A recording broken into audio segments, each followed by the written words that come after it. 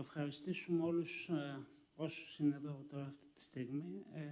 Σε λίγο έρχονται και οι υπόλοιποι, γιατί στα αγγλικά, ναι, μεταφράζεται. Μετά υπάρχει μετάφραση.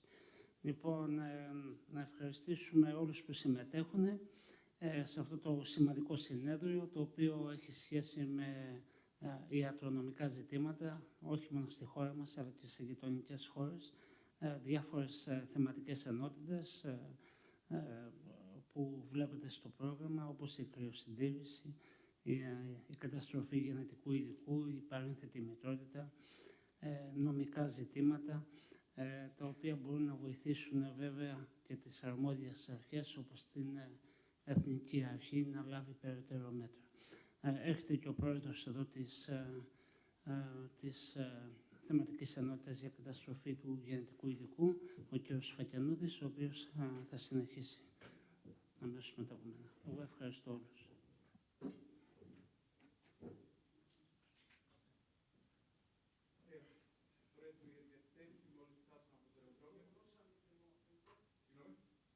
Ωραία.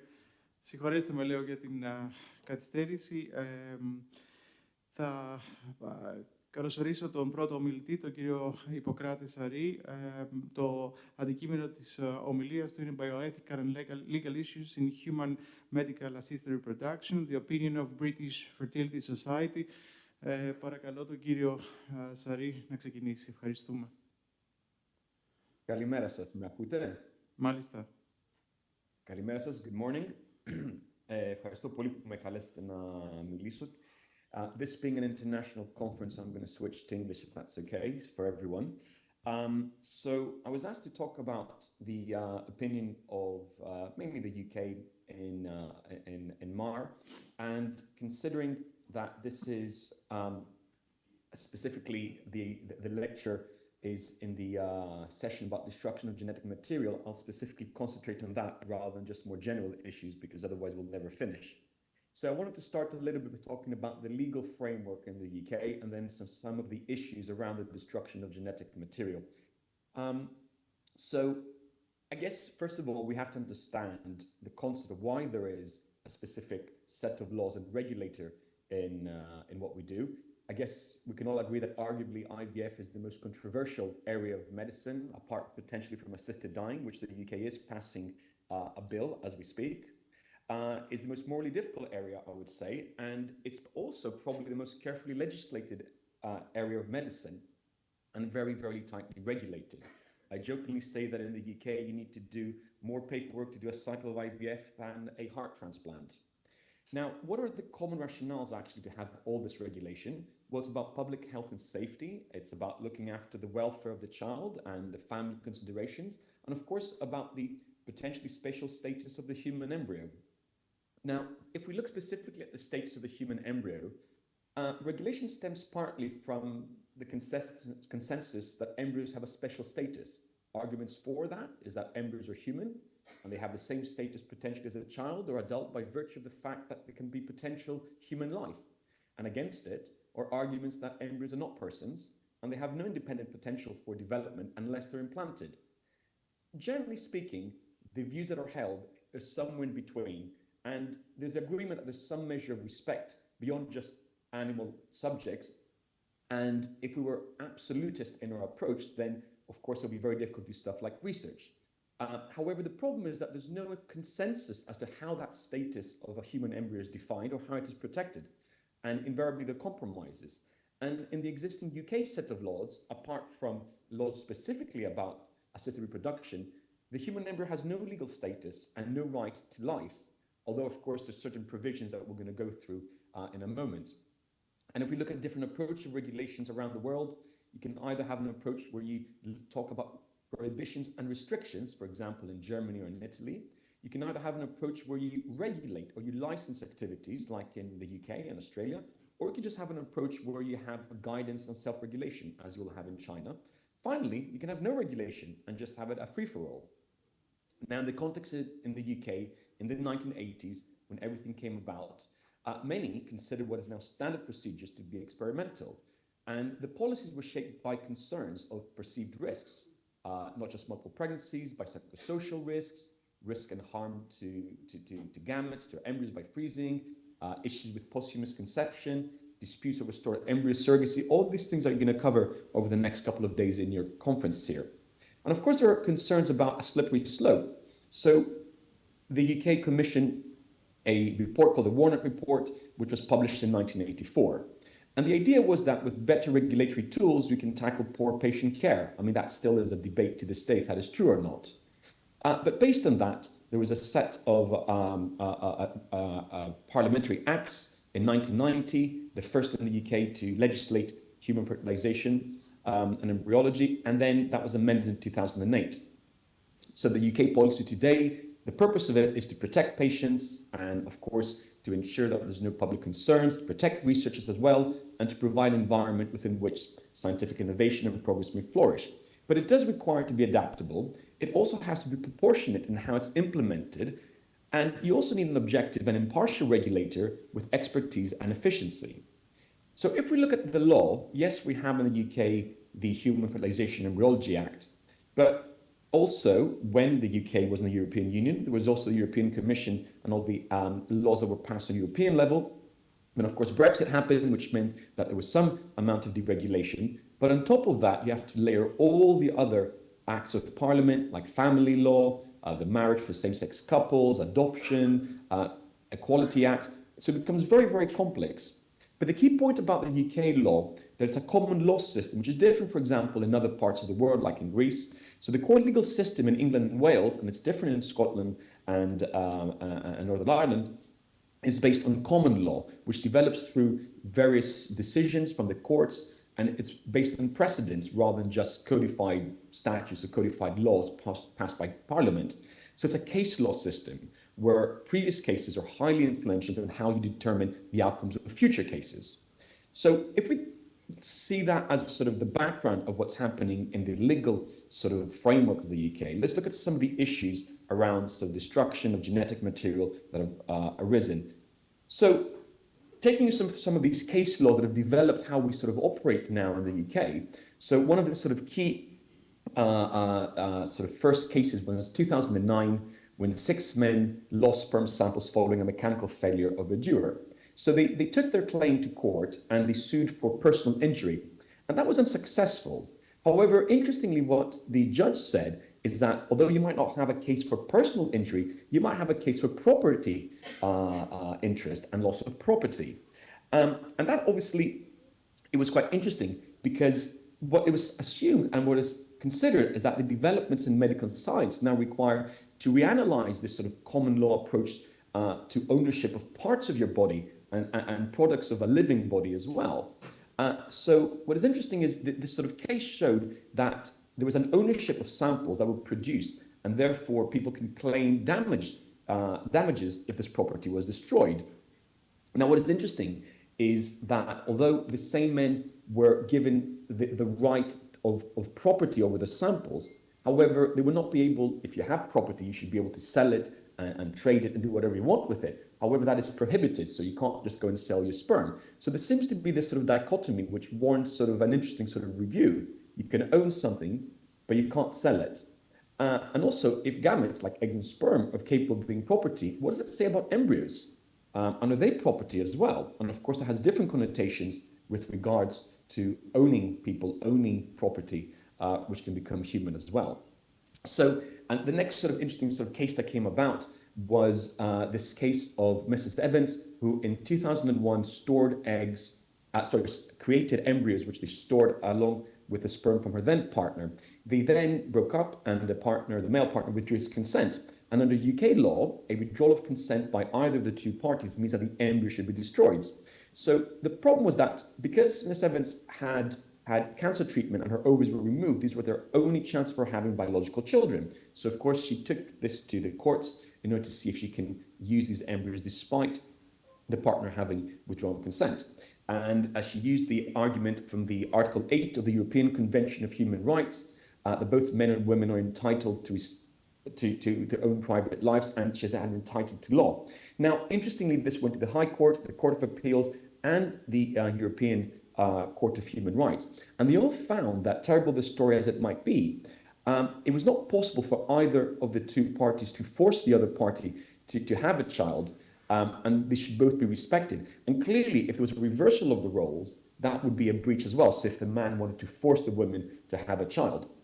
So that sort of meant that you had to respect both parties to the wishes, and the embryos had to be destroyed. So again, it's another very important precedence about sort of the co-ownership or co-use of embryos by both parties that have developed them. So again, what is interesting from our sort of discussion here is, although there is no property in an embryo, as the judges said, the embryo, although it cannot be considered a person, it cannot qualify for the right of life in itself. So this is interesting because it's against what's happening now in Alabama, where an embryo has the right to life, but in UK law it doesn't.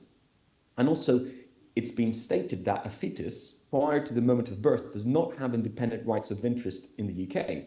That's even more clearly, this cannot be something that you can give as a right to an embryo which is stored.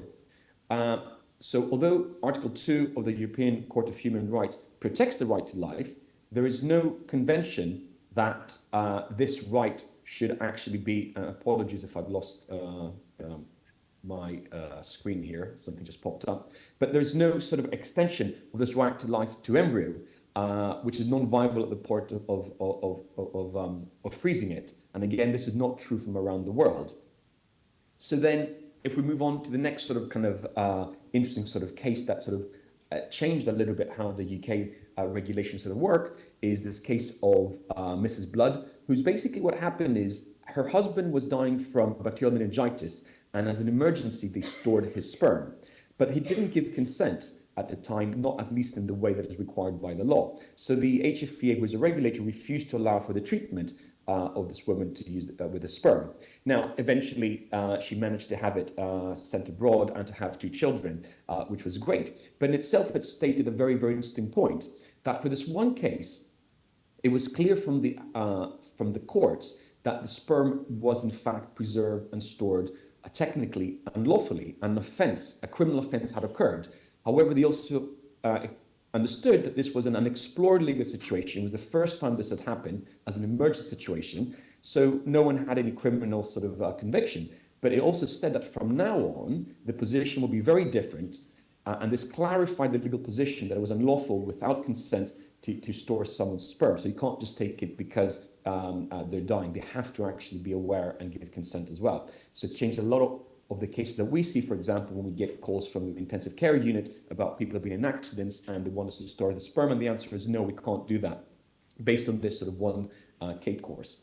And another sort of interesting point, which will come a little bit to sort of issues that we see in the clinic now, is this one from 2014, where this couple, Mr. Brewer and his wife, Mrs. Warren, Mr. Brewer had a cancer diagnosis in 2005. He stored his sperm, but he consented. The clinic made him consent for 10 years rather than the 55 years which are allowed if you have cancer treatment. And he died in 2012, which meant he only had another 3 years left on his consent for the sperm to be stored. Now, the woman, his wife, wanted to use it, but she didn't feel ready straight away after the death of the husband, and as a consequence wanted to extend this. And this was actually not lawful because the actual consent and the law says that you have to use it within the time frame that the person said you can use it for. So again, what was interesting from the case is that they acknowledged that had the option been fully explored with the person that stored the sperm, they were satisfied that they would have consented to in excess of the 10 years, and therefore they felt that this was implied by the person that died, and they allowed the woman to, again, use her sperm. But what is interestingly, from a clinical point of view, the HFEA came out and said that because potentially clinics were tying up the storage consents that they allow patients to have with payments or with funding from the national health system, potentially they can end up with these situations where if somebody has said, I've paid for 5 years, you can only store for 5 years. If they die in between, then although even if they would have wanted to have a longer storage, you've effectively curtailed that. So what they've said effectively is you have to disassociate how much you allow people years-wise to store the sperm versus what they pay for. And this creates issues, as I'm going to demonstrate in a moment later when I talk about my own clinic. And then finally, what happened is we've had new laws coming in 2022, which now states that anyone can store their eggs, sperm, and embryos up to 55 years, believe it or not, which means we are really sort of heading for some potential sort of storage issues in our tanks. Now, what is interesting, and this is not necessarily for you to sort of understand the whole the law, is that in a typical sort of fashion, it's fiendishly complex. You can consent for 55 years, but every 10 years you have to reconsent. There's these renewal periods, the statutory notices. You have a legal right, obligation as a clinic to send notifications, and there's all these new paperwork. What that has caused? Well, predictably, issues. So actually, again, just in the 31st of December 2024, there was a sort of just a court ruling, well, not a court ruling, but a bunch of patients are going to court, taking along with trying to challenge the rules because there have been issues with paperwork and potentially with clinics and patients not being able to meet the sort of very strict requirements that the law requires. And as a consequence, now there's a challenge back in courts to see if some of these patients can continue storing the sperm and eggs and embryos, even though if they might have missed by a day or two some paperwork and a signature. So it's all becoming very, very complex and possibly unnecessarily. But what does that mean for us as a final little sort of thought? Well, my clinic at King's, we've been around since the 70s, and we're a major oncofertility center. So we have a lot of stored sperm, eggs, and embryos from a very long time. We have over 27,000 samples in a store and rising.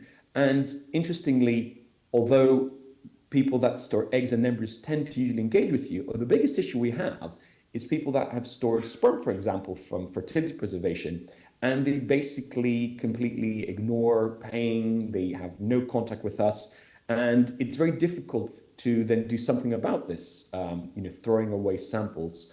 But it's causing a problem. Because apart from the fact that a lot of them are not paying, also my head of embryology has given me a prediction that we will run out of fire storage space in the next 2 to 3 years if we keep on going like this. And of course, this has real costs and real implications as to how you run a clinic. So if we finally look at what's the opinion of the British Fertility Society, well, it's been 35 years since the UK had its Act of Parliament, and we think there's a time for a change. The Warnock Report, which this was all based on, was written when IVF was a new and a feared procedure. And although the Act gave some confidence in the scientific field and doctors about the way we're going to behave and an ethical framework, times have changed. So we need to keep the spirit of this principles that were set back almost 35, 40 years ago, but while as well understanding that some of these principles have been overtaken by modern medicine and new scientific discoveries. So this leaves some areas for the Act to simplify and also to change because it's out of date. And we need to change the legislation in the coming years. And we, of course, have to have some element of future-proofing to accommodate future scientific developments. So fundamentally, if we want to change any law about human reproduction, we have to ask, why we're doing it. There has to be a trust as well. Can we trust the professionals, us and the scientists, to self-regulate? And can we do the right thing? And also, can we trust the law and the regulators to be proportionate and not self-serving? And of course, everything will depend on the country you're in and the local ethical beliefs. For example, lawfulness of sex selection, donor gamete treatment, surrogacy, donor anonymity, etc. And how much you trust your own institutions. I guess as a final point is, as the BFS, we are looking at this. We have our own sort of special interest in law, policy, and ethics, and we meet regularly. I'm a member of it, and also lawyers and professors of law and ethicists as well. And we have a lot of recommendations, but that's for another discussion. I think I'd like to thank you for listening to me, but also like to acknowledge James Lawford Davis, who is a founding partner of LDMH. He's actually the top legal mind in the UK with regards to all of this. And most of those cases I mentioned to you, he's actually taken into court, and for better or for worse, changed the way that we operate in the UK and the legal framework. Thank you very much. Dr. Saris, thank you very much for your excellent talk. It's very interesting that we realize through your talk that we encounter the same problems here in Greece and you in the UK. We have several thousands of couples not being interested in the remaining embryos, and they still accumulate, and we also encounter problems of storage, as you mentioned. A rather philosophical question for you, personal question. Do you really believe that human embryos carry rights or not? Well, that's a very personal question. Yes. I do not believe that human embryos have the same right as a born child and an unborn child. I think considering that the majority of human embryos also are non-viable, I think it's a far stretch to give the same sort of rights. At the same time, I don't think it should be a free-for-all. So it is a sort of kind of a difficult. It's very difficult. There. But you know, everybody's very different. For example, I am pro-choice, and if you're pro-life, you have a different discussion about it. If you believe that life is at fertilization versus at implantation versus at viable pregnancy, you know, everybody's very different. So for me personally, I don't feel that the human embryo has the same rights, and I do think it should be sort of treated differently. But I think we have to be careful what we believe as individuals, because we're not here to tell society what they want to do. Society should be there to maybe curtail what we should be doing as scientists. So I'll reverse it a little bit. But we understand that if the dilemma still exists, then we still preserve these embryos. We still have to preserve these embryos. Personally, because, and this is personal from what I see here in the UK, and because, as I said, we have a lot of people that store for 20, 30 years with us, I think there should be a way that we can actually discard abandoned embryos, eggs and sperm without having these dilemmas. What the UK has done is actually created that. So it basically says that if every 10 years you don't actively say, I want to keep those embryos, then we have to discard them, which is, I think, important, because what we found is a lot of our patients, although they just ignore us because they don't want to make the decision, they don't want to discard it because emotionally they feel attached to them, but they don't want at the same time to tell us that, and they don't want to keep it. So I think it's important that we're allowed to make that distinction. So I think if the question is, you know, is there a special status, so forever they need to be stored? I think no. I think we should be allowed to have a sort of cutoff to say, that's it, you're not engaging, you're not using, these will be destroyed. I think obviously that's something that the UK has taken into consideration. The question is the details and the paperwork, and that's why that sort of court case is going in now. But I don't think it should be that, personally, as in other countries, where you can never throw them away and they can either be used or stored forever. I think that's wrong, and they should be effectively have an end point. Great. Thank you very much. Is there any question from the audience?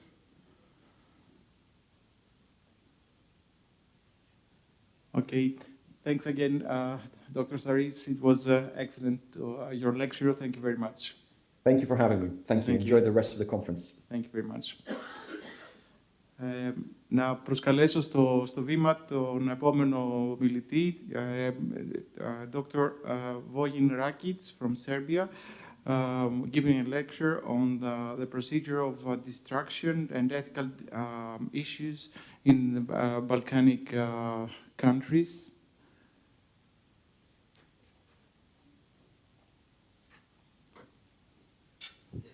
Μάρα, πρόσεξε.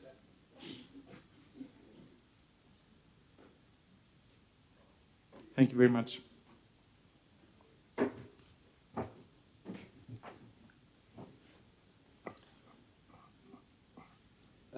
There it is. Good morning to everyone. Thank you for having me invited to this event, this conference. I will say, and I will be rather brief,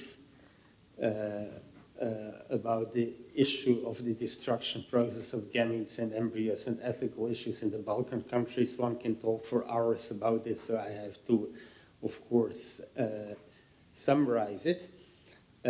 I will focus on the issue of persons on the spectrum of autism and their case regarding the possible destruction process of gametes and embryos. So I will say a few words about that, and very briefly one example of a Balkan country in that field. Before I forget to do that, I would like to say a few words announcing also a conference in Paris in 2026. I'm the founding director, as you can see, of the Center for the Study of Bioethics. That's a global scientific institution that I founded in 2012. And it regularly organizes conferences with major institutions like Oxford University, the Hastings Center, New York University, various other renowned universities. And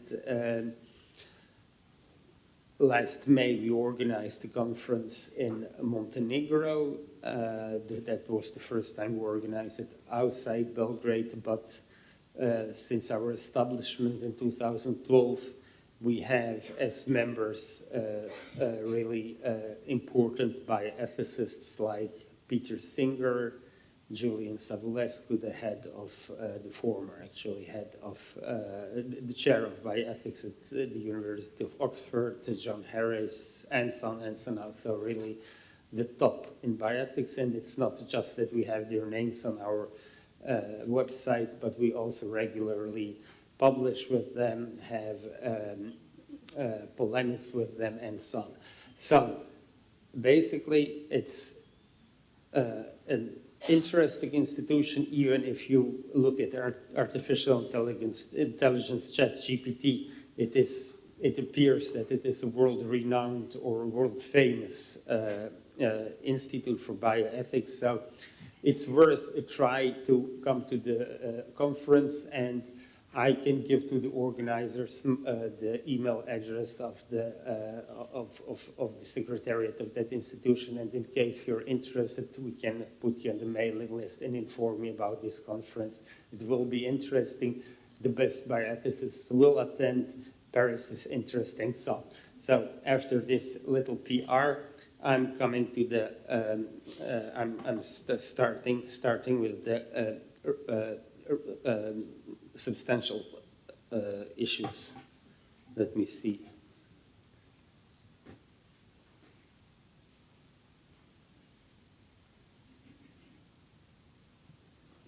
It doesn't seem to react. There is an assistant coming. At least it doesn't react on my. Okay. Okay, thanks.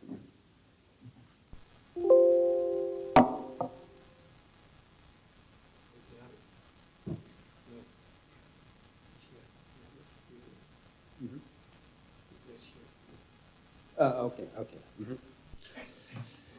So a few words in general before I switch to the issue of PSA, persons on the spectrum of autism. The destruction of gametes and embryos in general. Of course, it can be a long discussion, but I divide it into 4 very relevant points today. First of all, there are still the religious views, and most religions, at least the 3 major monotheistic religions, consider abortion as immoral from the point of conception. A number of people who do not belong to these promoters of religious views think that abortion is immoral after the 14th day of conception, and you know, of course, as geneticists and biologists, why the 14th day is is important, so I'm not going to talk about that in order to save time. Then there are the supporters of induced abortion. We know their arguments and who their promoters are, so I'd like to keep that brief as well. But I would like to mention that the Roe versus Wade case in the US, that was a very important ruling, that and it's very politically laden also. So the Republicans in the US are against that ruling. The Democrats are in favor of it, but it basically says that abortion is becomes immoral when the embryo acquires the possibility to live outside the womb. I think it's a wrong argument, that particular argument, not going into the issue of whether abortion is morally allowed or not, but just the very argument of the month of when an embryo can survive outside his mother's womb is actually a wrong argument, plainly, because even when Roe versus Wade was, when the ruling was made, embryos statistically tended to survive rather in the 7th month than in the 8th month because of the development of lungs and so on. I'm not going into the details there. So it would be absurd that if we follow the Roe versus Wade ruling, it would mean that until the 7th month abortion is not allowed, then in the 7th month it is allowed, and in the 8th month it is not allowed, and in the 9th month and after it is allowed. So the very ruling, or to put it in that way, the whole matter is, in my opinion, absurd. Then the article of Don Marquis, he was also a member of the Center for the Study of Bioethics. He is not among us anymore. He died a couple of years ago. But his article, Why Abortion is Immoral, states a very interesting argument, because it says that there are no religious or any other reasons why abortion is immoral, but it is immoral because you, by aborting, you deprive someone, the fetus or the embryo, of a potentially valuable future. And Don Marquis, I talked to him, and he said to me that he is an atheist. So his argument is purely philosophical and logical. So he says that a potentially valuable future makes abortion immoral and does not make it very different from a murder of any one of us. Even worse than that, according to his theory, it is worse to commit abortion, especially in the later stages of pregnancy, than to murder a person who is, say, my age, because I have a potentially less valuable future in front of me than an embryo, obviously. So that argument is interesting, especially because it came from someone who is an atheist and not, and especially not a religious person, but who claims that abortion is immoral, and that particular article is the most reprinted article in scientific literature, and it's still today. It has been published in, I think, in 1970 something, or 80s, no, the 80s, I forgot it, I think in 1978, so, but it's still the one that has been reprinted most of the times, because actually her argument, if you don't accept it, you have to give strong arguments. It's very provocative, so people were interested in reading it. Okay.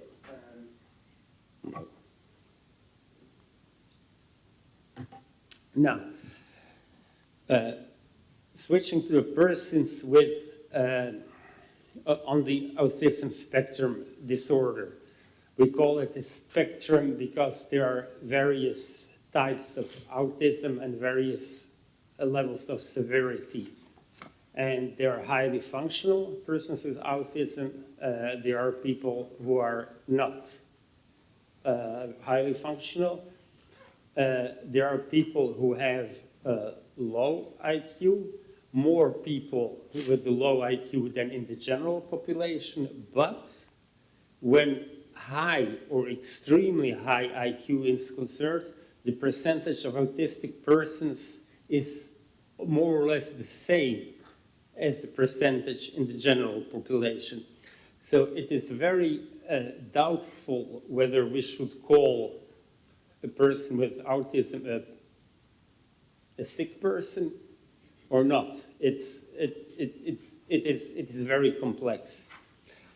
In any case, what is important is that genetic testing is available and that parents can decide whether they would like to have a child if they or if one of the parents is autistic. And the odds are approximately as follows. I mean, the figures are not perfect because, I mean, it's still under investigation and it's very different, difficult, in very different ways. Autism is being, a person qualifies as an autistic person in different countries. But in any case, the chance of, if one parent is autistic, the chance of the child becoming autistic is around some 16%, and if both parents are autistic, it goes over 50%. But now, so parents can be informed in advance before conceiving a child. So what I talked about, the moral issue of abortion and so on, does not come into play in that case. But these people need genetic counseling because they ought to know precisely what the odds mean, and if they wish to take the risk, and if they are ready to care for an autistic person, because care for an autistic person is very difficult. Also, again, many geniuses are on the spectrum of autism, but the care in their childhood and even later is very, very, very demanding for parents. So they need to be informed about that and decide themselves whether to take the chance and whether, if it turns out that their child is autistic, if they have the willingness to care for it.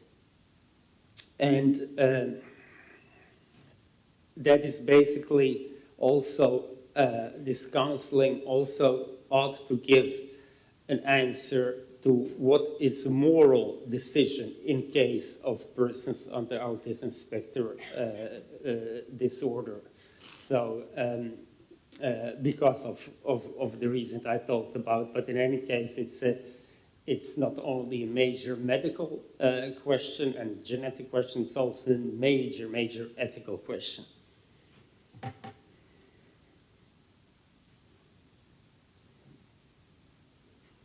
No.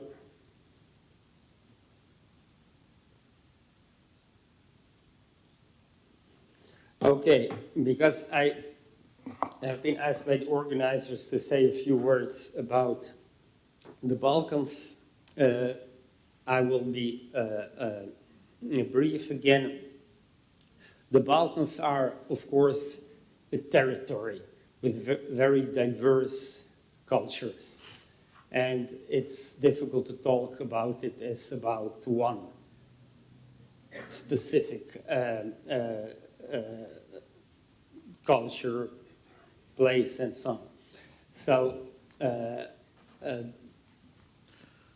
apart from the various beautiful segments of the Balkans and important for world heritage, Greece is the last place where someone should talk about it, because obviously ancient Greek culture has been, together with Christianity, the basis of the whole of European and not only European culture that came later.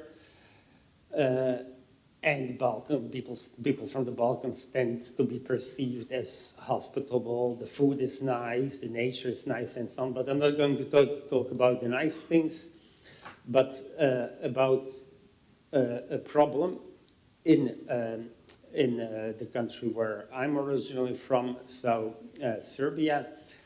So there is this issue of manifest religiosity. We have, coming back to the abortion issue, Serbia is very high, very, very high in Europe on the list of performed abortions, but the churches are full, which means, and the church, the Orthodox Church in Serbia considers abortion as murder. So how to explain full churches and a high percentage of people who perform abortions? So that is why I introduced in that case the term of manifest religiosity, which is religiosity that is not so deep, but more a kind of cultural issue. Now the issue of corruption, that is a major issue nowadays in Serbia. For those who follow the news, I don't know how much in Greece it was in the news. There are student protests going on since the 1st of November last year, and a general strike might be looming because of corruption, and in general those who lead those student protests put the issue in very good terms, in my opinion, because they did not focus on specific politicians, whether they are likable or not, whether they are corrupt or not, and so on, but simply on that what has been the problem for the last 10 years at least, so that institutions do not perform their duties. So existing institutions, no matter who is in these institutions, meaning the public prosecutor, judges, courts, and so on. So they're all political appointees, and they're part of the executive. But the students are not saying these and these particular persons might have to go, but they're trying to force them to take decisions that they ought to take, but they are not allowed, they're pressed not to do it by the executive. So it's a very principled approach, and an approach to which the regime has not shown any capability whatsoever to deal with, which is a novelty. And in case this general strike against corruption succeeds, it would be the first, as far as I know, the first general strike that has been organized against the populist regime in contemporary times. So that would be interesting. So it's a strike and a student protest and a general protest about corruption in general. Now, the issue of corruption in treatment of persons with on the autism spectrum is very it's a significant problem, because there is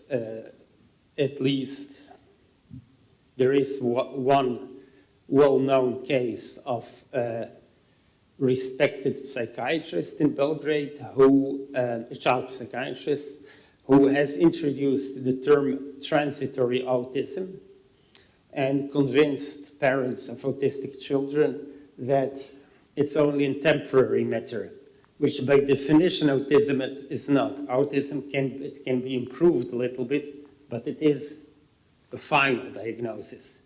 Unless in very, very rare cases it is caused by a comorbidity, by another disease that caused autism, and with the elimination of that disease, autism might go away, but that is very rare, and it's certainly not this transitory autism. Why is this particular person doing this? Of course, treatment of the autism patients takes years, so it takes money. So it's a lucrative matter, pure corruption in this case. And the student protests I was talking about were caused by the collapse of a canopy in a northern city in Serbia that killed 15 people. And that turned out that the construction was very bad because of corruption, because it was made in that way, because material was stolen and so on. And in this whole corruption affair, not only Serbian authorities, but also Chinese and French and Hungarian authorities have participated. So, but that is very visible, the collapse and of a roof that kills at the central station, that kills 15 people. This is not so visible.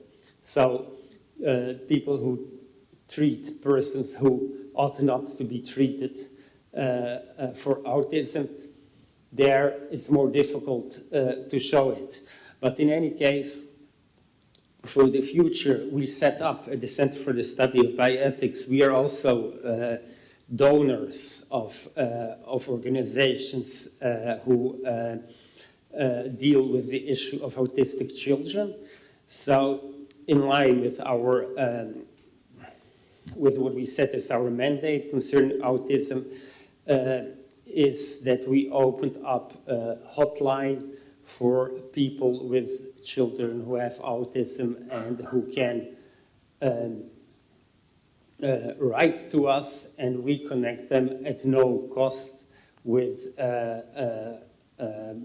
specialists in autism, psychiatrists and child psychiatrists, not only from Serbia, but actually all over the world. In fact, we have people from all 5 continents who can give them advice, and if they have doubts about whether they are being treated well medically, they can talk about with them. They are really very good experts, and they do it at no cost. So basically, that is a few issues I can I want to share with you about the theme. I broadened it a little bit, but of course this can take hours or even days to talk about this. So I try to summarize it as much as I was capable. No, this is the wrong. This is the right one. Thank you. Professor Rakic, thank you very much for your excellent insight into the Serbian situation concerning biomedical issues and abortions and all the specters of bioethical dilemmas. May I ask if you are aware of which is the law concerning the remnant embryos of IVF? Do you know any? Do you know any Serbian law being responsible for the remnant embryos, the numerous embryos that exist in the fridges of the IVF centers? Is there a law concerning them in the Serbian state? Concerning the preservation of yes. I'm not a lawyer and I'm not informed about the details, but I know it is being done by for years already. So so there is a law, but you don't know the I have to details. say that I don't know the detail, apart from the fact that it is loud. Yeah. Okay. Any question from the audience? Yes, please. Yes, I wonder if you do PGT in Serbia for these cases that you look after here. Do you advocate the PGT test, embryo biopsy, for autism in Serbia? If there. Some people ask about doing PGT Oh yes. Again, for autism.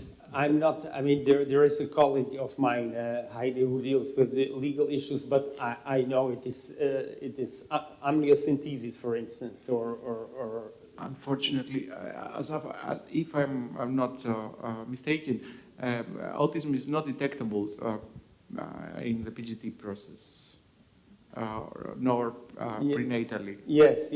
I didn't hear you well. I didn't know that you were talking about autism, but I understood in general. No, it is not detectable. But what is detectable is genetic testing of parents, and Yes. then you can And genetic counseling. give exactly, and you can give a statistical prediction, but not more than that. Mm-hmm. Great, thank you again. Thank you. Professor Rakic, thank you. We'll ask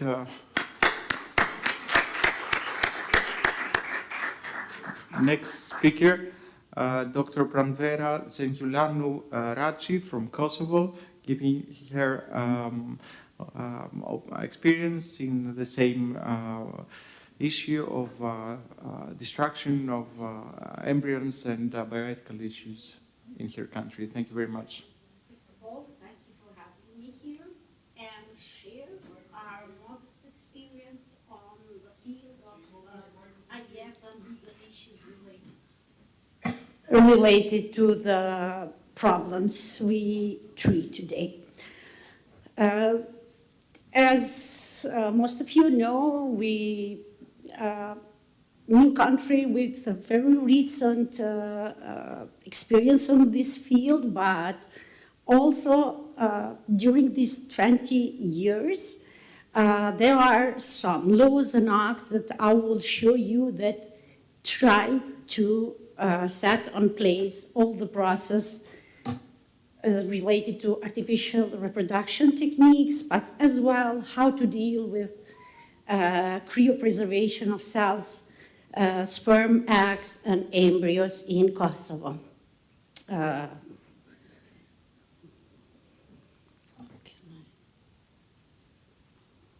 Okay, it's a general, I won't just go through it to say that infertility, among a lot of problems that we have, infertility at first, we knew that worldwide it was very prevalent, and trends are going toward increasing of numbers in general.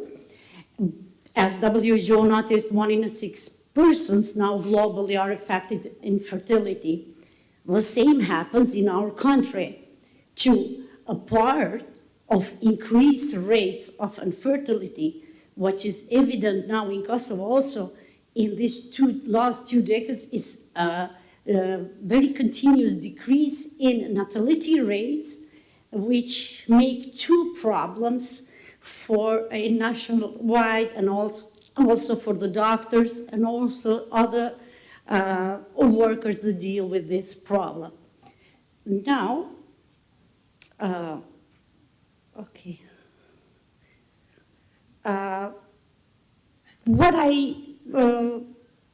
Everyone that deals with in vitro and reproduction problem knows that, as our previous speaker, honorable professor from London said, that now, as a matter of a lot of the problems that I said on increasing in infertility rates, there are the increased rate of the need for cryopreservation of eggs and embryos. It's evident in, as I said, here in United Kingdom, United States, elsewhere, but it's also a very new and fast-growing demand of a young woman, particularly in Kosovo, also men, but mostly young woman, who wants to go the procedure of cryopreservation of eggs, which is another problem that will have to be dealt in the future. What it makes problem then, that as a small country with small capacities, we'll have to think in future how to grow the facilities that will in future hold this amount of eggs and embryos that want to be preserved in future.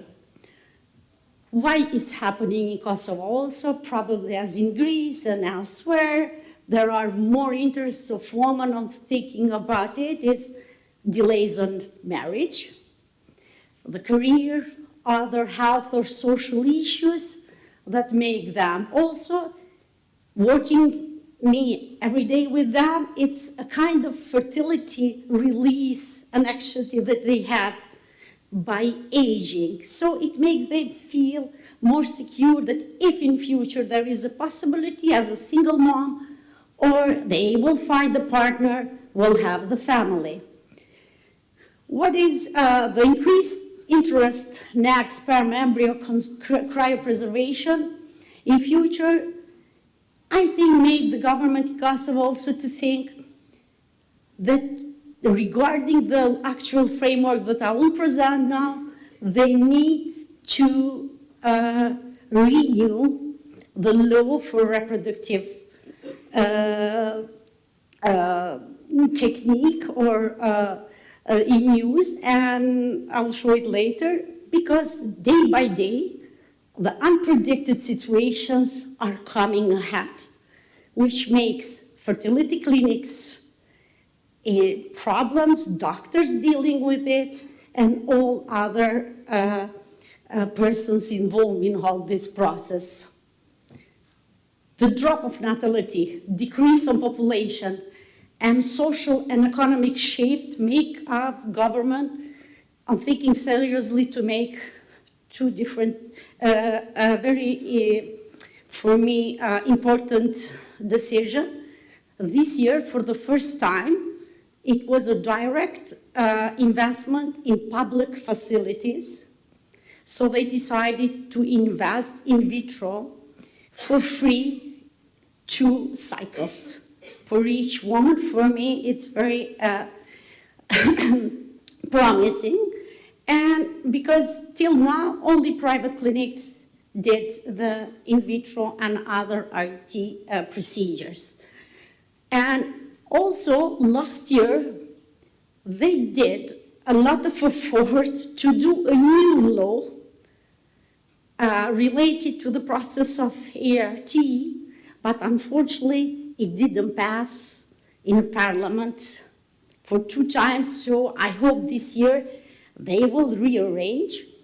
And as you know, in every country, when it comes to these laws and these very specific issues, there are also conservative parties and more liberal ones that would struggle in some point, but hopefully, I know that the legal framework that we have will be renewed this year or next but there is in the process, but unfortunately, 2024 it didn't pass, which is the legal framework that regulates these problems in Kosovo. We have a law, which is 02 number, Law on Reproductive Health, released in 2008, but we have one very specific document which is in use for every fertility clinics and regulates more in detail. This process is an administrative instruction Act 06/2013, the last one, on medically assisted conception procedures. Regarding the theme that we treat today, also I added the Administrative Instruction Act 05/2008, which consists on administration of medical waste, because destruction of embryos, eggs, and other medical material, in the end, relates on that administrative act.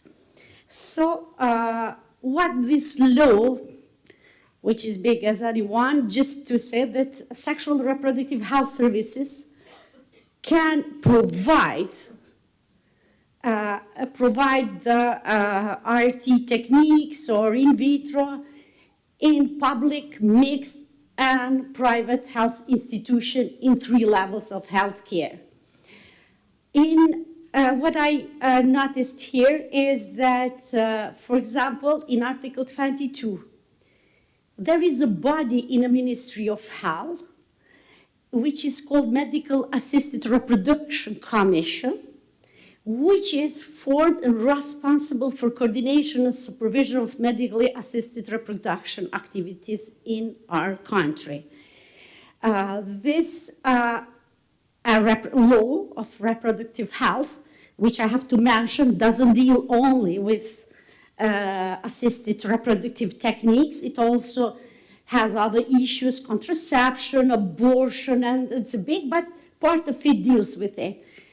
I won't, just for the sake of time, I won't list here everything that it's clearly prohibited. For example, misuse of embryo for commercial, industrial, experimental purposes, genetic manipulation in embryos, illegal donation of embryos, gamete trafficking, mixing of gametes is forbidden in our country, mediation agreement for surrogate motherhood is forbidden in Kosovo, surrogacy, but in new law they proposed surrogacy, and that was one point of disagreement, one of them, but the actual law doesn't allow it.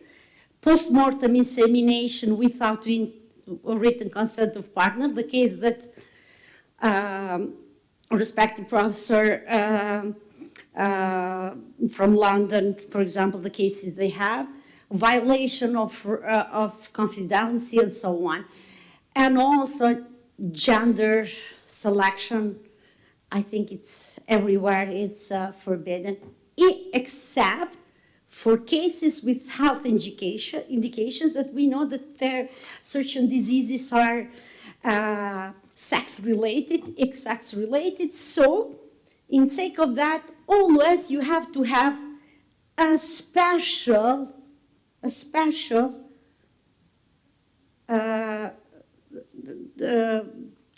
how to say, permission from medical assisted reproduction, not only from the doctors or the respective clinic.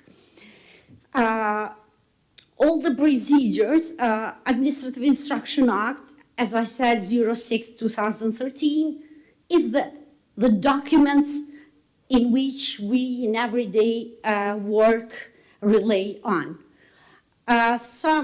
Shortly, referring laws in our country, gametes and embryos on request and with written consent can be stored 5 years plus 5 in request.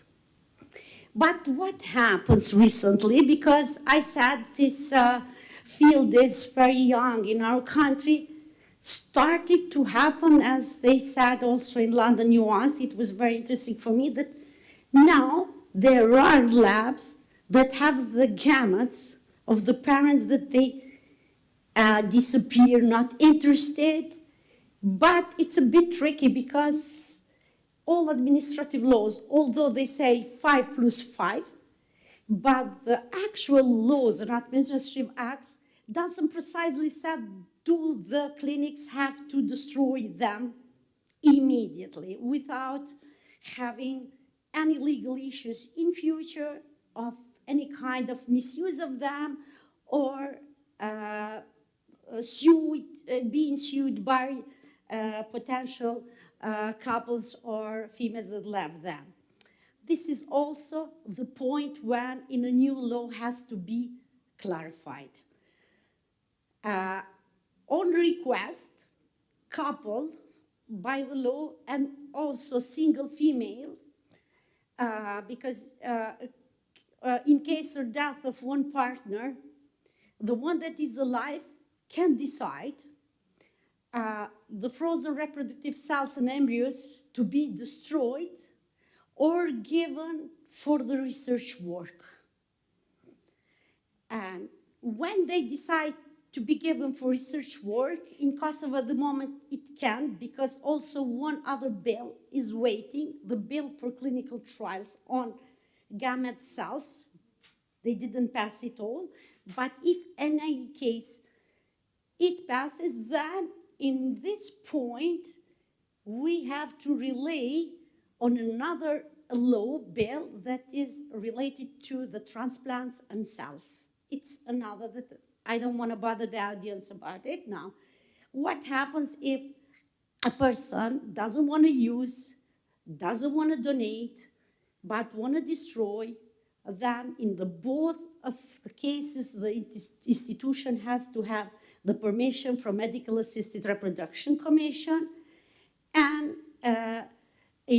just to mention, it is interesting that relying on our actual legal framework, you can donate eggs, you can donate sperm, but you cannot donate embryo, which means embryo heterolog.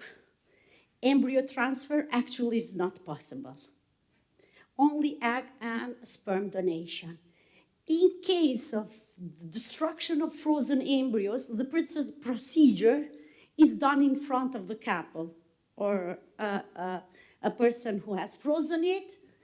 To be sure they sign the consent, they are present. For the defrost, dead embryos are processed like other waste material, referring to the administrative instruction that deals of it, which is Administrative Act dealing with medical waste. There are special companies then that process the genetic material and also other tissues that, and human materials that are produced as a part of the work in every day in hospitals.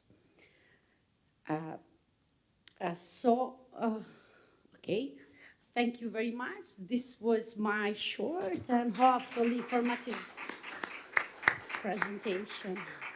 Thank you very much. It was nice seeing that we have similarities in our legal system. Great. Why is it forbidden, the embryo transfer? It's not forbidden, but it's not allowed. Yeah. And this is these tricky situations. As part that it's not written in a law for reproductive health, in Administrative Act 06/2013, which we have to work with, then it's like not allowed, and no one wants to take the tricky one. We, as the doctors working on this field, were advocating for two things. Because the new law that is on work, hopefully will set a lot of the problems. One of them is this, embryo transfer. Also the bank, because now every clinic has its own bank.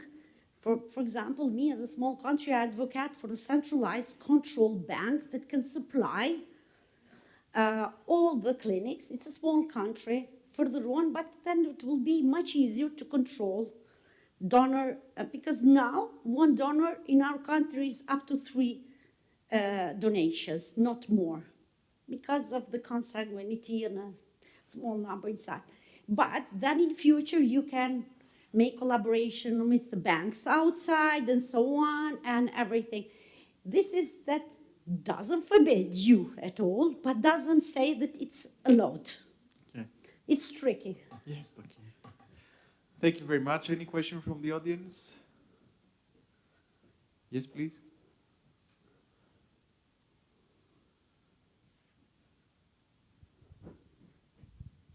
Hi, thanks for the excellent presentation. As far as I understood, you're doing cryopreservation in Kosovo. Yeah. Are there also units for human fertilization? You've mentioned that now there is a big investment on doing... Public. So there is a public hospital that is going to do human fertilization, right? And if somebody does human fertilization or surrogacy in other countries and comes back, is that permitted on your country? Because we have the example of France and other countries that came back French citizens who made surrogacy in India or in the States and came back, and these children were not acknowledged as their own. In Italy too, there are also some cases who went. No, in our country, if you do in vitro in Greece, there were cases. Of course, Turkey mostly, also Albania, because it's nearby.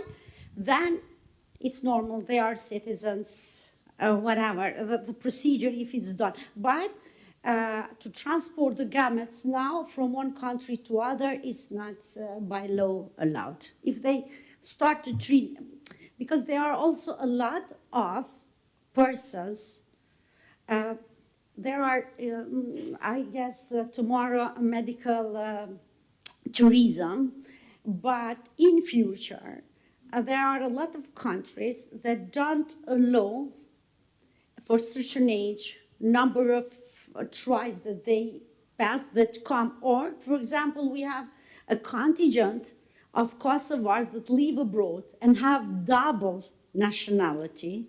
So they now come and try an extra in vitro, for example, because in their respective countries, they just finished with the tries that they were assigned by their doctors. But it's not. If a person have done here in vitro, he has no problem on the way back to Kosovo. No legal problems at all. Great. Thank you again for your presence and your excellent talk. Thank you. Thank you.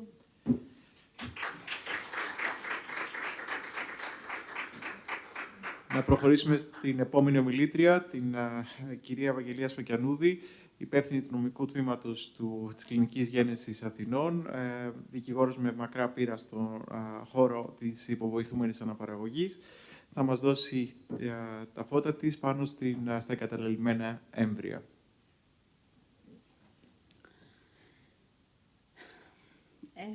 Καλησπέρα. Θα ήθελα και εγώ με τη σειρά μου να ευχηθώ στους διοργανωτές αυτού του συνεδρίου καλή επιτυχία. Εύχομαι να γίνει μια ανταλλαγή γνώσεων και εμπειρίας και αξιοποίησή του στη συνέχεια.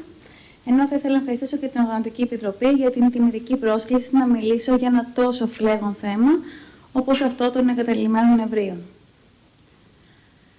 Η αναπαραγωγική ιατρική με τις εξελίξεις της έχει χαρίσει ανίποτη χαρά σε εκατομμύρια οικογένειες στον κόσμο. Έχει όμως ταυτόχρονα οδηγήσει σε ανατροπές παγιωμένων θεωριών, όπως του λατινικού αξιώματος Mater Semper Certa Est, που σήμαινε ότι η μητέρα είναι πάντα γνωστή, αυτή δηλαδή που γεννούσε.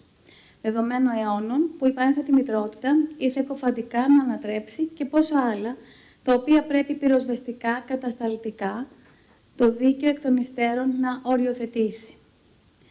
Η κρεοσυντήρηση γεννητικού υλικού δίνει τη δυνατότητα στους αποδέκτες των υπηρεσιών υποβοηθούμενης αναπαραγωγής να αποκτήσουν απογόνους σε μεταγενέστερη χρονική στιγμή, όταν και εφόσον οι ίδιοι το θελήσουν, από βιολογικό υλικό νεαρότερης ηλικίας. Πρόκειται για μια επιλογή πραγματικά πολύτιμη. Πρόσφατα επετράπη ρητά, νομοθετικά και η κρυοσυντήρηση οαρίων για κοινωνικούς λόγους, χάρη στην οποία οι γυναίκες μπορούν να διαφυλάσσουν τη γονιμότητά τους. Αυτή είναι όμως η μία όψη του νομίσματος. Η άλλη όψη είναι ότι ταυτόχρονα ερχόμαστε αντιμέτωποι με τη σκληρή πραγματικότητα, ότι οι άνθρωποι πολύ συχνά ξεχνούν αυτό το δικό τους γεννητικό υλικό, είτε γιατί ικανοποίησαν την επιθυμία τους και έχουν αποκτήσει ήδη το παιδί τους, είτε παραιτήθηκαν από την προσπάθειά τους, είτε έχει μεσολαβήσει θάνατος, χωρισμός, διάσταση. Και έτσι γίνεται λόγος για τα εγκαταλειμμένα έμβρια. Τα έμβρια δηλαδή εκείνα στα οποία οι γονείς έχουν πλέον γυρίσει την πλάτη τους. Πρόκειται για τους γονείς που δεν έχουν επικοινωνήσει καθόλου με τη μονάδα, έχουν επομένως αδιαφορήσει για την τύχη τους, ενώ και η ανέβρεσή των είναι πολλαπλά δύσκολη έως αδύνατη. Είτε γιατί έχουν πεθάνει, είτε γιατί άλλαξαν τα στοιχεία της επικοινωνίας τους, χωρίς αντιστοίχως να μεριμνήσουν να ενημερώσουν τη μονάδα όπου φυλάσσεται το πολύτιμο βιολογικό τους υλικό. Όλες οι μονάδες υποβοηθούμενες αναπαραγωγής ανά τον κόσμο, αργά ή γρήγορα έρχονται αντιμέτωπες με το δίλημμα του τι θα κάνουν τα εγκαταλειμμένα, κρυοστηριμμένα έμβρια που βρίσκονται στις εγκαταστάσεις τους. Ένα κύριο ερώτημα, το οποίο είναι αλληλένδετο με το προηγούμενο, είναι το νομικό στάτους, ποιο είναι το νομικό στάτους του κρυοστηρημένου γονιμοποιημένου οαρίου. Τόσο στην Ελλάδα όσο και διεθνώς, με βάσιμα επιχειρήματα, έχουν υποστηριχθεί τόσο το ότι είναι πράγμα, πρόσωπο, ατελές πρόσωπο, πριέμβριο, πράγμα και στοιχείο της προσωπικότητας των δοτών από τους οποίους προέρχεται, περιουσιακό στοιχείο και πόσα άλλα. Το θέμα αυτό θα μας το αναπτύξει λεπτομερώς η εξαίρετη συνάδελφος η κυρία Νικολακοπούλου, εγώ θα το περάσω ακροθυγώς. Είναι γεγονός ότι το γονιμοποιημένο άριο δεν μπορεί να αξιομοιωθεί με το σπερματοζωάριο και με το οάριο, γιατί είναι κάτι πολύ περισσότερο από αυτό. Αντιπροσωπεύει τη ζωή που έχει ήδη αρχίσει να εξελίσσεται. Από την άλλη όμως, δεν μπορεί να ταυτιστεί και με το γεννημένο άνθρωπο, γιατί πρέπει να μεσολαβήσει μια σειρά από διάφορα στάδια δυναμικής εξέλιξής του, προκειμένου να καταλήξει στη δημιουργημένη ανθρώπινη ζωή. Εάν υιοθετήσουμε το χαρακτηρισμό του γονιμοποιημένου οαρίου ως πράγματος, θα περιορίζονταν δραστικά οι ηθικές ενστάσεις σε διαδικασίες όπως δημιουργία ανθρωπίνων εμβρίων για θεραπευτικούς σκοπούς, η πώλησή των. Αντίθετα, εάν το θεωρήσουμε ως καταρχήν πρόσωπο, υπό την προϋπόθεση ότι θα γεννηθεί ζωντανό, συνεπάγεται τη θέση του υπό την προστασία του δικαίου, με την περαιτέρω πρακτική συνέπεια να αποφευθούν πρακτικές που αναμφισβήτητα προσκρούν στην ανθρώπινη φύση του. Η Εκκλησία επιμένει στην εξάκραση συλλήψεως και θέτει ένα επιχείρημα πολύ βάσιμο. Ένα γονιμοποιημένο άριο, λέει, δεν μπορεί πλέον να ξαναγονιμοποιηθεί με άλλο σπερματοζωάριο. Τα χαρακτηριστικά μιας καινούργιας ανθρώπινης ζωής έχουν ήδη προσδιοριστεί αμετάκλητα. Η γονιμοποίηση είναι οριστική και μη αναστρέψιμη. Ο άνθρωπος σε όλα τα στάδια της ανάπτυξής του, από το ζυγωτό έως ηλικιωμένος, έχει την αυτή τέλεια ανθρώπινη ταυτότητα. Η βιολογία υποστηρίζει ότι η ανθρώπινη ζωή αρχίζει από τη στιγμή της ένωσης των δύο γαμετών σε ενιαίο κύτταρο, οπότε ο προκείτον ζυγότης περιέχει την καινούργια και μοναδική σύνθεση μητρικών και πατρικών χρωμοσωμάτων. Οι επιστήμονες ομόφωνα και κατηγορηματικά επιβεβαιώνουν τη γενετική μοναδικότητα του κάθε γονιμοποιημένου αρίου. Με άλλα λόγια, εάν δεν είχε προηγηθεί αυτή η δεδομένη στιγμή της γονιμοποίησης, κανένα από τα μεταγενέστερα σημεία της εξέλιξης δεν θα πραγματοποιείται. Δεν θα υπήρχε ούτε βλαστοκίστη, ούτε εμφύτευση του γονιμοποιημένου αρίου στη γυναικεία μήτρα, ούτε ανάπτυξη και του κεντρικού νευρικού συστήματος, ούτε βέβαια και ο τοκετός. Η στιγμή της γονιμοποίησης αποτελεί την απαραίτητη προϋπόθεση για κάθε επόμενο στάδιο εξέλιξης. Δεν είναι λοιπόν αρκετά υποκριτικό να υποστηρίζουμε ότι η ανθρώπινη ζωή αρχίζει, για παράδειγμα, μετά την εμφόλευση του γονιμοποιημένου αρίου στη μήτρα, τη στιγμή που γνωρίζουμε πολύ καλά ότι η εμφύτευση δεν θα μπορούσε να πραγματοποιηθεί αν δεν είχε προηγηθεί η στιγμή της γονιμοποίησης. Επομένως, ήδη από τότε πρέπει να προέρχεται η προστασία στο ζυγότη, είτε αυτός βρίσκεται εντός του γυναικείου σώματος είτε στο εργαστήριο, ίσως πολύ περισσότερο τότε για να μπορέσει να μην γίνει έρμεο της έρευνας. Ο αστικός κώδικας λέει στο άρθρο 35 ΑΚ ότι το πρόσωπο αρχίζει να υπάρχει μόλις γεννηθεί ζωντανό και πάβει να υπάρχει με το θάνατό του. Ως προς τα δικαιώματα που του επάγονται, το κυοφορούμενο θεωρείται γεννημένο αν γεννηθεί ζωντανό. Επομένως, το κυοφορούμενο κατά πλάσμα δικαίου θεωρείται υποκείμενο μόνο δικαιωμάτων, τα οποία του επάγονται αναδρομικά. υπό την έννοια ότι αυτό θα γεννηθεί ζωντανό. Μην σας κουράσω άλλα με τα νομικά, ας δούμε τι γίνεται διεθνώς. Η Αμερικανική Εταιρεία Αναπαραγωγικής Ιατρικής, η κύρια καθοδηγητική εταιρεία για τους γιατρούς γονιμότητας, έχει δημοσιεύσει πολυάριθμα έγγραφα που δείχνουν ότι τα έμβρια αξίζουν σεβασμό, δήλωσε ο Dr. Sweet. Αυτή η ιδέα των εγκαταλειμμένων εμβρίων είναι ένα ηθικό ένιγμα. Ανησυχώντας για τον αυξανόμενο πληθυσμό των εγκαταλειμμένων εμβρίων, ο Dr. Sweet ίδρυσε το Embryo Donation International το 2011 στο Fort Myers. Το πρόγραμμα έχει συγκεντρώσει πλεονάζοντα έμβρια από τουλάχιστον 67 κλινικές γονιμότητας, όλα από γυναίκες και ζευγάρια που έχουν χορηγήσει ρητά την άδειά τους να δωρήσουν τα έμβριά τους σε υπογόνιμους ασθενείς. Στην Αμερική υπάρχουν επίσης και κλινικές οι οποίες απαγορεύουν την καταστροφή των γονιμοποιημένων οαρίων. Και βέβαια το επιχείρημα υπέρ αυτής της άποψης βασίζεται στην ανθρώπινη διάσταση του γονιμοποιημένου οαρίου και στο γεγονός ότι οι επιστήμονες αυτοί συμβάλλουν στη δημιουργία της ανθρώπινης ζωής και στην αντιμετώπιση της ανθρώπινης υπογονιμότητας και δεν μπορούν ηθικά να συμβιβαστούν με την επιλογή της καταστροφής των εγκαταλειμμένων εμβρίων. Ας δούμε ποια είναι η θέση της Εθνικής Αρχής Ιατρικός Υποβοήθημας Αναπαραγωγής στην Ελλάδα σχετικά με το ζήτημα αυτό. Σε συνέντευξη τύπου που πραγματοποιήθηκε την Παρασκευή 12 Ιουνίου του 2020, η πρόεδρος της Εθνικής Αρχής είχε ανακοινώσει την έναρξη διαβούλευσης για την τροποποίηση του νομοθετικού πλαισίου που διέπει την ιατρικώς υποβοήθημενη αναπαραγωγή και ένα από τα θέματα της διαβούλευσης θα είναι και η τύχη των πλεοναζόντων κρυοστηρημένων γονιμοποιημένων οαρίων, ιδίως η διάθεσή τους με σκοπό την τεκνοποιία και η προοπτική δημιουργία μιας δημόσιας τράπεζας. Σε επόμενο δελτίο τύπου, με ημερομηνία 25 Έκτου του 2020, αναφέρεται ότι η Εθνική Αρχή αποφάσισε στην 7η συνεδρίασή της κατά πλειοψηφία να εισηγηθεί στο Υπουργείο Υγείας τη δημιουργία δημόσιας τράπεζας πλεοναζόντων κρυοσυντηρημένων γονιμοποιημένων οαρίων σε δημόσιο νοσοκομείο αναφοράς, το οποίο διαθέτει ήδη μονάδα υποβοήθημας αναπαραγωγής. Προϋπόθεση είναι η επίλυση όλων των σχετικών νομικών, βιοειθικών και ιατρικών παραμέτρων. Ακολούθησε συνέντευξη του επόμενου Προέδρου της Εθνικής Αρχής, η εφημερίδα ευρείας κυκλοφορίας, όπου ανέφερε ότι ήρθε πλέον η ώρα για τη δημιουργία ενός Εθνικού Κέντρου Δωρεάς Εμβρίων στην Ελλάδα. Όμως σήμερα, εν έτη 2025, το θέμα αυτό όχι δεν έχει λυθεί, ούτε καν το έχουμε αγγίξει.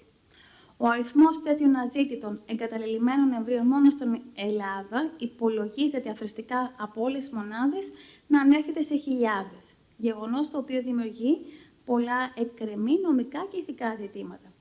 Η πολιτεία, η Εθνική Αρχή πρέπει να αντιμετωπίσει δύο πολλά σοβαρά θέματα. Τι γίνεται με τα ήδη εγκαταλειμμένα έως σήμερα έμβρια, τα οποία φυλάσσονται στις μονάδες, και τι μπορεί να προβλεφθεί νομοθετικά, ώστε να περιοριστεί ακόμα ή ακόμα καλύτερα να εξαλειφθεί το φαινόμενο αυτό στο μέλλον. Καταρχήν, θα πρέπει να ορίσουμε ακριβώς τι εννοούμε νομικά ως εγκαταλελειμμένα έμβρια. Για τα ήδη υπάρχοντα κρυοστηριμμένα έμβρια θα μπορούσε να ενεργοποιηθεί κυκλοθήσα ήδη από το ζευγάρι επιλογή του 1459 ΑΚ και η μονάδα να την εφαρμόσει. Ως γνωστόν, τα ζευγάρια στην αρχή της διαδικασίας καλούνται να κυκλώσουν μία από τις τρεις επιλογές του 1459, δηλαδή καταστροφή, δωρεά έρευνα. Μπορεί λοιπόν τώρα η μονάδα να εφαρμόσει μία από τις τρεις αυτές επιλογές που είχε ήδη επιλέξει το ζευγάρι όταν είχε ξεκινήσει τη διαδικασία, ενώ δεν γνωρίζουμε αν έχει καταστεί ήδη πλεονάζον το γενετικό του υλικό, ή πρέπει να θεωρήσουμε την αδράνεια των ανθρώπων αυτών και την αδυναμία έβρεσής τους ως ερμηνεία ότι αυτό έχει ήδη καταστεί πλεονάζον εξ αυτών των λόγων. Δεν μπορούμε να προχωρήσουμε μόνοι μας, χρειαζόμαστε διευκρινιστική ερμηνεία της αρχής οπωσδήποτε, είναι ανάγκη επιτακτική. Για το μέλλον τώρα, συντασσόμαστε με την πρόταση για τη δημιουργία μιας εθνικής δημόσιας τράπεζας εγκαταλειμμένων κρυοστηρημένων γονιμοποιημένων οαρίων, με δυνατότητα υιοθεσίας των εμβρίων αυτών από άλλα άτεκνα ζευγάρια.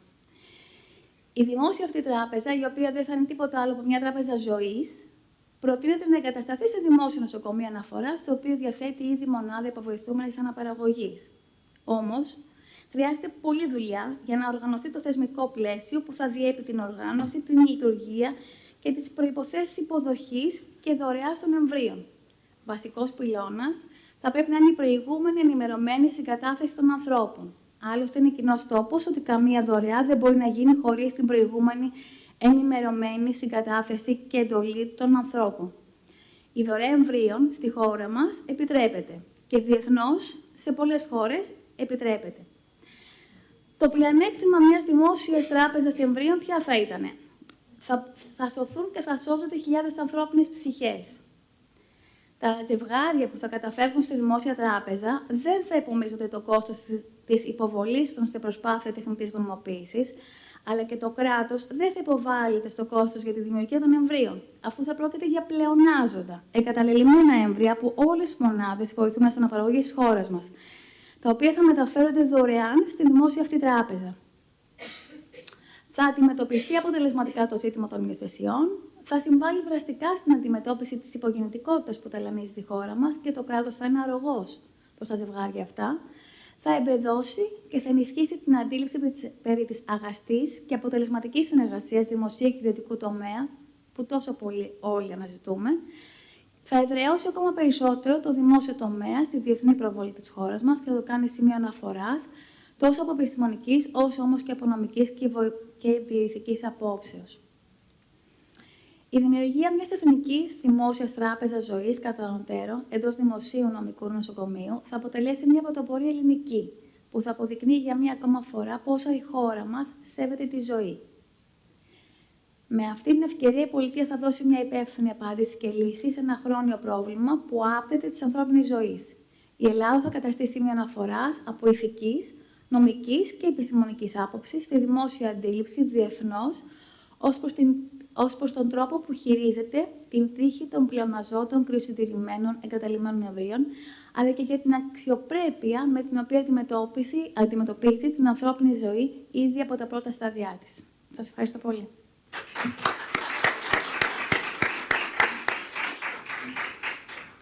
Ευχαριστούμε πάρα πολύ. Πολύ ωραία η ομιλία σας και πολύ ιδιαίτερη η πρόταση αυτή της δημιουργίας της Τράπεζας Ζωής. Είναι πάρα πολύ σημαντική πρωτοβουλία του Γέννησης Αθηνών και του Κώστα του Πάντου και δική σας. Μακάρι να βρει επίκοαότα. Προς το παρόν δυσκολεύεται σαν πρωτοβουλία, αλλά σίγουρα είναι μια πρωτοβουλία που και θα δώσει στέγη σε αυτά τα πλεονάζοντα έμβρια, όχι μόνο για την Ελλάδα, γιατί το ακροατήριο στην Ελλάδα είναι μικρό για τόσα πολλά έμβρια, αλλά για όλο τον κόσμο θα μπορούσαν μια τέτοια δημόσια τράπεζα να βρει ενδιαφερόμενους σε όλο τον κόσμο. Σας ευχαριστούμε πολύ. Υπάρχει κάποια ερώτηση από το ακροατήριο? Οκ, σας ευχαριστούμε και πάλι. Να καλέσω στο βήμα την καθηγήτρια Φυσιολογίας και Κλινικής Εμβριολογίας και προσωπική μου φίλη, την Μάρα Τσιμοπούλου, η οποία θα μας δώσει μια διάλεξη πάνω στην έρευνα στην αναπαραγωγή και θα αναλύσει τους προβληματισμούς και τις προκλήσεις που αυτή συνεπάγεται. Ευχαριστώ πάρα πολύ. Να συγχαρώ και εγώ με τη σειρά μου τους διοργανωτές για την εξαιρετική θεματολογία πραγματικά επιστημονική συνάντηση αυτή. Και να τους ευχαριστήσω για την τιμητική πρόσκληση και τη δυνατότητα να συζητήσουμε για την έρευνα στην ιατρικώς υποβοηθούμενης αναπαραγωγής, η οποία χρειάζεται χώρο και χρειάζεται και στήριξη για να αναπτυχθεί. Είναι αδιαμφισβήτητη η αξία της έρευνας στην ιατρική επιστήμη. Είναι ουσιαστικά η βάση πάνω στην οποία στηριζόμαστε για να εξασφαλίσουμε την ορθή κλινική πρακτική και να μπορέσουμε να προάγουμε την αριστεία. Είναι μοναδική οδός στην οποία η σύγχρονη ιατρική πρέπει να βαδίζει για να εξασφαλίσουμε ότι υπηρετείται ουσιαστικά και ακέραια το ιπποκρατικό αξίωμα. Ας ξεκινήσουμε λοιπόν με κάποιες παραδοχές και ίσως και με κάποιους προβληματισμούς.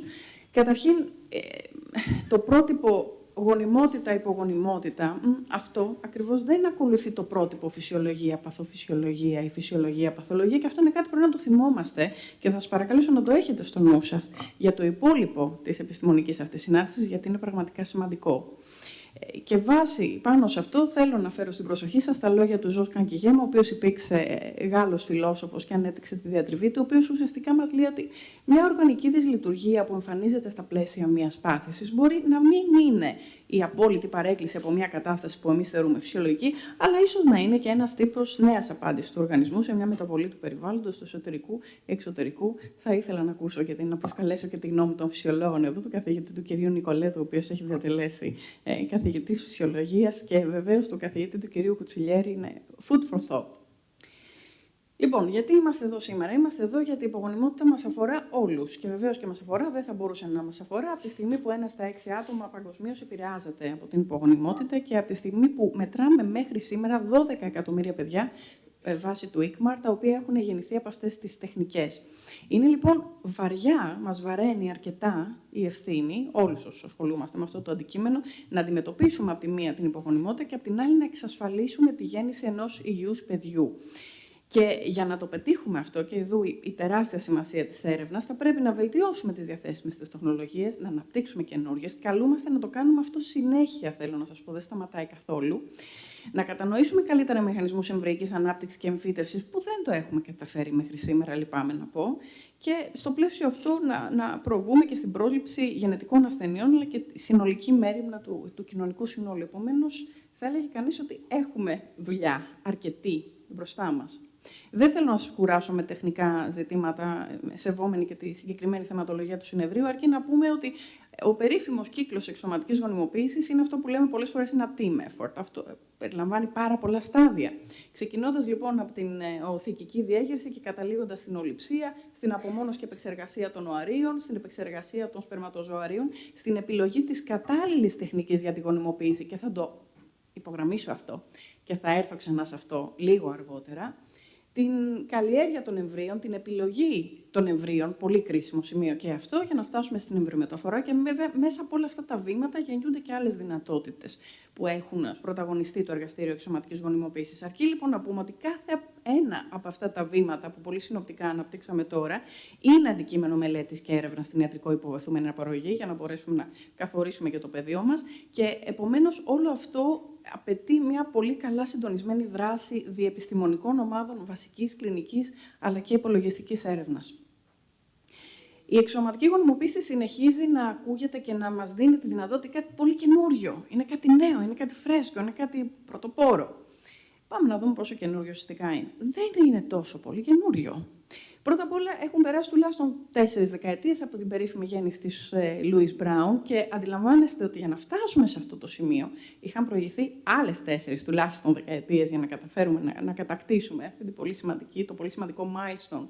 Αλλά και αμέσως μετά, τις επόμενες δεκαετίες, προέκυψαν σοβαρά milestones στο χώρο, όπως είναι, παραδείγματος χάρη, ο ορμονικός έλεγχος και η διέγερση των οθικών, όπως είναι η δωρεά οαρίων, όπως είναι η κρυοσυντήρηση οαρίων, όπως είναι η γέννηση πρώτων παιδιών, είτε από την κρυοσυντήρηση με καινούργιες τεχνικές, όπως είναι η αλλοποίηση, είτε από την προεμφυτευτική γενετική διάγνωση. Μπορούμε πλέον να καλλιεργήσουμε τα έμβρια μέσα στο εργαστήριο εξωματικής γονιμοποίησης. Οι μελέτες μας λένε μέχρι και 14 ημέρες. Επομένως, μπορούμε να επαναπροσδιορίσουμε το περίφημο Warnock Report που μας έδινε ακριβώς μέχρι και 14 ημέρες. Όλα αυτά είναι καινούργια πράγματα τα οποία εμείς θα πρέπει να τα συντονίσουμε, να τα λάβουμε υπόψη μας, και δεν έχουμε άλλη δυνατότητα πέρα από το να προχωρήσουμε μπροστά με αυτά τα δεδομένα. Και αυτό αντανακλάται ωραιότατα, θέλω να σας πω, στην καρδιά της μονάδας ιατρικώς υποβοηθούμενης αναπαραγωγής, όπως θέλουμε εμείς οι κλινικοί εμβριολόγοι να την αποκαλούμε, που είναι το εργαστήριο. Και τα πράγματα φυσικά έχουν αλλάξει πολύ. Από τότε που φτιάχναμε τα δικά μας καλλιεργητικά, φτιάχναμε τις δικές μας βελόνες, μέχρι σήμερα που όλα αυτά είναι εμπορικά διαθέσιμα, και μέχρι σήμερα που μιλάμε για ένα paperless lab, μιλάμε για artificial intelligence, μιλάμε για...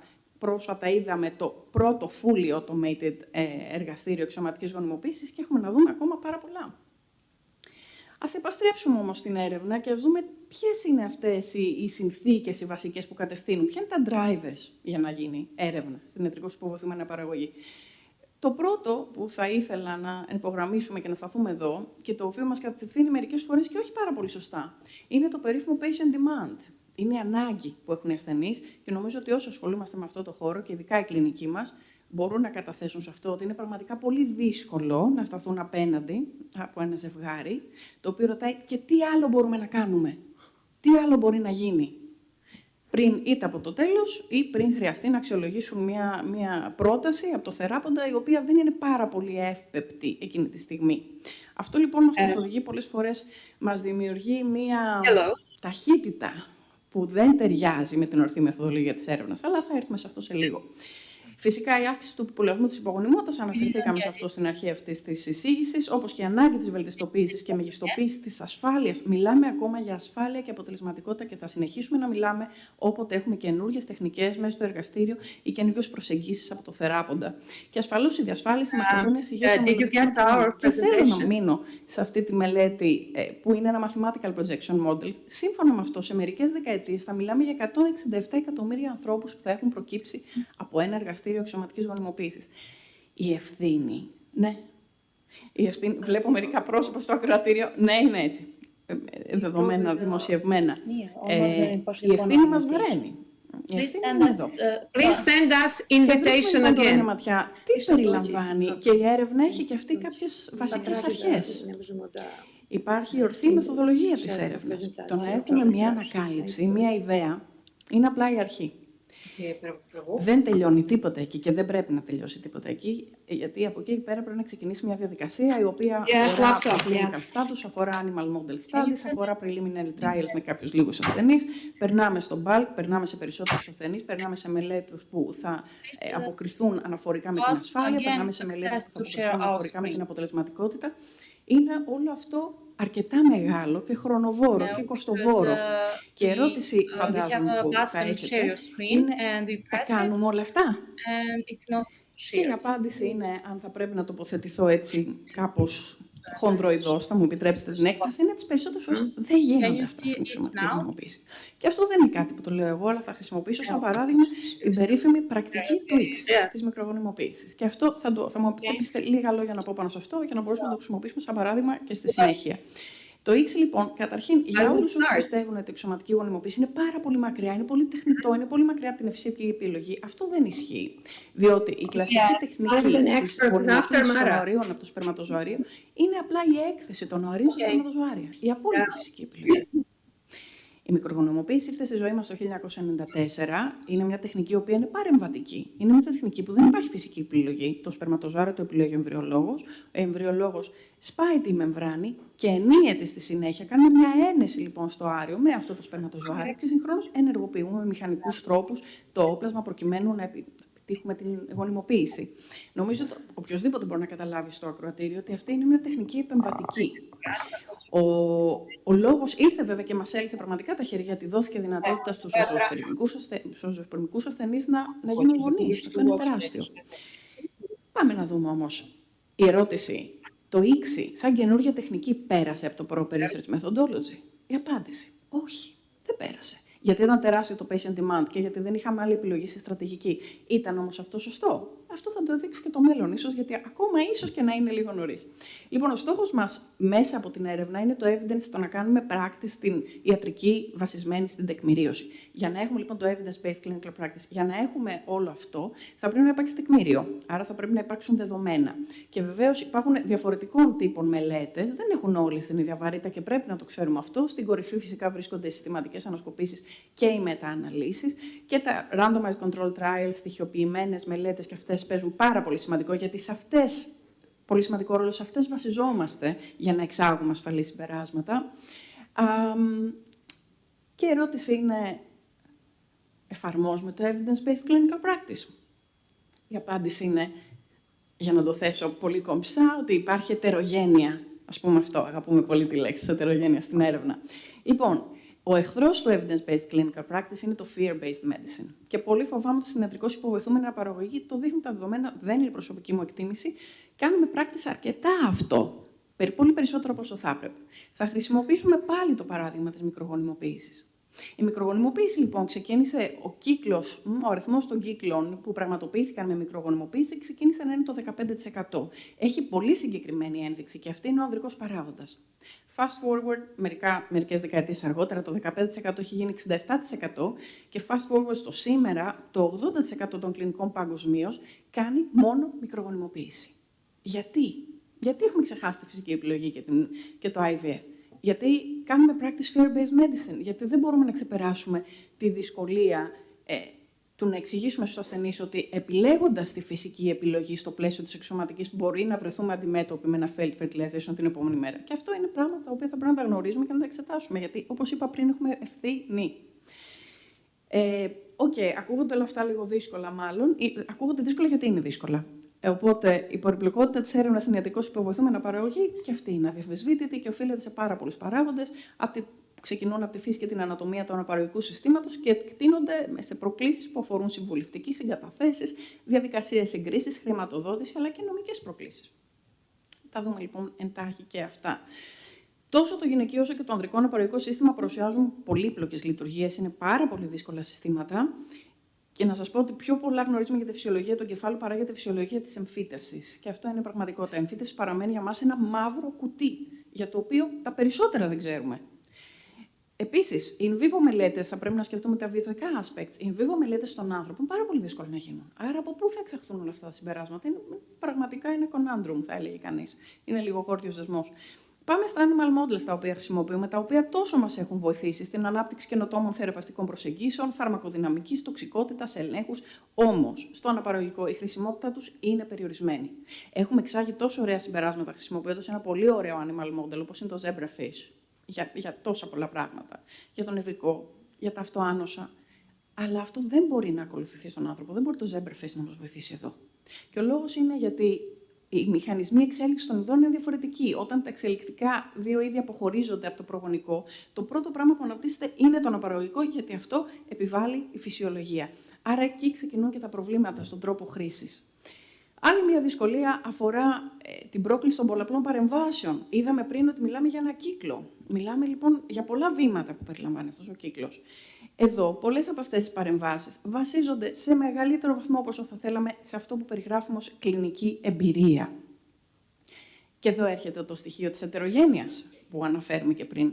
Μας λείπει το standardization περισσότερο από όσο θέλουμε να παραδεχθούμε, γιατί αυτή η ετερογένεια στην κλινική πρακτική δεν μπορεί ούτε να ελεγχθεί, ούτε να προσδιοριστεί με ακρίβεια και ως εκ τούτου αποτελεί πηγή συγχυτικών παραγόντων και όσοι ασχολούνται με την έρευνα και κάνουν design, σχεδιάζουν μελέτες, το αντιλαμβάνονται αυτό ακριβώς που θέλω να πω.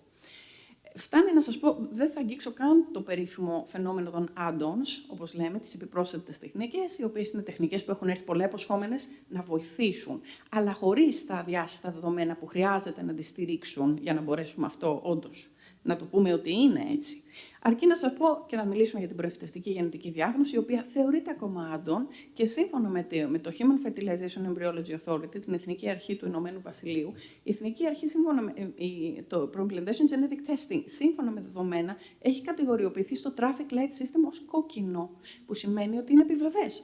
Αυτό λοιπόν σημαίνει, ξανά, ότι πρέπει να γυρίσουμε μερικά βήματα πίσω, μάλλον, για να ξαναδούμε την κλινική μας πρακτική. Και δεν φτάνει φυσικά η ετερογένεια στις διάφορες κλινικές πρακτικές, έχουμε ετερογένεια και συγκεκριμένες πρακτικές. Το ΙΚΣΙ, το οποίο αποφάσισα για αυτή την ομιλία να το χρησιμοποιήσω σαν παράδειγμα. Υπάρχουν πάρα πολλοί τρόποι για να κάνει κάποιος ΙΚΣΙ. Ακόμα και μέσα στο ίδιο εργαστήριο μπορεί να μην συμφωνούμε ακριβώς να γίνεται ακριβώς με τον ίδιο τρόπο. Και ο εχθρός του να βελτιωθούμε είναι η ετερογένεια. Χρειαζόμαστε περισσότερη standardization, χρειαζόμαστε περισσότερη έρευνα για να οδηγηθούμε στο standardization. Σαν να μην είναι όλα αυτά αρκετά, δυσκολευόμαστε και από το γεγονός ότι δεν μιλάμε και την ίδια γλώσσα. Δηλαδή, το nomenclature, οι ορισμοί, θα περίμενε κανείς ότι εν έτη 2025 θα συμφωνούμε τουλάχιστον το τι σημαίνει κλινική εγκυμοσύνη. Λοιπόν, δεν συμφωνούμε ακριβώς ούτε σε αυτό επακριβώς. Άλλοι θεωρούν ότι είναι σάκος, άλλοι θεωρούν ότι είναι σάκος μαζί με fetal heartbeat. Είναι ένα πολύ μικρό παράδειγμα το οποίο σας παραθέτω, το οποίο μας δυσκολεύει να κάνουμε πολυκεντρικές μελέτες, το οποίο μας δυσκολεύει να κάνουμε μεταναλύσεις και μας δυσκολεύει να εξάγουμε ασφαλή συμπεράσματα. Επίσης, στο σχεδιασμό μιας μελέτης, επειδή μιλάμε για την αναπαραγωγή, το outcome measure, το μετρήσιμο αποτέλεσμα, δεν μπορεί να είναι μόνο ένα. Το ερευνητικό μας ενδιαφέρον εξελίσσεται και έχει φύγει από το να πετύχω ένα θετικό τεστ κοίησης και έχει προχωρήσει στην κλινική εγκυμοσύνη και στη γέννηση εισόδους νεογνού και στο pediatric follow-up και τώρα πλέον μας ενδιαφέρει η υγεία του 18χρονου και μας ενδιαφέρει και η αναπαραγωγική ικανότητα του 18χρονου, αλλά και επόμενες γενιές. Όλα αυτά λοιπόν για να μετρηθούν, αν θέλετε, στο πλαίσιο μιας μελέτης, αυτό θέτει μια πολυπλοκότητα, την οποία εμείς την αντιμετωπίζουμε συχνά. Θέλω να σας περιπέμψω σε αυτό το πάρα πολύ elegant άρθρο της Laura Rienzi, αναφορικά με το measuring success, τι σημαίνει ακριβώς επιτυχία Γιατί η επιτυχία θα μπορούσε να πούμε ότι είναι και ότι έχω χαμηλό dropout, ή ότι έχω υψηλό cost effectiveness, ή ότι ο χρόνος προς την εγκυμοσύνη είναι μικρός, ή ότι δεν έχω επιπλοκές. Σύμφωνα με αυτή τη δημοσίευση, καταλήγουμε στο ότι ιδανικά η επιτυχία θα πρέπει να είναι το cumulative live birth rate ανά intention to treat analysis, δηλαδή το συγκεντρωτικό ποσοστό εγκυμοσύνης από έναν ασθενή με πολλαπλές εμβριομεταφορές, αλλά όχι αν έναν ασθενή ανά εμβριομεταφορά, αν έναν ασθενή ο οποίος αναζήτησε βοήθεια στο πλαίσιο της εξωματικής γονιμοποίησης. Δυσκολεύουν πάλι τα πράγματα. Και φυσικά η στατιστική κάνει τα πράγματα να τα βλέπουμε με λίγο σαν φορά με διαφορετικά γυαλιά, με διαφορετικούς φακούς με τη στατιστική.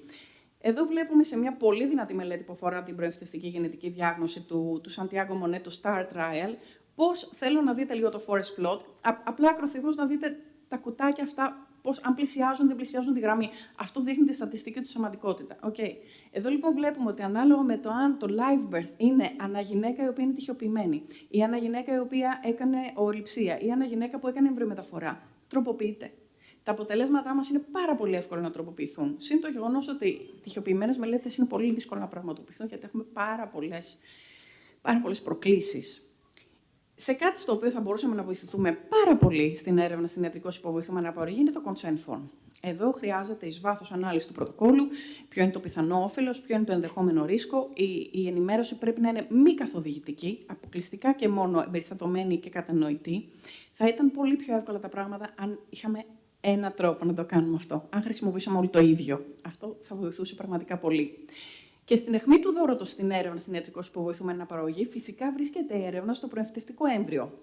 Για να το θέσω πιο σωστά, στο γονιμοποιημένο οάριο, όπως θα πρέπει να το αποκαλούμε. Στην πραγματικότητα, εμάς που έχουμε ασχοληθεί με αναπτυξιακή βιολογία, το γονιμοποιημένο οάριο δεν είναι το ίδιο με το προεμφυτευτικό έμβριο. Ωστόσο.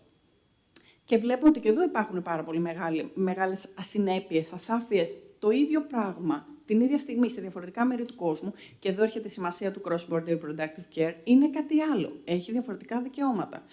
Αυτό που κάνει πάρα πολύ δύσκολη την έρευνα στο προεμφυτευτικό έμβριο είναι το στάτους του εμβρίου. Είναι η διάσταση, η υπόσταση του εμβρίου, από βιοειθικής άποψης, η οποία διαφέρει σε όλες αυτές τις χώρες και το βλέπουμε εδώ πολύ χαρακτηριστικά. Πολύ ενδιαφέρον βρήκα το ruling, την απόφαση του Supreme Court of Alabama, σύμφωνα με το οποίο τα έμβρια τα οποία είναι σε κρυοσυντήρηση είναι αγέννητα παιδιά τα οποία απλά βρίσκονται έξω από από μια βιολογική μήτρα. Απλά και μόνο αυτό. Η ΕΣΡΕ φυσικά, που είναι μια εταιρεία επιστημονική πολύ σημαντική, την ακολουθούμε και θέτει recommendations και guidelines, μας λέει ότι morally, από ηθικής πλευράς, δεν είναι το ίδιο ένα κρυοσυντηρημένο έμβριο όσο ένα παιδί το οποίο ζει και δεν μπορεί να έχει τα ίδια δικαιώματα. Αλλά αυτό νομίζω ότι θα αναλυθεί και στη συνέχεια πάρα πολύ ωραία από άλλους συναδέλφους και εισηγητές. Η διαδικασία. Και θέλω να αναφερθώ και στους συνεργάτες μου. Η διαδικασία παίρνει πάντοτε χρόνο. Από την ώρα που θα έχουμε τη σύλληψη, μέχρι να συγγραφεί το πρωτόκολλο, μέχρι να δημιουργηθούν οι συγκαταθέσεις, να ελεγχθούν από το νομικό τμήμα, να δημιουργηθούν τα CRFs, να εγκριθεί από τις επιτροπές ηθικής και δεοντολογίας, πρώτα των κλινικών, των μονάδων και των νοσοκομείων και στη συνέχεια από τα συνεργαζόμενα ακαδημαϊκά ιδρύματα, μέχρι να φτάσουμε στην πολυπόθητη έγκριση από την Εθνική Αρχή Ιατρικώς Υποβοηθούμενης Αναπαραγωγής. Μας βοηθάει ο νομοθέτης γιατί υπάρχει πλαίσιο, αλλά είναι κάτι που θα πάρει μήνες τουλάχιστον. Το μέλλον, παρόλα αυτές τις δυσκολίες, προχωράμε μπροστά. Δεν έχουμε κι άλλη επιλογή, γιατί η ευθύνη είναι τεράστια. Και το μέλλον μας φέρνει περισσότερο organ on chip, θέλουμε να φύγουμε από τα animal model studies, περισσότερη αυτοματοποίηση, περισσότερο artificial intelligence, περισσότερα συνθετικά έμβρια, embryoids, είναι ένα τελείως διαφορετικό concept, δεν θα το αγγίξω καν γιατί δεν πρόκειται να τελειώσουμε ποτέ. Και κλείνοντας, για να γίνουν όλα αυτά, και να μπορέσουμε να παρέχουμε όλα αυτά τα διάστατα δεδομένα που χρειαζόμαστε για να φτάσουμε στην ορθή κλινική πρακτική, χρειαζόμαστε χρηματοδότηση. Δεν θα μιλήσω καθόλου για να μην στεναχωρηθούμε για το τι γίνεται στη χώρα μας. Θα αναφερθώ στο τι γίνεται στο Ηνωμένο Βασίλειο, να πάρετε μια τάξη μεγέθους. Σύμφωνα λοιπόν με τα δεδομένα αυτά τα δημοσιευμένα, μόλις το 0,87% από το συνολικό budget αφιερώνεται στην έρευνα που αφορά την υπογονιμότητα στο Ηνωμένο Βασίλειο. Αντιλαμβάνεστε λοιπόν πόσο δύσκολα πραγματικά είναι τα πράγματα, πόσο δύσκολη είναι η ζωή του ερευνητή. Θα πρέπει οποιοδήποτε θέλει να ασχοληθεί με την έρευνα να το σκεφτεί ξανά. Και κοιτάζω και τους φοιτητές που έχουμε στο ακροατήριο. Αλλά είμαστε εδώ να τα στηρίξουμε όλα. Αυτά λοιπόν από μένα. Σας ευχαριστώ πάρα πολύ και να πούμε ότι η έρευνα χρειάζεται οργάνωση, χρειάζεται χώρο. Δεν θέλει μια γωνίτσα, χρειάζεται χώρο. Χρειάζεται στήριξη, χρειάζεται δέσμευση, χρειάζεται επένδυση. Και χωρίς την έρευνα δεν έχουμε δεδομένα και χωρίς δεδομένα είμαστε επιστήμονες που έχουμε μία άποψη. Σας ευχαριστώ πολύ. Να σε ευχαριστήσω, Μάρα. Πάντα συναρπαστικές οι ομιλίες σου, πάντα απολαυστικές και εγώ βεβαιώνω όλα αυτά τα οποία ανέφερες. Υπάρχει πολύς χώρος για έρευνα στον τομέα του δικό μας. Υπάρχει τεράστια εμπειρία στον ελληνικό χώρο και ευτυχώς υπάρχει και πλέον και νομικό πλαίσιο που μας βοηθάει. Από εκεί και πέρα, νομίζω ότι πάλι η Ελλάδα θα πρωτοστατήσει τα επόμενα χρόνια στις καινοτομίες της εξωσωματικής και νομίζω ότι παρέα θα δούμε σπουδαία πράγματα στο μέλλον. Ερωτήσεις από το κοινό για την καθηγήτρια, ο καθηγητής, ο κύριος Δαφόπουλος. Ευχαριστώ. Απλά ήθελα να κάνω ένα σχόλιο και αυτό να προβληματίσει λίγο τους νομικούς μας που έχουμε την τιμή να βρίσκονται. Έχουμε έρθει για να προβληματιστούμε σίγουρα. Ναι. Ακριβώς πάνω στην ρίση αυτή ότι κάθε έμβριο είναι ένα αγέννητο παιδί, θα πρέπει βέβαια να λαμβάνεται... Σύμφωνα με τον Αλαμπάμα. Ναι. Ακριβώς, ναι. Αλλά σύμφωνα και με πολλούς, θα πρέπει να λαμβάνεται υπόψη το ποσοστό ανευπλοειδείας, όπου ανάλογα και με την ηλικία του αρίου μπορεί να είναι πάρα πολύ υψηλό. Ενδεικτικά κάτω από την ηλικία των 35 ετών μπορεί να είναι γύρω στο 20% το ποσοστό ανευπλοειδείας και εκτοξεύεται πάνω από τα 43 έτη στο 85-90%. Ναι. Και εκτός αυτού, αν υποθέσουμε ότι έχουμε και ευπλοειδικό έμβριο και το μεταφέρουμε, η πιθανότητα να γεννηθεί είναι της τάξης του 60%.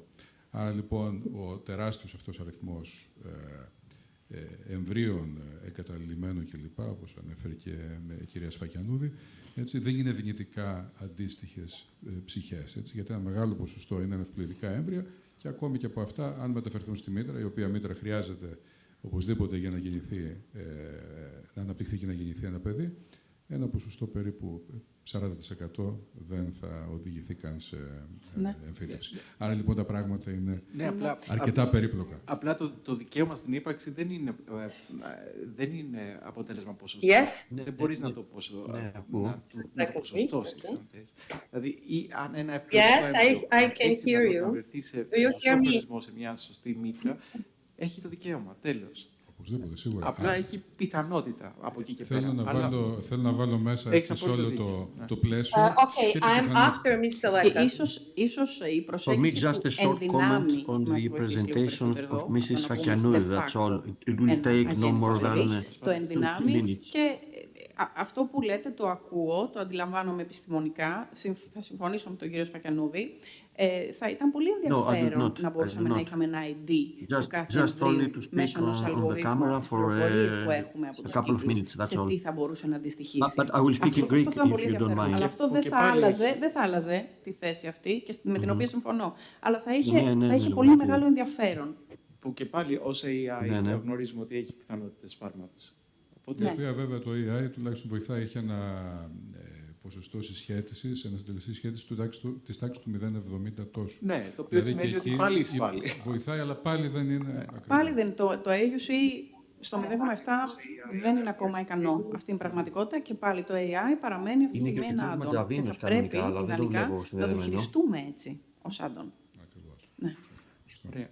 Ωραία. Δεν ξέρω, συμπροεδρεύω με τον Κοσμήτορα της νομικής σχολής. Ναι. Ευχαριστούμε πολύ, κυρία Σιμοπούλου. Τον κύριο Κωνσταντίνο Χριστοδούλου, ο οποίος δεν μπόρεσε να παραστεί, διαδικτυακά παρίσταται. Μου διαμηνύθη ότι χαίρετε. Μας ακούτε? Yes, good afternoon. Do you hear me? But you cannot see me. I cannot open the video. We can hear you. Do you hear me? But you cannot see me. Or you can neither hear nor see me. We can hear you clearly. Anyway, let me present the next speaker, the commentator dear professor, colleague George Lekas. It's a colleague of mine, distinguished professor in the Law School of the University of Law Faculty of the University of Athens. So, George, you have the floor. Ευχαριστώ πολύ κύριε Κοσμήτορα, κύριε Χριστοδούλου. Ευχαριστώ πολύ επίσης τους οργανωτές για την προσκλήση. Θα ήθελα να συγχαρώ τους ομιλητές που έλαβαν το λόγο μέχρι τώρα. Η ώρα είναι περασμένη. Γι' αυτό με τους χαιρετισμούς μου ένα πολύ σύντομο σχόλιο που περιοριστώ να κάνω. Την εξαιρετική εισήγηση της κυρίας Φακιανούδη, με την οποία συμφωνώ βέβαια. Η ιδέα την οποία μου γέννησε η παρουσίασή της και με την οποία θα ήθελα να ανταλλάξω κάποιες σκέψεις είναι η ιδέα της τράπεζας, της δημόσιας τράπεζας εγκαταλελειμμένων εμβρίων. Αυτή η ιδέα μου φαίνεται εξαιρετική. Η σύγχρονη ρύθμιση μετά το νόμο 4958 του 2022 φαίνεται ότι δημιουργεί νέες δυνατότητες στο πεδίο αυτό. Απλώς να θέσω 3 παραμέτρους που μου φαίνονται κρίσιμες και σημαντικές στο θέμα. Η πρώτη είναι ότι φαίνεται να οριοθετείται στο άρθρο 8 η έννοια του πλεονάζοντος γεννητικού υλικού που περιλαμβάνει και τα εγκαταλειμμένα έμβρια και είναι τα έμβρια τα οποία δεν πρόκειται να χρησιμοποιηθούν για σκοπούς υποκνημοποίησης. Αυτά δηλαδή για τα οποία τα πρόσωπα για τα οποία προορίζονταν είτε δεν έχουν δείξει πλέον ενδιαφέρον, είτε έχουν δηλώσει ότι δεν πρόκειται να προχωρήσουν σε περαιτέρω κύκλους υποβοηθούμενης αναπαραγωγής. Άρα φαίνεται ότι το πλαίσιο το νομοθετικό, το καινούριο, οριοθετεί νομικά την έννοια του πλεονάζοντος γεννητικού υλικού. Ένα δεύτερο ενδιαφέρον σημείο της νομοθεσίας που θεσπίστηκε το 4958 του 2022 είναι εκείνο το οποίο προβλέπεται η ρύθμιση του άρθρου 8, το οποίο λέει ότι η λήψη γεννητικού υλικού, οαρίων και σπερματοζωρίων κατά βάση γίνεται ανεξάρτητα από το εάν υπάρχει υποψήφιος λήπτης. Άρα μπορεί να λαμβάνεται γεννητικό υλικό, ενώ ότι θα διατεθεί και αυτή η διάθεση πλέον με τις νέες ρυθμίσεις είναι νόμιμη.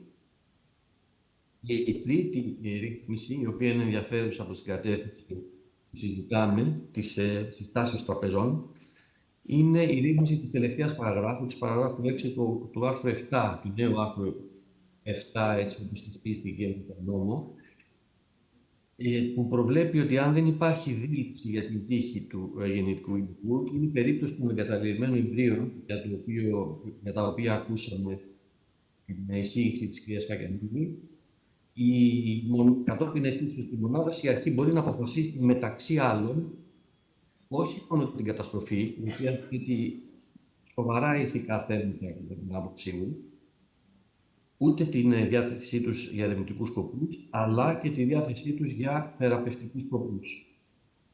Άρα, τα εγκαταλειμμένα αυτά έμβρια, τα οποία μπορούν να διατίθενται για θεραπευτικούς σκοπούς και μάλιστα να διατηρούνται χωρίς χρονικό περιορισμό, μπορούν να αποτελέσουν αντικείμενο διατήρησής τους σε μια τράπεζα, η οποία τράπεζα θα τα διαθέτει περαιτέρω για σκοπούς υποβοήθησης. Αυτό παρουσιάζει το σοβαρό πλεονέκτημα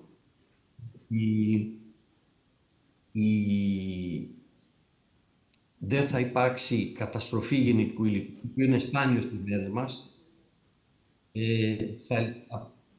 δεν θα δημιουργηθούν ηθικά ζητήματα για τα οποία ακούσαμε πολύ ενδιαφέρουσες σκέψεις. Αυτό που δεν απαντάει όμως είναι το ζήτημα του κόστους της διαχείρισης. Ακούσαμε ότι η λύση θα ήταν μια δημόσια τράπεζα. Άρα αυτό σημαίνει ότι το κόστος θα μπορούσε να το αναδεχτεί ο δημόσιος τομέας. Εγώ είμαι σύμφωνος με αυτή την προσέγγιση. Επί του παρόντος, το κόστος αυτό το αναδέχουν οι μονάδες υποβοήθησης, το οποίο μπορεί να αποτελεί είτε μια μεταβατική κατάσταση, είτε μια εναλλακτική κατάσταση εν σχέση προς την προταθήσα λύση της Δημόσιας Τράπεζας. Αυτά ήθελα να μιλήσω μαζί σας. Είμαι στη διάθεσή σας, αν θέλετε να συζητήσουμε κάποιο επιμέρους ζήτημα. Ευχαριστώ και πάλι πολύ και χαίρομαι πολύ που συμμετέχω, έστω και από τον περιορισμένο διαδικτυακό τρόπο. Θα ήθελα πολύ να βρίσκομαι μαζί σας αυτή τη στιγμή και να συμμετέχω με φυσική παρουσία. Ευχαριστώ πολύ. Σας ευχαριστούμε κι εμείς. Είναι ιδιαίτερα ενθαρρυντικό ότι έχουμε και στον νομικό κόσμο υποστηρικτές συγκεκριμένης πρωτοβουλίας. Είναι μια πρωτοβουλία που ελπίζουμε πραγματικά να λάβει σάρκα και οστά στα επόμενα χρόνια. Χρειάζεται όμως στήριξη ευρύτερη. Σας ευχαριστούμε πολύ. Έτερος σχολιαστής ήταν ο κύριος Ματζαβίνος, ο πρόεδρος της Ελληνικής Εταιρείας Ιατρών Αναπαραγωγικής Ιατρικής, ο οποίος έχει αδυνατή να παραστεί και γι' αυτό έστειλε το ακόλουθο μήνυμα που σας διαβάζω. Θερμά συγχαρητήρια στο φίλο μου Κώστα Πάντο και την Εταιρεία Αναπαραγωγικής Ιατρικής για την οργάνωση της εξαιρετικής διαβαλκανικής ημερίδας με συμμετοχή των καλύτερων επιστημόνων της χώρας μας, της Σερβίας, της Βουλγαρίας και της Αλβανίας. Η επαγγελματική εταιρεία, σε απόλυτη συνεργασία με την Επιστημονική Εταιρεία Ανθρώπινης Αναπαραγωγής, θα εκμεταλλευτούν τα συμπεράσματα του εξαιρετικού συνεδρίου σας και από κοινού θα προβούν στις ανάλογες προσπάθειες για την επίλυση των διαφόρων προβλημάτων που υπάρχουν αυτή τη στιγμή στην εξωσωματική γονιμοποίηση. Με εκτίμηση σε όλους τους συμμετέχοντες στην εξαιρετική εκδήλωση Θέμης Ματζαβίνος. Με αυτή την επισήμανση, να κλείσω και εγώ τις εργασίες αυτής της πρώτης θεματικής συνεδρίας. Νομίζω ήταν πολύ ενδιαφέρουσες όλες οι ομιλίες και να δώσω τη σκητάλη στην επόμενη, δεύτερη θεματική ενότητα, κρυοσυντήρηση γενετικού υλικού. Ένα μικρό διάλειμμα για 5 λεπτά και επανερχόμαστε. Do you hear me? Thank you.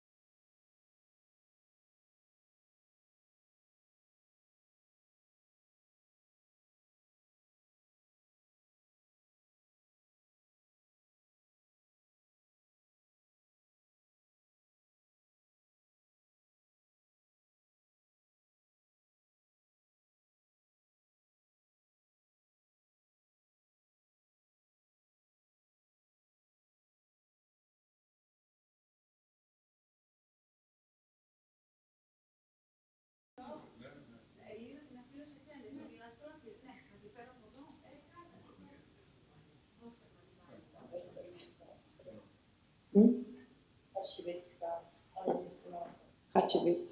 Ma niče, pa nemoj što pričaju, samo kako gde pričaju, ovi su trebali se svi stavljeni, ne znam kako ti idu s kućima, jasno. Kako ti idu kućima, pa je počelo to?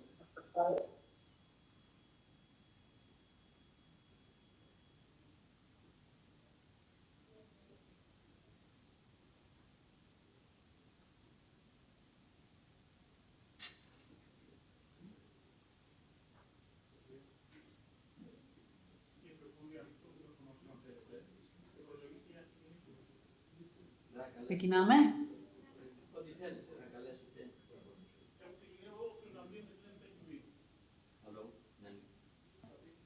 Ναι. Μπορούμε, Ακούτε? ναι, μπορούμε τώρα να ξεκινήσουμε στο επόμενο θέμα που είναι κρυοσυντήρηση γενετικού υλικού.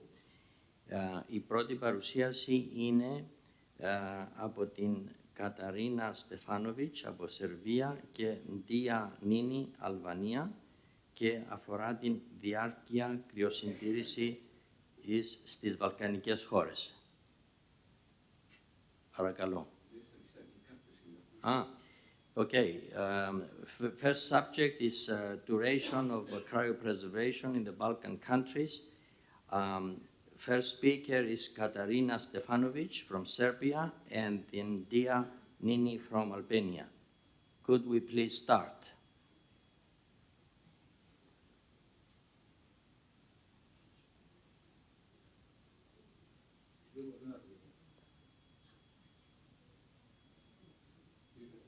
Είναι. Ναι. Hello, we can't hear you.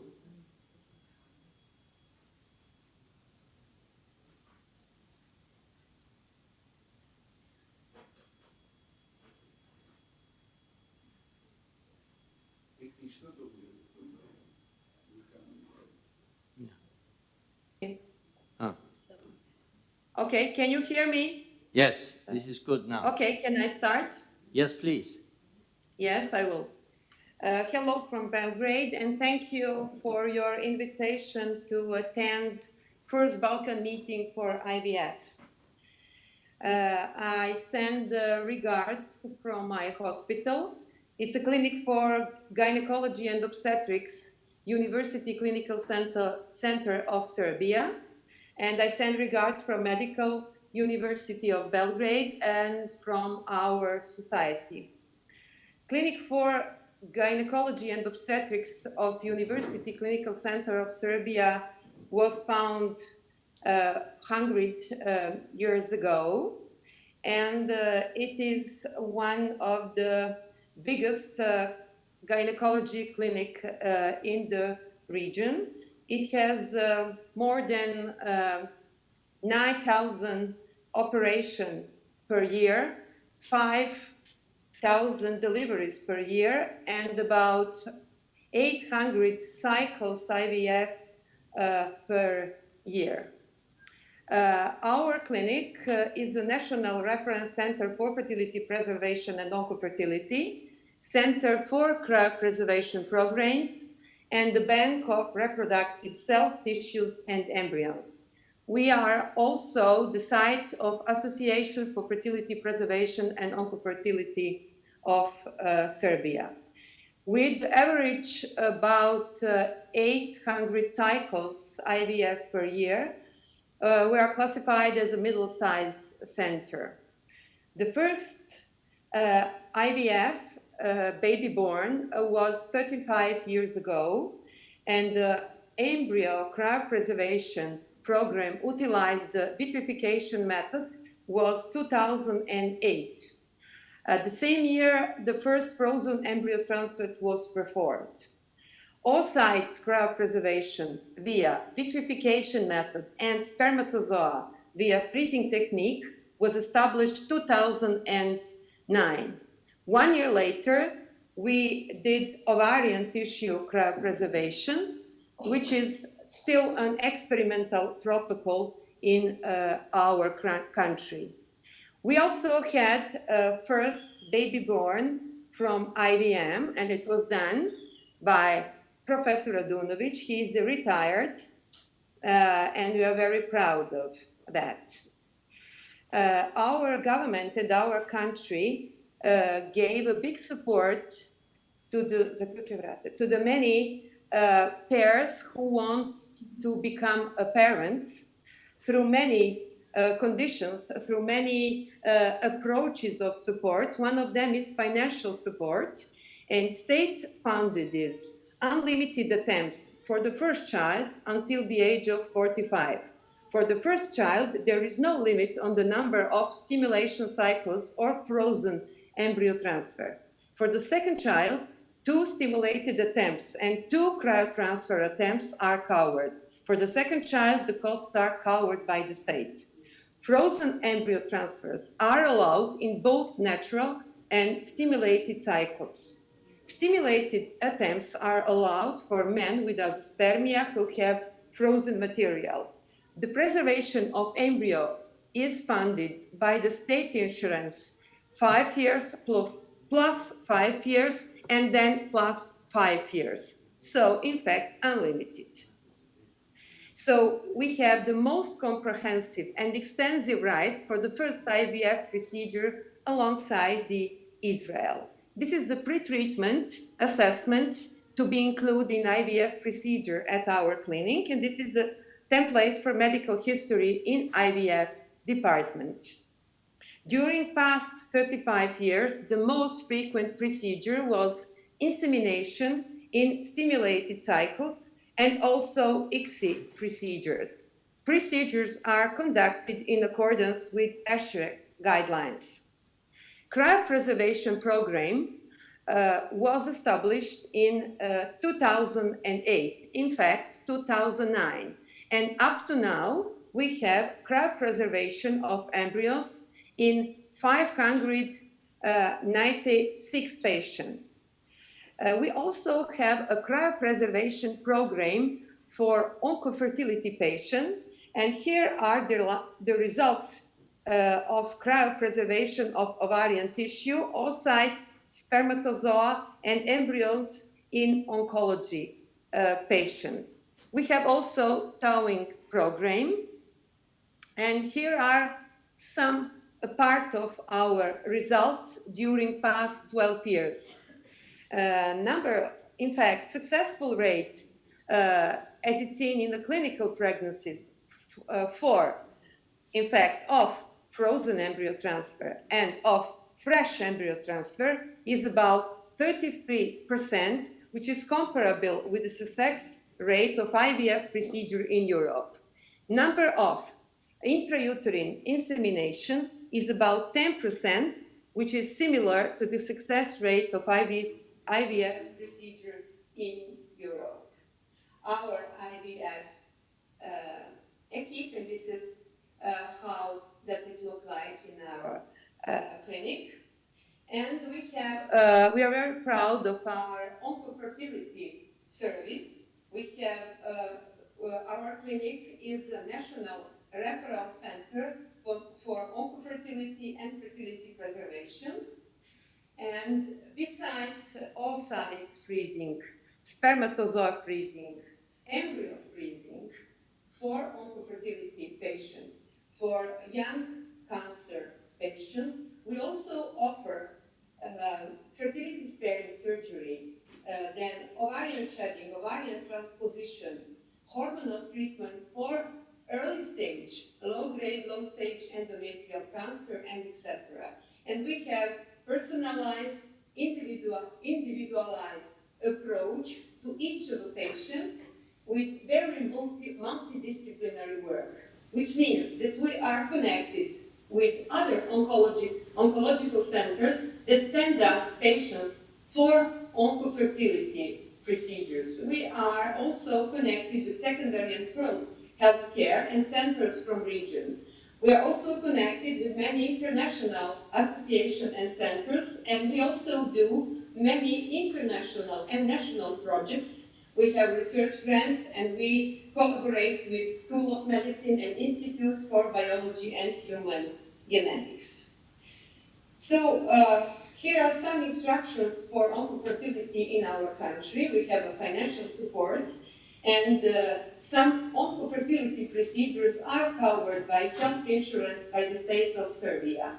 So we have oocyte freezing, spermatozoa freezing, and embryo freezing in the cancer young patient who does not have any frozen reproductive cells, any frozen embryos, who does not have children, who has early stage or more middle stage of cancer disease, so advanced stage of cancer disease and metastatic disease are excluded. In fact, those patients are excluded, and for the women, the age limited is 40, and for the men, age limited is 50. So when I talk about those oncofertility procedures, it means oncofertility procedures that are covered by health insurance by the state of Serbia.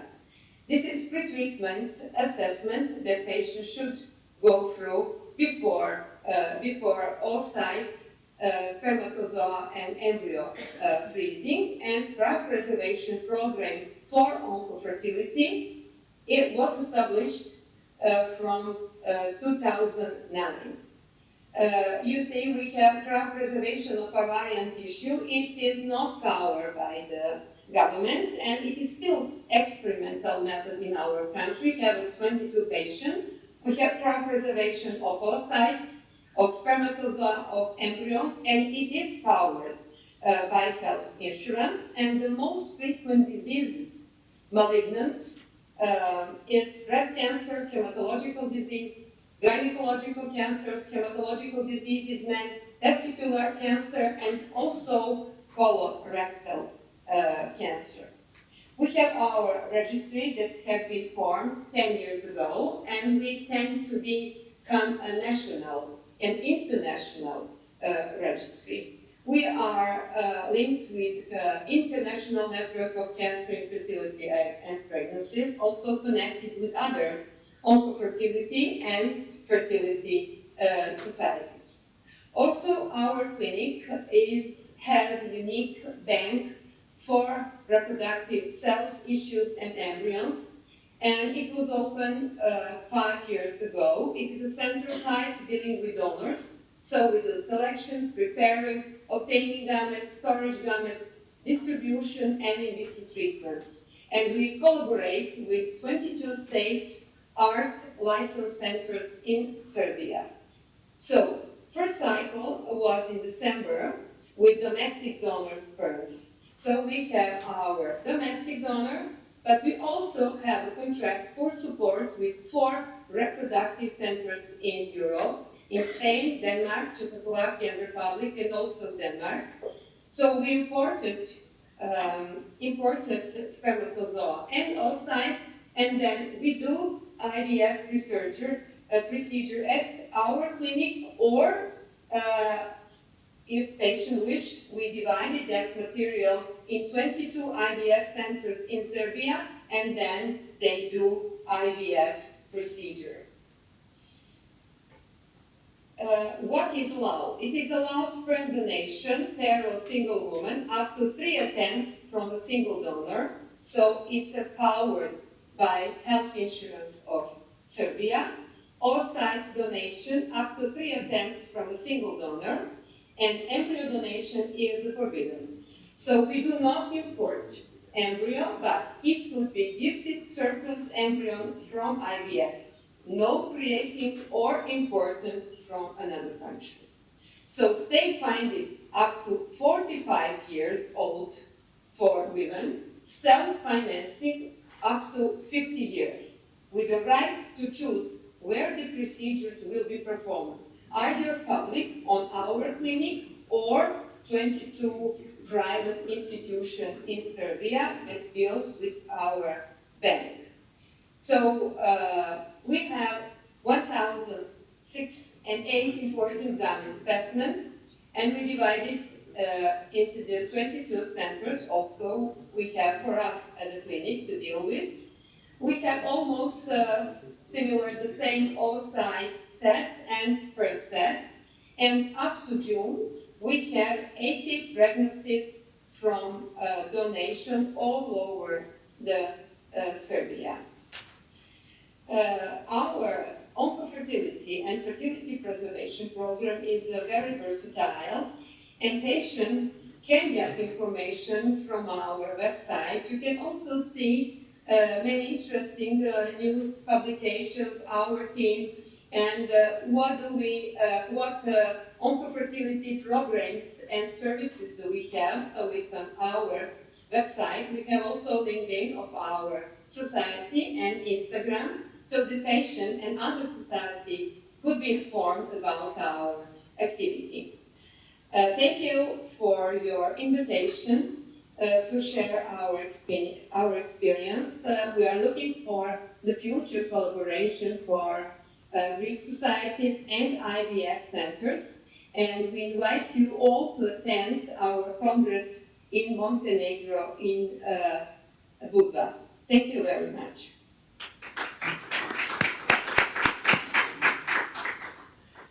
Thank you very much for the very nice presentation. Are there any questions, please? Until there is one, may I ask about the oncofertility preserved gametes? Do you have a limit on the time of cryopreservation? Do you extend it beyond the normal limits? Or what is the maximum that you do preserve these oncofertility gametes in Serbia? Gone. Limitation. So we say them until the patient wish to get IVF procedure. So there is no limitation for oncofertility patients. Thank you. Okay. Right. Thank you very much. Thank you.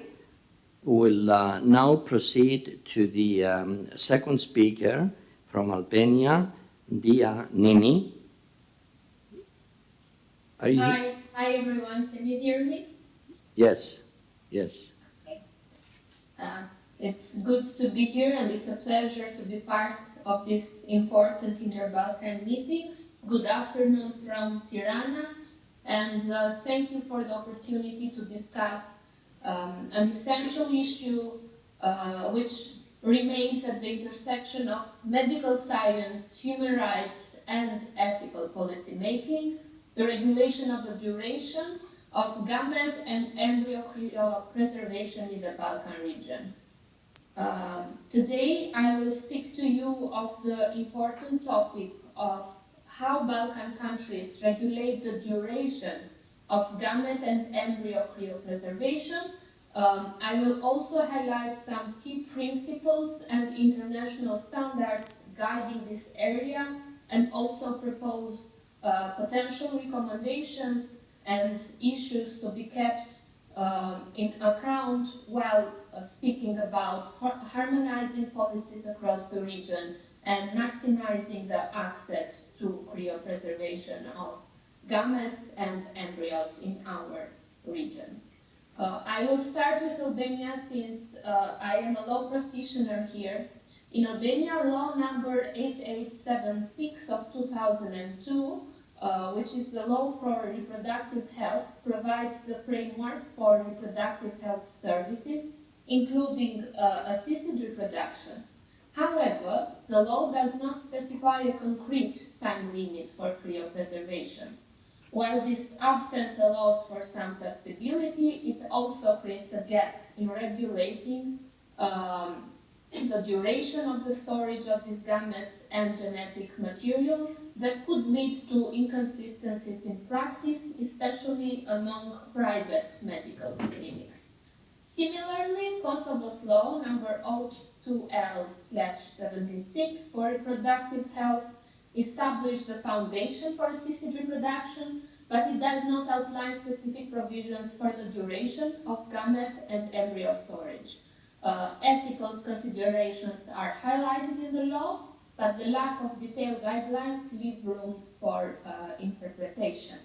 On the other hand, we have a totally different reality in Greece. As you may know, You have made significant strides in regulating medically assisted reproduction since the enactment of the first law of 2002 and then the law of 2005, which established the foundation for treatments in the field. Over the time, additional measures such as the presidential decrees regulating the establishment and operation of medically assisted reproduction units and cryopreservation banks have also furtherly refined this framework. Notably, your current applicable law, the law number 4958 of 2022, introduced several key advancements, including extending the maximum age for women undergoing procedures to 54 years old, abolishing the exclusive anonymity of third-party donors, and allowing indefinite cryopreservation of genetic materials. However, the initial storage period of 5 years is of value to be highlighted, but your legislation enables for this period to be extended through the updated consent and other logisticals such as the payment of annual fees for the cryopreservation. If individuals decide to discontinue the storage of their genetic reproductive materials, the material may be used for research, therapeutic purposes, or destroyed based on the patient's decisions, and these are all the opportunities offered by the current legal framework. When it comes to Croatia, in Croatia, the cryopreservation of germ cells, tissues, and embryos is regulated by the Medically Assisted Reproduction Act, published in 2012. Storage costs are fully covered for the first 5 years by the Croatian Health Institute Fund, providing the services are delivered by institutional with a contractual agreement. Beyond this initial period, financial responsibilities shifts to the patient. However, the legal framework gives the patient the autonomy to decide if they want an extension of this material for another 5 years of date. This approach is worth noting that balances the accessibility and flexibility for those seeking to prolong the storage of their reproductive materials. Moving to Slovenia. In Slovenia, the Infertility Treatment and Procedures of Medically Assisted Procreation Act, introduced in 2000, currently governs the storage of reproductive material. The initial duration for cryopreservation is set at 5 years, with an option to extend for an additional 5 years upon the explicit consent from the individuals that are concerned in this process. When it comes to Montenegro, the storage of embryos is regulated with a maximum duration of 5 years. During this period, the embryos are preserved until the patient requires their use. However, it's worth noting that the current legal framework explicitly addresses the storage of embryos, but it does not provide detailed provisions on the duration of cryopreservation for other gametes and other reproductive materials. In North Macedonia, the law on biomedical assisted fertilization lacks explicit regulations on the duration of cryopreservation, while the law emphasizes medical supervision and ethical norms. It does not provide clarity on how long the gametes and embryos may be stored, which kind of leads the decision to potentially be addressed at the institutional level or by other normative acts such as bylaws, internal regulations, orders, etc.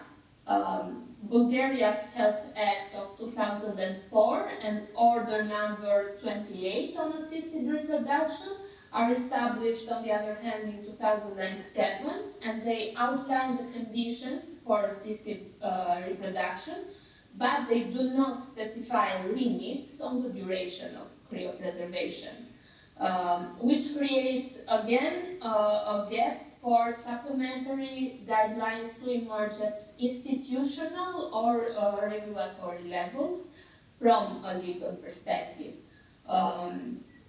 In Turkey, the storage of embryos is technically indefinite, depending on the couple's decision. However, standard practices involve storage periods that vary from 3 to 5 years. Officially, the Ministry of Health has extended the allowable storage duration to 5 years in order to ensure compliance with regulatory international standards.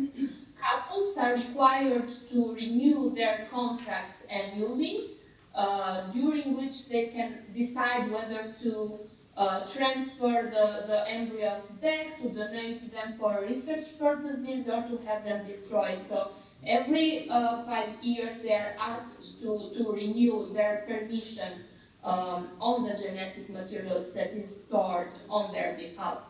While longer storage periods have been reported in specific cases, the process underscores the importance of ongoing consent, decision-making, and it's currently reflecting a commitment to maintaining the patient and couple's autonomy. Globally, organizations such as the World Health Organization and the European Society of Human Reproduction and Embryology offer some critical guidance on cryopreservation practices. And even though these recommendations and standards are not legally binding, they establish the ethical and procedural principles that countries can adopt. These principles include ensuring the genetic integrity of the stored materials, safeguarding continuously the patient autonomy on the stored materials, and they recommend a 10-year maximum duration for cryopreservations with extensions that are allowed only under specific circumstances, ensuring accessibility irrespective of socioeconomic status and requiring explicit consent for any kind of use of the stored material. On the other hand, the Oviedo Convention, developed by the Council of Europe, also provides some guidance on bioethics that can be applicable in the field of cryopreservation.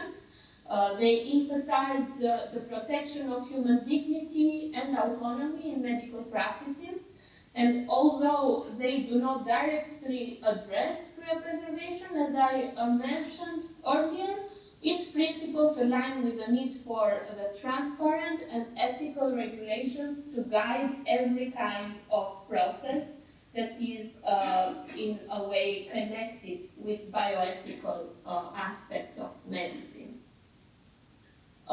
As you may have realized from my presentation of the national legal frameworks and a bit of the international standards, we can come to a conclusion that Balkan countries face some challenges in this area, which include mainly the lack of harmonization in regulatory frameworks in terms of storage duration, but also institutional practices. Because, as I mentioned before, in a number of countries, the decision about the duration is left on the level of institutions. So it's not completely regulated and specifically regulated by the law. This creates some legal ambiguities in legal terms due to sometimes unclear or very generalistic legal provisions and difficulties in accessing, for example, cross-border reproductive care due to inconsistent and not unified regulation. To address these issues, I think that one of the key recommendations would be, of course, having a harmonizing approach towards our national legal frameworks across the Balkan to ensure consistency for patients and medical providers, but also to ensure compliance with the international standards. National laws should include clear maximum storage duration for gametes and embryos aligned with international standards and recommendations, and governments should focus on regional collaboration to share best practices and to establish agreements for cross-border access to services.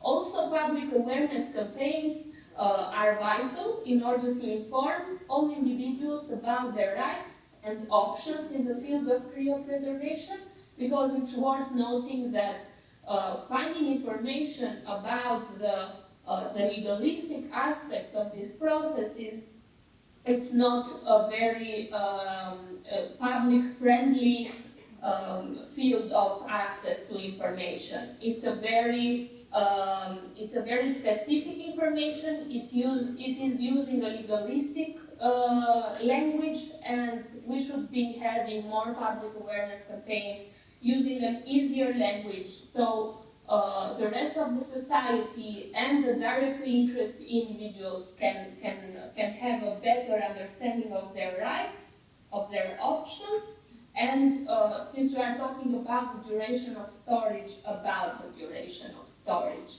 of their genetic reproductive material concerning cryopreservation.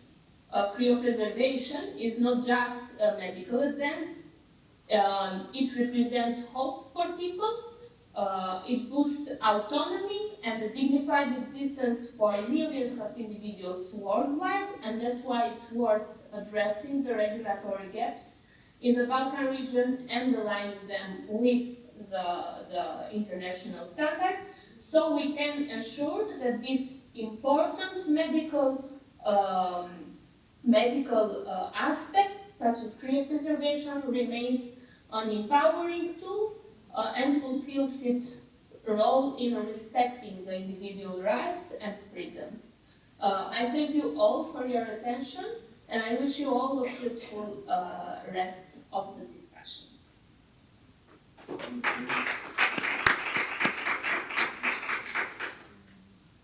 Do we have any questions, please?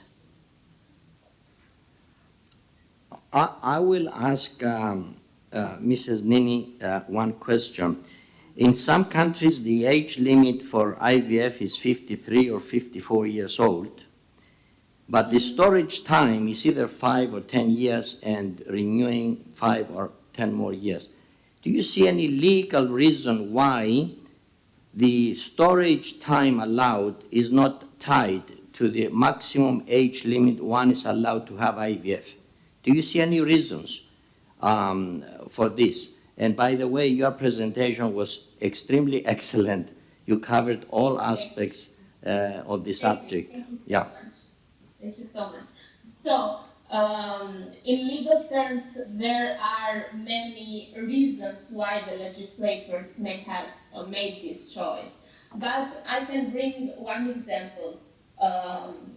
Usually, the reason, in my understanding, why the legislations are not directly connecting the duration of cryopreservation with the maximum age allowed for individuals to undergo IVF treatment is because the legislator is considering alternative ways, such as, for example, surrogacy. So if a woman has exceeded her age of 54 years old to undergo IVF, this doesn't mean that she doesn't have the will in the future to reproduce a child of her own genetic materials using alternative ways such as the surrogacy. So in my understanding, there might be different reasons, but this might be one.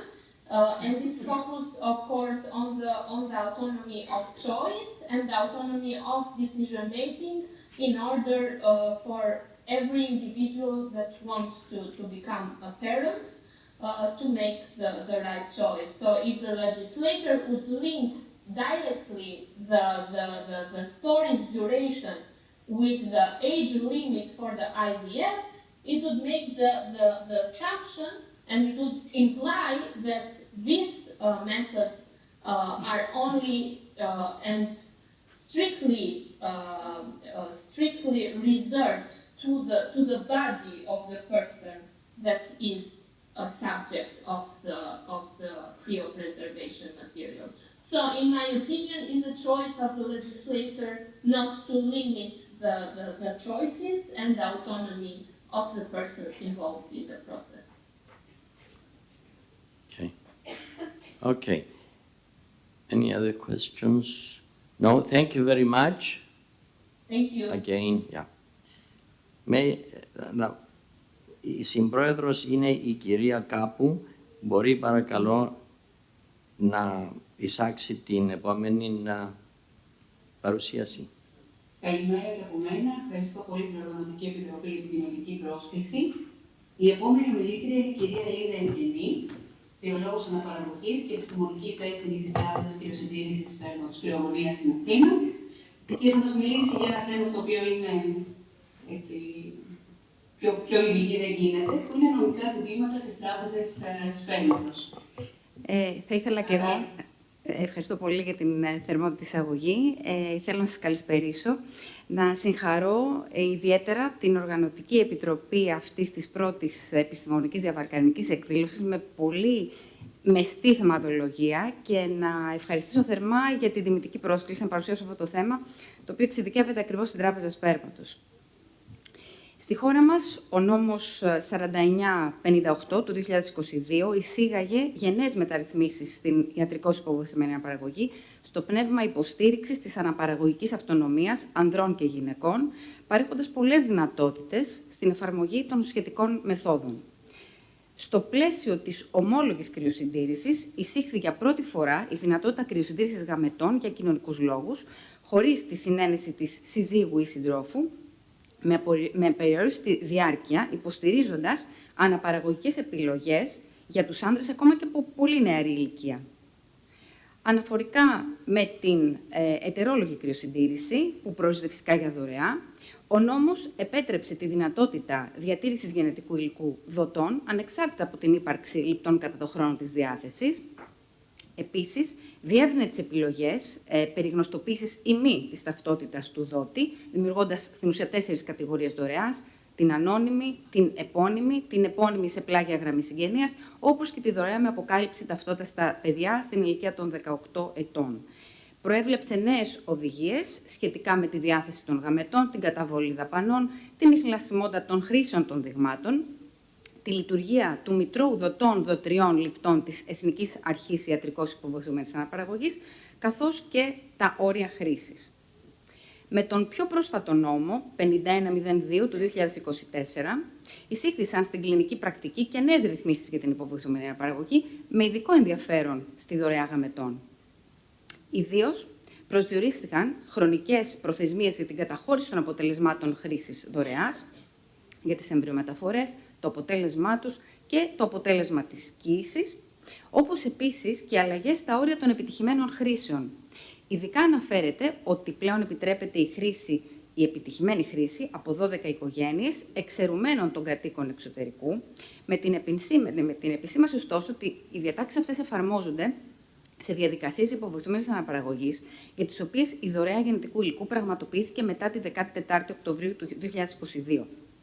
Με βάση τη μέχρι σήμερα εμπειρία από την εφαρμογή των νέων αυτών διατάξεων, αναδύονται ποικίλα ερωτήματα, όπως αν με την πάροδο των χρονικών προθεσμιών θα θεωρείται η μία αναφορά ως αρνητικό αποτέλεσμα. Επίσης, η έννοια της πραγματοποίησης δωρεάς πώς ερμηνεύεται? Είναι η συλλογή και κατάθεση στην Τράπεζα Κρυοσυντήρησης, η πρώτη χορήγηση σε λήπτες ή η διάθεση στους συγκεκριμένους λήπτες? Επίσης, είναι δόκιμη η ημερολογιακή οριοθέτηση για χρήση δοτών σε λήπτες εξωτερικού, δεδομένου ότι σε άλλες χώρες της Ευρωπαϊκής Ένωσης οι χρήσεις προσμετρώνται με μόνο κριτήριο τη χώρα κατοικίας? Και βέβαια ένα ερώτημα με ιδιαίτερες βιοειθικές προεκτάσεις. Ποια είναι η πρόβλεψη για την τύχη των εμβρίων που έχουν δημιουργηθεί με επιβεβαιωμένη διαθεσιμότητα του δότη κατά τη στιγμή της γονιμοποίησης, αν η εμβριομεταφορά διενεργηθεί σε μεταγενέστερο χρόνο και ο δότης έχει τότε τεθεί εκτός διαθεσιμότητας. Στο νέο αυτό νομοθέτημα ορίζονται και τα στοιχεία τα οποία πρέπει να καταγράφονται στο Μητρό, καθώς και τα δικαιώματα πρόσβασης. Αναφέρεται συγκεκριμένα ότι οι ιατροί και οι νόμιμοι εκπρόσωποι των μονάδων απευθύνονται στο ηλεκτρονικό Μητρό για να δούνε αν υπάρχει διαθεσιμότητα των δοτών και των γαμετών τους. Όπως επίσης και η πρόσβαση αναφέρεται για το τέκνο ή τα υποβοηθούμενα πρόσωπα, ανάλογα με την περίπτωση. Έχει ωστόσο αναφερθεί ότι υπάρχουν περιπτώσεις πρόσβασης και από άλλα άτομα, κάτι που θα μπορούσε ίσως να δημιουργήσει και κίνδυνο διαρροής των δεδομένων αυτών. Και ο ευαίσθητος χαρακτήρας των προσωπικών αυτών δεδομένων, τόσο δοτών και λιπτών, προστατεύεται στη χώρα μας ήδη από το 2016 με τη συμμόρφωση στο σχετικό κανονισμό GDPR. Και βέβαια και με τον νόμο 3305 του 2005, σύμφωνα με τον οποίο προβλέπεται η τήρηση αρχείου απορρίτων ιατρικών στοιχείων των δοτών και άκρος απορρίτων αρχείων που περιέχουν τα στοιχεία ταυτότητάς τους. Και φυσικά όλα αυτά χαρακτηρίζονται ως ευαίσθητα προσωπικά δεδομένα. Η πιο πρόσφατη ρύθμιση για τη διαχείριση του αναπαραγωγικού υλικού δημοσιεύτηκε στο πλαίσιο του Ευρωπαϊκού Κανονισμού 1938 του 2024, γνωστός ως SOHO Regulation. SOHO σημαίνει Substances of Human Origin και περιλαμβάνει το σπέρμα, τα οάρια, όπως επίσης και τον οθικικό και ορχικό ιστό, όπως και τα έμβρια. Σύμφωνα λοιπόν με τις διατάξεις αυτού του κανονισμού, μεταξύ άλλων, ο κανονισμός SOHO θέτει ως αντικειμενικό σκοπό την προστασία των δοτών, ιδίως το σεβασμό στην αξιοπρέπεια και την ιδιωτικότητα, αλλά και την προστασία των προσωπικών τους δεδομένων.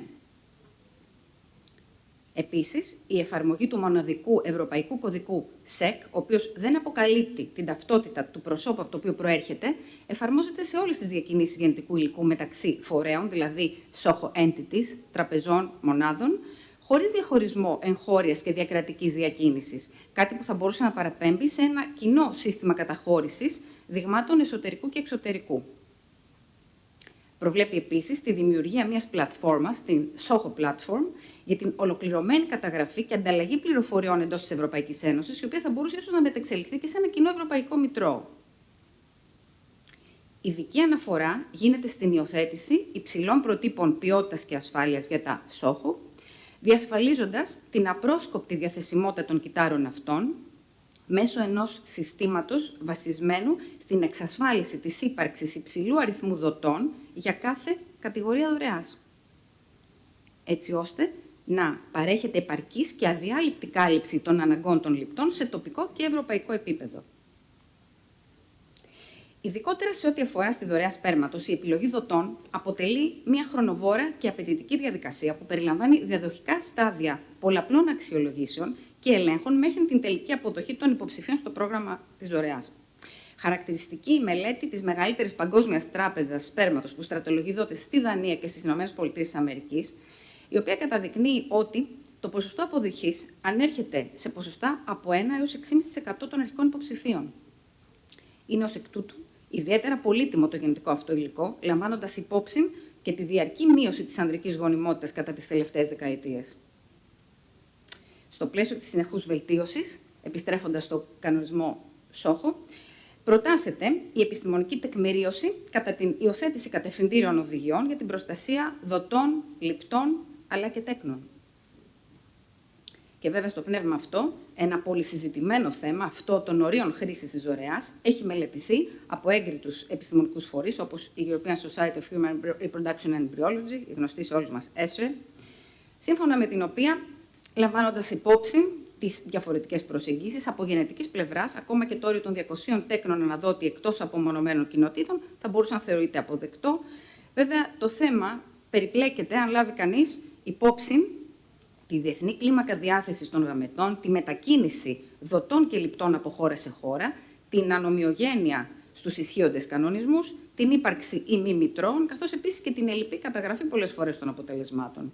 Και αυτό χαρακτηριστικά αποτυπώνεται σε διάφορες χώρες της Ευρωπαϊκής Υπήρου, όπου μπορούμε να δούμε που υπάρχει συγκεκριμένο όριο και μητρό καταγραφής που υπάρχει σύσταση ή και κανένα όριο, όπως επίσης και σε χώρες στις οποίες ενώ προβλέπεται συγκεκριμένος αριθμός οικογενειών δεν υπάρχει μητρό. Σύμφωνα με μελέτη αναφοράς σχετικά με την εξέλιξη των ορίων χρήσης της δωρεάς γαμετών σε διεθνή κλίμακα, υποδεικνύεται ότι η δωρεά θα πρέπει να καταμετράται σε αριθμό οικογενειών και όχι τέκνων οικειήσεων, ώστε να υποστηρίζει ο βέλτιστος τρόπος ολοκλήρωσης μιας οικογένειας μέσω δωρεάς με τη χρήση του ιδίου οντότη. Αυτό έχει ήδη υιοθετηθεί από την ελληνική νομοθεσία.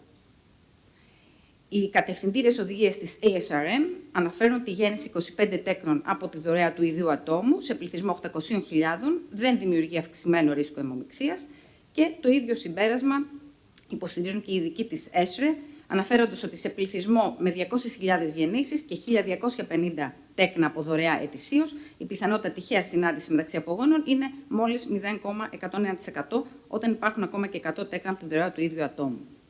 Συνοψίζοντας, είναι σίγουρο ότι οι νομικές προδιαγραφές για την ορθή λειτουργία της τράπεζας σπέρματος εξελίσσονται συνεχώς. Το ελληνικό νομικό πλαίσιο είναι ιδιαίτερα φιλελεύθερο, παρέχει νέες δυνατότητες και περισσότερες επιλογές για την κρυοσυντήρηση και τη χρήση τόσο ομόλογου όσο και ετερόλογου γενετικού υλικού.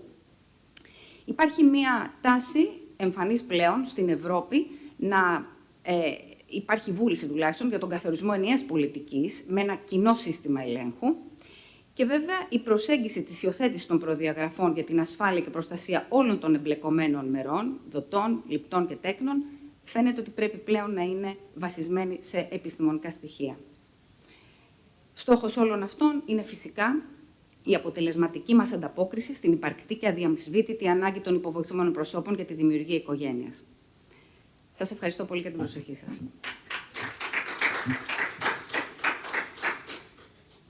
Ευχαριστούμε πολύ για την παρουσίαση. Αν υπάρχει κάποια ερώτηση από τον βαθμό, για την κυρία Γενή. Να ρωτήσω εγώ κάτι, κυρία Γενή. Δεν είναι νομικό ζήτημα, είναι ιατρικό και κοινωνικό. Αν παρατηρείτε αύξηση τα τελευταία χρόνια σε γυναίκες που απευθύνονται στην τράπεζά σας για να ξεκινήσουν μονογονεϊκή οικογένεια, σαν επιλογή, πρώτον. Και δεύτερον, τώρα που υπάρχει η επιλογή επώνυμης, δωρεάς ανώνυμης, τι ποσοστό επιλέγεται η επώνυμη δωρεά? Εξαιρετική ερώτησή σας, γιατί πραγματικά πιάνει τον παλμό της σύγχρονης αποτύπωσης της κοινωνίας μας. Είναι σαφές ότι ολοένα και περισσότερες γυναίκες χωρίς σύντροφο απευθύνονται στην τράπεζα. Και μάλιστα, μιλώντας με στατιστικά της δικής μας τράπεζας και μοιραζόμενη τη δική μου εμπειρία, επειδή είμαι στον χώρο πάνω από 25 χρόνια, μπορώ να πω ότι πριν από 15-20 χρόνια, το 99% των λιπτών ήταν ζευγάρια με τον ανδρικό παράγοντα υπογονιμότητας. Σήμερα, τα στοιχεία τουλάχιστον της δικής μας τράπεζας δείχνουν ότι είναι περίπου 45% οι άγαμες λήπτριες σε σύγκριση με το σύνολο των ζευγαριών ή των λιπτών. Και μάλιστα, δεδομένα που έρχονται από την δανέζικη εταιρεία Κράγιος, η οποία μοιράζεται τα δεδομένα σε μια τεράστια κλίμακα, δείχνουν ότι η τάση είναι ανωδική στην Ευρώπη. Περίπου 70 με 80% των λιπτών της τράπεζας αυτής είναι μόνες άγαμες γυναίκες. Αυτό είναι κάτι που ίσως μας προβληματίζει ή μπορεί να ερμηνευτεί με πολλούς τρόπους. Σίγουρα παρουσιάζει ιδιαίτερο ενδιαφέρον ως κοινωνική τάση.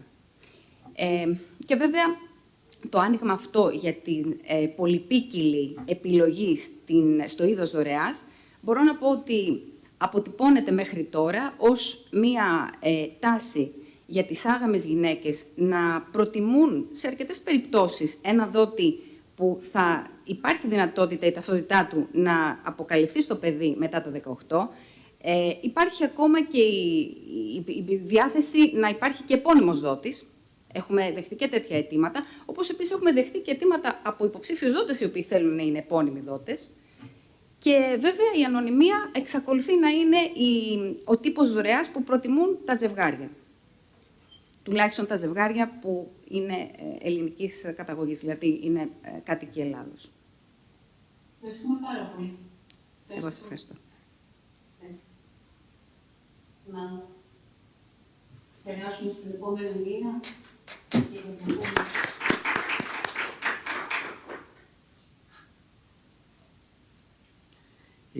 Η επόμενη ομιλήτρια είναι η κυρία Γεωργία Κόκαλη, παγωμένα διλήμματα, βιοειθικές προκλήσεις και επιστημονικές προοπτικές για τα πλεονάζοντα κρυοσυντηρημένα έμβρια.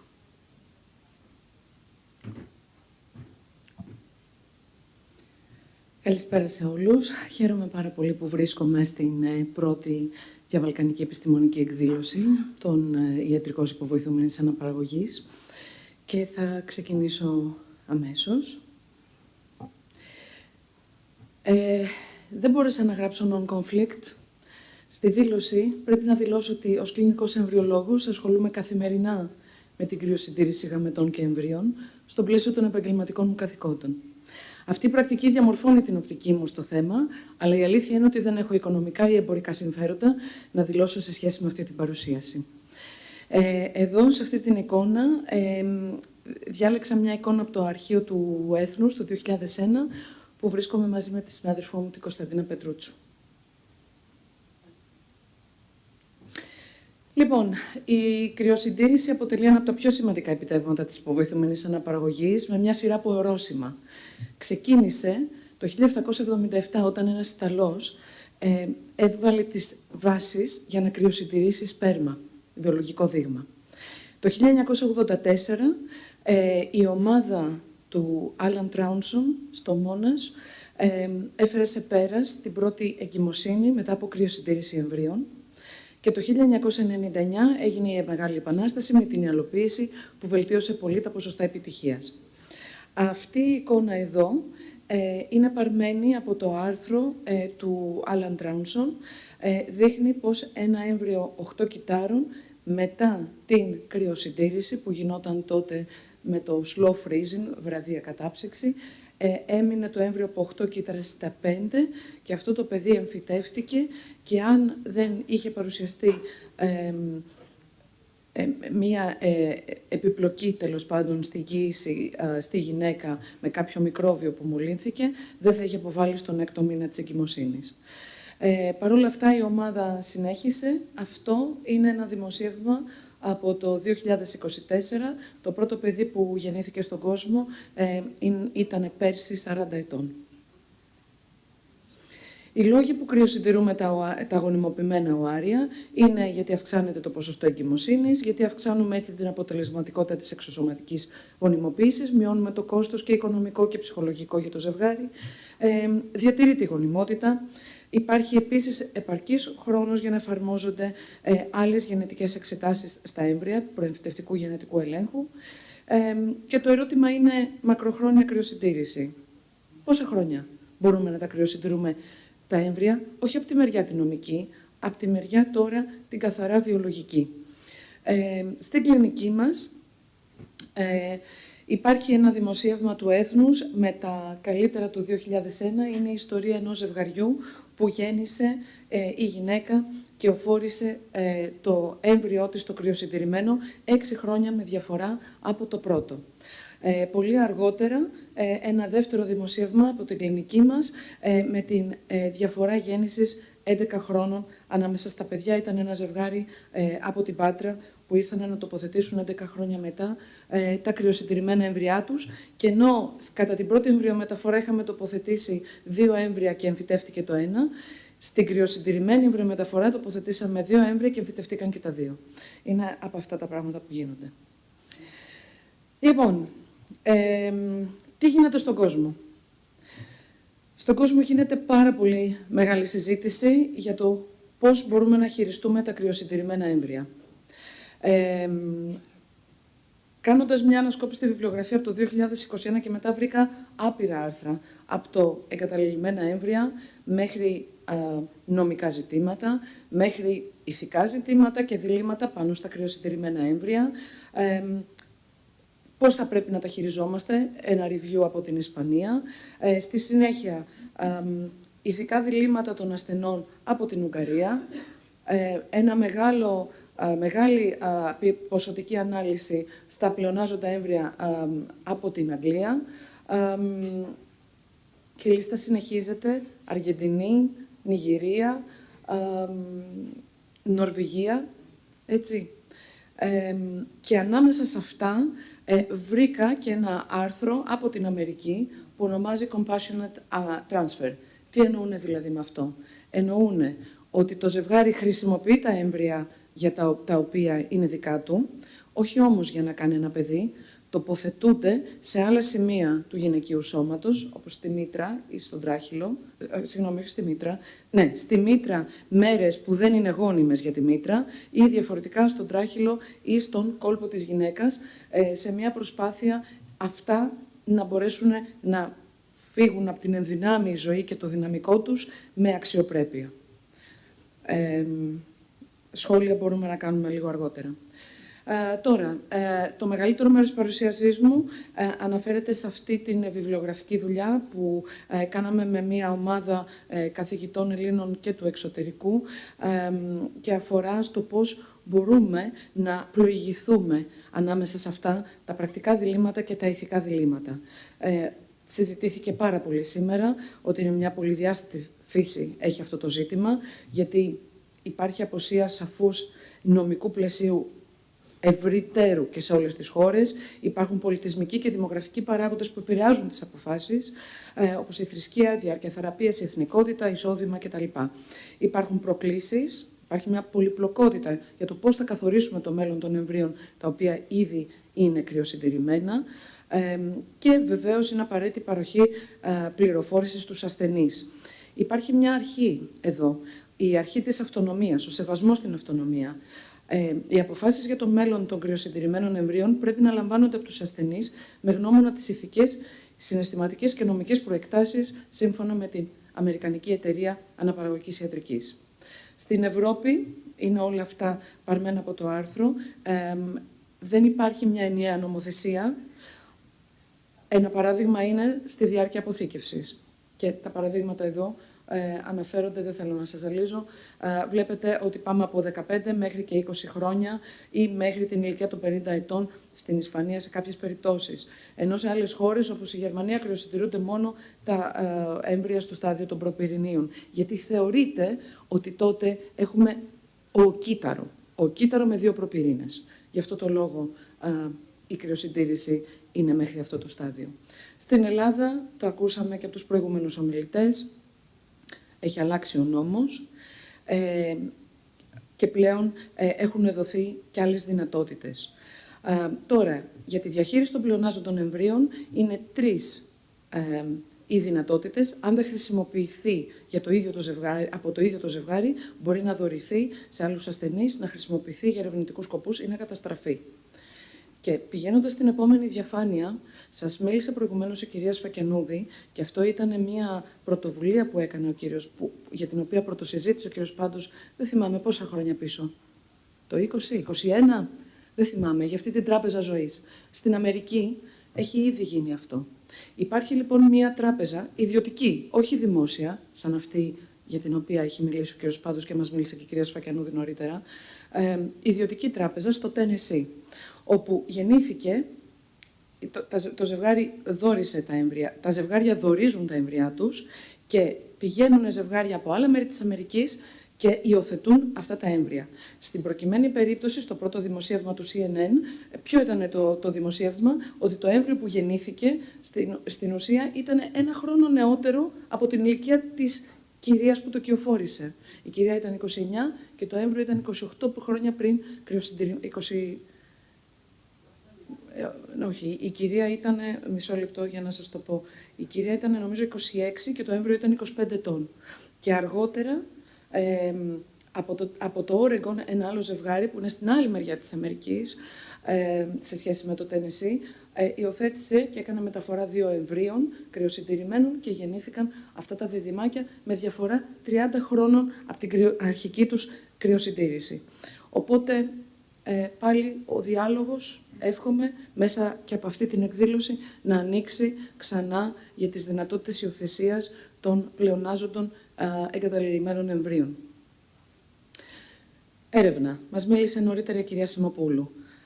Με πάρα πολύ σεβασμό, χωρίς την έρευνα δεν θα μπορούσαμε να είχαμε προχωρήσει, χωρίς την έρευνα δεν θα υπήρχε δυνατότητα αυτή τη στιγμή να έχουμε γεννημένα παιδιά από εξωσωματική γονιμοποίηση.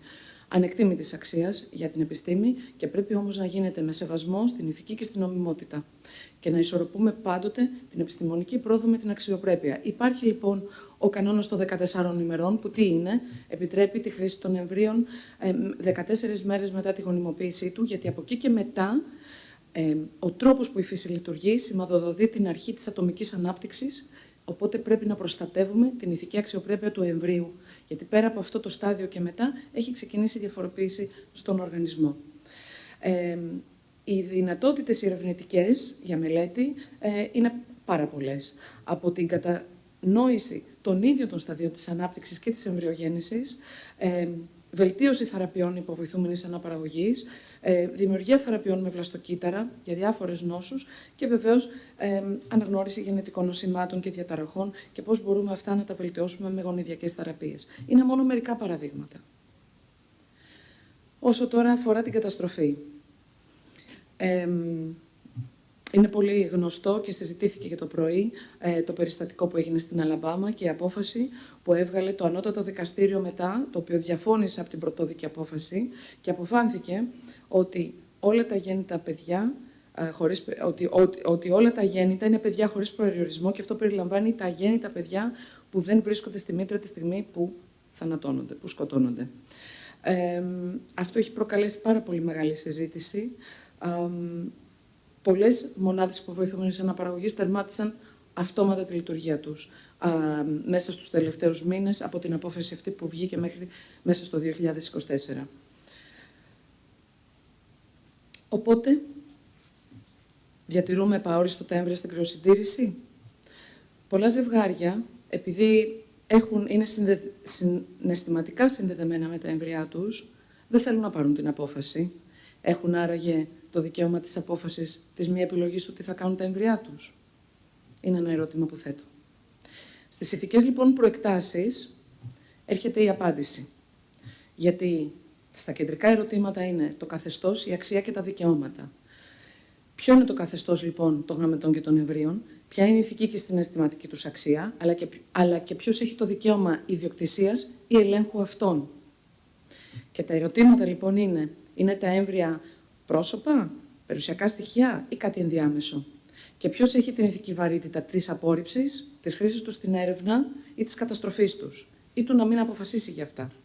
Ποιος διαχειρίζεται το πώς θα τα διαθέσει και ποια είναι η συναισθηματική και ψυχολογική επιβάρηση των ασθενών, των ζευγαριών δηλαδή που έρχονται σε εμάς για να τα βοηθήσουμε να φέρουν στον κόσμο τη ζωή.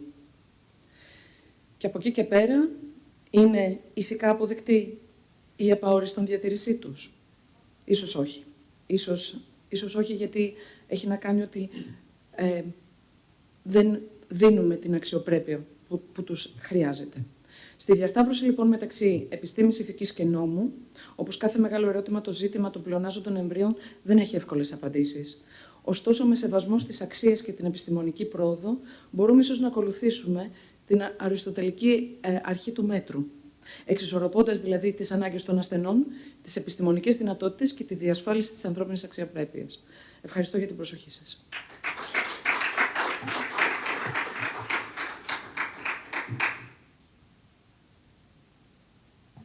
Υπάρχουν κάποιες ερωτήσεις από το ακροατήριο στο δύσκολο αυτό θέμα. Έχετε μπροστά σας μία εμβριολόγο που κρυοσιτήρει καθημερινά ναι. Και αποψύχια έμβρια. Alright. Ευχαριστώ πάρα πολύ. Σας ευχαριστώ πολύ.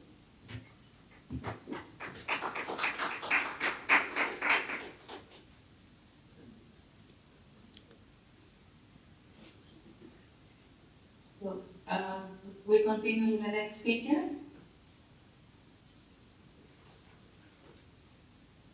Hello. Hello. Yes. Let's continue with the next speaker. I'm happy to invite to give us a lecture Dr. Marco Ilincic, if I pronounce well. Yes, you are. Yeah? Yes. Okay, so it's Doctor Department of Obstetrics and Gynecology, Faculty of Medicine, University in Novi Sad, and we'll give a lecture on fertility preservation policies in Balkan countries. So, yes. Happy to listen to you. Thank you. Thank you to see you. Good afternoon to everybody. I'm speaking from Serbia, from Novi Sad exactly. and my topic is fertility preservation policies in Balkan countries.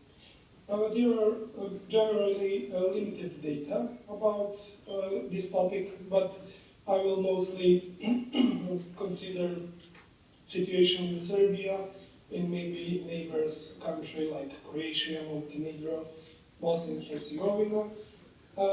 About definition and the general about this topic of fertility preservation, it is a process of protecting eggs, sperm, or even reproductive tissue that person can use later to have their biological children in future. There is a lot of indication when they use this possibility due to cancer or maybe social freezing because of age of the patient, or even I found it like not yet in Serbia, but maybe on the West countries like transgender care. And there is reports that there is many healthy babies after this fertility preservation treatment. There is various types of fertility preservation, like we call it in general medical reason, when the patient require gonadotoxic treatments that can choose one or more fertility preservation options in desire to postpone childbearing. There is options like egg and embryo freezing, and it's not called experimental. Today, experimental phase is with ovarian tissue. So there is also options of cryopreservation of ovarian tissue.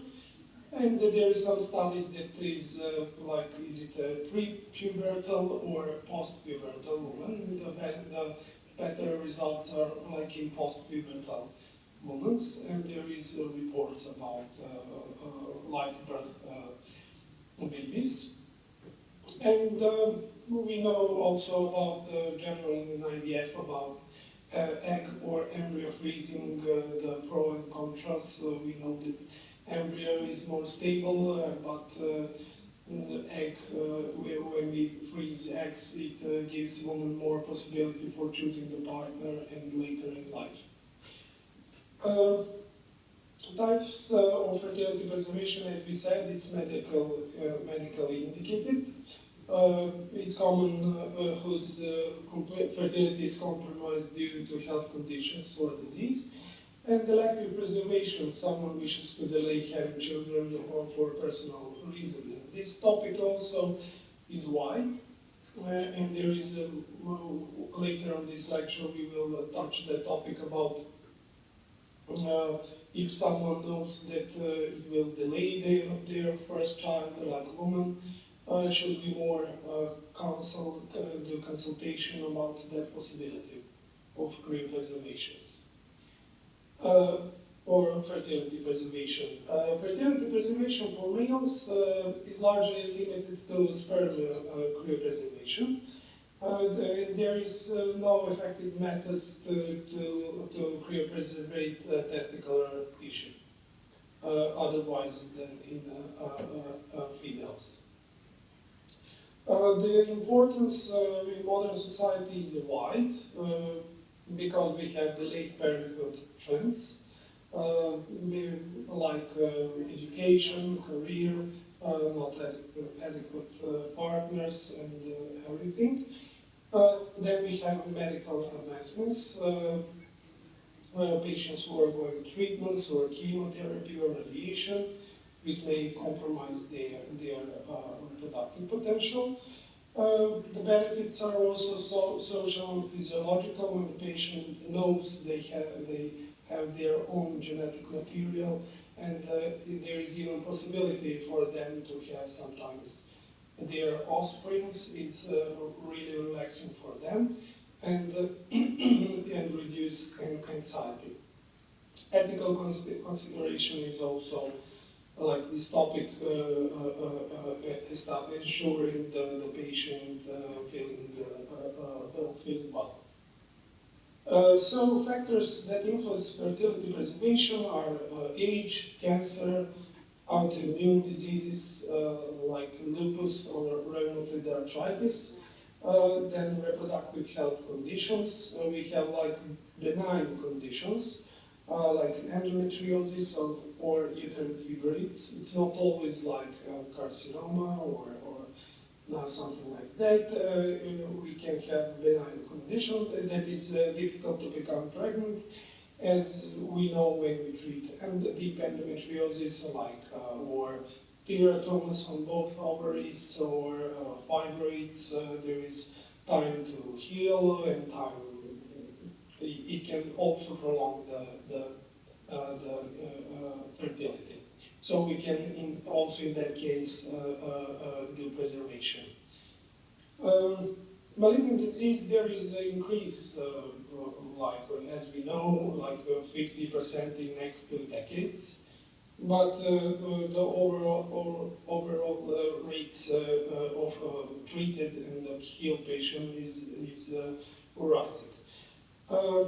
Approximately there is some data like 82,000 pre-pubertal girls are diagnosed with cancer each year worldwide. Some conditions like leukemia, central nervous system malignancies, lymphoma, breast cancers, and others such as sarcomas are the majority of cancer-related indication for fertility preservation. And it's always done before administration of chemo or radiotherapy. But the important thing, we all have protocols, like here in the clinical center in Novi Sad. But the essential part of these protocols are oncologists, which give us permission about there is always some kind of delay of treatment. Is it possible? Usually we have that time. The time is not long. We need a short period for ovarian stimulation and collecting the eggs, but also depends on the menstrual cycle, day of menstrual cycle, or we can start it immediately, but it's not a long window, but we certainly need approval of our oncology team also. Gonotoxic chemo and radiotherapy, we know, and it's known that it has adverse effects, directly affect oocytes and granulosa cells that may lead to completely irreversible ovarian failure, and it's known like iatrogenic menopause. It's type and dose dependent, and the extent of ovarian damage is mostly, it's not sure. It will be a big one or less one, so overall it can lead to premature ovarian insufficiency. Non-malignant condition, there is like benign condition, we also said something about that. It's like we have Turner syndrome or fragile experimentation or family history of poly, premature ovarian failure. Then we have lupus or bone marrow diseases like aplastic anemia, thalassemia, and we have endometriosis, which have a profound effect on fertility potential, and potential to progression and spread. Then we can have bilateral benign ovarian tumors such as teratomas, and we need to provide operation for both ovaries, and we have later ovarian insufficiency. Fertility decline associated with advanced age. It's known that age is most significant for female fertility, as oocyte quality declines with age. There is trend of postponing childbearing, especially the first child, and the first pregnancy attempts take place after the age of 35. Fertility potential may have decreased significantly. Cryopreservation of embryos and oocytes. We touched this topic a little bit. We use vitrification with this fast freezing, and there is study that is we know from the earlier that embryos are more potential after using again, but studies are saying that is like the same. Eggs and embryos can perform good as well. Important factor to consider is age, delaying cancer treatments. Delay is usually about 10 to 12 days.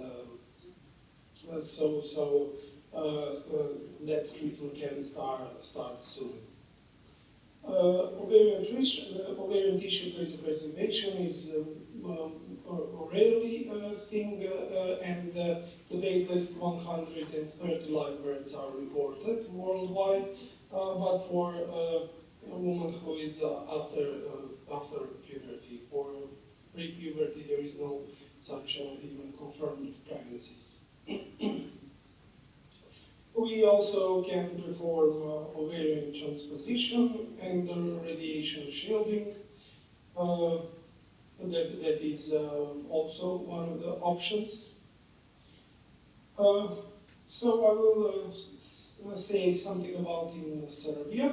The number of insured persons who received the IVF freezing of our reproductive material due to oncological fertility for the last year was 106. So we have a policy the patients are covered with national health insurance. So they don't pay. It's provided by health insurance for oncofertility. There is some data, like we have around 20,000 IVF cycles. We do IVF for patients up to 45 years, unlimited number of IVF and cryo-embryo transfers. We also do, from last year, I think, donor process, like donor reproductive material for men and oocytes and spermatozoids. We don't have a Serbia bank, and there is that is some data. And we have the health insurance and the commission that regarding to women and to men. Now there is some conditions I will show you for women that need to be present so they have approval. For social freezing, we don't have our health insurance national doesn't cover, like for social reason or age-related, I want to postpone something like that. But even in my country and also in the region. The right to cryopreservation of reproductive cells and embryos for the purpose of fertility preservation for women is up to age of 40. The condition of cryopreservation and regarding the oncofertility. And the condition is woman who does not have children or does not have cryopreserved reproductive cells.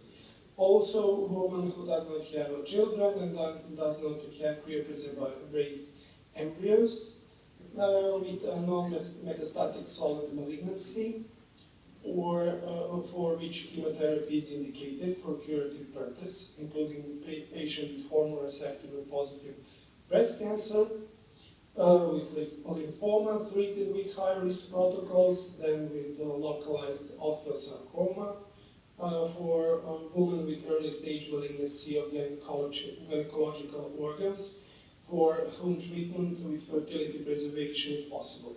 All these topics are for a patient who will receive the health insurance fertility preservation. The right to preservation of reproductive cells for men up to age of 50. A man who does not have children or does not have a cryopreserved reproductive cells. There is also a lot of paperwork that needs to be done, and in practice we notice usually there is some always rushing time. They need to start treatment or surgery soon, but sometimes bureaucracy can take time, and there is always some hurry in that all the paperwork to be done before the elective surgery or treatment. Men with non-metastatic solid malignancy, also with lymphoma, and with localized osteosarcomas. In Montenegro, I found there is also for general IVF and ICSI treatment, its age limit like 45, but there is not unlimited attempts like in Serbia. It's up to 4 procedures. This is for the classic IVF, and I will tell you later about oncofertility. The classic IVF, it's up to age of 40 for no children. If the couple have 1 healthy children, there is 3 procedures, or if they have 2 children, it's up to 2 procedures. But in Montenegro, maybe, and also in other countries in the Balkans, which is good, is more individualized process from the Department of Health. Some person from the clinical center is giving legitimacy to allow some procedure, also to allow fertility preservation, which is named from the health insurance company, and if some group or body allowed that procedure, it's done. It's regulated from the case to case, like personal approach, individualized, which can be good practice. In Croatia, I found some data is increasing the numbers of IVF procedures, and there is the total number of frozen eggs, sperms, embryos, and ovarian tissue for later use for medical indication is like 1,000. It's also individualized process, and mainly due to oncofertility. Total number of artificial reproductive technologies growing. Also, like in every country in Balkan. Bosnia and Herzegovina, it's some difference, it's about age of 42, which is provided by National Health Insurance, and also is individualized oncofertility program. There is a recommendation for improving fertility preservation policies. There is not yet really established rules and policies regarding the availability of this procedure, mostly for social purposes or age-related, or as we speak about benign conditions, which also can be, the patient can be candidates for fertility preservation, even if they are not oncological patients. Legal framework that need to be covered with legals, regulations, and everything. We passed that donor legal procedures, and we know it should be well regulated. And ethical or religious consideration, government funding and access, public or insurance coverage like national or private insurance. And examples of legal frameworks in the region. Croatia offers fertility preservation for medical reasons, and procedure like egg freezing is regulated by Croatian Ministry of Health. Our procedures, including the use of donor gametes, are allowed under specific clinical conditions. In Serbia is the same practice. A recommendation for improving. In Balkan countries are not clearly defined policies. There is a possibility of increased awareness and education. Ensure both healthcare professionals and patients are informed about fertility preservation options and their importance.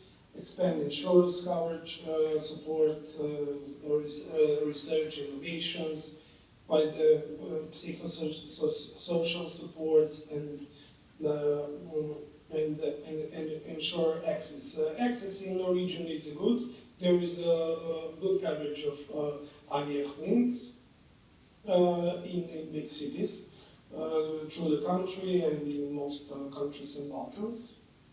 And conclusion, there is a rising demand due to delayed parenthood, cancer treatments, fertility risk, and also benign conditions. Early in intervention, there is advance in technology. We can do it faster and more successfully. Social benefits, and we need proactive approach about early planning and individualized approach. Thank you for your attention.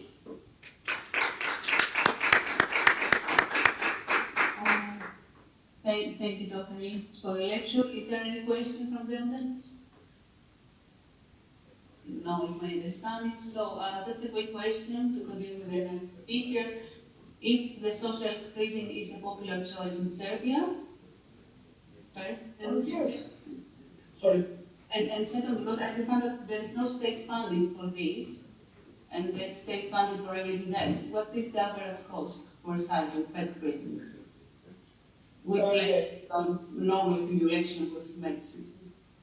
Yes, there is no like national health insurance. There is no for social freezing. Even I think the private the private companies are also, I think, do not cover even the best packages or levels. I think it's not recognized, and there is space for advancement. And the usual price, I'm not sure. I think it's similar for the region. It can be around 2,000 up to 4,000 euros, I think.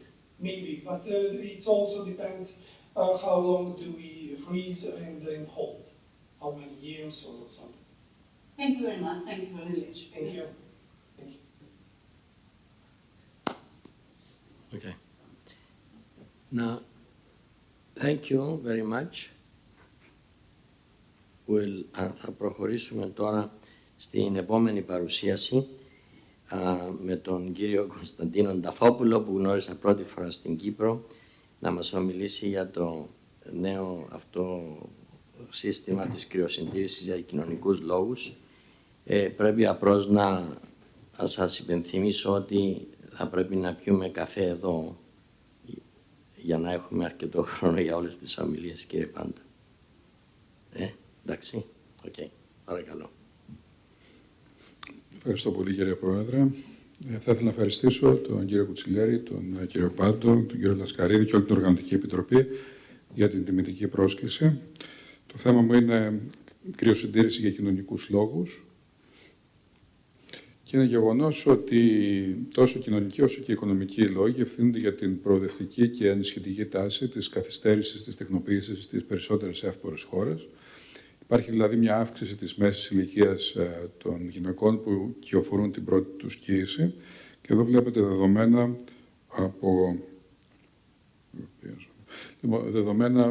από τις OECD χώρες, όπου φαίνεται με τις μαύρες κουκίδες η μέση ηλικία της πρώτης τεκνοποίησης το 1970, πώς αυτό αυξήθηκε το έτος 2000 και με τις μπλε μπάρες πώς συνεχίζει να αυξάνει το έτος 2021. Ωστόσο όμως, λόγω της αύξησης της ηλικίας των γυναικών υπάρχει μια μείωση της γονιμότητάς τους και εδώ βλέπετε δεδομένα από 10 διαφορετικούς πληθυσμούς που έζησαν μεταξύ του 17ου και του 20ου αιώνα. Είναι ένα φαινόμενο βιολογικό διαχρονικό, όπου φαίνεται ότι τα ποσοστά γονιμότητας παραμένουν περίπου σταθερά μέχρι την ηλικία των 30 ετών, ενώ μετά αρχίζουν και μειώνονται, με πιο δραματική μείωση μετά την ηλικία των 35 ετών. Και η βιολογία αυτό μας λέει ότι μετά την ηλικία των 31 ετών, μετά την ηλικία των 31 ετών ξεκινούν τα προβλήματα της υπογονιμότητας. Η ηλικία 41 ετών είναι η διάμεση ηλικία της τελευταίας αυτόματης σύλληψης, ενώ από την ηλικία των 46 ετών ξεκινούν οι διαταραχές του κύκλου, πρώτα με συχνομηνόρια και μετά με αραιομηνόρια, και η ηλικία 51 ετών, η ηλικία της εμεινόπαυσης. Άρα, σε αυτή λοιπόν τη δεκαετία, από τα 41 μέχρι τα 51, είναι εξαιρετικά δύσκολο να επιτευχθεί κοίηση, παρά το γεγονός ότι η γυναίκα έχει αμεινορήσει.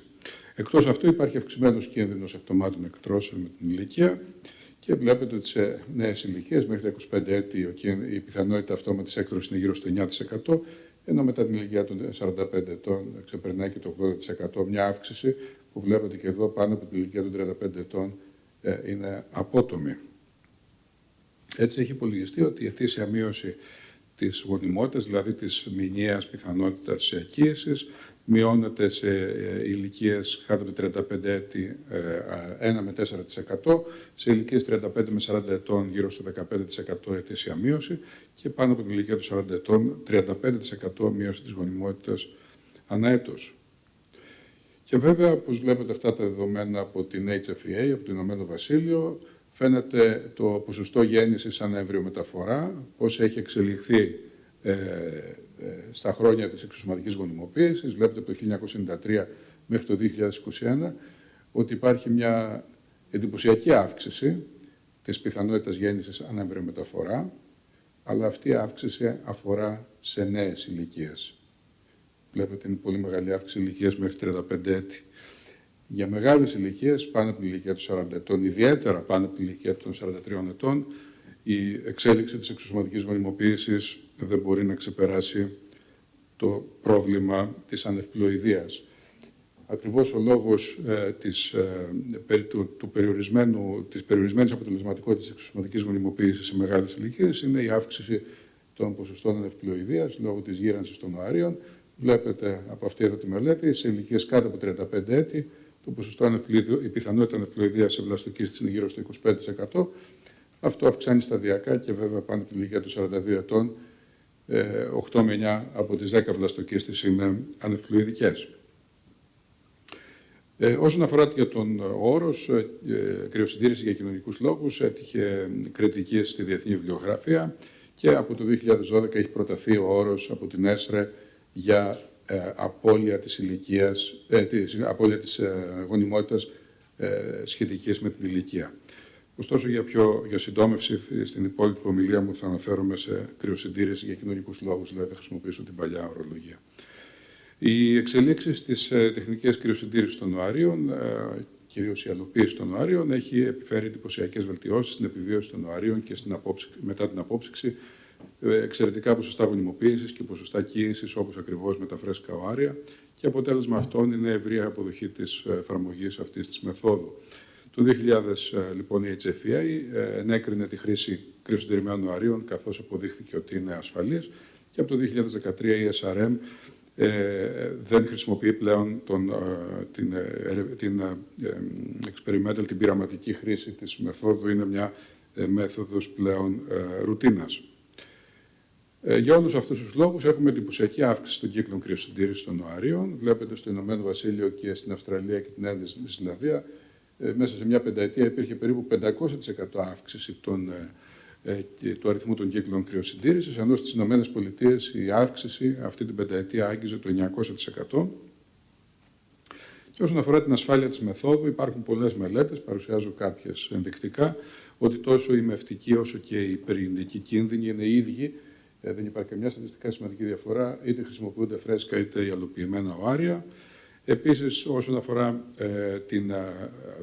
την υγεία των εμβρίων, φαίνεται ότι τόσο από μετρήσεις που έχουν να κάνουν με το μειωτικό διαχωρισμό των χρωμοσωμάτων, την ανάπτυξη, τα kinetics της ανάπτυξης των εμβρίων, καθώς επίσης και το methylation των εμβρίων, τόσο αυτό που προκύπτουν από φρέσκα όσο και από ιαλοποιημένα οάρια, είναι ακριβώς τα ίδια. Άρα λοιπόν φαίνεται ότι η μέθοδος είναι ασφαλής, και υπάρχουν βέβαια και άλλες εργασίες που δείχνουν ότι και σε follow-up των παιδιών μέχρι και το 6ο έτος της ηλικίας, όσον αφορά τις συγγενείς ανομαλίες αλλά και την υγεία αυτών των παιδιών, δεν υπάρχουν στατιστικά σημαντικές διαφορές με τη χρήση των φρέσκων οαρίων. Γι' αυτό λοιπόν και η ΕΣΡΕ παρέχει ισχυρή σύσταση ότι η κρυοσυντήρηση οαρίων θα πρέπει να προσφέρεται σε μια καθιερωμένη μέθοδος για διατήρηση γονιμότητος. Τώρα το ερώτημα είναι πόσα οάρια να καταψυχθούν, και εδώ σας παρουσιάζω μια αρκετά σημαντική μελέτη, η οποία είναι, βέβαια δεν φαίνεται σωστά γιατί έχει γίνει παρουσίαση σε ΜΑΚ όσον αφορά τον αλγόριθμο κάτω, αλλά εν πάση περιπτώσει. Είναι πολύ σημαντική αυτή η μελέτη, γιατί μπορεί να προβλέψει την πιθανότητα μια γυναίκα να έχει 1, 2 ή 3 γεννήσεις, ανάλογα με την ηλικία στην οποία έγινε η κρυοσυντήρηση των οαρίων και ανάλογα με τον αριθμό των οαρίων που καταψύχθηκαν, και είναι πολύ σημαντικό αυτή την πληροφορία να τη δίνουμε στις γυναίκες οι οποίες ενδιαφέρονται για κρυοσυντήρηση οαρίων. Και για την γέννηση ενός μόνο παιδιού, βλέπετε, αν για παράδειγμα κρυοσυντηρηθούν 20 οάρια σε μια γυναίκα που είναι κάτω από τα 35 έτη, τότε η πιθανότητα να γεννήσει ένα παιδί είναι 90%. Αν όμως κρυοσυντηρήσει μια γυναίκα 40 ετών 20 οάρια, τότε η πιθανότητα να γεννήσει ένα παιδί πέφτει στο 50%. Αν πάμε σε 2 παιδιά, η πιθανότητα για μια γυναίκα κάτω από 35 έτη είναι 66%, ενώ για μια γυναίκα που τα κρυοσυντηρεί στην ηλικία των 40 ετών είναι μόλις 16%. Και αν πάμε για 3 παιδιά, με τα 20 οάρια που έχουν κρυοσυντηρηθεί κάτω από τα 35 έτη, η πιθανότητα είναι 38%, ενώ με 20 κρυοσυντηρημένα οάρια στην ηλικία των 40 ετών, η πιθανότητα και για τρίτο παιδί είναι μόλις 3%. Άρα, όσο αυξάνει η ηλικία, θα πρέπει οπωσδήποτε να αυξάνει και ο αριθμός των κρυοσυντηρημένων οαρίων. Αυτό βέβαια είναι αρκετά δύσκολο σε μεγαλύτερες ηλικίες, προϋποθέτει βέβαια μεγάλο αριθμό κύκλων διέγερσης. Όσον αφορά στην αποτελεσματικότητα της κρυοσυντήρησης των οαρίων, τα ποσοστά γονιμοποίησης είναι εξαιρετικά υψηλά, πάρα πολύ καλά, όπως με τα φρέσκα οάρια, και βέβαια η πιθανότητα γέννησης ανά εμβριομεταφορά εξαρτάται, όπως είπαμε, ουσιαστικά από την ηλικία των γυναικών που έγινε η κρυοσυντήρηση. Αδρά, όταν γίνεται η κρυοσυντήρηση κάτω από τα 38 έτη, η πιθανότητα γέννησης είναι 45%, ενώ πάνω από την ηλικία των 38 ετών η πιθανότητα πέφτει στο 22%. Πριν την εποχή της κρυοσυντήρησης οαρίων, η μόνη λύση για την αντιμετώπιση της υπογονιμότητας λόγω της γύρανσης των οθικών ήταν η δωρεά οαρίων. Η κρυοσυντήρηση των οαρίων αυξάνει την αναπαραγωγική αυτονομία των γυναικών, προσφέροντάς τους τη δυνατότητα να καθυστερήσουν να τεκνοποιήσουν και παράλληλα βέβαια να διατηρήσουν την βιολογική συγγένεια με τα μελλοντικά τους τέκνα. Εκτός αυτού όμως μειώνει και την πιθανότητα χρωμοσωμικών ανομαλιών που σχετίζονται με την αύξηση της ηλικίας, καθώς η κρυοσυντήρηση έχει γίνει σε νεότερες ηλικίες. Άρα λοιπόν η κρυοσυντήρηση οαρίων έχει σημαντικά πλεονεκτήματα, τα οποία είναι η μείωση της ψυχολογικής πίεσης για γονιμότητα, η ελαχιστοποίηση της ανάγκης για δωρεά οαρίων στο μέλλον, η ισχυροποίηση της θέσης των γυναικών και τελικά και το cost effectiveness, δηλαδή το όφελος από αυτή τη μέθοδο είναι μεγαλύτερο από το κόστος της. Και σήμερα είναι γνωστό ότι η πιο συχνή αιτία για κρυοσυντήρηση οαρίων είναι η έλλειψη κατάλληλου συντρόφου για τη δημιουργία οικογένειας, ενώ δεύτερη στη συχνότητα αιτία είναι επαγγελματική, που σχετίζεται δηλαδή με την ολοκλήρωση της εκπαίδευσης και της καριέρας. Και πώς μειώνεται η ψυχολογική πίεση για γονιμότητα? Η κρυοσυντήρηση οαρίων θεωρείται ως μια backup διαδικασία που κάνουν οι γυναίκες σε νεότερες ηλικίες και τη χρησιμοποιούν απλά σε περίπτωση αν αυτό χρειαστεί στο μέλλον. Έτσι προσφέρει στις γυναίκες τον χρόνο για να δημιουργήσουν κατάλληλη σχέση ή καταστάσεις στη ζωή τους που θα τις προετοιμάσουν για την τεκνοποίηση και την ανατροφή των παιδιών τους. Μειώνει τέλος την πίεση να αποκτήσουν τα παιδιά όταν δεν είναι ψυχολογικά και κοινωνικά έτοιμες. ελαχιστοποίηση της ανάγκης για δωρεά αερίων στο μέλλον. Πράγματι, όπως βλέπετε εδώ δεδομένα από τις ΗΠΑ, 20% περίπου των κύκλων εξωσωματικής γίνονται σε γυναίκες πάνω από τα 40 έτη, αλλά σε αυτή την ομάδα των γυναικών είναι πολύ πιο συχνή η δωρεά αερίων. Γύρω στο 25% οι κύκλοι πάνω από τα 40 έτη γίνονται με δωρεά αερίων στις ΗΠΑ, ενώ κάτω από τα 35 έτη μόνο 2,5% γίνεται με δωρεά αερίων. Άρα λοιπόν η προχωρημένη ηλικία της γυναίκας είναι η κύρια ένδειξη για δωρεά αερίων και σαφώς η ανάγκη για δωρεά αερίων θα ήταν μικρότερη αν η στρατηγική της κρυοσυντήρησης αερίων ήταν πιο διαδεδομένη. Και εκτός αυτού, αυτή εδώ η μεταανάλυση που αφορά περίπου σε 5.500 γυναίκες δείχνει ότι οι γυναίκες που έχουν κρυοσυντηρήσει οάρια μπορούν και οι ίδιες να γίνουν δότριες οαρίων. Βλέπετε ότι ποσοστό 26 μέχρι 46% των γυναικών που έχουν κρυοσυντηρήσει ή έχουν πρόθεση να κρυοσυντηρήσουν τα οάρια τους είναι διατεθειμένες, αν δεν τα χρησιμοποιήσουν τελικά, να τα δωρήσουν. Η ισχυροποίηση της γυναίκας στην κοινωνία είναι γεγονός ότι η ακούσια ατεκνία σχετίζεται με υψηλά ποσοστά απώλειας της αυτοεκτίμησης, κατάθλιψης και απομάκρυνσης των συντρόφων και ακόμη και θνητότητας. Έτσι λοιπόν η κρυοσυντήρηση οαρίων αντιπροσωπεύει τη χειραφέτηση της γυναίκας από τους βιολογικούς και αναπαραγωγικούς περιορισμούς και οδηγεί στη βελτίωση και ενίσχυση της αναπαραγωγικής της αυτονομίας. Εξαλείφει την αναπαραγωγική ανισότητα μεταξύ των δύο φύλων. Ο άντρας είναι πιο ευνοημένος από τη γυναίκα όσον αφορά το αναπαραγωγικό του παράθυρο και όπως δηλώνει και η Αμερικανική Εταιρεία Αναπαραγωγικής Ιατρικής, μπορεί να προωθήσει την κοινωνική δικαιοσύνη, η κρυοσυντήρηση οαρίων, μειώνοντας τα εμπόδια τα οποία αντιμετωπίζουν οι γυναίκες λόγω του γεγονότος ότι το αναπαραγωγικό τους παράθυρο είναι μικρότερο από αυτό των ανδρών. Γενικά, η κρυοσυντήρηση οαρίων συμβαδίζει με την τρέχουσα ανάγκη των γυναικών να ελέγχουν περισσότερο την αναπαραγωγή τους με έναν τρόπο παρόμοιο που κάνει και η αντισύλληψη. Δηλαδή, όταν δεν θέλουν να μείνουν έγκυες σε νεότερες ηλικίες, χρησιμοποιούν αντισυλληπτικά. Όσον αφορά τώρα το cost effectiveness, παλιότερες μελέτες είχαν θέσει έτσι υπό αμφισβήτηση κατά πόσο είναι cost effective η πρακτική αυτή της κρυοσυντήρησης οαρίων, καθώς θεωρούσαν ότι ένα μικρό ποσοστό γυναικών χρησιμοποιεί τελικά τα οάρια, γιατί στο μεσοδιάστημα μπορεί να έχει κάνει οικογένεια, να έχει πετύχει αυτόματη σύλληψη χωρίς να χρειαστεί τελικά τα κρυοσυντηρημένα οάρια. Αυτές όμως οι μελέτες είχαν το πρόβλημα ότι παρακολουθούσαν τις γυναίκες αυτές για ένα μικρό διάστημα και είχαν εκτιμήσει ότι η πιθανότητα, το ποσοστό μάλλον χρήσης τους ήταν γύρω στο 12%. Ωστόσο, μελέτες με μεγαλύτερο follow-up, όπως αυτή εδώ, που παρακολούθησε τις γυναίκες μέχρι και 15 χρόνια μετά την κρυοσυντήρηση των οαρίων, έδειξε ότι το ποσοστό χρήσης είναι πιο αυξημένο, αγγίζει το 40%. Και θα έλεγα εδώ την τελική απάντηση ότι τελικά φαίνεται ότι η κρυοσυντήρηση οαρίων είναι αποτελεσματική όσον αφορά το cost effectiveness. Το δίνει και αυτή η μελέτη, η οποία ανέλυσε δεδομένα στις ΗΠΑ από σχεδόν 43.000 κύκλους και συνέκρινε την στρατηγική κρυοσυντήρηση οαρίων για την επίτευξη μιας ή δύο γεννήσεων, κρυοσυντήρηση οαρίων βέβαια σε νεότερη ηλικία, με τη στρατηγική της εξωσωματικής γονιμοποίησης και του PGTA, του προεμφυτευτικού γενετικού ελέγχου για ναυτιλοειδείες, σε προχωρημένη ηλικία. Σε γυναίκα δηλαδή που έρχεται σε μεγαλύτερη ηλικία και δεν έχει κρυοσυντηρήσει τα οάρια της. Δεν θα πάω σε λεπτομέρειες όσον αφορά τον τρόπο που έγινε αυτή η ανάλυση, αλλά σας δείχνω εδώ ενδεικτικά ότι μια γυναίκα η οποία κρυοσυντηρεί στην ηλικία των 33 ετών τα οάρια της και έρχεται 10 χρόνια μετά, στα 43 έτη, να τα αποψύξει, να τα γονιμοποιήσει και να τα μεταφέρει, έχει πιθανότητα γέννησης 73%. Ενώ μια γυναίκα η οποία δεν έκανε καμιά κρυοσυντήρηση, αλλά ήρθε απευθείας στην ηλικία των 43 ετών για να κάνει εξωσωματική γονιμοποίηση, σε αυτή τη γυναίκα θα γίνει, τουλάχιστον στην Αμερική, σίγουρα και PGTA, τότε η πιθανότητα γέννησης είναι 50%. Και δείτε το κόστος. Η στρατηγική της κρυοσυντήρησης ήταν πιο οικονομική για τη γυναίκα κατά $32.000. Και σε επίπεδο πληθυσμού, για να επιτευχθεί μία γέννηση, ήταν πιο οικονομική κατά $83.000 περίπου δολάρια. Άρα λοιπόν, φαίνεται ότι πράγματι η κρυοσυντήρηση οαρίων είναι μια μέθοδος που εξοικονομεί χρήματα και στην ίδια την ενδιαφερόμενη, στη γυναίκα, αλλά και στο κοινωνικό σύνολο.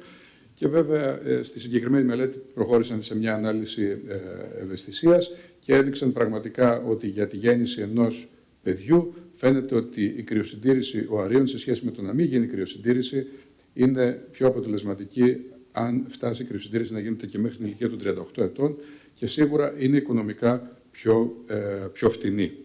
Και για τις δύο γεννήσεις ακριβώς έχουμε τα ίδια αποτελέσματα. Έτσι λοιπόν το 2020 και η ΕΣΡΕ, το guideline της ΕΣΡΕ για την διατήρηση της γυναικείας γονιμότητας, καταλήγει ότι η κρυοσυντήρηση οαρίων για κοινωνικούς λόγους αναγνωρίζεται διεθνώς σαν μια αποδεκτή μέθοδος η οποία θα προσφέρεται σε γυναίκες, βέβαια μετά από κατάλληλη συμβουλευτική. Συμπερασματικά λοιπόν υπάρχει αυξανόμενη τάση της καθυστέρησης της ηλικίας τεκνοποίησης των γυναικών.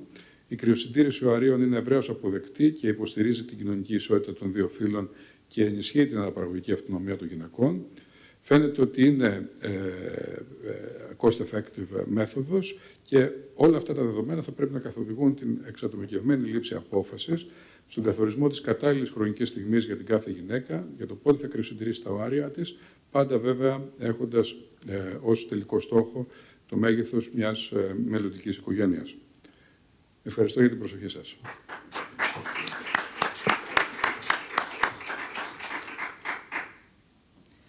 Πάρα πολύ ωραία. Έχουμε κάποιες ερωτήσεις από το ακροατήριο. Μπορώ να κάνω μια γρήγορη.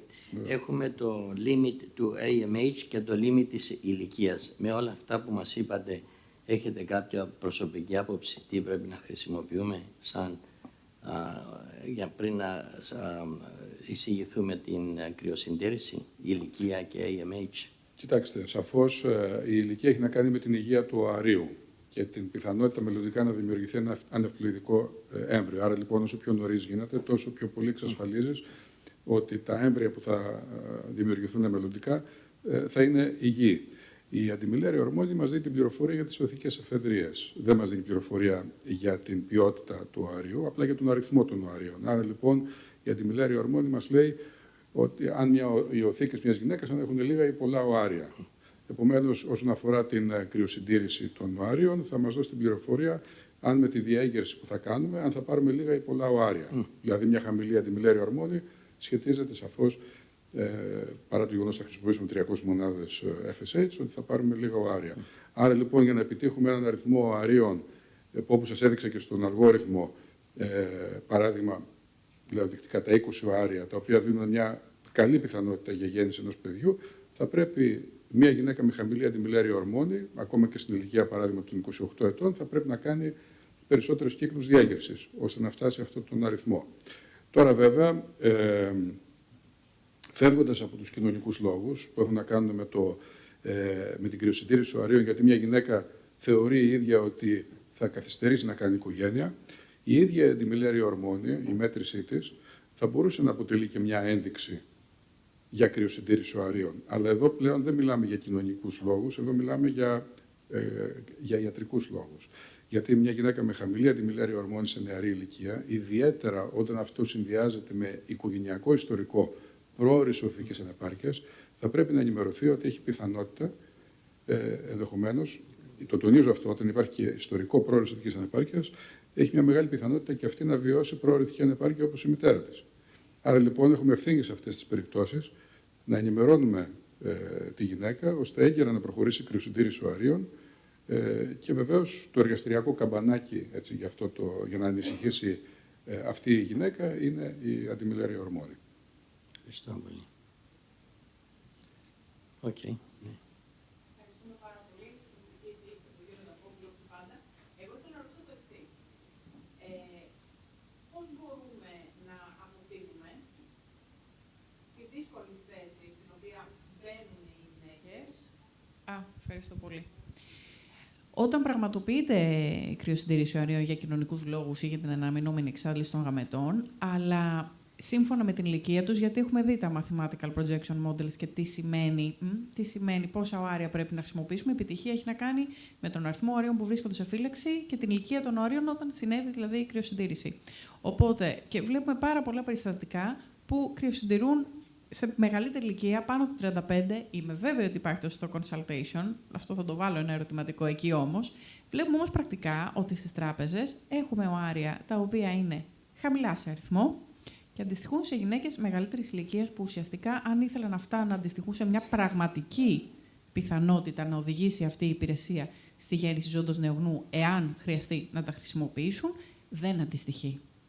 Και καταλήγει αυτή η επιλογή και γίνεται κάτι αρνητικό. Γίνεται σχεδόν εγκληματικό, γιατί έχουμε γυναίκες οι οποίες θεωρούν ότι έχουν κάνει κάτι εξαιρετικό και έχουν εξασφαλιστεί και στην πραγματικότητα ξέρουμε ότι αυτό είναι πάρα πολύ μακριά από την αλήθεια. Οπότε πώς προτείνετε, πέρα από την άρτια συμβουλευτική που θα πρέπει να γίνεται από το θεράποντα πριν τη διαδικασία, πώς μπορούμε αυτό να το αποφύγουμε, γιατί φοβούμε ότι θα έρθουμε σε δύσκολη θέση σε μερικά χρόνια. Πάρα πολύ εύστοχη παρατήρηση. Ακριβώς έτσι έχουν τα πράγματα. Το βλέπουμε ακόμα και γυναίκες όχι πάνω από 38 μόνο και 43 ετών και 44 ετών έτσι να λένε ότι έρχομαι να κρυοσυντηρήσω άρια. Επομένως, σε αυτές τις περιπτώσεις, εφόσον πρέπει να είσαι σωστός απέναντι και ιατρικός και ηθικός, θα πρέπει να το αποτρέψει αυτή τη γυναίκα. Έτσι. Δεν έχει νόημα, δηλαδή 45 ετών, τι να κρυοσυντηρήσει. Θα πρέπει να παρουσιάζει κανείς έτσι, τους πραγματικούς αριθμούς. Ναι. Τώρα, θα μου πείτε, εάν μια γυναίκα είναι παράδειγμα 30 ετών, έχουμε τέτοια παραδείγματα, και η οποία όμως έχει πολύ χαμηλές εφεδρείες, θα πρέπει να κάνει περισσότερους κύκλους. Ακριβώς. Για να φτάσει ένα στόχο. Το να κρυοσυντηρήσει 4 οάρια, ακόμα και στην ηλικία αυτή, οι πιθανότητες, αν δούμε και τους πίνακες, έτσι είναι χαμηλές. Πολύ χαμηλές.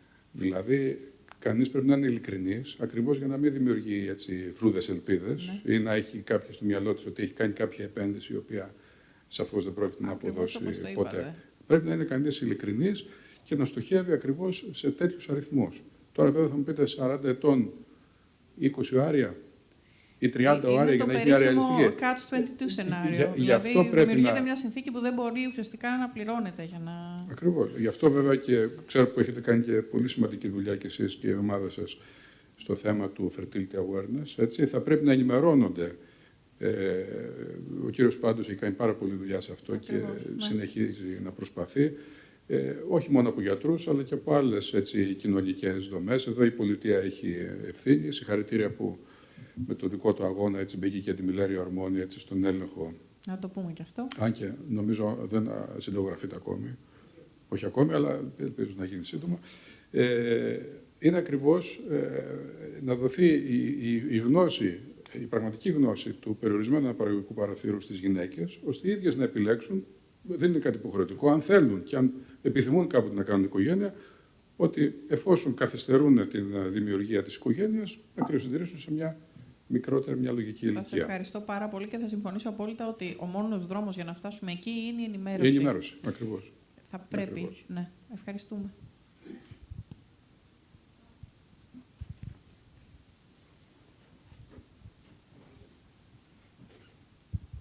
Συγχαρητήρια κιόλας, κύριε Νταφόπουλε.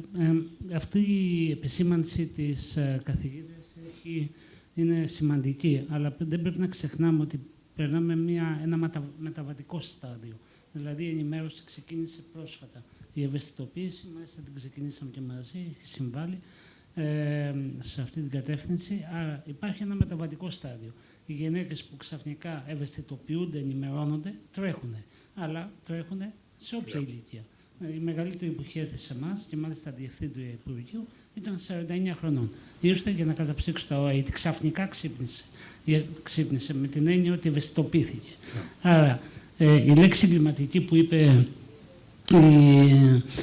η Μάρα έχει δίκιο.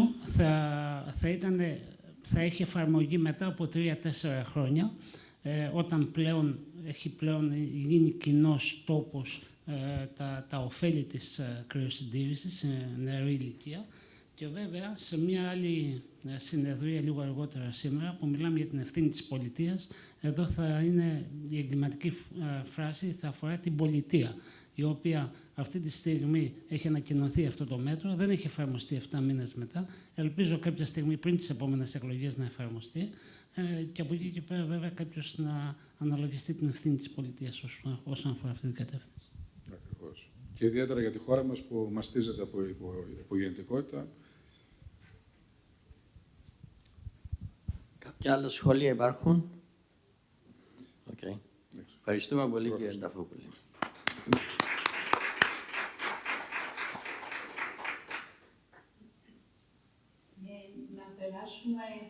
επόμενο ομιλητή. So we need to welcome Mr. Marco Risutti, who will give a lecture on the legal framework in Italian law in IDL. Is Mr. Risutti there? So Mr. Risutti Here I am. Thank you so much. At the University of Florence. Thank you. Thank you very much for your kind invitation in this wonderful location. Thank you a lot. My presentation will be about legal restrictions to cryopreservation in the Italian legal order.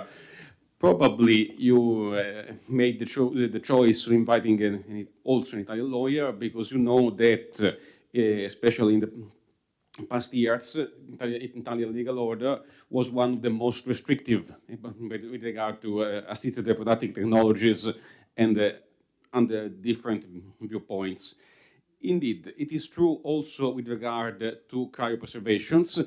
In the first years of our legislations regarding artificial reproductive technologies, indeed, maybe there was no room at all for cryopreservation, or more or less. Why? If we look at the original text of the Legislative Act number 40 of 2004, that is still in force but was later declared unconstitutional under different viewpoints, so today it is quite different from the original drafting. Well, if we look at the original text, well, it authorized only homologous fertilization, and moreover, it mandated the production of a maximum of 3 embryos and their immediate implantation in the womb of the women. So, in such legal framework, the objective of the legislators was to substantially avoid the cryopreservation of embryos. Embryos should be produced in a limited number within the couple and immediately implanted, with the immediate and contemporary implantation of the produced embryos. So without the possibility, except for some emergency situations, of their cryopreservation in time. But, as I told you before, it was just the original situation under the Italian law 20 years ago. In the following 20 years, there were some intervention of the Constitutional Court. Sorry, I kept the standard Italian abbreviation for Constitutional Court. It is Corte Cost. It means the Constitutional Court of the Republic of Italy, that intervened many times against some of the limits provided for by the original legislation. And so the framework is changed. Why? First of all, in 2009, the first the judicial decision that you can see in the slide, the provisions mandating the production of a maximum of 3 embryos and their immediate implantation were declared unconstitutional, substantially because of the contrast with the right to protection of health of the concerned women. Then, another decision of the Constitutional Court allowed heterologous fertilization. So not only homologous fertilization, but also heterologous fertilization. Indeed, the legislators never intervened again.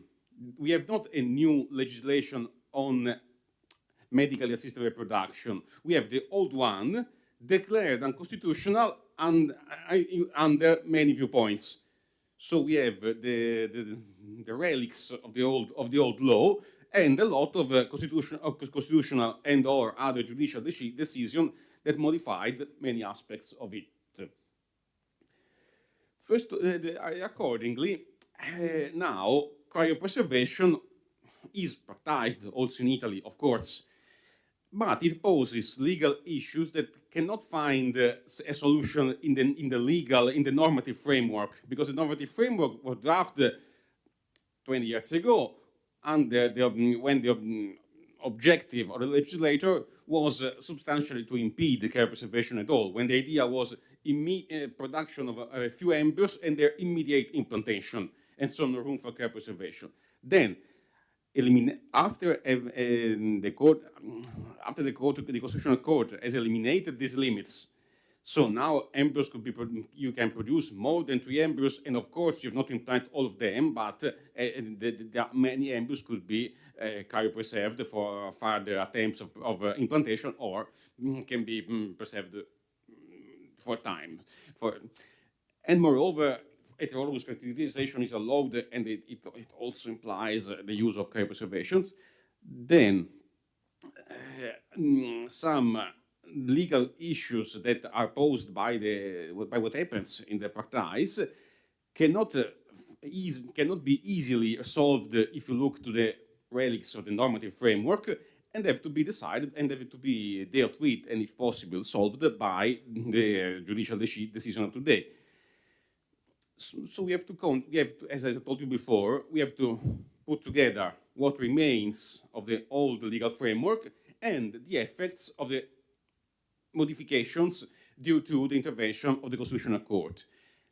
First of all, still today, there is no time limit for cryopreservation, because in accordance to a part of the law of 20 years ago that is still in force, cryopreservation of embryos cannot be limited, because the destruction of an embryo is considered a crime, as a criminal offense. The destruction of a human life is not the same as an homicide of a born person, but is in any case a criminal offense.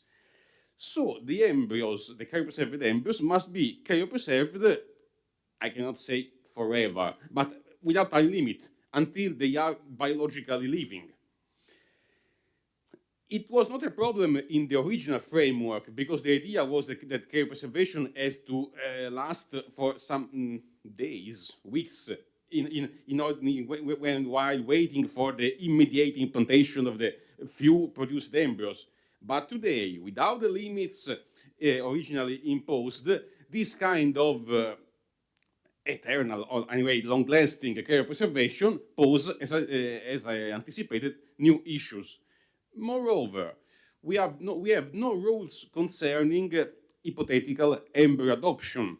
Also in this case, it was a matter of course in the original framework of 20 years ago, because if you allowed only homologous fertilization, and if there is the idea of not producing more embryos than those that are immediately implanted, the problem of a possible embryo adoption was not possible in real life.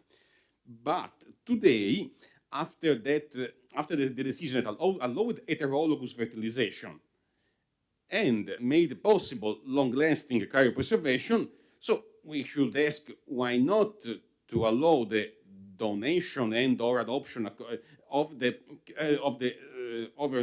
supernumerary embryos. Why not? But it is not provided for by the law. As I told you, the law was never explicitly modified by the legislators. It was just declared unconstitutional under some different viewpoints, but other parts remain. So we have this quite complicated legal situation with these embryos that are cryopreserved for a long time, cannot be destroyed, cannot be adopted by third parties, and they remain. They remain, but during such a long period of cryopreservations, there could be, of course, relevant changes of the relevant circumstances, at least two possible and even common situations.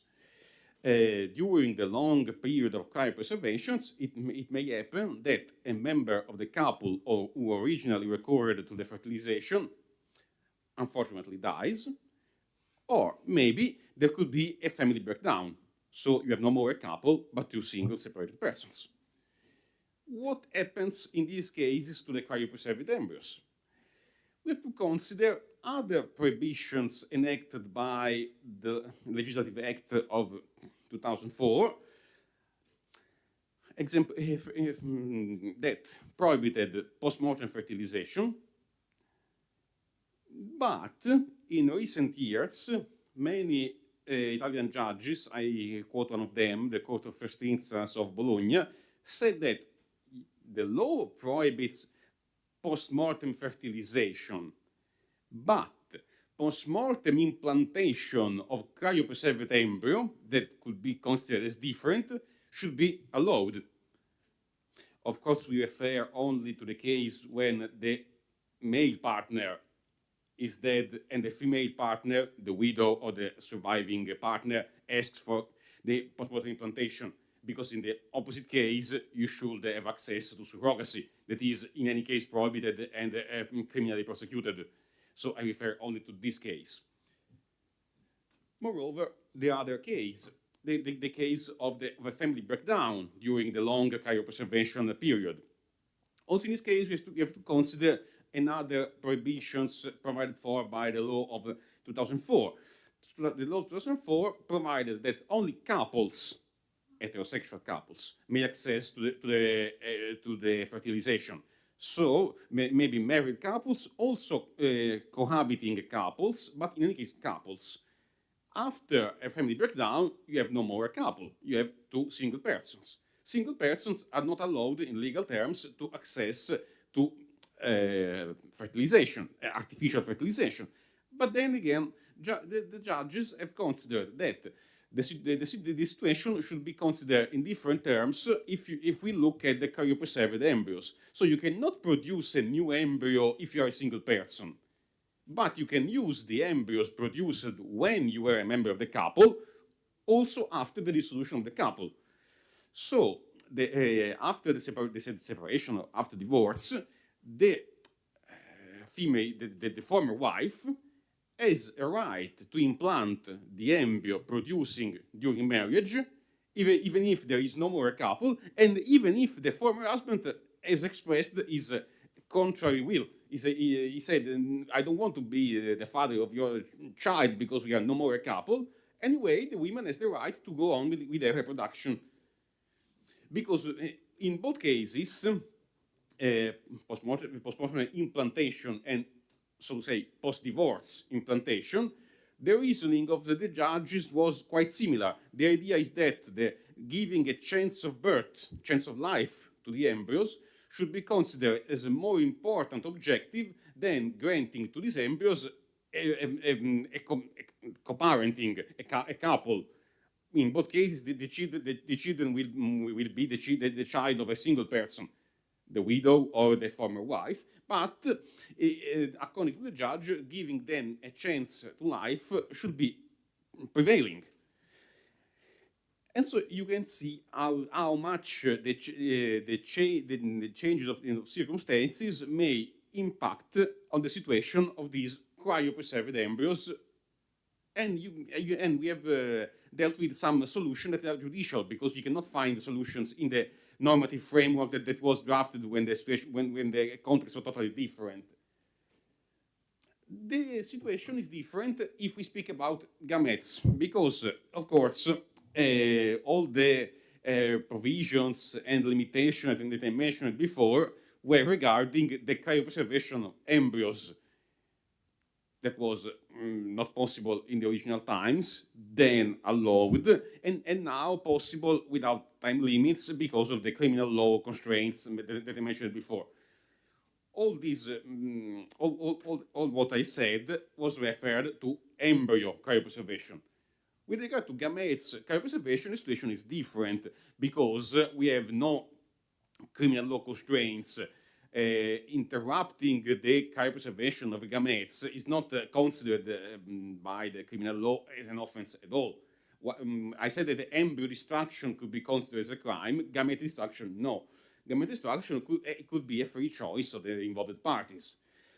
Of course, you can find some cases of unlawful destruction, but because there are some cases of unilateral destruction.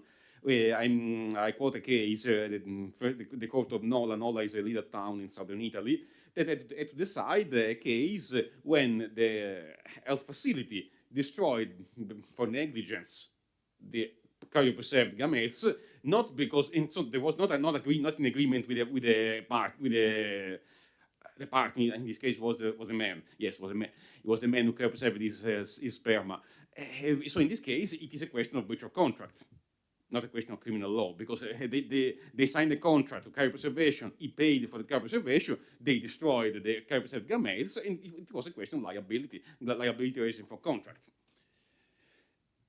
So with regard to gametes for both ova and sperma, there is more space for autonomy because we have no criminal law provisions. You can interrupt the cryopreservation. And of course, also in Italy, we have all the social phenomena that were described by the other speakers. The rise of demand for cryopreservation, both social freezing and medical freezing, linked to oncofertility or delayed parenthood, and so on. Some legal, so we don't speak about it because other speakers have said the same. They're not Italian specific. They are cross-border phenomena. But it is more complicated from a legal point of view to evaluate the position of cryopreserved gametes in case of death.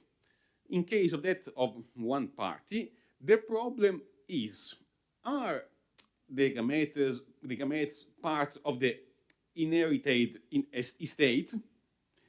It could be very relevant in some transnational cases, because, as I told you before, in Italy, post-mortem fertilization is not allowed. So, if your partner is dead and you want to utilize his or her gametes for a post-mortem fertilization, the creation of a new embryo, you should go abroad. But in order to go abroad, you need to have the recognition of some right on the gametes in order to bring them abroad. And so there are some cases with different decisions regarding this possibility of taking the cryopreserved gamete and bringing them abroad. In one of the different countries where post-mortem fertilization is allowed, Greece, Spain, and other countries. Then here you can see 3 different solutions given by different first instance courts. In some cases, it is the same first instance court, but of course different panels of judges, because there are at least 3 possible legal approaches. The case is, moreover, is more or less the same. Cryopreserved gametes for oncofertility reasons, but unfortunately the man dies, and so the widow asks for the control on the predecessor of the man gametes in order to bring them abroad and realize a post-mortem fertilization. Is she allowed to do so? First possible answer, the Court of First Instance of Rome, yes, she's always, because she has inherited the gametes. The gametes are part of the inheritance. She owns them. And as the owner, she can also bring them abroad. Of course, she cannot ask for a post-mortem fertilization in Italy, where it is prohibited, but she can bring her property abroad. And she can bring her property in a country where it could be allowed. Second possible answer, again, the Tribunal of Rome, but of course, other judges, another panel. Rome is a huge city with an enormous tribunal with different sections, and other persons of the same court took a different decision. Well, they said she has the power to do so, but not for inheritance law reasons, nor for ownership reasons, but only if the predecessor husband has agreed, as explicitly agrees, because it is not a question of inheritance, it's a question of modification of an informed consent. When the man started the cryopreservation, he gave an informed consent to the facility to cryopreserve the gametes for a specific purpose, the fertilization of the women. If you have to change this purpose, so the cryopreservation is intended to bring gametes abroad, you need a modification of the consent by the man. So some document deriving from a man. This document could be maybe a will, maybe not necessarily a will. It is maybe quite improbable that a will under notarial deed will contain this provision, because considering that postmortem fertilization is not allowed in Italy, most probably a notary will be quite cautious in accepting this kind of testament. But a will of testament can be also handwritten, holographos, and it is possible also to have other kind of documents giving evidence to the will of the man. Third possible solution: no, never. This is another court, the Tribunal of Modena, that is a city, a town in northern Italy. Now this judge works in Florence, but however, this judge said no, because given that postmortem fertilization is prohibited by the internal law, so also the export of the cryopreserved gametes abroad is to be considered as prohibited. It will be a sort of abusive circumvention of the Italian law. And so, nor for inheritance law reason, nor for medical law reasons, you could accept to give to the widow the control of the gametes. Because given that the gametes has just one function, reproduction, and so it will be a matter of course that the woman, if gains the control of the gametes, she will practice postmortem fertilization. And so the judge said, no, it never could be possible. Well, as I said before, these are all decisions by first instance courts. So we cannot say that one of these positions is prevailing. We will have to wait the Supreme Court or other level of courts that will give their opinion. At the moment, it is quite difficult to say what will happen. In my personal opinion, but of course it does not, it is not so relevant, the first solution is the simplest. The first solution, if they consider that embryos, with regard to embryos, you can speak about legal subjectivity, personhood, and so on. With regard to gametes, no. Gametes are not persons, not potential persons.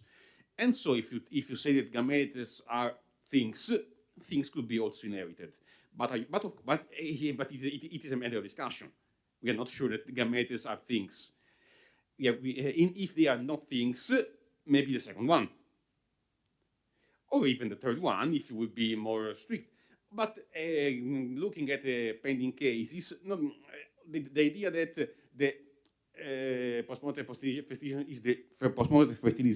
is the only possible destination for gametes could be even questionable, because in a case, example given, the party said, no, I ask for the gametes of the predeceased person just because I want a relic of him.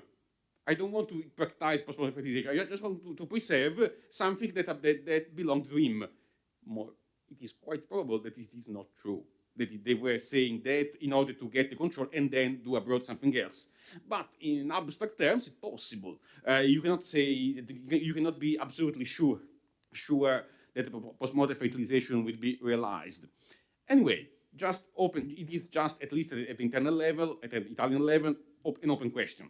So I presented the three options. I said my opinion, but it is open because there are no decisions of the higher level, the jurisdictions, and nor you can say that there is a majority of opinions in one sense or in the other.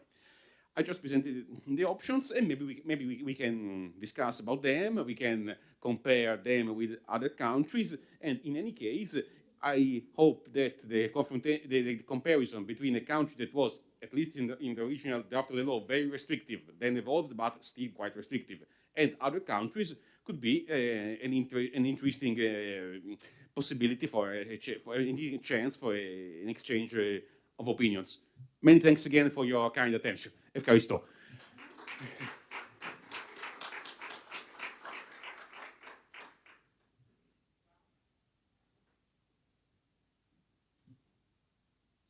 Sorry, thank you for your excellent speech. Is there any question from the audience?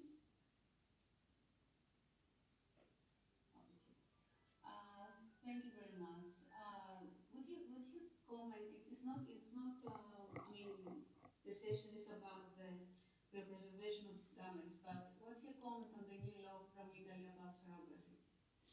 Yes, thanks for your question. It's a big issue worldwide, isn't it? Well, yes. Well, surrogacy was always prohibited in Italy, also by the original law, and this part of the law was never as I told you before, amended, but with regard to surrogacy, it was neither declared unconstitutional, because the Constitutional Court said that there is a strong negative value of surrogacy, and so the prohibition must remain. So, which is the new law that you mentioned before, the one approved in the last month of October? It is a criminal law provisions regarding surrogacy when practiced abroad. So, according to the new law, people who realize the surrogacy can be criminally prosecuted also if they do so abroad. Because in all the other cases, I mentioned a lot of prohibitions of proposed fertilization, prohibition of fertilization for single persons, prohibition of fertilization for same-sex couples, and so on. In these cases, people go abroad, given that we have Schengen, we have a quite easy possibility of going abroad, and they practice abroad the specific technique, and there are no consequences. With regard to surrogacy, in accordance to this new act, there could be criminal law consequences also if the act is practiced abroad. And this question regards mainly, or maybe only, the criminal law aspects, because from a civil law point of view, nothing changes. It was prohibited before, and it is still prohibited again. In the past, we discussed a lot about what happens to a person who practices surrogacy abroad. Then they come back to Italy with a newborn child, which is the legal status of this person. The answer was, the newborn child must be recognized as the legal child of the parent who is genetically linked with him, because he's the child in nature, but not with regard to the merely intentional parent, because in this case we would have recognized the effects of the contract of surrogacy that is prohibited. The solution remains the same also if the criminal law effects are larger. Again, if someone practices the technique abroad, probably they will not say that they practice abroad in order to avoid the criminal law consequences. They will just say, I birthed the child abroad, without specifying how. Probably the genetically linked parent will continue to be recognized as parent. The other person will not recognize as such, but I think that, as I explained before, it will remain possible to have stepchild adoption if the persons are partners. In my opinion, the criminal law situation changes, but the civil law situation, the private law situation, remains more or less the same. Thank you very much. Thank you for your comment. You're welcome.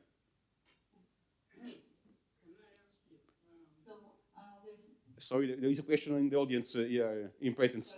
So. This new law applies to out-of-borders criminal law. Because out-of-borders means within the European Union, can some parties, couples, go against this law by claiming with the European law? Is this against European law? Because in some countries of the European Union, it's allowed. Well, can this have an effect?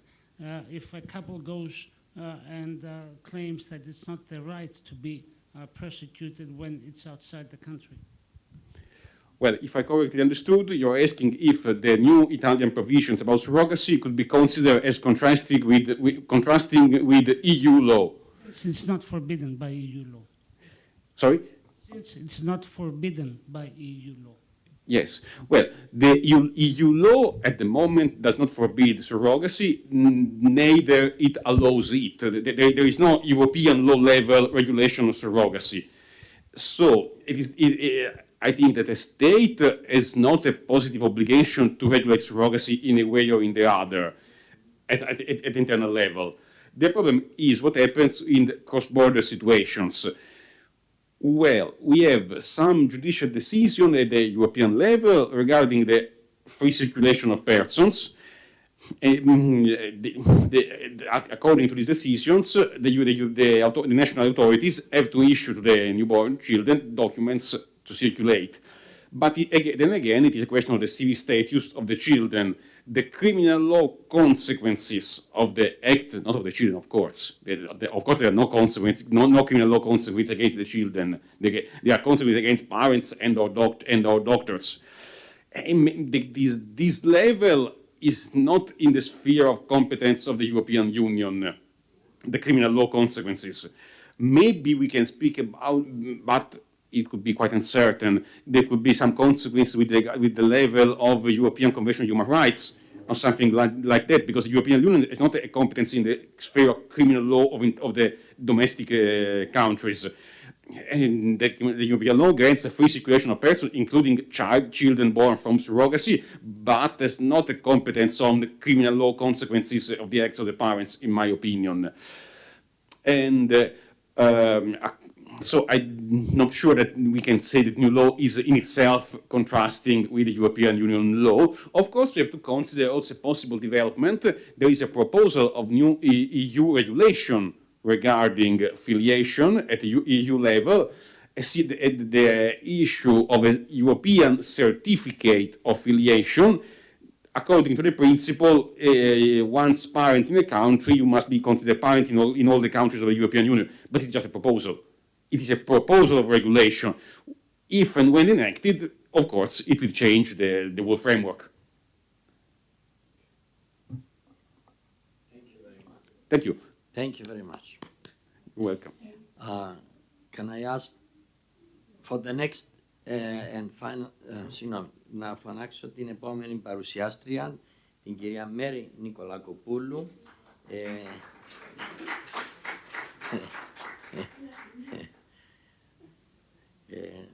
Το θέμα είναι κρυοσυντήρηση, η νομική φύση του γενετικού υλικού.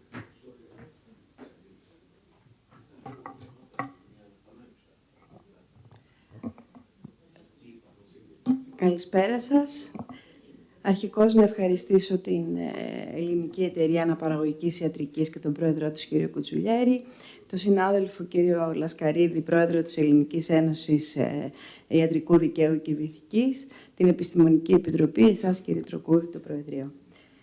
Η μεγάλη μας συζήτηση σήμερα είναι γύρω από το γενετικό υλικό, την κρυοσυντήρησή του, την τύχη του, και φυσικά η νομική φύση του γενετικού υλικού διευκολύνει στο να κατανοήσουμε όλες τις διεργασίες που γίνονται γύρω από το γενετικό υλικό.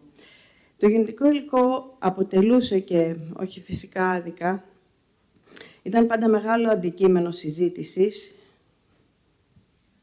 Δεν ξέρω, εδώ, προχωράει, δεξιά, αριστερά. Όχι, δεν είναι πράσινο.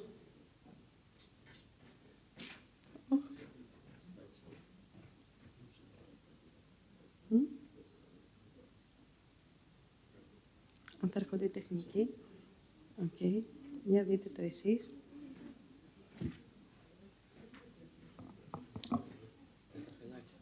Τα βελάκια, αυτό πάτησα. Γιατί? Όχι. Δεν προχωράει. Εδώ. Ωραία.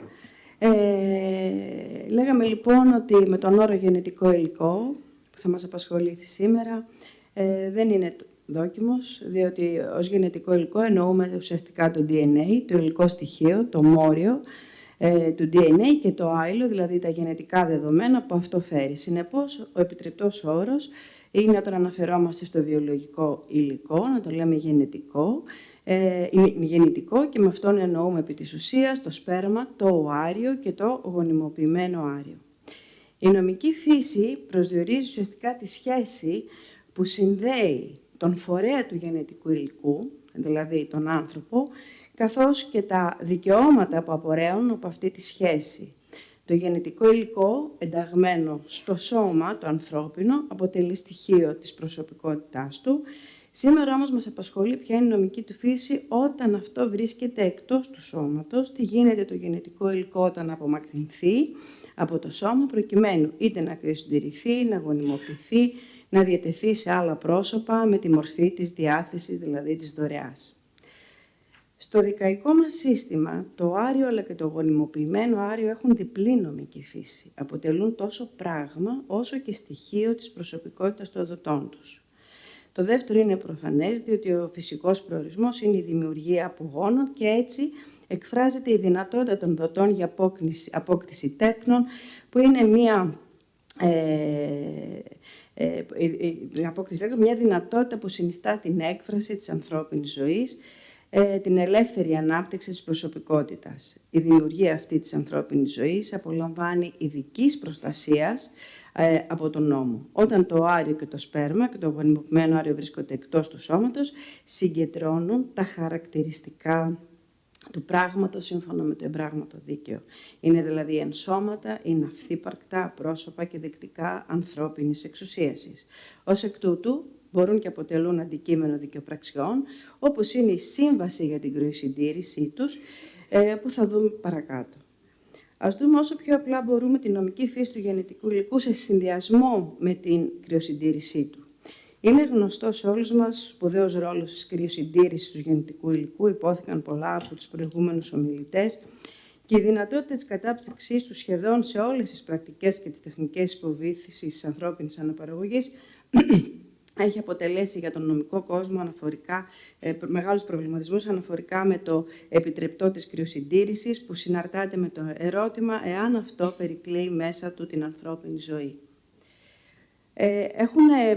Έχει ζητηθεί πάρα πολύ το θέμα αυτό. Ορθότερη από την πλευρά των νομικών θεωρήθηκε στο σημείο αυτό, και φυσικά χωράει μεγάλη συζήτηση και περαιτέρω διεργασίας.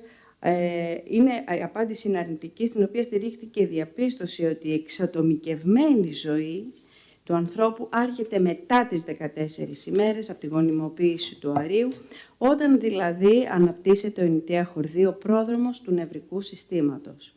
Ενώ στον ανωτέρω, το σύνολο του γενετικού υλικού, το σπέρμα, το οάριο και το γονιμοποιημένο οάριο των πρώτων 14 ημερών, έχει αυτή τη διπλή νομική φύση που αναφέρθηκε. Είναι δηλαδή και πράγμα, αλλά και στοιχείο της προσωπικότητας των δοτών του. Ως πράγμα, υπό την έννοια που ήδη σχολιάσαμε, το γενετικό υλικό δύναται να αποτελεί αντικείμενο δικαιοπραξιών, όπως είναι η σύμβαση για την κρυοσυντήρηση. Δεδομένου ότι το γενετικό υλικό είναι αντικείμενο και όχι υποκείμενο δικαίου.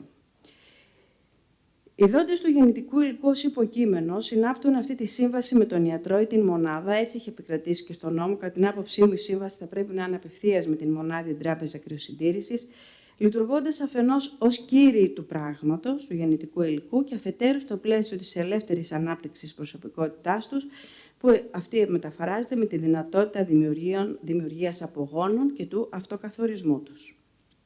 Στην περίπτωση δε του γονιμοποιημένου οαρίου, οι δότες, οι σύζυγοι, οι σύντροφοι, είναι συγκύριοι του γενετικού του υλικού.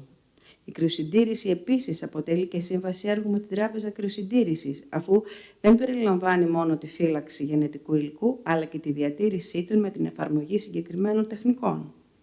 Επίσης, ως προς την μονάδα και την τράπεζα κρυοσυντήρησης, στην οποία φυλάσσεται το γενετικό υλικό,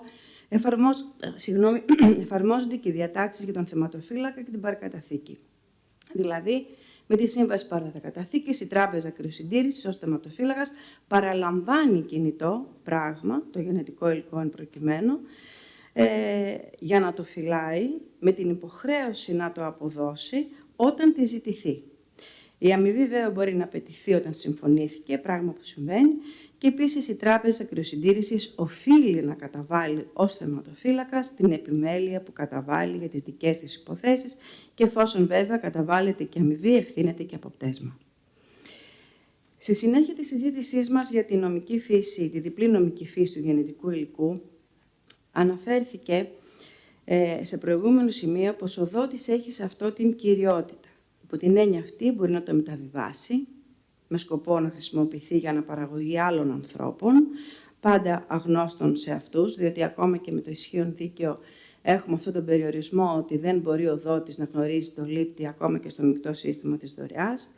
Η διάθεση αυτού του γενετικού υλικού που αντιμετωπίζεται ως αντικείμενο και γι' αυτό μεταβιβάζεται, μπορεί να σημαίνει και παραίτηση από το δεύτερο στοιχείο, εκείνο της προσωπικότητας του δότη, που στον νόμο είναι μια πράξη αποδεκτή. Κατά άλλου συγγραφείς, η παραχώρηση αυτή από τον δότη συνιστά εκδήλωση της προσωπικότητάς του, υπό την έννοια πως εκφράζει και την επιλογή του να βοηθήσει άλλους ανθρώπους στην απόκτηση τέκνων. Η διάθεση του γενετικού υλικού χωρίς αντάλλαγμα μπορεί να υπάγεται κατά κυριολεξία βεβαίως στις διατάξεις της δωρεάς, σύμφωνα με τον αστικό κώδικα. Ουσιαστικά δεν μπορεί, διότι η διάταξη της δωρεάς αναφέρεται στην παροχή περιουσιακού ανταλλάγματος, που εδώ δεν υφίσταται. Έχει όμως επικρατήσει θέση πως η διάθεση γενετικού υλικού συνιστά μια ιδιόμορφη ελευθεριότητα, στην οποία θα μπορούσαν να εφαρμοστούν οι διατάξεις αναλογικά στο σημείο αυτό που αφορά την ευθύνη του δωρητή μόνο για δόλο για βαριά αμέλεια, σε σχέση φυσικά με τα πιθανά ελαττώματα του γενετικού υλικού.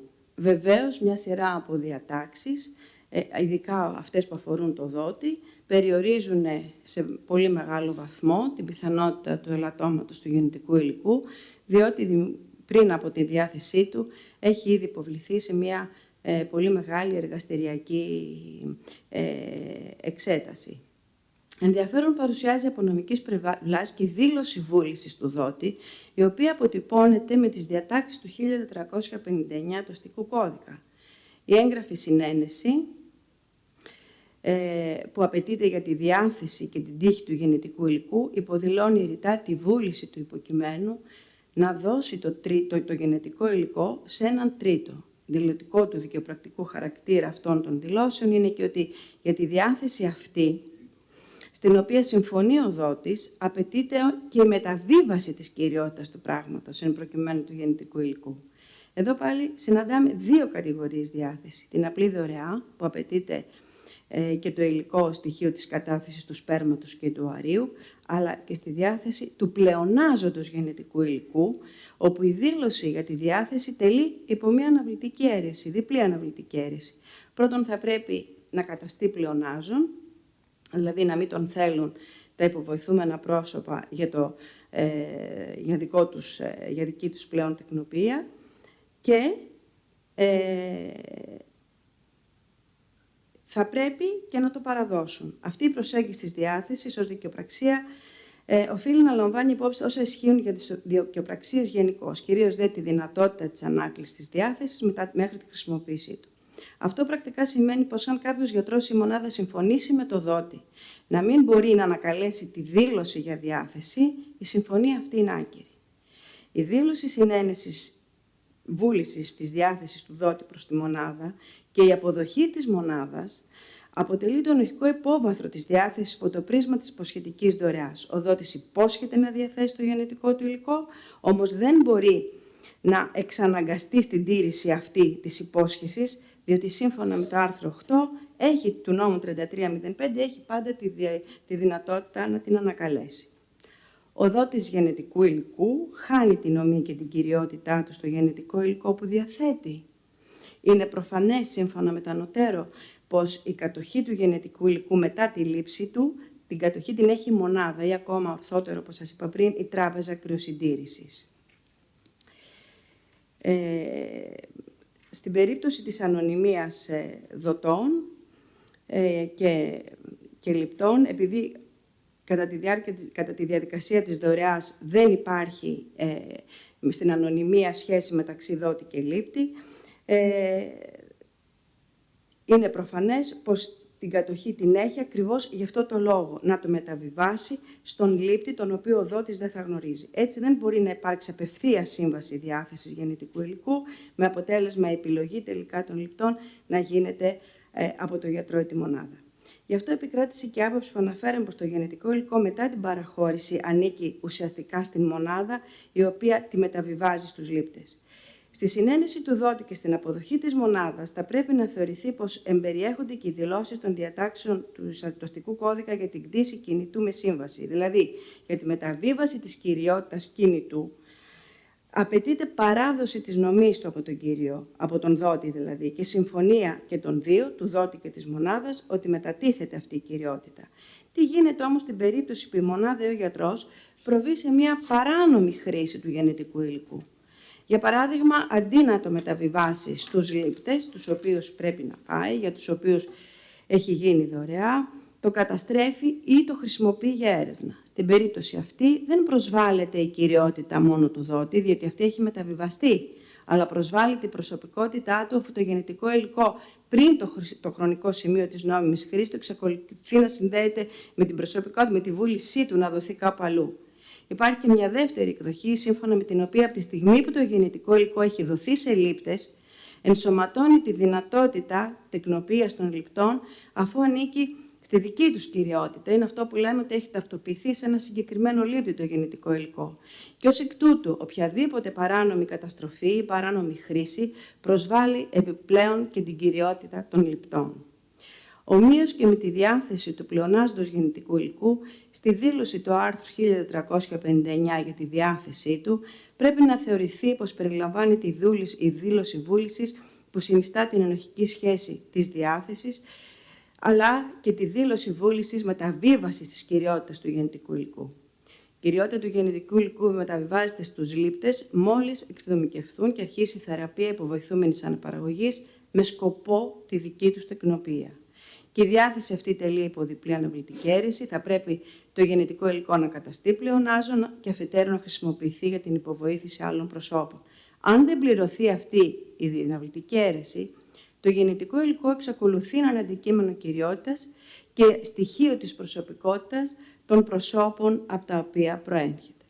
Εντάξει, θα κάνω μια σύντομη αναφορά για το φλέγον θέμα της παράνομης χρήσης του γενετικού υλικού και τις ευθύνες που έχει ο γιατρός από την παράνομη διάθεσή του.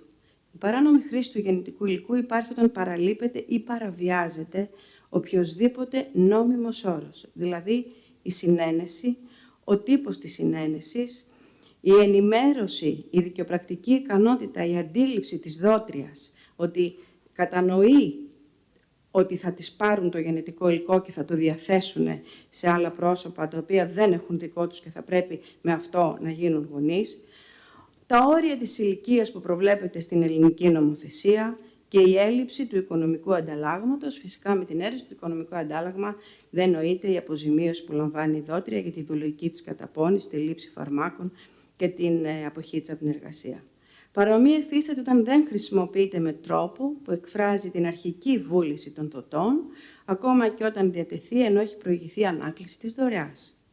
Η παράνομη προσβολή της κυριότητας και προσωπικότητας του δότη δύναται να θεμελιώσει και αξίωση για χρηματική ικανοποίηση λόγω ηθικής βλάβης, πάντοτε φυσικά κατά περίπτωση. Αξίωση αποζημίωσης λόγω ηθικής βλάβης μπορεί να έχει και ο δότης, ανώνυμο δότη, το οποίο η ταυτότητα έχει γίνει γνωστή. Το νομικό πεδίο που αφορά στο γενετικό υλικό είναι ανεξάρτητο, ανεξάντλητο, αποτελεί αντικείμενο πολλών συζητήσεων, πολλών σκέψεων και πάρα πολλών προβληματισμών, τους οποίους έθεσε η κυρία Σφακιανούδη με αυτό τον άπειρο όγκο των εγκαταλελειμμένων εμβρίων που υπάρχουν σε όλες τις μονάδες αναπαραγωγής. Ευελπιστούμε σε περισσότερες μεταρρυθμίσεις που ακριβώς θα ακουμπήσουν και αυτό το πλαίσιο και ενδεχομένως μια γενναία μεταρρύθμιση του 1459, όπου θα μπορεί να ενταχθεί και η άποψη που ανέφερε η κυρία Σφακιανούδη στην εισήγησή της. Ελπίζουμε ότι η αναπαραγωγική ιατρική και οι βιοτρικές επιστήμες με την αλματώδη εξέλιξη θα οδηγήσουν τον νομικό μας κόσμο σε νέα δεδομένα, σε νέες πρωτοποριακές νομικές σκέψεις και συζητήσεις. Σας ευχαριστώ.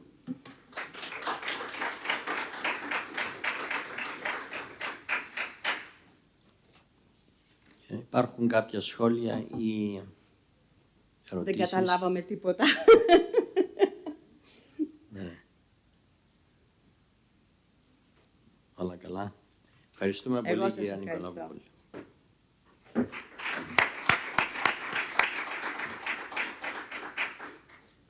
Διάλειμμα για πόσα λεπτά? Okay.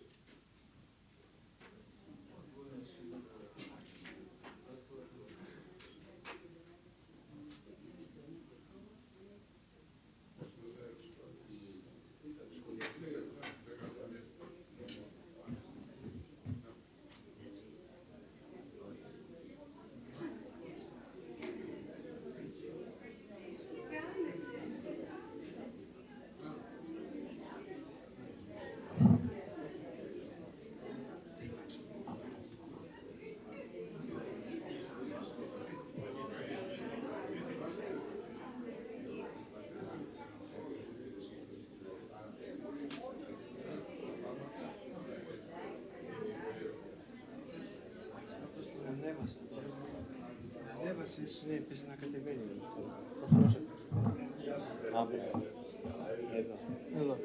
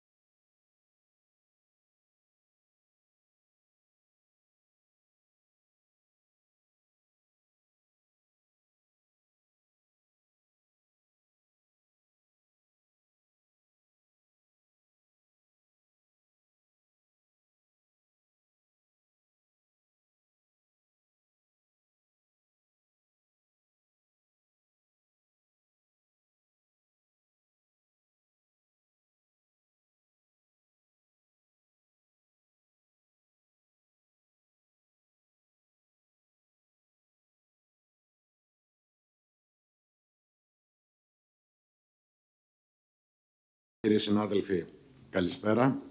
Με τη σειρά μου να ευχαριστήσω και εγώ την Οργανωτική Επιτροπή για την ευγενική πρόσκληση να προεδρεύσω σε αυτή τη διάλεξη. Η διάλεξη θα γίνει από την κυρία Κατερίνη Ντόμαλη, η οποία είναι αναπληρώτρια καθηγήτρια μευτικής γυναικολογίας στην πρώτη μευτική γυναικολογική κλινική του Πανεπιστημίου Αθηνών στο Αλεξάνδρα και θα μας μιλήσει για τα ιατρονομικά ζητήματα και βιοειθικά διλήμματα σε μευτικά γυναικολογικά περιστατικά σε δημόσια νοσοκομεία, συζήτηση ειδικών περιπτώσεων. Κυρία Ντόμαλη, παρακαλώ το χρόνο σας μόνο να κρατήσετε, γιατί είμαστε λίγο πίσω στο πρόγραμμα. Μάλιστα, κύριε Πρόεδρε, ευχαριστώ πάρα πολύ την Οργανωτική Επιτροπή και ειδικά τον κύριο Πάντο για την πρόσκληση εδώ. Να μιλήσω για την ιδιαιτερότητα των δημόσιων νοσοκομείων και την άσκηση ιατρικής σε αυτά. Η μευτική, λοιπόν, σαν όρος αναφέρεται σε μια πλειομορφική αντιμετώπιση ενός διαδικού περιστατικού που αφορά τη μητέρα, το έμβριο και σε δεύτερο χρόνο τον νεογνώ.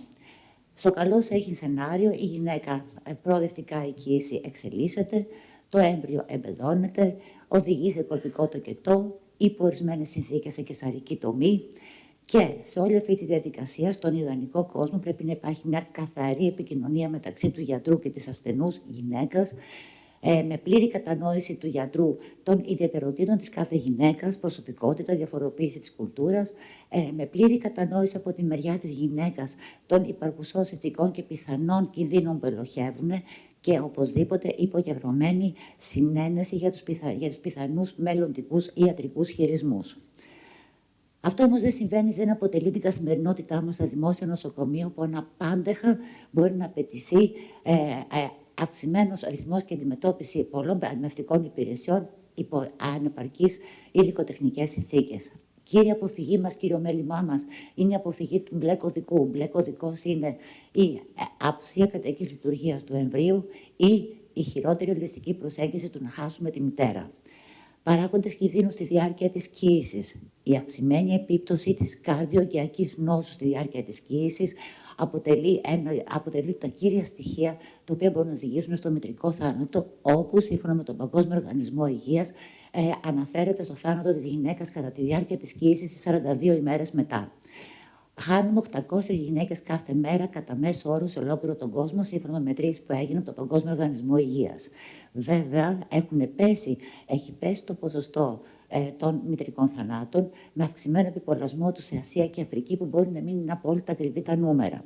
Από το 1751 μέχρι το 20 έχουμε σαφή μείωση, κατακρίμνηση του ποσοστού των μητρικών θανάτων, με ελαχιστοποίηση σε Ιταλία και Ελλάδα, 5-8 περιστατικά το χρόνο, αλλά πολύ αυξημένα περιστατικά σε χώρες όπως η Συρία, Ιράκ, Αφγανιστάν, Πακιστάν. Είναι περιστατικά τα οποία αντιμετωπίζουμε καθημερινά στο νοσοκομείο Αλεξάνδρα. Η βελτιστοποίηση της εκπαίδευσης, όπως γίνεται στις βόρειες χώρες, μπορεί να φέρει 100% άψογη ιατρική πρακτική εκ μέρους των γιατρών. Όπως βλέπουμε, είναι πάρα πολύ χαμηλή η απόδοση των γιατρών στο Πακιστάν και στο Αφγανιστάν. Ας πάρουμε μια υπόθεση. Σήμερα γνωρίζουμε ότι έχουμε 303.000 μητρικούς θανάτους το χρόνο. Το 1800 χανόταν 1 εκατομμύριο γυναίκες κατά προσέγγιση. Άρα, σε σχέση με τότε, είμαστε πάρα πολύ καλύτερα. Αν πάρουμε όμως ένα προοπτικό μοντέλο και θεωρήσουμε έναν ιδεατό κόσμο, στο οποίο έχουμε τα ποσοστά στα καλύτερα κέντρα του κόσμου, τότε θα χάναμε μόνο 11.000 γυναίκες, δηλαδή θα είχαμε κοντά 300.000 γυναίκες θα είχαν σωθεί από αυτή τη μάστιγα του μητρικού θανάτου κατά τη διάρκεια της κύησης. Επομένως, μπορούμε και καλύτερα. Ας δούμε λοιπόν στην καθημερινότητα επίγοντα περιστατικά που αντιμετωπίζουμε γενικά όλοι μας δημόσια ιδιωτικά νοσοκομεία. Εξελίσσεται ο τοκετός, πάει να γίνει κολπικός τοκετός, για κάποιο λόγο όμως επιβάλλεται η καισαρική τομή, η απόφαση πρέπει να ληφθεί άμεσα, η καθυστέρηση θα θεωρηθεί αμέλεια εκ μέρους του γιατρού. Η γυναίκα στη διάρκεια της κύησης, έντονος πόνος, αιμορραγία, έρχεται στο νοσοκομείο, άμεσα καισαρική τομή σε προχωρημένη κύηση. Εάν για οποιοδήποτε λόγο τη στάσουμε, ψήνουμε τον κίνδυνο νομικών αγωγών. Στη διάρκεια της κύησης έχουμε αποκόλληση πλακούντα, όπου βλέπουμε αυτές τις τραγικές εικόνες του πλακούντα όταν γεννηθεί το μωράκι, ή ο φόβος της εποχής με το διεισδυτικό πλακούντα με τις πολλαπλές μευτικές στερεκτομίες όπου εξαιρούνται τα σπλάχνα της γυναίκας. Επίγουσες καταστάσεις. Ο τοκετός εξελίσσεται, η γυναίκα όμως κουράζεται, δεν μπορεί να σμπρώξει, χειρισμός Κριστέλερ. Αμφιλεγόμενη κίνηση, η οποία όμως έχει σώσει ζωές. Οι κουτάλες γνωστές σε όλους μας. Τραβάμε το μωρό είτε από το σώμα είτε με την απλή βεντούζα, απλούστερη μέθοδος. Το μωράκι γεννιέται, αλλά δεν είναι σπάνιες οι περιπτώσεις, οι οποίες βλέπουμε όλες αυτές τις μεταβολές στην κεφαλή του εμβρίου, οι οποίες μπορούν να το οδηγήσουν ακόμη και στη μονάδα αττικής θεραπείας. Ρήξη μήτρα σε όλους αυτούς τους βίους χειρισμούς, κατακλυσμία, αιμορραγία. Υποτίθεται ότι οι εκπαιδευμένοι άνθρωποι έκαναν αυτόν ακριβώς το χειρισμό προκειμένου να αποφευχθεί η ρήξη της μήτρας στη διάρκεια αυτή ή και να αποφύγουμε επίσης την κατακρεούργηση του περιναίου στη γυναίκα. Γίνεται το παιδάκι, περατώνεται το κετός, αθώο αιμορραγία. Γιατί θα κατηγορηθεί ο γιατρός. Είτε γιατί δεν τη διέγνωσε, είτε γιατί την παρακολουθούσε πάρα πολύ κοντά, είτε γιατί δίστασε να αντιμετωπίσει το περιστατικό. Και όλο αυτό το δίστασε μπορεί να αναφερόμαστε σε περιστατικά στα οποία δεν υπάρχει καμία επικοινωνία γλώσσας ή δεν υπάρχει καμία επικοινωνία κουλτούρας. Αρχόμενη κοίηση. Οι μονάδες αρχόμενης κοίησης είναι οι μονάδες οι οποίες λειτουργούν 24 ώρα. Έχουμε στο Αλεξάνδρου η πρώτη στην Ελλάδα που ιδρύθηκε και αφορά σε περιστατικά μέχρι 18 εβδομάδες κοίησης με παθολογία, πόνο ή αίμα. Ενδεικτικά είναι τα περιστατικά αυτά. Και να μην μιλάμε με οριστείες, εδώ πρόκειται για ένα περιστατικό το οποίο είχε στη γυναίκα με αθρώες αιμορραγίες. Από ό,τι μάθαμε μετά, έχει χάσει 4-5 παιδιά και εδώ έχει μια διπλό σώμα μήτρας και πιθανά έπρεπε να αντιμετωπίσουμε ανάλογα. Εξωμήτριος, συχνό περιστατικό, κενή μήτρα, κενό ενδομήτριο, ψάχνουμε τα εξαρτήματα. Αν δεν δούμε τα εξαρτήματα, είναι malpractice στη διάρκεια της κοίησης. Εντοπίζουμε στην περίπτωσή μας το εξωμήτριο.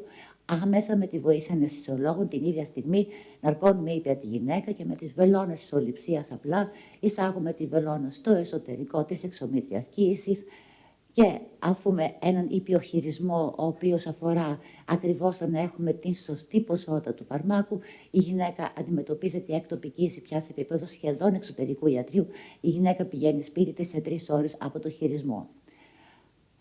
Περιστατικό. Άλλο αυτά που βλέπετε μέσα στην κοιλιά της γυναίκας στην Ελλάδα να παίρνουν πείγματα. Σε αυτή την περίπτωση η γυναίκα ήρθε σχεδόν σε σοκ. Έχουμε ρίξει εξωμήτριας κοίησης από το περιστατικό σε 7 λεπτά. Η γυναίκα έχει ανοιχτεί στο χειρουργείο. Άλλο περιστατικό, η μοντέρνα νόσος της εποχής μας, η κοίηση στην ουλή καισαρικής τομής, όπου έχουμε κλειστό τράχυρο, ενδομήτριο, αποτέλεσμα των καισαρικών τομών.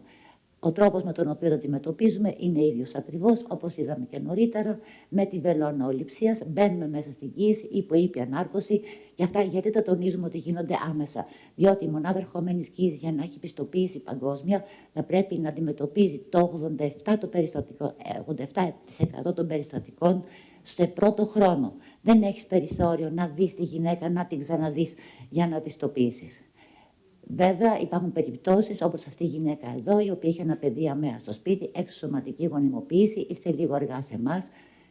Τι γίνεται εδώ στην ουλή καισαρικής τομής? Υπάρχει μυομήτριο? Εδώ υπάρχει το ερωτηματικό: τι θα κάνουμε, τι θα συμβουλεύσουμε αυτή τη γυναίκα? Σε αυτή την περίπτωση βλέπουμε ότι υπάρχει εξεσημασμένη αγκίωση, απουσία μυομητρίου, μετά αφού εξηγήσαμε στη γυναίκα τον κίνδυνο να έχουμε ρίξει τη μήτρα στο 2ο τρίμηνο προς το 3ο τρίμηνο, η γυναίκα αποφάσισε να διακόψει την κοίηση. Ασφαλέστερο. Καρκίνο στη διάρκεια της κοίησης. Είναι χώριο καρκίνωμα, τροφοπλαστική νόσος. Δεν είναι τελικά τόσο σπάνια τα περιστατικά. Εδώ βλέπουμε στη διάρκεια του χειρουργείου. Φαίνεται η διαδικασία να είναι ήρεμη, αλλά αυτός που στέκεται απ' έξω συνήθως είναι πάρα πολύ αγχωμένος και υπάρχουν και 2 συνάδελφοι έτοιμοι να ανοίξουν την κοιλιά, να αρχίσει η αθρέα αιμορραγία.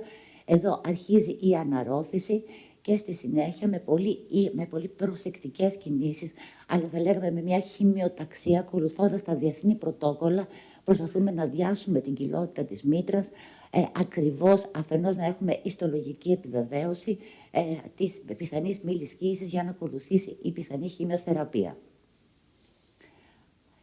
Μάλιστα, έχει πιστοποιηθεί με παγκόσμιο δεδομένο, όπως βλέπετε, ότι το περιχογράφημα μπορεί να μας δώσει άμεσα τη διάγνωση, αρκεί να έχουμε εξειδικευμένο προσωπικό. Απαιτείται εκπαίδευση. Κοίηση προχωρημένη, ακόμα ένα malpractice, περίεργο μόθωμα στην οθήκη αριστερά. Εδώ βλέπουμε το κεφαλάκι του μωρού, είναι 3ο τρίμηνο. Τα καινούργια μηχανήματα μας βοηθούν άμεσα και πάρα πολύ εύκολα να δούμε ότι πρόκειται για μια μορφή καρκίνου της οθήκης, ειδικά στο αριστερό εξάρτημα. Όλα αυτά λοιπόν είναι συχνότητα, όλα αυτά λοιπόν βλέπετε ότι κάπου κάτι δεν γίνεται καλά, επισύρουν σε μια συχνότητα ιατρονομικών διενέξεων. Οι ιατρονομικές διενέξεις με τι συνάδουν? Συνάδουν με την απαραίτητη ασφάλεια για το ιατρικό προσωπικό. Τι σημαίνει διαγνωστική επάρκεια? Πρέπει άμεσα να αναγνωρίσουμε τις πιθανές επιπλοκές, να παρέμβουμε με στόχο την ελαχιστοποίηση της θνησιμότητας. Ειδικά, η ευθύνη του γιατρού είναι στο να μην καθυστερήσει και να παρέμβει άμεσα, να μην διστάσει. Απαιτείται η πλήρης ενημέρωση της εγγύου και ακόμη και η λήψη της συγκατάθεσης ή δυνατόν και στις πολύ κρίσιμες συνθήκες. Απαραίτητο, κάτι που το ξεχνάμε πολλές φορές, λεπτομερής καταγραφή κάθε ενέργειας που κάνουμε και μια ενημερωμένη συνένεση, αν είναι δυνατόν να την πάρουμε πριν από τη γυναίκα, ακόμη και να βγάλουμε όλα αυτά τα φυλάδια που θα την προετοιμάζουμε για τις πιθανές επιλογές σε περίπτωση που η γυναίκα πρέπει να είναι ενημερωμένη. Αν δεν αναγνωρίσει έγκαιρο ο γιατρός ότι πρόκειται για αμέλεια, αν καθυστερήσει, έχει λυπή αντιμετώπιση που μπορεί να οδηγήσει στο ολιστικό γεγονός απώλειας του εμβρίου είτε της μητέρας. Αμέλεια σημαίνει γενικώς, και αυτό που έχει πάρα πολύ μεγάλη σημασία και πρέπει να καταλάβουμε όλοι μας, είναι ότι πρέπει να καταγράφουμε οτιδήποτε περιστατικό συμβαίνει καθημερινά. Απαιτούνται η απουσία των υποδομών, χαμηλή αναλογία με ευτήρων και η μεγάλη πίεση που δεχόμαστε από τα περιστατικά ίσως μας οδηγούν σε όλα αυτά τα συμβάματα. Παρόλα αυτά όμως έχουμε προσωπική ευθύνη. Τι απαιτείται? Να εκπαιδευόμαστε, να αναβαθμιστούν οι υποδομές, να ασφαλιστούμε και να έχουμε τεκμηρίωση. Οι φάκελοι να περιέχουν όλα τα βήματα που έχουμε κάνει στην καθημερινή κλινική πράξη.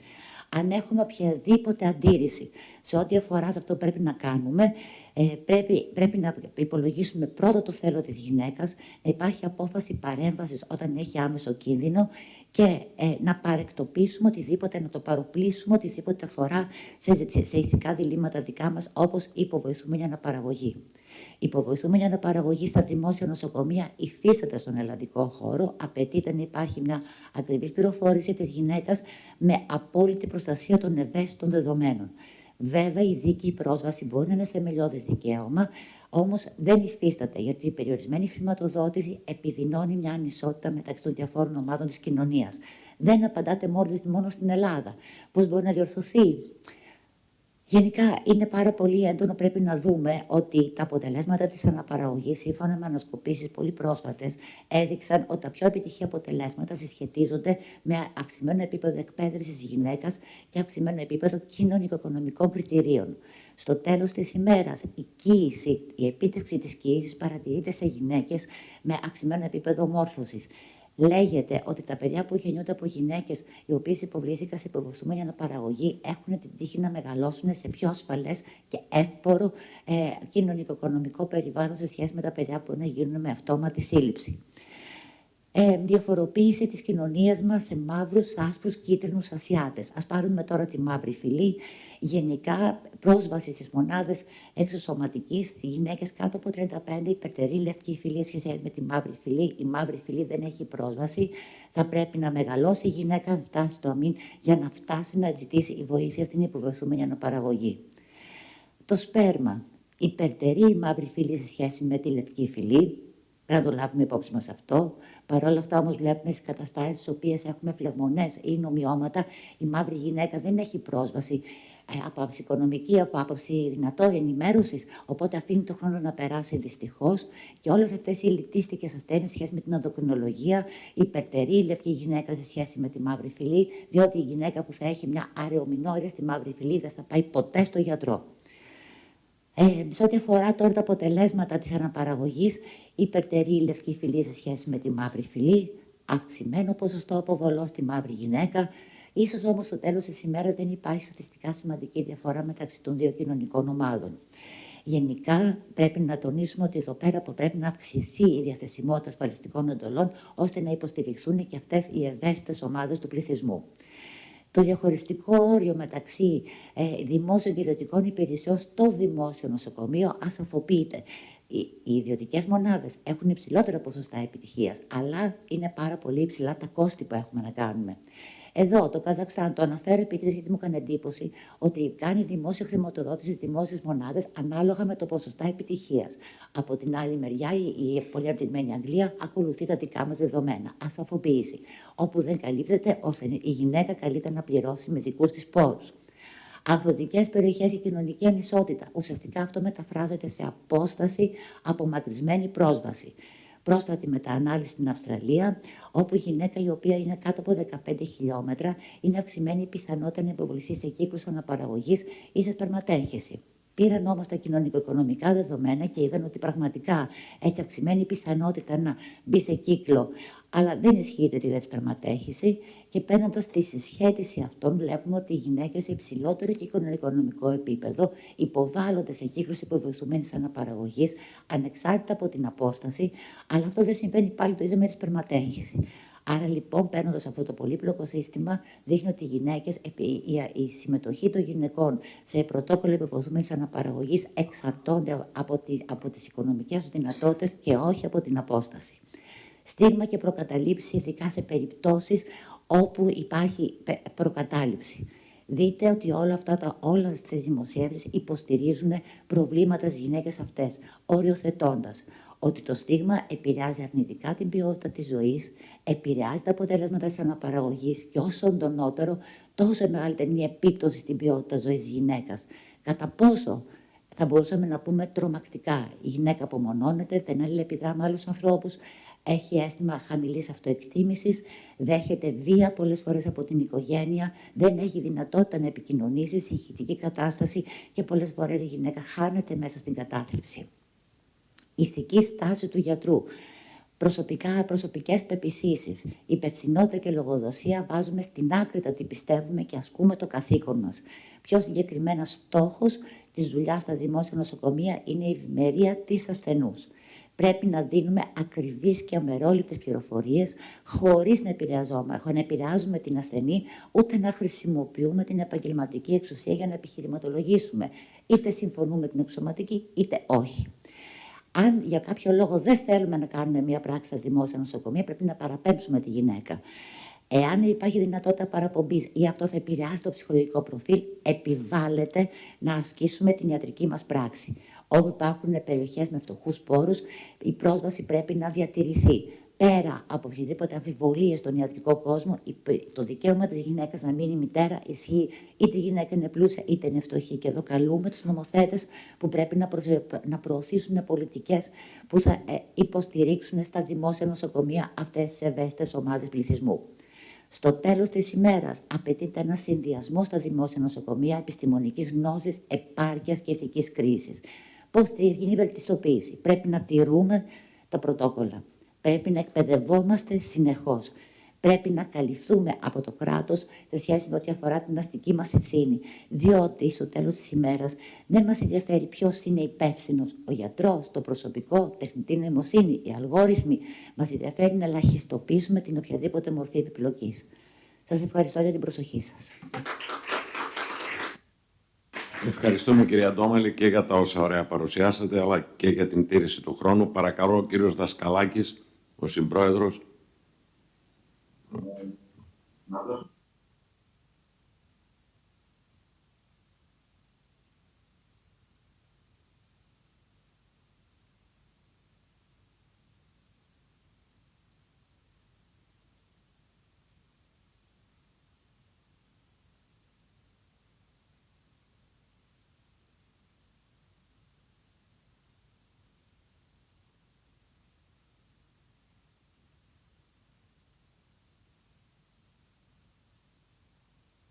Όσον αφορά νομικά και ηθικά διλήμματα, όσον αφορά την νομική άποψη, οι δημόσιες μονάδες σωματικής γονιμοποίησης ασχολούνται και αν δεν ασχολούνται ή δεν επιτρέπεται, για ποιο λόγο διαφοροποιούνται από τον ιδιωτικό τομέα. Όσον αφορά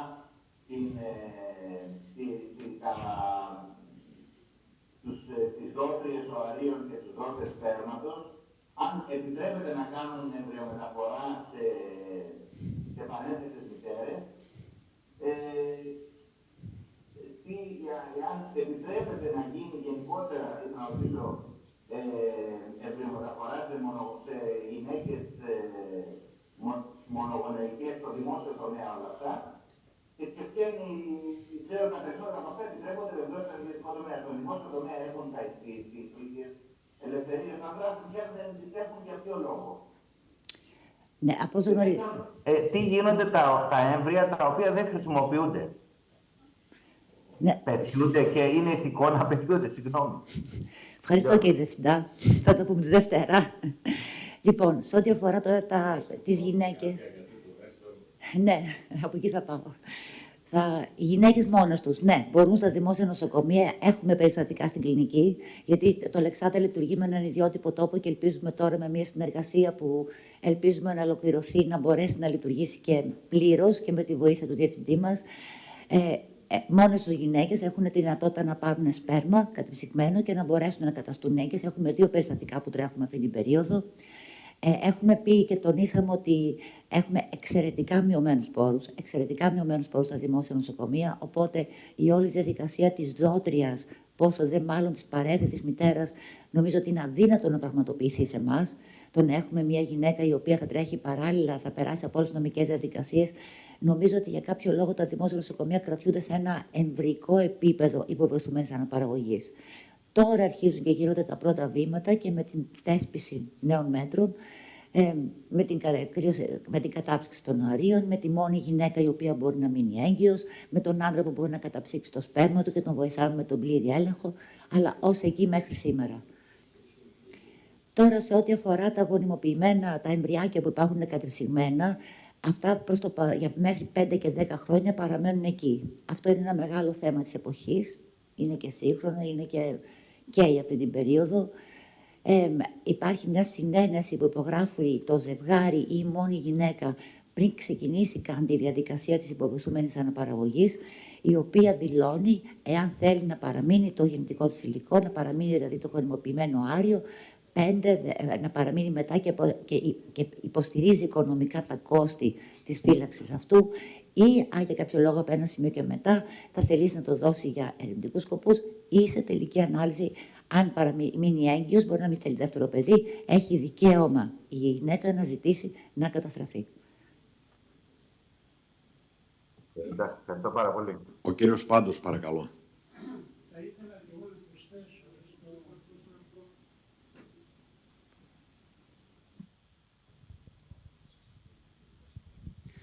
Ναι, ευχαριστώ πολύ την ωραία ομιλία, κυρία Ντόμαδη, και ευχαριστώ πολύ και για την συμμετοχή του κυρίου Δασκαλάκη.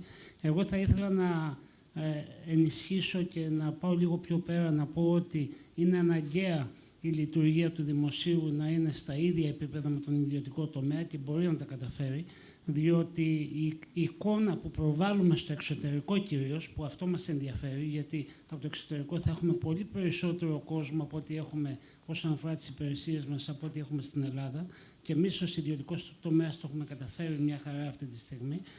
Αλλά από την άλλη όμως η προβολή είναι σημαντική. Η προβολή αφορά τόσο το δημόσιο όσο και τον ιδιωτικό τομέα. Η πρώτη προσπάθεια που κάναμε για να προβάλλουμε τον ιατρικό τουρισμό έγινε στην Αγγλία, μαζί με τον κύριο Παπαριστίδη, διευθυντή τότε του Έλενας. Πήγαμε εμείς, εγώ δηλαδή μαζί με τον κύριο Παπαριστίδη, και κάναμε την πρώτη μας προσπάθεια για να προσελκύσουμε ζευγάρι από το εξωτερικό. Και αυτό απέδωσε άμεσα. Άρα δεν είναι σωστό να πηγαίνουν μόνο στους ιδιωτικές μονάδες. Πρέπει να υπάρχει και ένας ισχυρός δημόσιος τομέας και εσείς μπορείτε να τα καταφέρετε. Και εμείς θα προσπαθήσουμε να βοηθήσουμε όσο μπορούμε από τη θέση μας. Νομικά επιτρέπεται και στο δημόσιο τομέα να γίνει. Απλώς είναι λίγο η διαχείριση δύσκολη και κυρίως της αποζημίωσης της δότριας. Εάν έχει άδεια η γυναίκα να χρησιμοποιήσει οάριο δότριας, είναι πιο εύκολο να φέρει από μια τράπεζα οάριο παρά να κάνουμε εμείς στο δημόσιο διέγερση της δότριας. Και επίσης για το σπέρμα τα είπε ήδη η κυρία Ντόμαλη. Παρακαλώ, κυρία Νικολακοπούλου. Ναι. Ένα λεπτό το μικρόφωνο για να ακούει και ο κύριος Δασκαλάκης. Αυτό ήθελα να πω, ότι δεν υπάρχει καμία διαφοροποίηση μεταξύ της ιδιωτικής μονάδας και της δημόσιας. Η διαφορά συνίσταται στο ότι η δημόσια μονάδα μέχρι τώρα που δεν είχαμε τράπεζες κρυοσυντήρησης δεν μπορούσε να διαχειριστεί την αποζημίωση της δότριας. Αυτό ήταν ανέφικτο. Για την παρένθεση δεν τίθεται θέμα, επειδή δεν αποζημιώνει ποτέ η μονάδα, αλλά η ίδια η γυναίκα η οποία θα χρησιμοποιήσει παρένθετη μητέρα, δεν τίθεται θέμα, μπορεί οπουδήποτε. Συνεπώς, τώρα που έχουμε τράπεζες κρυοσυντήρησης οαρίων, μπορεί πάρα πολύ εύκολα μία μονάδα δημόσια ή να κάνει η ίδια μία τράπεζα οαρίων, μάλλον να κάνει μια σύμβαση με μία τράπεζα οαρίων και η γυναίκα ή η κάθε ενδιαφερόμενη θα πληρώνει απευθείας στην τράπεζα, ώστε να λαμβάνει, δεν χρειάζεται άδεια, το γενετικό υλικό, να γονιμοποιεί με σπερμαδότη και να γίνεται κανονικά διαδικασία και στο δημόσιο φορέα. Αυτό πλέον έχει λύσει το θέμα. Για την παρένθεση δεν υπάρχει θέμα. Θέλετε μόνο μια δικαστική απόφαση. Για τη δότρια θέλετε τη σύμβαση με μια τράπεζα κρυοσυντήρησης, όπου δεν θα μπαίνει μέσα το δημόσιο, απευθείας ο ασθενής θα το φέρνει. Και είναι πάρα πολύ απλό. Ευχαριστούμε πολύ.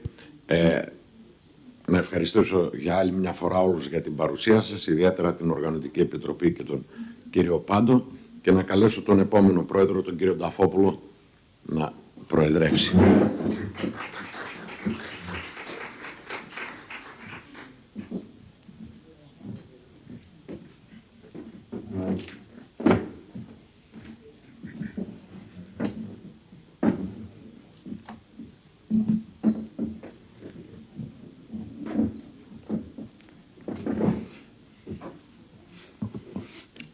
Καλό απόγευμα σε όλους. Φαίνεται ότι η αίθουσα γεμίζει. Η δεύτερη διάλεξη αφορά στις θηροειδοπάθειες και αναπαραγωγή, τις βιοειθικές προκλήσεις και επιπτώσεις στη γονιμότητα, και την παρουσίαση θα κάνει ο κύριος Διονύσης Βραχνής, ο οποίος είναι διδάκτορας του ΕΚΠΑ, του Εθνικού Καποδριστριακού Πανεπιστημίου Αθηνών, για ένα πολύ ενδιαφέρον θέμα που το αντιμετωπίζουμε καθημερινά και είναι μια από τις πολύ βασικές εκτιμήσεις που πρέπει να γίνεται σε ένα ζευγάρι που πρόκειται να υποβληθεί σε υποβοηθούμενη αναπαραγωγή.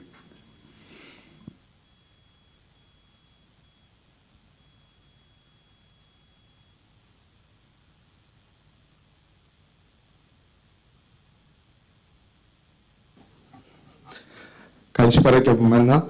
Καλό απόγευμα. Αρχικά να ευχαριστήσω τον κύριο Πάντο και τις δύο επιτροπές που με κάλεσαν να μιλήσω σήμερα. Πώς δεν παρουσίαση. Λοιπόν, θα μιλήσουμε για τις θηροειδοπάθειες και την αναπαραγωγή, πώς σχετίζονται αυτά τα δύο και τις βιοειθικές προκλήσεις και επιπτώσεις που έχουν στη γονιμότητα.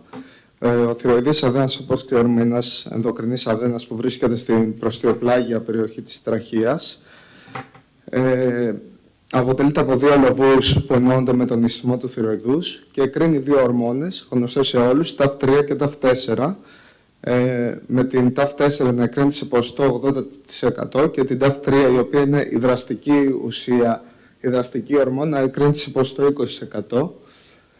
Εδώ βλέπουμε και τον άξονα, πώς από τον υποθάλαμο η TRH εκρίνεται και δίνει όθηση στην υπόφυση να εκρίνει TSH και αντίστοιχα υπόφυση στο θηροειδή για την έκρηση των TAF3 και TAF4 που πηγαίνουν σε όλο το σώμα.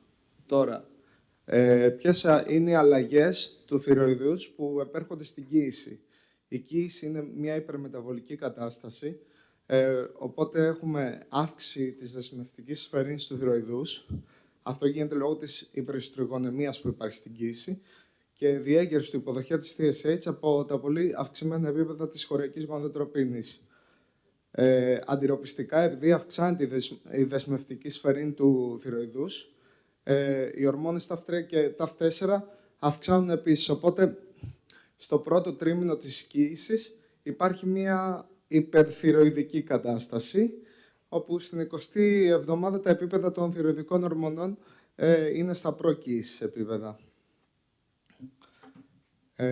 Τώρα, η χοριακή προσδένεται στον υποδοχέα της TSH, με αποτέλεσμα και αυτή με τον τρόπο να αυξάνει τα TAF3 και τα TAF4.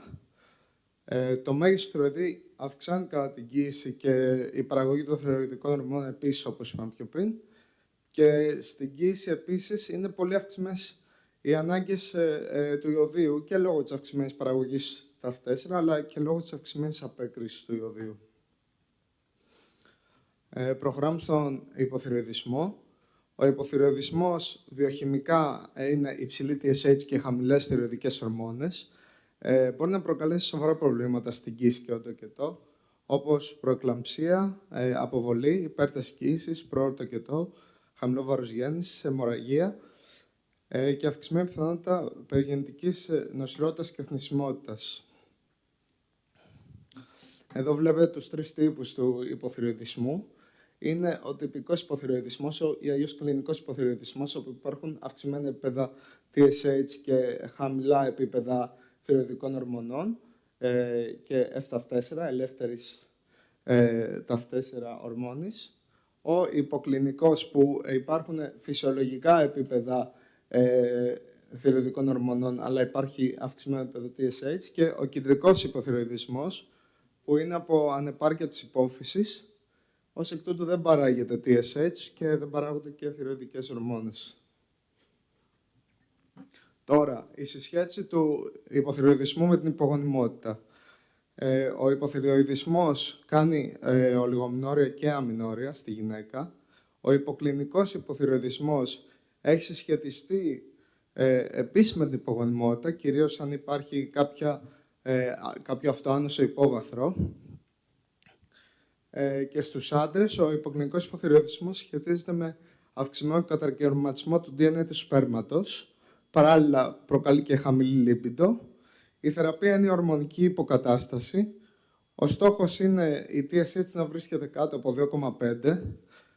Η Αμερικάνικη εταιρεία θυροειδούς προτείνει σε πολλές γυναίκες οι οποίες είναι ευθυροειδικές, αλλά κάνουν προσπάθειες για σύλληψη και δεν πετυχαίνουν, αν έχουν TSH πάνω από 2,5, παρότι είναι ευθυροειδικές, να παίρνουν ορμονική υποκατάσταση με ταφ4. Και βέβαια υπάρχουν και άλλοι τρόποι να βελτιώσει το θυροειδικό προφίλ, όπως η διατροφή χωρίς γλουτένη, περιορισμό σε αλεύρι και χρήση αντιοξυδωτικών, τα συμπληρώματα όπως το σελήνιο, που στις εγκύους αλλάζει η δοσολογία, είναι μεγαλύτερη, η βιταμίνη D, η β12, το μαγνήσιο και η άσκηση 150 λεπτά τη βδομάδα, όπου πρέπει να είναι 2 φορές ασκήσεις αντιστάσεων, βάρη, και 3 φορές την εβδομάδα ασκήσεις αντοχής, δηλαδή αερόβια. Συνήθως αυτό είναι το προτιμότερο σε κάθε άτομο που λέμε να ασκείται, όχι μόνο σε θυροειδοπάθεια. Τώρα, ο υπερθυροειδισμός είναι κάποιος έχει χαμηλή TSH και υψηλή F4.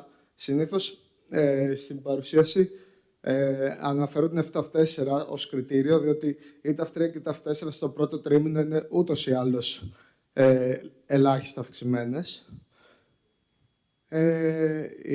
Η υψηλή θυροτοξίκωση πρώτης κοίησης σχετίζεται και αυτή με την υπογονιμότητα και όχι μόνο στις γυναίκες αλλά και στους άντρες, καθώς κάνει μειωμένη κινητικότητα σπερματοζωαρίων και θεραπευτικά υπάρχει φαρμακευτική αγωγή που στο πρώτο τρίμηνο στην έγκυο χορηγούμε προπιθυροεκύλη, ενώ στο δεύτερο και στο τρίτο μεθυμαζόλη, και αυτό γιατί η μεθυμαζόλη έχει συσχέτιση με τερατογένεση. Ενώ αν είναι πολύ βαρύς υπερθυροειδισμός, προτείνουμε συνήθως χειρουργείο, το οποίο γίνεται στο δεύτερο τρίμηνο της κοίησης. Και η άλλη επιλογή είναι το ablation, το οποίο στην κοίηση αντενδείκνυται και όχι μόνο αντενδείκνυται στην κοίηση, αντενδείκνυται και ένα εξάμηνο πρώτης κοίησης, δηλαδή αν έχει γίνει το ablation δεν θα πρέπει να συλληφθεί έμβριο, και επίσης αντενδείκνυται και μετά την κοίηση, γιατί επηρεάζει και τη γαλουχία στη γυναίκα. Οπότε είναι κάτι το οποίο δεν προτιμάται, εκτός αν υπάρχουν σαφείς ενδείξεις γι' αυτό.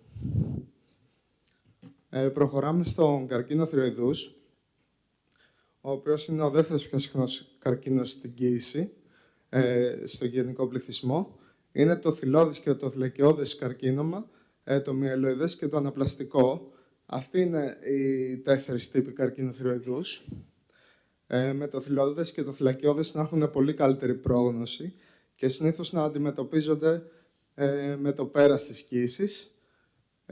Η αυξημένη TSH, όταν διαγνώσουμε έναν καρκίνο θυροειδούς, είναι δυσμενής, έχει χειρότερη πρόγνωση και Οι θεραπευτικές προσεγγίσεις είναι το χειρουργείο και το ablation, το οποίο, όπως είπαμε, αντενδείκνυται στην κοίηση.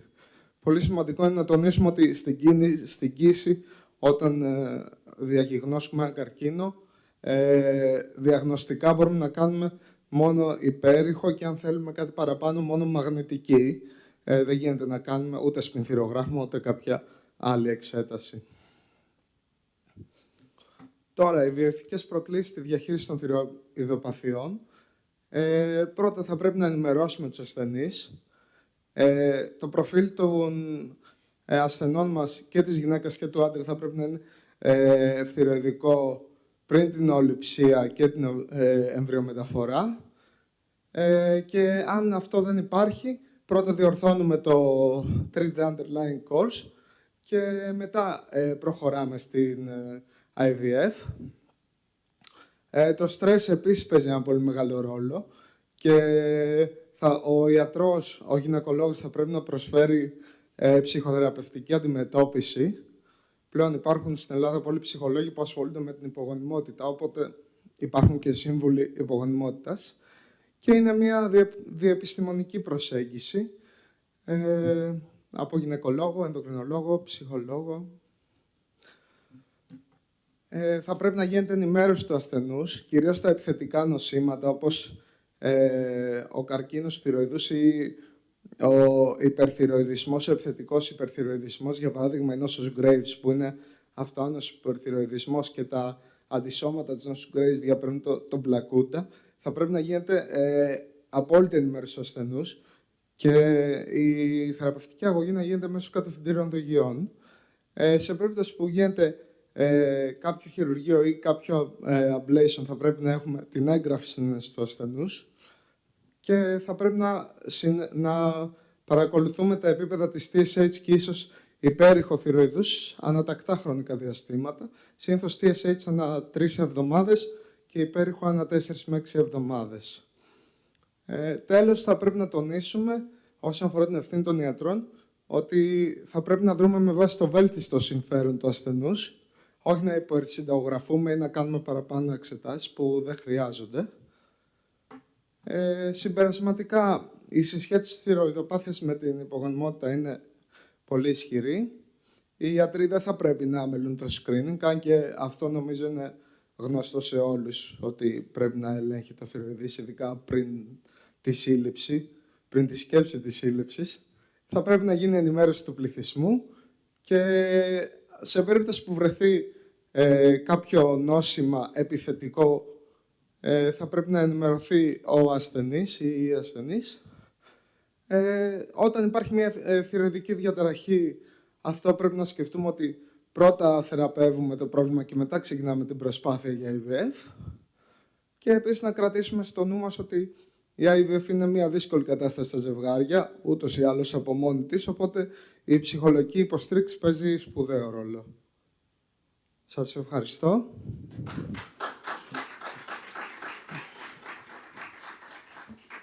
Κύριε Βραχνή, συγχαρητήρια. Εξαιρετική παρουσίαση που αναδείξατε τη σημασία του θηροειδούς αδένα στην αναπαραγωγή γενικά. Είναι ακριβώς το σημείο που οι ειδικότητες μας σίγουρα συνεργάζονται. Πάντα χρειάζεται η συμβουλή του ενδοκρινολόγου στις περιπτώσεις που υπάρχει ενδοκρινολογικό πρόβλημα και ιδιαίτερα πρόβλημα του θηροειδούς, γιατί είναι πολύ σημαντική η ρύθμιση για την επίτευξη του στόχου. Ήταν πολύ ωραία ομιλία, σας συγχαρητήρια. Θα ήθελα να ρωτήσω το ακροατήριο αν υπάρχουν κάποιες ερωτήσεις. Ο κύριος Αντωνάκης.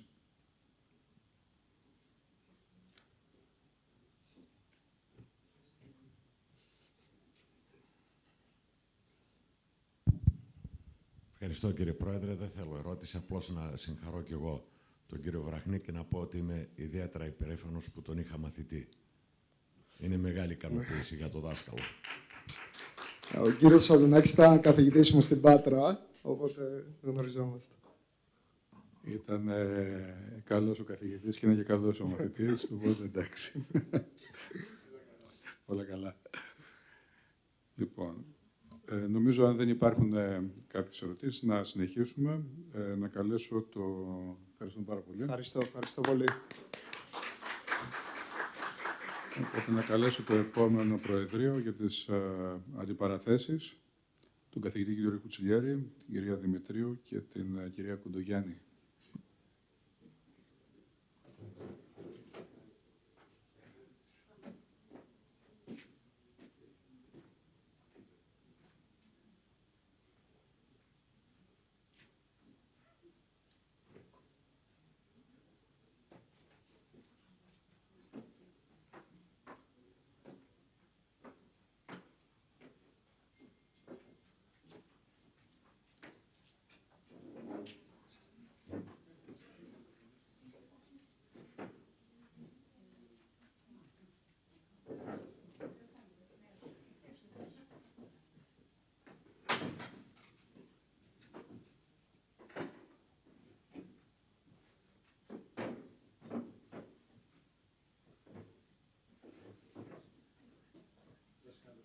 Σας καλωσορίζουμε και εμείς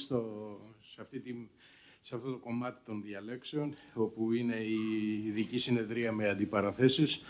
Έχουμε την κυρία Δημητρίου και την κυρία Κοντογιάννη, οι οποίες συμπροεδρεύουμε, και φαντάζομαι ότι όλοι έχετε αντιληφθεί ότι μέχρι τώρα ήταν εξαιρετικά ενδιαφέρουσες οι ομιλίες που έχουμε ακούσει, και ως πρόεδρος της Ελληνικής Εταιρείας Αναπαραγωγικής Ιατρικής θέλω να ευχαριστήσω τους ομιλητές μέχρι τώρα, αλλά και τους επόμενους. Ελπίζω ότι θα είναι το ίδιο ενδιαφέρουσες οι ομιλίες τους.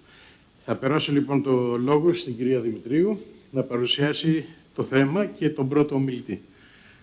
Μπορώ να πω μόνο 2 κουβέντες. Πραγματικά έχω μείνει έκθαμβη από τις παρουσιάσεις, από τις εισηγήσεις. Εγώ δεν είμαι εξειδικευμένη απόλυτα, όπως μερικοί δικηγόροι των μονάδων σας, σε όλα αυτά τα εξειδικευμένα θέματα. Και όμως έγιναν αντιληπτά, τα είπατε τόσο έτσι προσιτά. Επίσης, εντυπωσιάστηκα γιατί γεννιόμαστε και πεθαίνουμε κατά φύση, έτσι. Εδώ λοιπόν, ίσως μετά από εκατομμύρια ή δισεκατομμύρια χρόνια, και στη γη μας το ανθρώπινο είδος να μπορούσε να αναπαραχθεί και με άλλο τρόπο. Όπως έχει γίνει με αμοιβάδες, έχει γίνει με άλλα ζώα που έχουν αλλάξει τον τρόπο αναπαραγωγής τους. Εδώ όμως τους προλάβαμε. Εμείς τους προλάβαμε και τους ξεπεράσαμε. Τους ξεπεράσαμε και επενδύκαμε με τρόπους αναπαραγωγής του είδους μας, αλλά και του θανάτου μας, τους οποίους προσπαθούμε να τους θέσουμε σε θεσμικά πλαίσια. Δεν ξέρω αν το καταφέραμε ως τώρα. Πάντως στην Ελλάδα έχουν γίνει πολύ σπουδαίες προσπάθειες σε αυτό το τομέα της οριοθέτησης όλων αυτών των πολύ δύσκολων περιστάσεων.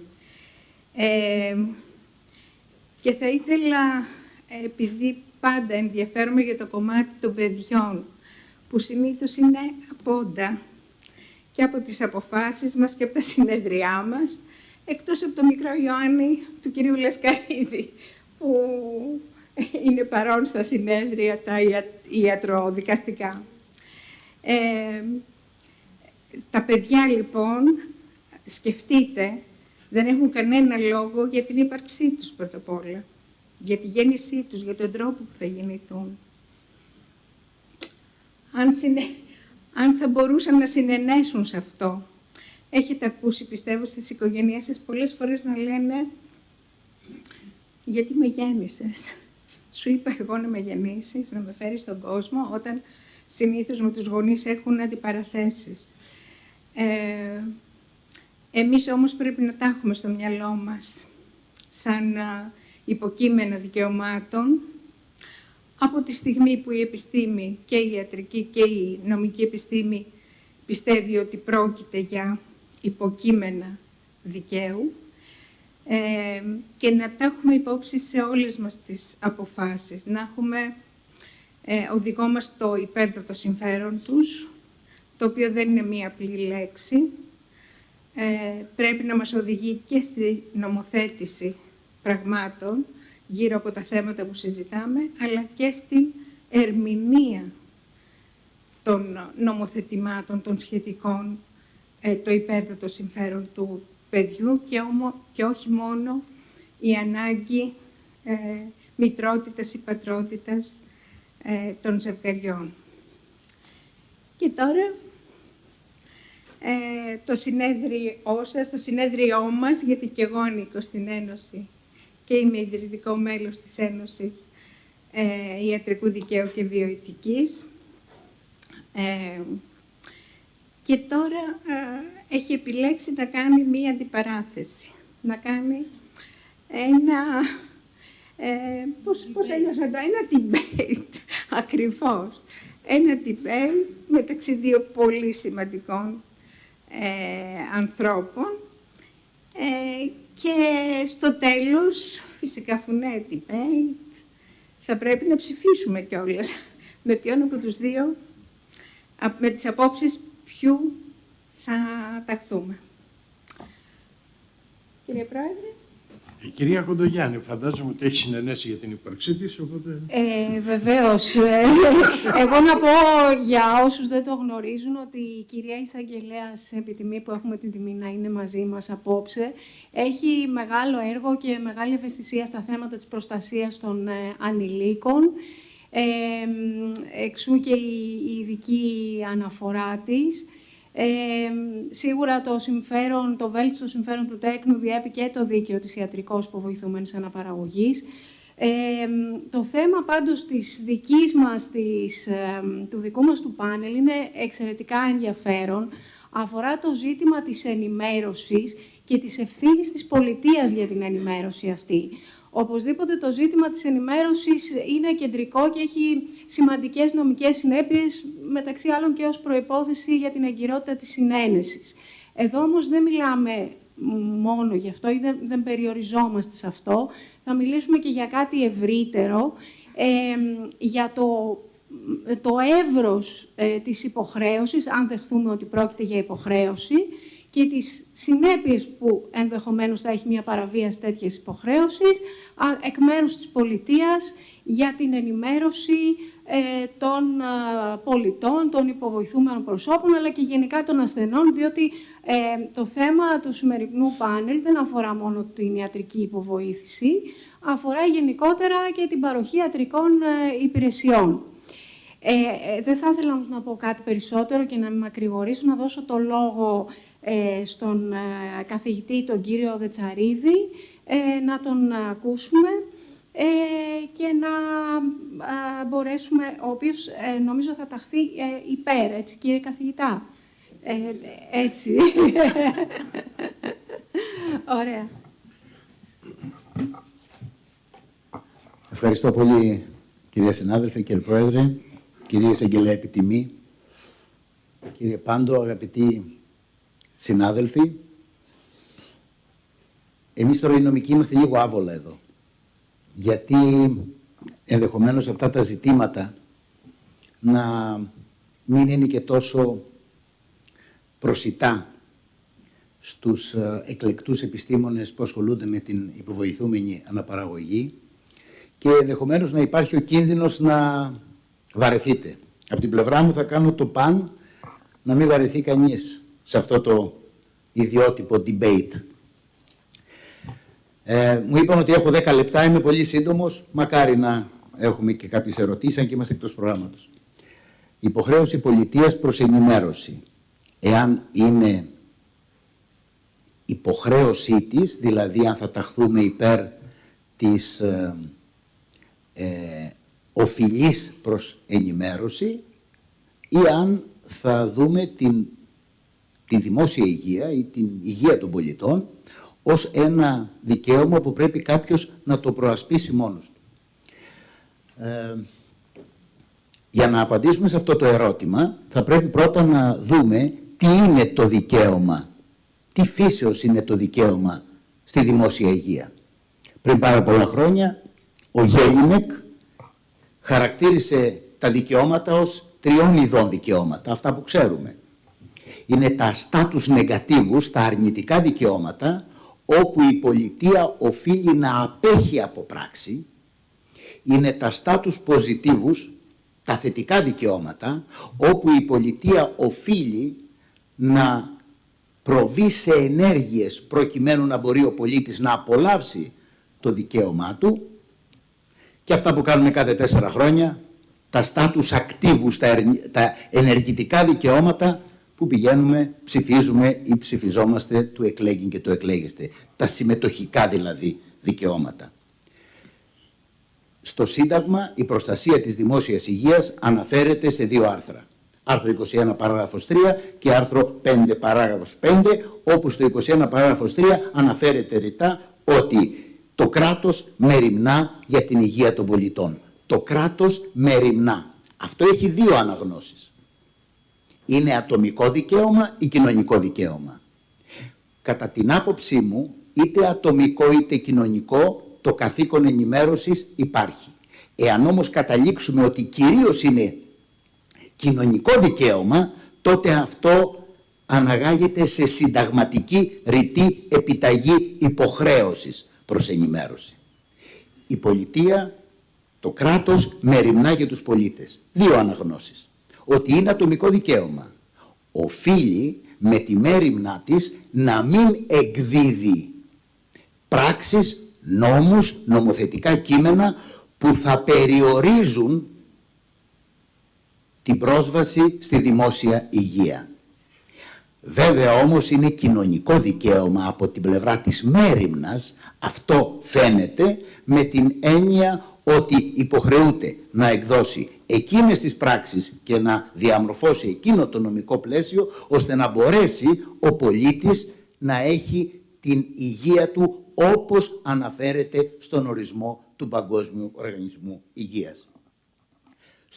Στο άρθρο 5, παράγραφος 5 του Συντάγματος, αναφέρεται ρητά ότι κάθε ένας έχει δικαίωμα στην προστασία της υγείας και της γενετικής του ταυτότητας. Φαίνεται ότι πρόκειται για ένα ατομικό δικαίωμα. Βεβαίως, από το συνδυασμό των 2 διατάξεων καταλαβαίνει κανείς ότι μόνο το αμυντικό δικαίωμα δεν είναι αρκετό για να πούμε ότι ο πολίτης προστατεύει πλήρως αυτό το δικαίωμά του και μπορεί να το απολαύσει. Εάν η πολιτεία δεν παρέμβει νομοθετικά ώστε να βελτιώσει τις υποδομές, τη διαδικασία πρόληψης και θεραπείας στους πολίτες, τότε το δικαίωμα δεν μπορεί να το απολαύσει. Κατά το άρθρο 168 της Συνθήκης Λειτουργίας Ευρωπαϊκής Ένωσης ορίζεται επίσης ότι θα πρέπει να εφαρμόσει η Ευρωπαϊκή Ένωση πολιτικές δράσεις προκειμένου να εξασφαλιστεί υψηλού επίπεδου προστασία της υγείας του ανθρώπου. Καταλαβαίνει λοιπόν κανείς ότι και σε επίπεδο Ευρωπαϊκής Ένωσης η προσέγγιση είναι ότι η μέριμνα για τη διαμόρφωση του νομικού πλαισίου θα πρέπει να είναι της πολιτείας, να αποκτήσει, να καταφύγει σε δράσεις η πολιτεία, τα κράτη-μέλη και κατ' επέκταση η εκτελεστική εξουσία, προκειμένου να παρασχεθούν υψηλού επίπεδου, όπως απαιτεί το άρθρο 168, υπηρεσίες δημόσιας υγείας. Άρα χαρακτηρίζεται και μέσα από τη Συνθήκη της Ευρωπαϊκής Ένωσης, τη Συνθήκη Λειτουργίας, ότι πρόκειται για ένα κοινωνικό δικαίωμα. Επίσης, το άρθρο 35 του Χάρτη Θεμελιωδών Δικαιωμάτων της Ευρωπαϊκής Ένωσης αναφέρεται ότι κάθε ένας έχει πρόσβαση στην πρόληψη σε θέματα υγείας. Προκύπτει δηλαδή ότι ταυτίζεται το δικαίωμα στην υγεία σε επίπεδο πρόληψης, άρα υποχρέωσης της πολιτείας να ενημερώσει τον πολίτη και να έχει να θεσμοθετήσει το πλαίσιο εκείνο, ώστε ο πολίτης να απολαύσει το συνταγματικό του αυτό δικαίωμα. Θα παρατηρήσουμε επίσης από τις συνταγματικές διατάξεις ότι δεν υπάρχει κανένας περιορισμός σχετικά με την ποιότητα της υγείας που οφείλει να προσφέρει η πολιτεία στους πολίτες. Και μάλιστα ο νομοθέτης, ο συνταγματικός, αισθάνθηκε την ανάγκη να μην ταυτιστεί αυτό με την κοινωνική πρόνοια, αλλά το αντιμετωπίζει ως ένα αυτοτελές δικαίωμα. Και εδώ να κάνουμε μια πολύ μικρή παρένθεση. Το δικαίωμα στην υγεία είναι καθολικό. Εάν παρατηρήσει κανείς το Σύνταγμα, τα ατομικά δικαιώματα, να μην μπαίνει ο εισαγγελικός λειτουργός το βράδυ στο σπίτι σου χωρίς να υπάρχει αιτία ή να προστατεύεται η κατοικία, να προστατεύεται η ιδιωτική ζωή, να προστατεύονται το δικαίωμα στην επικοινωνία, στις επιστολές. Είναι δικαιώματα τα οποία τα απονέμει το Σύνταγμα σε όλους όσους βρίσκονται στην ελληνική επικράτεια. Τα κοινωνικά δικαιώματα, παιδεία, κοινωνική πρόνοια, είναι δικαιώματα τα οποία χορηγούνται σε Έλληνες πολίτες. Άρα δεν είναι τα κοινωνικά δικαιώματα για όλους τους πολίτες που είναι στην επικράτεια. Η γραμματική διατύπωση, οι πολίτες, μας οδηγεί στο συμπέρασμα, σε πρώτη προσέγγιση, ότι αναφέρεται σε όλους, μόνο στους Έλληνες πολίτες. Ωστόσο, η ερμηνεία που έδωσε και το Ανώτατο Ακυρωτικό Δικαστήριο και συνδυάζεται αυτό με το άρθρο 2, παράγραφος 1 του Συντάγματος, περί αξιοπρέπειας του ατόμου, δεχόμαστε ότι το καθολικό δικαίωμα στην υγεία, παρά τη γραμματική διατύπωση περί πολιτών του Συντάγματος, αναφέρεται σε όλους όσους βρίσκονται στη χώρα μας, στα εσωτερικά σύνορα της χώρας μας. Άρα λοιπόν καταλήγουμε ότι πρόκειται για ένα ατομικό παύλα κοινωνικό δικαίωμα.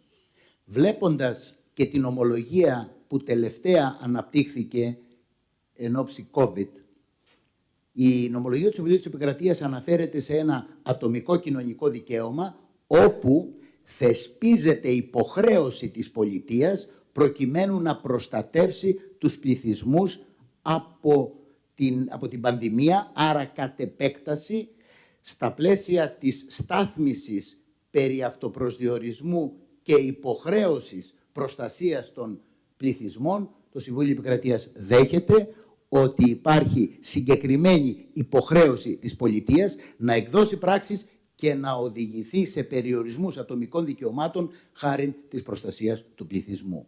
Άρα, περιορισμός του ατομικού δικαιώματος και μεγαλύτερη έμφαση στο κοινωνικό δικαίωμα. Ήδη από το 1986 με πάγια νομολογία του Συμβουλίου της Επικρατείας αντιμετωπίζεται ως κοινωνικό δικαίωμα, ως υποχρέωση της πολιτείας να θεσπίσει εκείνο το πλαίσιο, όχι μόνο να θεραπεύσει, αλλά και να προλάβει. Και επειδή ενδεχόμενα θα πρέπει να κάνουμε και το debate, είμαι στο δεκάλεπτο κύριε Πρόεδρε. Okay. Να πω ειδικότερα το εξής για να δώσω και κάποιες πάσες στον συνάδελφο τον κύριο Λασκαρίδη. Το κοινωνικό δικαίωμα δεν έχει να κάνει μόνο με την θεραπεία. Δεν έχει να κάνει μόνο με εκείνο το πλαίσιο στο να έχει πρόσβαση ο πολίτης στους χώρους παροχής υγείας. Έχει να κάνει και με την υποχρέωση πρόληψης. Αυτό αναφέρεται και στις κατευθυντήριες οδηγίες του Παγκόσμιου Οργανισμού Υγείας και αναφέρεται ρητά στο άρθρο 35 του Χάρτη Θεμελιωδών Δικαιωμάτων της Ευρωπαϊκής Ένωσης. Άρα λοιπόν θα πρέπει να τονίσουμε ρητά ότι ως κοινωνικό δικαίωμα το οποίο υποχρεώνει την πολιτεία να θεσπίσει το πλαίσιο πρόσβασης του πολίτη στη δημόσια υγεία είναι και η πρόληψη και η θεραπεία. Και έρχομαι τώρα στα δύο ζητήματα που πραγματικά οφείλω να πω ότι με την ευκαιρία του συνεδρίου, κύριε Πάντο, μου δόθηκε η δυνατότητα να τα προσεγγίσω και να γίνω πλουσιότερος. Η νομοθετική παρέμβαση δεν αρκεί να υπάρχει ως κανονιστικό πλαίσιο. ειδικά όταν αναφερόμαστε στην πρόληψη. Διάβασα πρόσφατα την θέσπιση κανόνος, σύμφωνα με την οποία θα γίνεται μία μέτρηση, διορθώστε με κύριε Πάντο, μία μέτρηση γονιμότητος, αν μπορώ να το πω, της κάθε γυναίκας, όπου το κράτος επιδοτεί αυτή τη διαδικασία και εντάσσεται στην διαδικασία πρόληψης. Ερώτημα, αρκεί και μόνο ο κανόνας? Κατά την άποψή μου όχι. Η συνταγματική επιταγή που υποχρεώνει την πολιτεία να προστατεύσει τους πολίτες ως κοινωνικό δικαίωμα θα πρέπει να αναδείξει, να βρει, να μεθοδεύσει δράσεις η πολιτεία προκειμένου αυτό το νομικό πλαίσιο να γίνει προσιτό στους πολίτες. Να ενημερωθεί ο πολίτης και εδώ είναι ευθύνη της πολιτείας. Γιατί είναι ευθύνη? Γιατί προκύπτει από τη συνταγματική επιταγή του 21.3. Επίσης διάβασα πρόσφατα ότι τα φάρμακα για την υποβοηθούμενη αναπαραγωγή χορηγούνται δωρεάν από τον ΕΟΠΗ. Ενδεχομένως να έχω κακή πληροφόρηση. Το είδα ρητά. Ισχύει κύριε Πάντο κάτι τέτοιο? Ότι προβλέπονται. Και επίσης προέβλεψε ο νομοθέτης ότι 4 απόπειρες μέχρι την ηλικία των 50 ετών προβλέπονται να διενεργούνται χωρίς έξοδα. Αυτοί οι κανόνες, οι οποίοι εντάσσονται στα πλαίσια της προστασίας του πολίτη από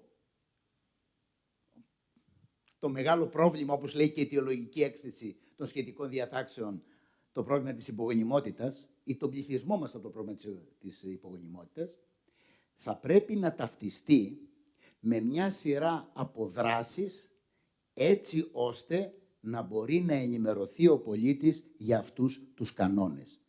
Και στην τελευταία μάλλον διατύπωση της κυρίας συναδέλφου από το Προεδρείο, έχει η αδράνεια της πολιτείας ενέχει ευθύνη έναντι του πολίτη? Αυτό είναι ένα ζήτημα. Αν δηλαδή δεν εκδώσει κανόνα, τότε σίγουρα υπάρχει ευθύνη.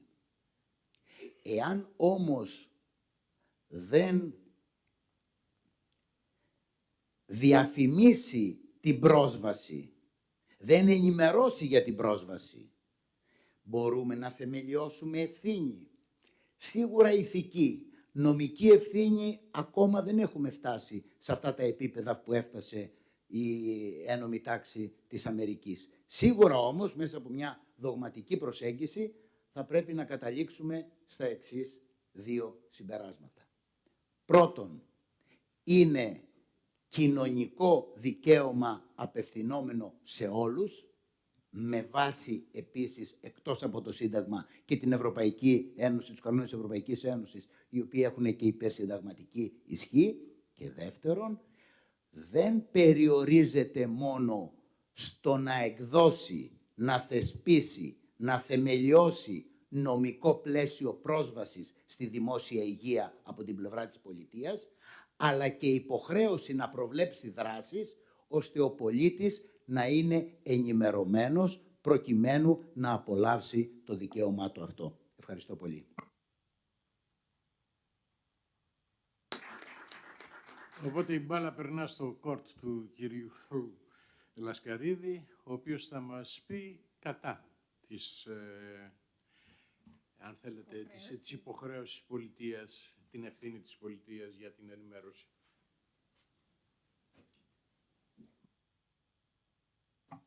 Σας ευχαριστώ πάρα πολύ για το λόγο, το εξαιρετικό Προεδρείο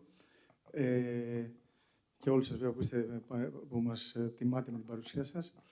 Καταρχάς να πω 2 λόγια. Ότι έχω βάλει το PowerPoint στα αγγλικά για να μπορούν και ο Σέρβος εδώ, ακροατής που έχουμε και κάποιοι άλλοι ξένοι να καταλάβουν, και ο Ιταλός εδώ, ο Μάρκο Ριζούτη που έχουμε. So I have my PowerPoint also in English. I will speak in Greek, but in order to be understood also from the foreign and Balkan friend of ours, I will speak in Greek, but I will put the PowerPoint in English in order to be understood what I will say in Greek. Επίσης, να πω ότι αυτά που θα εκφέρω δεν είναι προσωπικές απόψεις. Έτσι, θα κάνω ένα παιχνίδι με τον κύριο Δετσαρίδη. Θα τον κοντράρω έτσι σκληρά. Ανεξάρτητα ποιες είναι οι προσωπικές μου απόψεις, όπου και εγώ είμαι μέλος της Επιτροπής Πραγματογνωμόνων Δημόσιας Υγείας. Προφανώς ενημερώνουμε και εμείς για θέματα δημόσιας υγείας. Επομένως, να μην παρεξηγηθώ, θα πάρω μια θέση αντίποδα, προκειμένου να γίνει αυτό το παιχνίδι θέσης-αντίθεσης. Και θα λοιπόν να ξεκινήσουμε με το εξής. Εγώ βέβαια δεν είμαι συνταγματολόγος, αλλά επειδή είμαι αστικολόγος μπορώ να μιλήσω και εγώ για ευθύνη. Και επίσης ιατρολόγος, επομένως μπορώ να μιλήσω για κώδικα δεοντολογίας και πώς το βλέπω από την πλευρά του ιατρικού δικαίου. Και θα ξεκινήσω με το δεύτερο, λέγοντας ότι κάποτε ήταν έτσι τα πράγματα. Κάποτε φρόντιζε το κράτος. Ήταν όλα στα χέρια του κράτους η παροχή υγείας και αυτό οδήγησε σε έκτροπα στο Δεύτερο Παγκόσμιο Πόλεμο. Βλέπαμε λοιπόν το κράτος, όποιον δεν είναι υγιή, να το στέλνει σε στρατόπεδα συγκεντρώσεως και να προσπαθούν οι εργοδότες να κρύψουν ποιος είναι υγιής και ποιος δεν είναι υγιής στο Τρίτο Ράιχ. Αυτό λοιπόν δημιούργησε μια τεράστια ανεξιοπιστία απέναντι στην πολιτεία και δυστυχώς και στους ίδιους γιατρούς. Και από την άλλη πλευρά του Ατλαντικού, λίγες δεκαετίες αργότερα, αρχίσαμε να μιλάμε για βιοηθική. Και στο κέντρο λήψης αποφάσεων, από εκεί που ήταν στον λευκοντυμένο ημίθεο γιατρό υπό την προστασία όμως και την ομπρέλα του κράτους, ξαφνικά βάλαμε κέντρο όλων αυτών τον ασθενή. Και είπαμε ο ασθενής θα πρέπει να ενημερωθεί και ο ασθενής θα πρέπει να έχει την ενημέρωση από τον γιατρό. Θεωρώ επομένως ότι ήταν ένα comeback, έτσι, μια επιστροφή στα παλιά, το να ξαναγυρίσουμε η πολιτεία να κηδεμονεύει την ενημέρωση των πολιτών. Και μια επιστροφή από το φιλελεύθερο σύστημα που έχουμε. Επίσης, για να αναφέρω και ιστορικά στοιχεία από το παρελθόν, και στις αρχές της Ασκληπιάδες, στην κόπο που ξεκίνησε ο Ιπποκράτης, πήγαινε ο ασθενής στην Ασκληπιάδα και δεν επισκεφτόταν η Ασκληπιάδα αυτόν για να τον ενημερώσει. Άρα και από αυτή τη σκοπιά θεωρώ ότι είναι θέμα καθαρά ατομικό το να πάει κάποιος να ενημερωθεί για ό,τι θέλει. Ένα πλέον επιχείρημα από τη σύγχρονη νομολογία. Βλέπουμε ότι και ο καθηγητής, ο κ. Δετσαρίδης, καθηγητής Δημοσίου Δικαίου, αναφέρθηκε και στο άρθρο 5 του Συντάγματος, που είναι το ατομικό δικαίωμα υγείας, και στο 21 βέβαια 3, αλλά και στο άρθρο 5. Και το παρατηρώ αυτό σε όλες τις αποφάσεις και του Συμβουλίου της Επικρατείας, αλλά και σε καθηγητές, ότι αναφέρονται στο άρθρο 5.1, τονίζω το πρώτο κομμάτι ότι είναι και ατομικό δικαίωμα η υγεία και επομένως το θέμα της ενημέρωσης είναι μια ατομική υπόθεση. Μάλιστα, έχω δει και την άποψη και σε ερμηνευτικά έργα στο άρθρο 21.3, που είναι το δημόσιο δικαίωμα στην υγεία στο Σύνταγμά μας, ότι δεν είναι αγώγιμο. Επομένως, δεν μπορεί κάποιος να το απαιτήσει από το κράτος. Άλλο είναι επιχείρημα, λοιπόν, ότι δεν έχουμε φτάσει σε τέτοιο επίπεδο που να κηδεμονεύει η πολιτεία τη δημόσια υγεία. Επίσης, θα πω και εδώ ένα επιχείρημα τον κώδικα ιατρικής δεοντολογίας, ότι και εκεί ο κώδικας δεοντολογίας δημιουργείται βέβαια στους γιατρούς για μια αυτορύθμιση όπως στις αρχές της Ασκληπιάδες, όπως στον όρκο του Ιπποκράτη, αλλά μέσα αναφέρεται ότι από τον ιατρό γίνεται η ενημέρωση και πρέπει να καταβάλλονται ιδιαίτερα προσοχή σε ειδικές περιπτώσεις, όπως η υποβοηθούμενη αναπαραγωγή, που αναφέρομαι σε αυτήν γιατί είναι το συνέδριό μας περί αυτού. Εδώ πέρα έχω μερικά παραδείγματα φροντίδας του κράτους, με το ΦΕΚ που έχω βάλει και σήμερα το άρθρο 5, όπου εκεί αναφέρεται ότι η πολιτεία αναλαμβάνει να βοηθήσει στον εμβολιασμό των παιδιών και στο τεστ, βέβαια, τον προγεννητικό έλεγχο και να τα καλύψει αυτά ο ΕΟΠΗ. Ευρύτερες ομάδες πρόληψης είναι στα θέματα του καρκίνου. Και εκεί στο ίδιο νομοθέτημα βλέπουμε ότι προβλέπει κάλυψη εξόδων και μάλιστα έχει γίνει και από το ίδιο κόμμα, την προηγούμενη κυβέρνηση, μεγάλη καμπάνια γι' αυτό, για την πρόληψη του καρκίνου του μαστού, προστάτη, μήτρας και του εντέρου, του παχαίου εντέρου. Παρ' όλα αυτά, και για βέβαια άλλες περιπτώσεις, όπως διαβητικούς, υπάρχει νόμος αντικαπνιστικός νόμος, για αυτούς που έχουν AIDS, ακόμα για το θυλασμό και τους εμβολιασμούς. Να πούμε όμως ότι αυτά, όταν μιλάμε για κάτι, όταν ενημερώνουμε κάποιον, τουλάχιστον ως ένας αστικολόγος, θα έλεγα ότι πάντα υπάρχει το θέμα της ευθύνης. Δεν είναι δηλαδή ότι η πολιτεία, αν ενημερώσει λάθος, δεν θα ευθύνεται. Επομένως, αν μπει σε αυτό το δρόμο, εγώ το θεωρώ επισοδρόμηση του να αναλάβει την ευθύνη για τις σχετικές ενημερώσεις, τότε αυξάνει και την ευθύνη της σύμφωνα με το άρθρο 105 και 106 του Εισαγωγικού Νόμου του Αστικού Κώδικα. Και εδώ σας αναφέρω ένα παράδειγμα ευθύνης στα θέματα, τα καυτά ζητήματα που εκεί δημιουργήθηκε και μια αντιπαράθεση και κοινωνική και νομική, στα θέματα του εμβολιασμού. Ένα θέμα της υποχρεωτικότητας του εμβολιασμού και δεύτερον, παράληψη κάποιων σταδίων των κλινικών δοκιμών των φαρμάκων, επικαλούμενοι μάλιστα δημόσιο συμφέρον για να προστατεύσουμε τον κόσμο. Και είχαμε μια περίπτωση ενδιαφέρουσα από το Τριμελές Διοικητικό Δικαστήριο, εφετείο είναι εδώ πέρα, στη Θεσσαλονίκη, που έχει δημοσιευθεί στο Αναμενόπουλο, όπου ένα κοριτσάκι 7 ετών, μετά από έναν υποχρεωτικό εμβολιασμό εναντίον ερυθράς και ηλαράς, παρουσίασε νευρολογικά συμπτώματα, αστάθεια και μάλιστα κόλος, δεν μπορούσε να διατυπώσει σωστά τις προτάσεις της. Και στην ηλικία των 13 ετών αποβίωσε από παρεγκεφαλίτιδα, η οποία προκλήθηκε από ηλαρά Φανμπόγκερ. Εδώ πέρα λοιπόν το δικαστήριο απέδωσε αστική ευθύνη στο κράτος για το θέμα των εμβολιασμών και μάλιστα ψυχική οδύνη στους γονείς. Υπάρχει ένα άρθρο του Πρεβεδούρου σχετικά. Επομένως, θα έλεγα ότι ο ρόλος του κράτους, το Σύνταγμα, όπως αν σωστά ανέφερε ο κ. καθηγητής, ο κ. Τετσαρίδης, δημιουργήθηκε ως αντίποδα στους μονάρχες και αρχικά είχε ένα στόχο αμυντικό, δηλαδή να μην θίξουν κάποια δικαιώματα το κράτος, η μοναρχία κάποτε στο Μεσαίωνα και σήμερα το κράτος. Στην πορεία άρχισε να γίνεται λόγος για θετικές ενέργειες από το κράτος.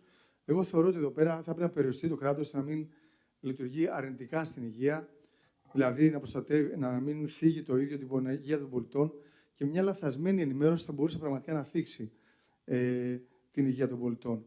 Θα έπρεπε λοιπόν να αφήσει το ατομοκεντρικό μοντέλο που έχουμε, στο άρθρο 57 προστασία προσωπικότητας, το οποίο μάλιστα παραπέμπουν και όλοι, ακόμα και τα διοικητικά δικαστήρια, για να θεμελιώσει το δικαίωμα υγείας. Θα πρέπει να αφήσει λοιπόν τους ιδιώτες να αναλάβουν αυτά τα θέματα ενημέρωσης. Μάλιστα, η απόφαση αυτή που προανέφερα λέει ότι δεν μπορούμε θα ήταν χαρακτηρίζεται από υπέρμετρη επάχθεια το να απαιτήσουμε χάρη δημοσίου συμφέροντος να μην υπάρχει καμία ευθύνη όταν έχουμε παρενέργειες από εμβολιασμούς. Θα έπρεπε κάποιος να ευθύνεται. Επομένως, βάζει το ατομικό δικαίωμα υγείας πάνω από οποιοδήποτε δημόσιο συμφέρον, το οποίο μπορεί να γίνει μια ενημέρωση. Για το θέμα αυτό της αντιμιληριακής ορμόνης στα τεστ, τα οποία αναφερθήκαμε και έχει αναφερθεί η κυβέρνηση, δεν έχει προχωρήσει βέβαια ακόμα, νομίζω στο ΚΕΣΥ, εκκρεμεί το θέμα στο ΚΕΣΥ σχετικά, τίθεται πάλι ένα θέμα ευθύνης. Δηλαδή, μήπως οδηγεί γυναίκες να κρυοσυντηρήσουν γενετικό υλικό, ενώ σε ορισμένες περιπτώσεις δεν θα χρειάζεται και μάλιστα να αναγκαστούν να καταβάλουν και κάποιες δαπάνες, παρότι είναι δωρεάν η εξέταση. Εκεί πέρα όμως θα μπορούσε να τεθεί ένα θέμα ευθύνης του κράτους που επιχορηγεί τέτοιες εξετάσεις, αν έχουμε μια λαθασμένη διάγνωση, ένα λαθασμένο προτροπή για κρυοσυντήρηση.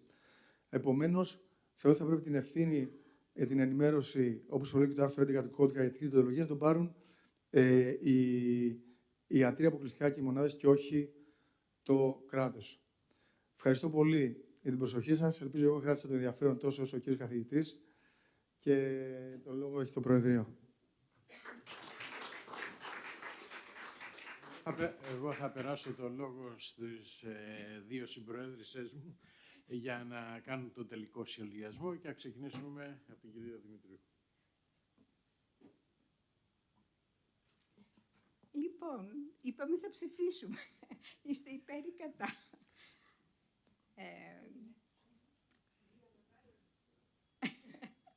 Μάλλον κάπου στη μέση είναι τα πράγματα. Εννοείται ότι υπάρχει και η ατομική ευθύνη για όλα αυτά που μας συμβαίνουν ή που επιτρέπουμε να μας συμβούν στο σώμα μας, αλλά υπάρχει και η ευθύνη του κράτους για ενημέρωση. Δεν είμαστε όλοι εξειδικευμένοι σε αυτά τα θέματα. Δεν είμαστε όλοι, δεν ξέρουμε την νομοθεσία, όπως αυτό που μέσα στο 24 θεσπίστηκε, πλην όμως κανείς δεν το ξέρει και αναφέρθηκε ο κύριος καθηγητής αυτό. Πώς θα το μάθει? Χρειάζεται μία ενημέρωση από μέρους του κράτους. Εγώ θα έλεγα πάντα το μέτρο, πάντων χρημάτων μέτρων, άνθρωπος. Ο άνθρωπος είναι το μέτρο για όλα τα πράγματα. Ο άνθρωπος, λοιπόν, να είναι πάντα στην οπτική μας για οτιδήποτε και ό,τι βοηθάει καλύτερα ακριβώς στην ενημέρωσή του, από όποια πλευρά και να είναι, να μην τα περιμένουμε όλα από τον ίδιο. Η κυρία Κοντογιάννη. Να κλείσω κι εγώ με δύο σκέψεις. Νομίζω θα κάνω τη διάκριση που έγινε έτσι και από τους αντιπαρατηθέμενους ομιλητές. Να διακρίνουμε ανάμεσα στην ατομική λεγόμενη ενημέρωση και στην ενημέρωση που γίνεται δημόσια προς το κοινό.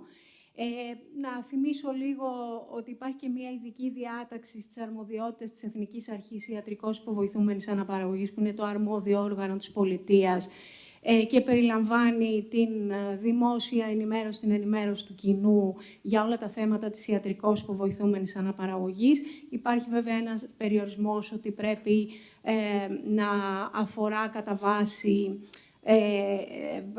μια περιοδική απόδοση αποτελεσμάτων στη λειτουργία των μονάδων, αλλά λέει και γενικότερα για όλα τα ζητήματα που θεωρεί πρόσφορα κατά την κρίση της.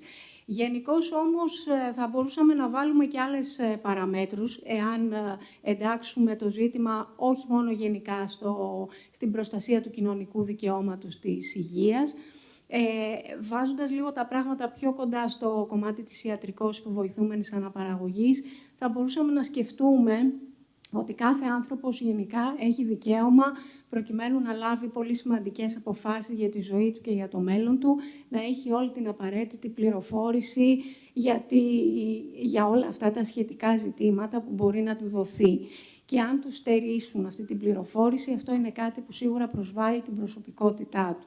Από εκεί και μετά μπορούμε να σκεφτούμε ότι σε μια στρατηγική καταπολέμηση της υπογεννητικότητας και σε μια επίκληση, ας πούμε, και του άρθρου 21 του Συντάγματος, κύριε καθηγητά, έτσι, για την προστασία της οικογένειας, θα μπορούσαμε να εντάξουμε και τέτοια ζητήματα, όπως και με την επίκληση ενδεχομένως και του άρθρου 4 της αρχής της ισότητας, διότι δεν έχουν και όλοι οι άνθρωποι από μόνοι τους τη δυνατότητα και όλοι οι πολίτες και όλα τα υποβοηθούμενα πρόσωπα να προσφύγουν στις υπηρεσίες των ειδικών εξετάσεων που αναφέρατε πριν, όπως αυτή του, δεν ξέρω αν τη λέω σωστά, του αποθέματος, του οθικικού ή δεν ξέρω κι εγώ, άλλων πολύ ειδικών εξετάσεων που μπορεί να είναι και ακριβές ή ενδεχομένως να μην τις γνωρίζουν όλοι. Άρα λοιπόν όλα αυτά συνδυαζόμενα, πάντοτε όμως υπό όρους αναγκαιότητας και αναλογικότητας, γιατί δεν μιλάμε και για ένα αυθαίρετο άνοιγμα όλων των διαδικασιών. Η πολιτεία προφανώς έχει και οριοθετημένες αρμοδιότητες και πεπερασμένες δυνατότητες. Όλα αυτά όμως νομίζω ότι μπορούν συνεκτιμόμενα να μας οδηγήσουν έτσι σε πιο νηφάλια αποτελέσματα, προς την κατεύθυνση κυρίως του ότι η πολιτεία πρέπει να εφαρμόζει τους νόμους, την νομιμότητα, πολύ περισσότερο αν πρόκειται για νόμους ή κανονιστικές πράξεις που η ίδια έχει εκπονήσει και να τις εφαρμόσει. Διαφορετικά δημιουργούνται ευθύνες και μπορούν να αναδειχθούν αυτές οι ευθύνες και να εγερθούν αξιώσεις. Οι δύο συνομιλητές νομίζω ότι ξέρουν πολύ καλά και από την πρακτική. Ευχαριστώ πολύ και για την πρόσκληση και για την ανοχή σας. Λοιπόν, να ευχαριστήσω και εσάς που παρακολουθήσατε. Εγώ σαν γιατρός κατάλαβα ότι είναι ένα ατομικό δικαίωμα το να έχω την πληροφόρηση και την ενημέρωση και η πολιτεία δεν πρέπει να κάνει τίποτα για να σταματάει αυτή την πρόσβασή μου στην ενημέρωση. Στην κοινωνική πλευρά της ενημέρωσης κατάλαβα ότι η κοινωνία μπορεί να παίρνει θετικές δράσεις γι' αυτό, αλλά έχω την αίσθηση ότι ποτέ δεν πρέπει να παραβιάζει το ατομικό μου δικαίωμα. Δηλαδή, εάν η πολιτεία πάρει μία απόφαση θετική, αυτό δεν πρέπει ποτέ να είναι περιοριστικό στο δικαίωμά μου να έχω ενημέρωση αντίθετη. Εάν έχω καταλάβει τα νομικά σε κάποιο βαθμό. Αλλά και ο κύριος πάντως θέλει να κάνει μια παρέμβαση.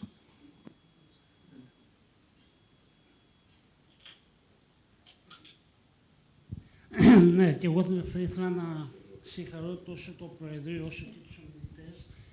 Η όλη συζήτηση και η αντιπαράθεση που βάλαμε στο πρόγραμμά μας προέρχεται από το γεγονός ότι εμείς ως γιατροί και ο κύριος Νταφόπουλος και όσοι ασχολούμαστε με την υποβοηθούμενη αναπαραγωγή ερχόμαστε αντιμέτωποι με ζευγάρια, με γυναίκες που λένε «Αχ, να ξέρα, αχ, να ξέρα και αχ, να ξέρα». Και αυτό το ακούμε σχεδόν καθημερινά.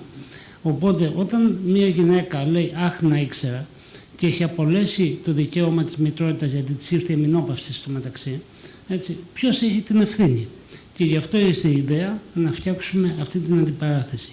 Χαίρομαι που ο κύριος Δετσαρίδης αναφέρθηκε στο δικαίωμα της πρόληψης και την ευθύνη της πολιτείας να θεσπίσει το πλαίσιο στην πρόληψη. Τι γίνεται όταν όμως η πολιτεία δεν έχει μεριμνήσει σωστά να θεσπίσει το πλαίσιο στην πρόληψη? Για πρόληψη εννοούμε διαφύλαξη γονιμότητας και ως εκ τούτου χάνει το δικαίωμα της μητρότητας η γυναίκα που τόσο ωραία αναφέρθηκε η κυρία Ντόμαλη λόγω του ότι ήρθε η μηνόπαυση. Και από τη στιγμή που έρχεται η μηνόπαυση και δεν έχει πάρει τα κατάλληλα μέτρα της πρόληψης, η γυναίκα δεν έχει πλέον τη δυνατότητα να αποκτήσει ένα παιδί. Και ερχόμαστε αντιμέτωποι με το «Αχ, να ήξερα». Οπότε, ως εκ τούτου, κατά πόσο έχουν δικαίωμα αυτά τα ζευγάρια, αυτές οι γυναίκες, να διεκδικήσουν αποζημίωση από το κράτος, επειδή δεν μερίμνησε ποτέ να φτιάξει να θεσπίσει αυτό το πλαίσιο της πρόληψης. Και βλέπουμε λίγο πολύ την καθυστέρηση της πολιτείας, ακόμα και με την ανακοίνωση του Πρωθυπουργού το Σεπτέμβρη, ότι θα μπει μέσα στον ΕΟΠΗ αυτός ο δείκτης γονιμότητας της ΆΜΗ, που μέχρι σήμερα, 5-6 μήνες μετά, ακόμα συζητείται. Στο μεταξύ όμως, οι γυναίκες μπαίνουν σε μηνόπαυση και χάνουν το δικαίωμα. Άρα δεν έκανε θετικό βήμα προς την ενημέρωση, στο δικαίωμα της ενημέρωσης, αλλά δεν παρεμπόδισε την ενημέρωση, την προσωπική. Δηλαδή, αντί να της το πει η πολιτεία, της το πει ο Κώστας ο Πάντος ότι πρέπει να το κάνει. Πάντως, κύριε Πάριο, η παράληψη νομοθέτησης δεν θεμελιώνει δυστυχώς ακόμα ευθύνη προς αποζημίωση όπως συμβαίνει σε άλλες ένομες τάξεις. Δεν του παρόντος θα το αναλύσουμε, αλλά η παράληψη νομοθέτησης υπό πολύ ειδικές συνθήκες και σε ένα πολύ περιορισμένο πλαίσιο μπορεί να θεμελιώσει αξίωση προς αποζημίωση. Αλλά με βάση το 105 να μπορεί κάποιος να προσφύγει για την ζημία που υπέστη εξαιτίας της έλλειψης νομοθέτησης, νομίζω θα το δούμε στο επόμενο αιώνα για την εσωτερική ένωμη τάξη. Είναι too early for that. Έρχεται και ο Elon Musk. Μια από δεύτερο λόγο. Να πω μόνο μια πρόταση, ότι και εμένα ήταν ένα βασικό επιχείρημα αυτό, το μη αγώγιμο. Ότι δηλαδή δεν προβλέπεται τη δυνατότητα με αγωγή να απαιτήσει για μια τέτοια πράξη πολιτεία, και γι' αυτό ήταν ένα επιχείρημα ότι είναι ατομικό δικαίωμα, αφού δεν μπορεί από την πολιτεία να απαιτήσει την ενημέρωση. Και είναι ένα θέμα και κάποια θέματα και επιστημονικά. Τώρα, ας πούμε, η Έστρα έβγαλε μια οδηγία για αυτό το αντιμιλερικό ορό. Αν, ας πούμε, νομίζω είναι μόνο όσες γυναίκες έχουν οθική ανεπάρκεια. Δηλαδή, είναι και το θέμα το επιστημονικό πάντα στη μέση, που πρέπει οι ειδικές επιτροπές να αποφαθούν τι ισχύει και τι όχι. Ναι.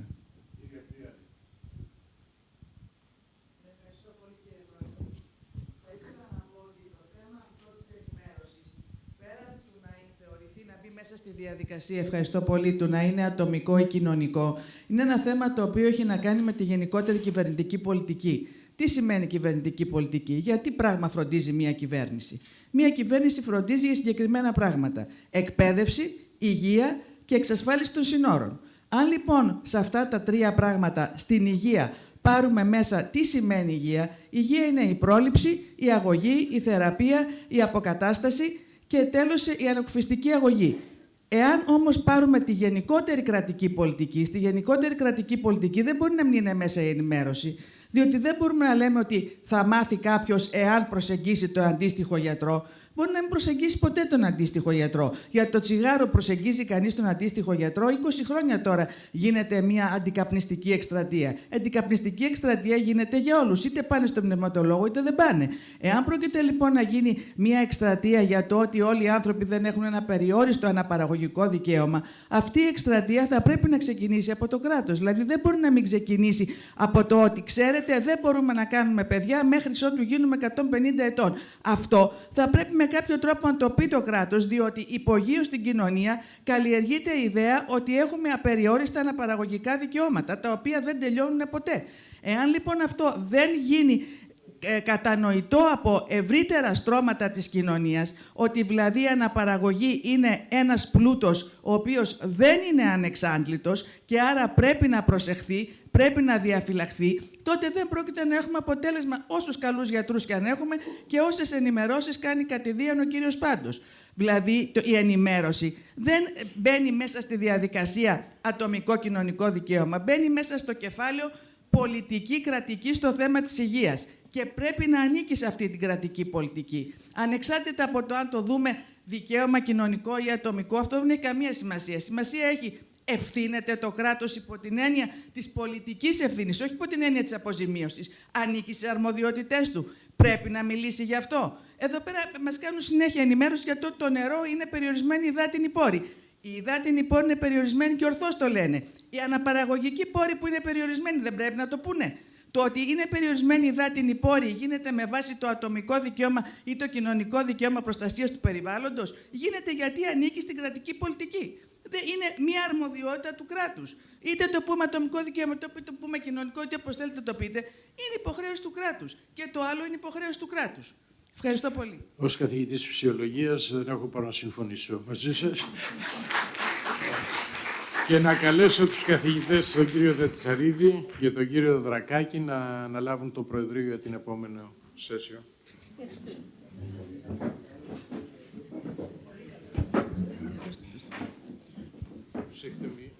Μην πέσουμε. Ευχαριστώ.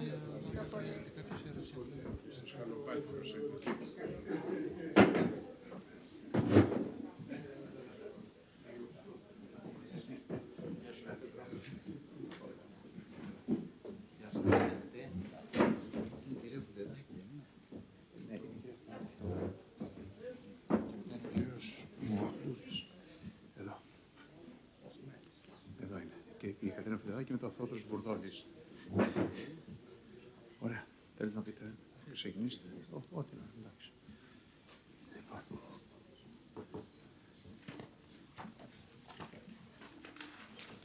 Ωραία. Καλησπέρα. Εμένα να ευχαριστήσω την Οργανωτική Επιτροπή και ιδιαίτερα και τον κύριο Λασκαρίδη, τον Κώστο Πάντο και τον καθηγητή και φίλο τον κύριο Κουτσιλιέρη που με προσκαλέσαν σε αυτή την πολύ σημαντική που γίνεται για πρώτη φορά ίσως τόσο επίσημα ιατρονομική που αυτή η εκδήλωση και συγχαρητήρια που καταφέρανε και οργανώσαν αυτή την εκδήλωση με αυτά τα θέματα που είναι εξαιρετικά σημαντικά και αφορούν και τους γιατρούς και τους νομικούς και καλό να υπάρχει και μια ανταλλαγή απόψεων μεταξύ μας. Η επόμενη ομιλήτρια είναι η Κατερίνα Φιντεδάκη, η οποία είναι καθηγήτρια αστικού δικαίου στη νομική σχολή του Αριστοτελείου Πανεπιστημίου Θεσσαλονίκης και η οποία θα μας μιλήσει για την παρένθετη μητρότητα και τα ομόφυλα ζευγάρια. Κυρία Φιντεδάκη. Καλησπέρα σας. Με ακούτε? Μπορείτε να με ακούσετε? Ναι, σας ακούμε. Ωραία, ωραία. Να ευχαριστήσω τους διοργανωτές για την πρόσκληση και λυπάμαι που δεν μπόρεσα να είμαι κοντά σας διαζώσεις. Θα μιλήσω λοιπόν γενικά για την υποβοηθούμενη αναπαραγωγή στα ομόφυλα ζευγάρια και μάλιστα πλησιάζουμε και προς μια επικαιρότητα διότι στις 15 Φεβρουαρίου, όπως ίσως θυμάστε, ψηφίστηκε ο νόμος 5089 για την ισότητα στο γάμο, ο οποίος όμως νόμος στην ουσία δεν αναφέρεται καθόλου στην υποβοηθούμενη αναπαραγωγή. Επομένως, το θέμα της υποβοηθούμενης αναπαραγωγής και ειδικότερα της παρένθετης μητρότητας σε ομόφυλα ζευγάρια, νομοθετικά φαίνεται να μην υφίσταται, τουλάχιστον με πεδίο αναφορά στο εσωτερικό ελληνικό δίκαιο, θα εξηγήσω γιατί το λέω αυτό. Και στο ελληνικό δίκαιο της ιατρικώς υποβοηθούμενης αναπαραγωγής δεν υπάρχει καμιά διάταξη που να αναφέρεται συγκεκριμένα στην απόκτηση κοινού παιδιού από ζευγάρια του ίδιου φύλου, και μάλιστα αυτό συνέβαινε και πριν από τον νόμο 5089 που καθιέρωσε την ισότητα στο γάμο, δηλαδή τη δυνατότητα σύναψης γάμου ανεξάρτητα από το φύλο των συζύγων, και δεν υπάρχει ούτε μετά αυτό το νόμο. Έτσι δημιουργείται η εντύπωση ότι το θέμα είναι εντελώς αρρύθμιστο. Ωστόσο τα πράγματα δεν είναι ακριβώς έτσι, όπως θα πω. Στο δημόσιο διάλογο που αναπτύχθηκε σχετικά με τον γάμο των ομοφύλων υπήρξαν διάφορες παρανοήσεις σε σχέση με την υποβοηθούμενη αναπαραγωγή, και θα ξεκινήσω από την ίσως πιο ανώδυνη, ορολογικού χαρακτήρα, αυτή είναι μια σύγχυση, τη χρήση του όρου τεκνοθεσία, ο οποίος όρος δεν υφίσταται σε κανένα νομοθετικό κείμενο. Ο όρος από κάποιους νομικούς χρησιμοποιείται ως η πολιτικά ορθή απόδοση της γνωστής σε όλους μας και από την αρχαιότητα υιοθεσίας, που είναι ένας θεσμός με πολύ συγκεκριμένο περιεχόμενο. Όλοι καταλαβαίνουμε την υιοθεσία. Ωστόσο, στη συνέχεια η λέξη τεκνοθεσία, που επαναλαμβάνω είναι νομοθετικά ανύπαρκτη, έλαβε την ευρύτερη και σφαλμένη έννοια της εν γέννη απόκτησης παιδιών από ομόφυλα ζευγάρια. Επομένως, όχι μόνο με υιοθεσία, αλλά και με υποβοηθούμενη αναπαραγωγή. Οπότε, ακούγαμε πολύ συχνά να γίνεται λόγος για τεκνοθεσία μέσω παρένθετης μητρότητας, κάτι που από νομική άποψη είναι άτοπο. Πρέπει λοιπόν να αποσαφινιστεί ότι στο ελληνικό δίκαιο η υποβοηθούμενη αναπαραγωγή και η υιοθεσία αλληλοαποκλείονται ή μόνο σε εντελώς περιθωριακές περιπτώσεις μπορούν να συνδυαστούν. Η δεύτερη παρανόηση αφορά την παρένθετη μητρότητα ή τυοφορία. Εδώ να πω παρενθετικά για την παρένθετη ότι υπάρχει ένα θέμα ορολογίας. Πάλι ορολογίες. Ορισμένοι υποστηρίζουν ότι δεν πρέπει να γίνεται λόγος για παρένθετη μητέρα ή παρένθετη μητρότητα, καθώς στο ελληνικό δίκαιο η παρένθετη δεν αποκτά ποτέ τη νομική θέση της μητέρας του παιδιού, το οποίο γεννά. Το γνωρίζουμε όλο αυτό όσοι γνωρίζουμε υποβοηθούμενη αναπαραγωγή. Νομική μητέρα του παιδιού είναι εξ αρχής η κοινωνική μητέρα, αυτή δηλαδή που ζήτησε και έλαβε δικαστική άδεια για χρήση παρένθετης.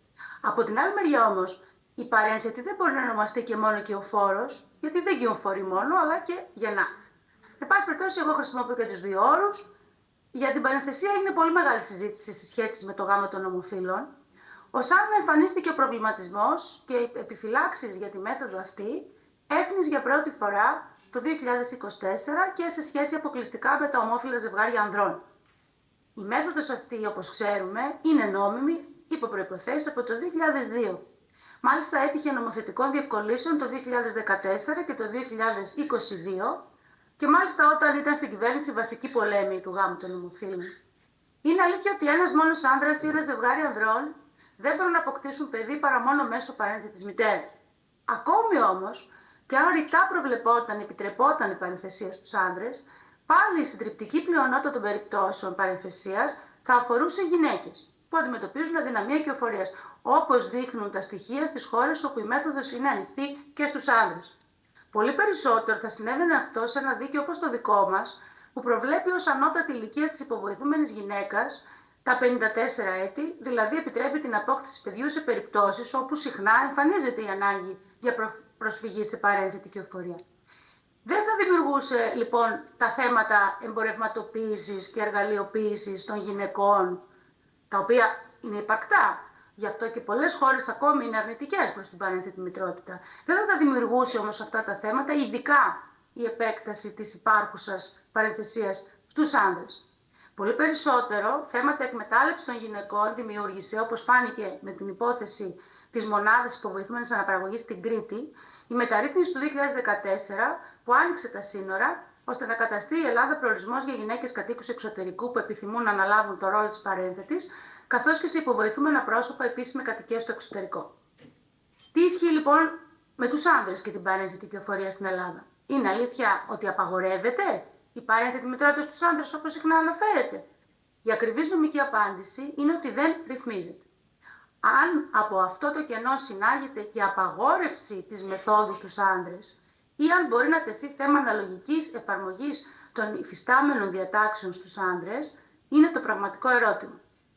Δεν πρέπει να παραβλέπετε ότι πριν από το νόμο 5089 του 24 για την ισότητα στο γάμο, υπήρξαν δικαστικές αποφάσεις που έκαναν αυτή την αναλογική εφαρμογή υπέρ μόνο άνδρα, υπήρξαν και αντίθετες αποφάσεις.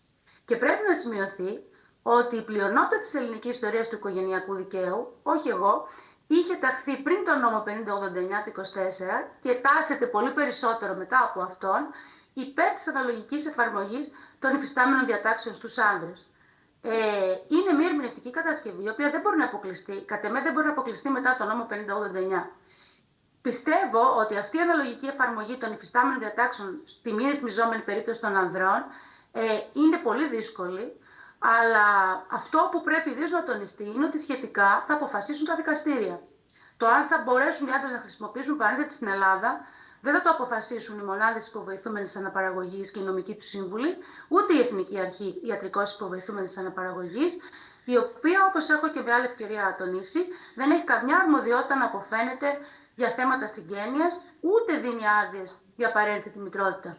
Η άδεια για τη χρήση παρένθετης κυοφόρου είναι αποκλειστικά δικαστική. Αν ένα δικαστήριο δώσει αυτή την άδεια, η μονάδα δεν μπορεί να αρνηθεί τη συνέχιση της διαδικασίας, ούτε υπέχει κάποια ευθύνη, αν προχωρήσει σε αυτήν, αφού καλύπτεται από την άδεια του δικαστήριου. Αυτή είναι, κατά την άποψή μου, η ορθότερη άποψη. Επομένως, ένα ζευγάρι ανδρών συζύγων μπορεί να προσφύγει σε μια μονάδα υποβοηθούμενης αναπαραγωγής, να υπογράψουν τη συνένεση ως σύζυγοι και να ζητήσουν δικαστική άδεια.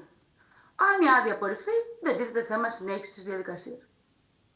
Βέβαια, κάτι που πολύ συχνά ξεχνάμε στο διάλογο για την απόκτηση παιδιών από ομόφυλα ζευγάρια, είναι ότι ομοερωτικό προσανατολισμό δεν έχουν μόνο κάποιοι άντρες, αλλά και κάποιες γυναίκες, οι οποίες φυσικά μπορούν και πιο εύκολα να κάνουν παιδιά. Πριν τον νόμο για την ισότητα στο γάμο, όπως ξέρετε, είχαμε το παράλογο φαινόμενο, εσφαλμένη κατά την άποψή μου ερμηνεία του νόμου, που τότε ίσχυε, όταν μια γυναίκα που είχε συνάψει σύμφωνο συμβίωσης με άλλη γυναίκα προσέφευγε σε υπηρεσίες υποβοηθούμενης αναπαραγωγής, να τη ζητείτε να λύσει το σύμφωνο, ώστε να έχει νομική αντιμετώπιση άγαμης γυναίκας. Το παιδί φυσικά είχε την νομική θέση παιδιού μόνο της γυναίκας, μέρος του συμφώνου, αυτής που το γεννούσε. Τώρα, μετά την τροποποίηση που έχει επέλθει με το νόμο 4958 του 22 σχετικά με το πώς υπογράφεται η συνένεση στην υποβοηθούμενη αναπαραγωγή, δύο σύζυγοι γυναίκες που θέλουν να αποκτήσουν παιδί θα υπογράψουν μαζί τη σχετική συνένεση ως σύζυγοι με ιδιωτικό και όχι συμβολογραφικό έγγραφο. Η μια σύζυγος θα γεννήσει το παιδί, και εκτός αν έχουμε φυσικά περίπτωση αδυναμίας και εφορίας και των δύο, οπότε θα ζητηθεί δικαστική άδεια για απαραίτητη μητρότητα πάλι για τη μία γυναίκα. Οπότε αυτή που θα το γεννήσει ή αυτή που θα πάρει τη δικαστική άδεια από τις δύο παντρεμένες γυναίκες θα είναι σίγουρα η νομική μητέρα του. Το ζήτημα που τίθεται είναι αν και η άλλη γυναίκα σύζυγος μπορεί να είναι νομική μητέρα του παιδιού, δηλαδή το παιδί τελικά να έχει τη θέση κοινού νομικού παιδιού και των δύο γυναικών συζύγων. Ενώπιστο ότι η απάντηση δεν προβλέπεται ρητά στον νόμο, πρόκειται πάλι για ζήτημα αναλογικής εφαρμογής των διατάξεων που ισχύουν για τα ετερόφιλα ζευγάρια συζύγων. Αυτή η αναλογική εφαρμογή είναι, κατά την άποψή μου, πιο εύκολη στην περίπτωση των γυναικών από ό,τι στους άντρες. Σε κάθε περίπτωση όμως, και πάλι δεν είναι ένα θέμα που θα αποφασίσει η αρχή υποβοηθούμενης αναπαραγωγής και κακώς, κατά τη γνώμη μου, πήρε μια σχετική απόφαση, καθώς πιστεύω ότι δεν εμπίπτουν στην αρμοδιότητα της αρχής τα ζητήματα της συγγένειας. Είναι θέματα τα οποία αποφασίζει ο νομοθέτης και τα δικαστήρια. Εδώ ο νομοθέτης δεν είπε κάτι, επομένως θα αποφασίσει τα δικαστήρια όταν το θέμα τεθεί ενώπιόν τους. Λόγου χάρη, πώς μπορεί να τεθεί, μπορεί να προσβληθεί η ληξιαρχική πράξη που θα γράφει μόνο τη μία γυναίκα σύζυγο ως νομική μητέρα. Κάτι τελευταίο που πρέπει να τονιστεί σε σχέση με τις γυναίκες είναι ότι κατά τον νόμο δεν μπορεί η μία να προσφέρει το άριο και η άλλη να κυοφορήσει. Αυτό δεν γίνεται και είναι, θεωρώ ότι δεν ξέρω αν έχει ανακληθεί, αλλά υπήρχε μια οδηγία της αρχής που έλεγε το αντίθετο και που δεν ήταν σωστή. Μια ανακολουθία που εμφανίζει το ελληνικό δίκαιο είναι το εξής. Τα είπαμε όλα αυτά ως τώρα, αλλά ένα ζευγάρι προσώπων του ίδιου φύλου μπορεί να αποφύγει όλη την ανωτέρω ειρηνευτική ασάφεια του ελληνικού δικαίου, αν διαθέτει τα χρήματα, ώστε να πάει στο εξωτερικό και να κάνει υποβοηθούμενη αναπαραγωγή σε χώρα όπου προβλέπεται ρητά η απόκτηση καινού παιδιού μέσω υποβοηθούμενης αναπαραγωγής σε ομόφυλα ζευγάρια, στο Βέλγιο, στην Ολλανδία, στην Αγγλία κτλ. Αν το παιδί αποκτηθεί σύμφωνα με την νομοθεσία της χώρας του εξωτερικού και καταχωριστεί στα έγγραφα αυτής ως κοινό νομικό παιδί των ομόφυλων συζύγων, Είναι μετά δυνατή η αναγνώριση αυτής της σχέσης στην Ελλάδα, πάλι σύμφωνα με τον νόμο για την ισότητα στο γάμο. Αυτή η διάσταση μεταξύ υποβοηθούμενης αναπαραγωγής στο εξωτερικό και στην Ελλάδα ξενίζει, έτσι, σίγουρα ξενίζει, αλλά πάντως, όπως ίσως θα θυμάστε, συνδέεται με την ανάγκη πολιτικής διαχείρισης του γάμου των ομοφύλων στο εσωτερικό της χώρας. Να πω εν κατακλείδη και κάτι για αυτή την παρανόηση που επανέρχεται από διάφορους που είτε δεν γνωρίζουν γιατί μιλούν, είτε σκόπιμα μπλέκουν διαφορετικά πράγματα. Το θέμα που εξετάζουμε, ο γάμος των ομοφύλων και η απόκτηση κοινών παιδιών από αυτούς, δεν έχουν καμιά σχέση με την επωνομαζόμενη και πλέον διαβόητη woke agenda. Ούτε με το αρχικό περιεχόμενο της woke agenda, ούτε με τις υπερβολές της. Είναι θέμα ισότητας αστικών δικαιωμάτων και όχι διεκδικήσεων για την αποκατάσταση συστημικών αδικιών. Αυτό αποδεικνύεται απλά, ακόμη και αν σκεφτεί κανείς, ότι κάποιες τρομακτικές αντι-woke προσωπικότητες του εξωτερικού δεν έχουν κανένα απολύτως πρόβλημα με το γάμο των ομοφύλων και με την απόκτηση παιδιών από αυτούς. Σας ευχαριστώ πολύ.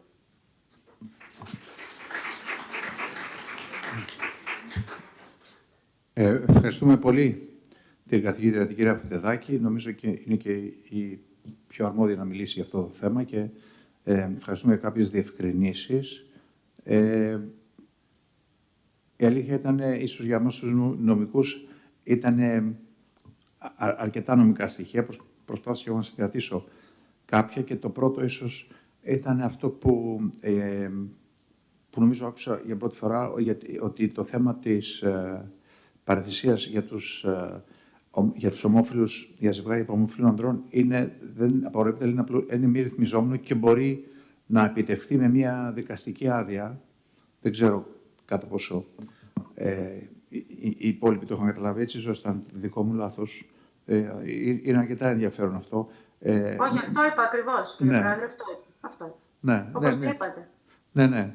Δεν το ήξερα εγώ, δεν το είχα καταλάβει έτσι, αυτό το κομμάτι. Και να ρωτήσω, επειδή και η παραιτησία και σε τρόφιλες περνάει και από την αδειοδοτείται και από την Εθνική Αρχή, και εκεί υπάρχει θέμα δικαστικής άδειας, υπάρχουν και άλλοι παραγόντες.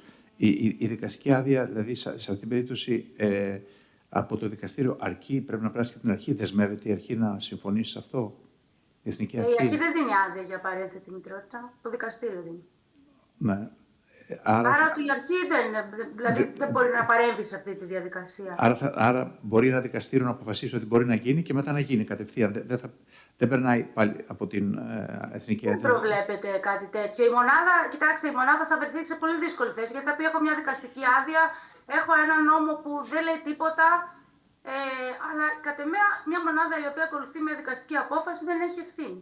Δηλαδή υπάρχει μια δικαστική άδεια. Όχι, δεν μιλάω για ευθύνη, για το διαδικαστικό, επειδή αυτό είναι κάτι καινούριο. Για το διαδικαστικό, δηλαδή, αν το δικαστήριο αποφασίσει, μπορεί να γίνει όλη η διαδικασία ανεξάρτητα. Εννοείται, ναι, πιστεύω, ναι. Ωραία. Ναι, να μιλήσει η κυρία Κρυάρη, που είναι η πρόεδρος της Εθνικής Αρχής, λίγο, και αν μπορείτε να σχολιάσετε και για μια άλλη απόφαση που είπε την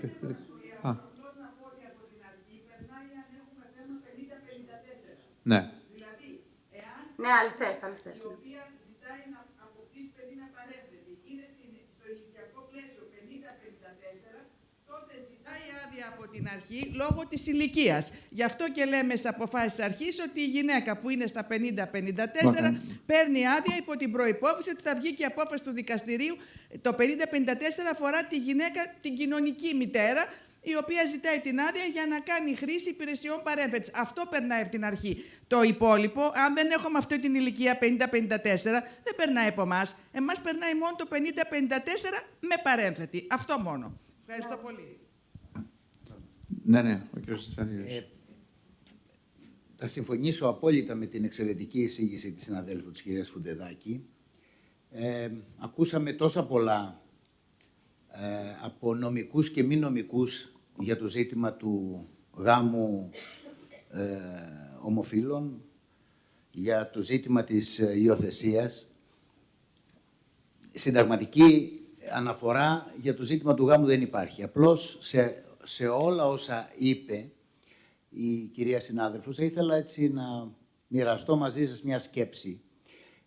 Θα τα δικαιολογήσουμε όλα εάν αναλύσουμε την έννοια της οικογένειας όπως φέρεται στο Σύνταγμα. Το Σύνταγμα προστατεύει την οικογένεια και το παιδί. Μετά λοιπόν και τις προσεγγίσεις του Ευρωπαϊκού Δικαστηρίου Δικαιωμάτων του Ανθρώπου, ήδη από το 2010 με την υπόθεση ΣΑΛΚ κτλ. Και της ελληνικού ενδιαφέροντος Βαλιανάτος κατά Ελλάδος, η έννοια της οικογένειας είναι πιο διευρυμένη. Με την έννοια αυτή, με την προσέγγιση αυτή και με βάση το 21.1 και το 2 παράγραφος 1, αφού έχουμε προστασία της οικογένειας με τη διευρυμένη έννοια, αλλά και το συμφέρον του τέκνου, δεν νομίζω ότι υπάρχει ζήτημα, όπως πολύ σωστά προσέγγισε η κυρία συνάδελφος, και νομίζω ότι οποιαδήποτε άλλη θέση που ψάχνει να βρει ερίσματα απαγόρευσης είναι έολη. Αυτό που πρέπει να δούμε σε κάθε περίπτωση είναι, ανάλογα με τις κοινωνικές συνθήκες, στη συγκεκριμένη περίπτωση, το συμφέρον του τέκνου. Γιατί αυτό το επιτάσσει το άρθρο 21 του Συντάγματος. Οπότε, τουλάχιστον σε επίπεδο συνταγματικής απαγόρευσης, κάτι τέτοιο δεν υπάρχει. Αυτό ήθελα μόνο να προσθέσω, εισφέροντας στον διάλογο που ήδη αναπτύσσεται.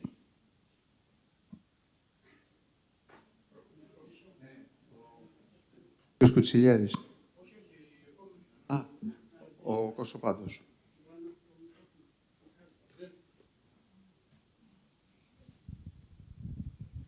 Θέλω να ρωτήσω, γιατί μέχρι τώρα ήξερα ότι υπήρχε μια ερμηνεία ότι βοηθάμε από την Εθνική Αρχή, ότι προσφέρουμε υπηρεσίες σε ετερόφιλα ζευγάρια. Εάν αυτή τη στιγμή έρθει μια δικαστική απόφαση σε ένα κέντρο υποβοηθούμενης αναπαραγωγής, μπορούμε εμείς να προχωρήσουμε σε ομόφυλα ζευγάρια χωρίς να ρωτήσουμε την Εθνική Αρχή? Η ερώτηση είναι σε μένα. Ναι. Όπως είπα, αν έρθει ένα ομόφυλο ζευγάρι και πει θέλουμε να αποκτήσουμε παιδί και υπάρχει και η οδηγία της αρχής, θα υπογράψουν, πρέπει να τους δεχτείτε, τουλάχιστον τις γυναίκες σίγουρα, κάτε με και τους άντρες, δεν μπορείτε εσείς να τους πείτε ως μονάδα δεν σε δέχομαι, θα υπογράψουν τη συγκατάθεση ως σύζυγοι. Από εκεί και πέρα, στην περίπτωση που, όπως για τους άντρες που αναγκαστικά χρειάζονται παρένθετη, υπάρχει δικαστική άδεια, τότε η μονάδα δεν μπορώ να βρω με ποια λογική θα πει εγώ δεν εφαρμόζω τη δικαστική απόφαση αυτή. Ρωτάμε την Εθνική Αρχή, γιατί υπήρχε μια ερμηνεία. Η πρόεδρος προηγουμένως, η Εθνική Αρχή δεν παρεμβαίνει στην παρένθετη παρά μόνο αν πρόκειται για γυναίκα 50-54.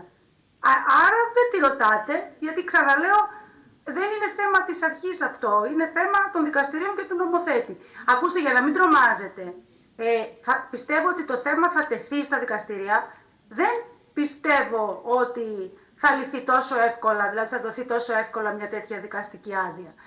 Σας είπα ότι υπήρξαν δικαστικές αποφάσεις και πρόσφατα, δηλαδή πολύ πρόσφατα πριν τον νόμο, υπήρξαν δικαστικές αποφάσεις που έδιναν την άδεια σε άντρες, που πάλι δεν προβλεπόταν.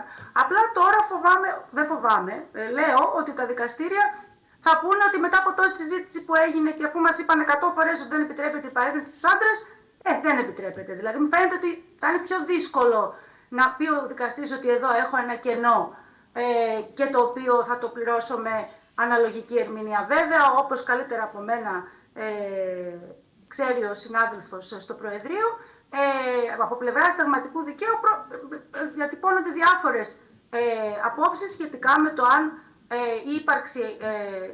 η απόρριψη αυτή και η μη αποδοχή κενού είναι ανεκτή. Εγώ συνταγματολόγος δεν είμαι. Θεωρώ ότι η αναλογική εφαρμογή μπορεί να βρει μια βάση, δύσκολη όμως. Γιατί, και να μην σας κουράζομαι όμως με τα νομικά, υπάρχει μια μεγάλη συζήτηση για το αν εδώ υπάρχει κενό ή δεν υπάρχει κενό. Εκεί πιστεύω ότι θα πατήσει το δικαστήριο και μάλλον δεν θα τη δώσει την άδεια. Πάντως, αν τη δώσει, νομίζω ότι θα πρέπει να προχωρήσετε. Γιατί μετά αυτός που θα έχει πάρει την άδεια θα σας πει γιατί δεν προχωράτε. Δεν θεωρώ ότι είναι κάτι πιθανό. Εγώ η άποψή μου είναι γνωστή. Όταν είχε γίνει ο νόμος για την ισότητα στο γάμο, στον οποίο, όπως ξέρετε, ήμουν η βασική συντάκτρια, είχα πει ότι αντί να αφήσετε τις μονάδες και την αρχή να ταλαιπωρούνται με κενά και ασάφειες κτλ., καλό είναι να το ρυθμίσετε. Ωραία. Οπότε ρωτώ τον Αντιπρόεδρο της Εθνικής Αρχής και την Πρόεδρο, που είναι εδώ την κυρία Κρυάρη, και τον κύριο Δρακάκη. Αν εμείς προχωρήσουμε και βοηθήσουμε ζευγάρι με δικαστική απόφαση, θα επιβληθεί ποινή στην μονάδα ή όχι? Ναι. Πρώτα θα σας απαντήσει αν θέλει η κυρία Κρυάρη, που είναι και πρόεδρος και είναι κοινωνικός. Αλλά από αυτά που ακούσαμε πριν, η αλήθεια είναι και ο Κώστας ο Πάντος και εγώ, ίσως κάπου δεν είχαμε καταλάβει σωστά αυτό που είπε ο Φουντάκη, αυτό και το είπα εγώ για το θέμα της άρειας αρχής. Νομίζω και από την παρέμβαση της Προέδρου και από αυτά που είπε η κυρία Φουντεδάκη τώρα, είναι σαφέστατο ότι αν δεν μιλάμε για τις ηλικίες 50-54, που θέλει άδεια από την αρχή έτσι κι αλλιώς και είναι κάτω των 50, αν έχει κάποια δικαστική απόφαση, δεν έχει κάποιο λόγο να παρέμβει η αρχή. Τώρα δεν ξέρω αν η πρόεδρος έχει κάποια αντίρρηση, που είναι και η πρόεδρος, είναι και νομικός. Νομίζω αυτό είπε και πριν από λίγο, αν καταλάβαμε καλά. Συγχωρήστε μας λίγο μας, γιατί ίσως δεν τα είχαμε καταλάβει καλά. Νομίζω τώρα αποσαφηνίστηκε πλήρως και με την κυρία Φουντεδάκη αυτό που είπε και με την παρέμβαση της Πρόεδρου. Ευχαριστώ πολύ. Νομίζω ότι το θέμα αυτό, για να είναι απολύτως...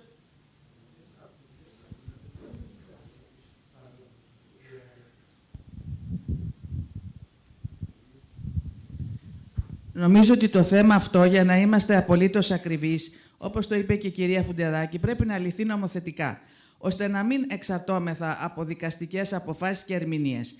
Νομίζω ότι θα πρέπει να γίνει μια νομοθετική παρέμβαση. Θεωρώ ότι το θέμα ανήκει στην κατηγορία του πολιτικού και όχι αποκλειστικώς του νομικού και θα πρέπει να ληφθεί μια πολιτική απόφαση, η οποία θα έχει τη μορφή της συγκεκριμένης νομοθεσίας.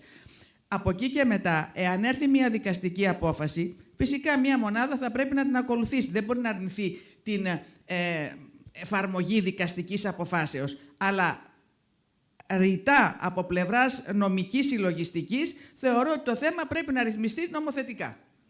Αν δεν κάνω λάθος, αυτό εισηγήστε κι εσείς, κυρία Φουντεδάκη. Νομίζω ότι δηλαδή η καθαρή λύση είναι η νομοθετική λύση. Τα υπόλοιπα είναι κινήσεις που γίνονται για να καλύψουν το νομοθετικό κενό. Δεν είναι σωστό όμως σε θέματα τα οποία έχουν ένα μεγάλο κοινωνικό αντίκτυπο να μην υπάρχει ρητή νομοθετική κάλυψη. Είναι θέματα κοινωνικού ενδιαφέροντος, είναι θέματα πολιτικού ενδιαφέροντος. Η καθαρή λύση είναι η νομοθετική λύση.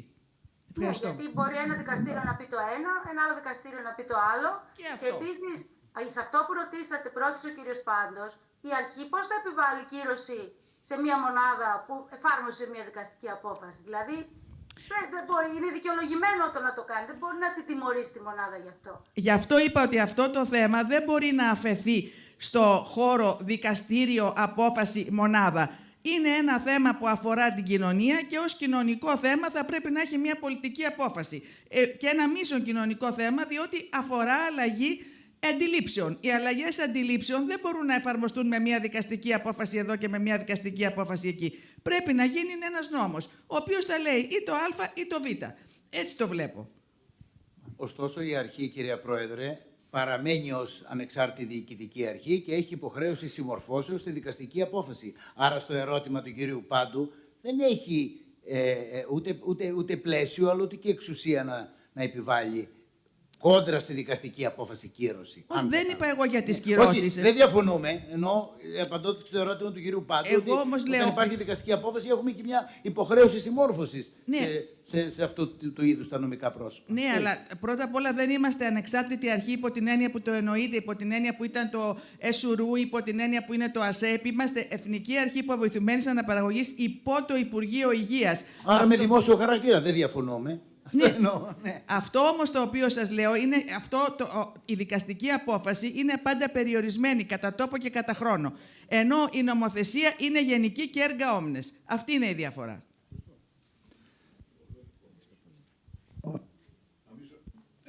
Κώστα, νομίζω ότι απαντήθηκε έτσι σαφώς. Αυτό που μας μέχρι να ρυθμιστεί το θέμα εξαρτάται τη δικαστική απόφαση. Η κυρία Ντόμαλη.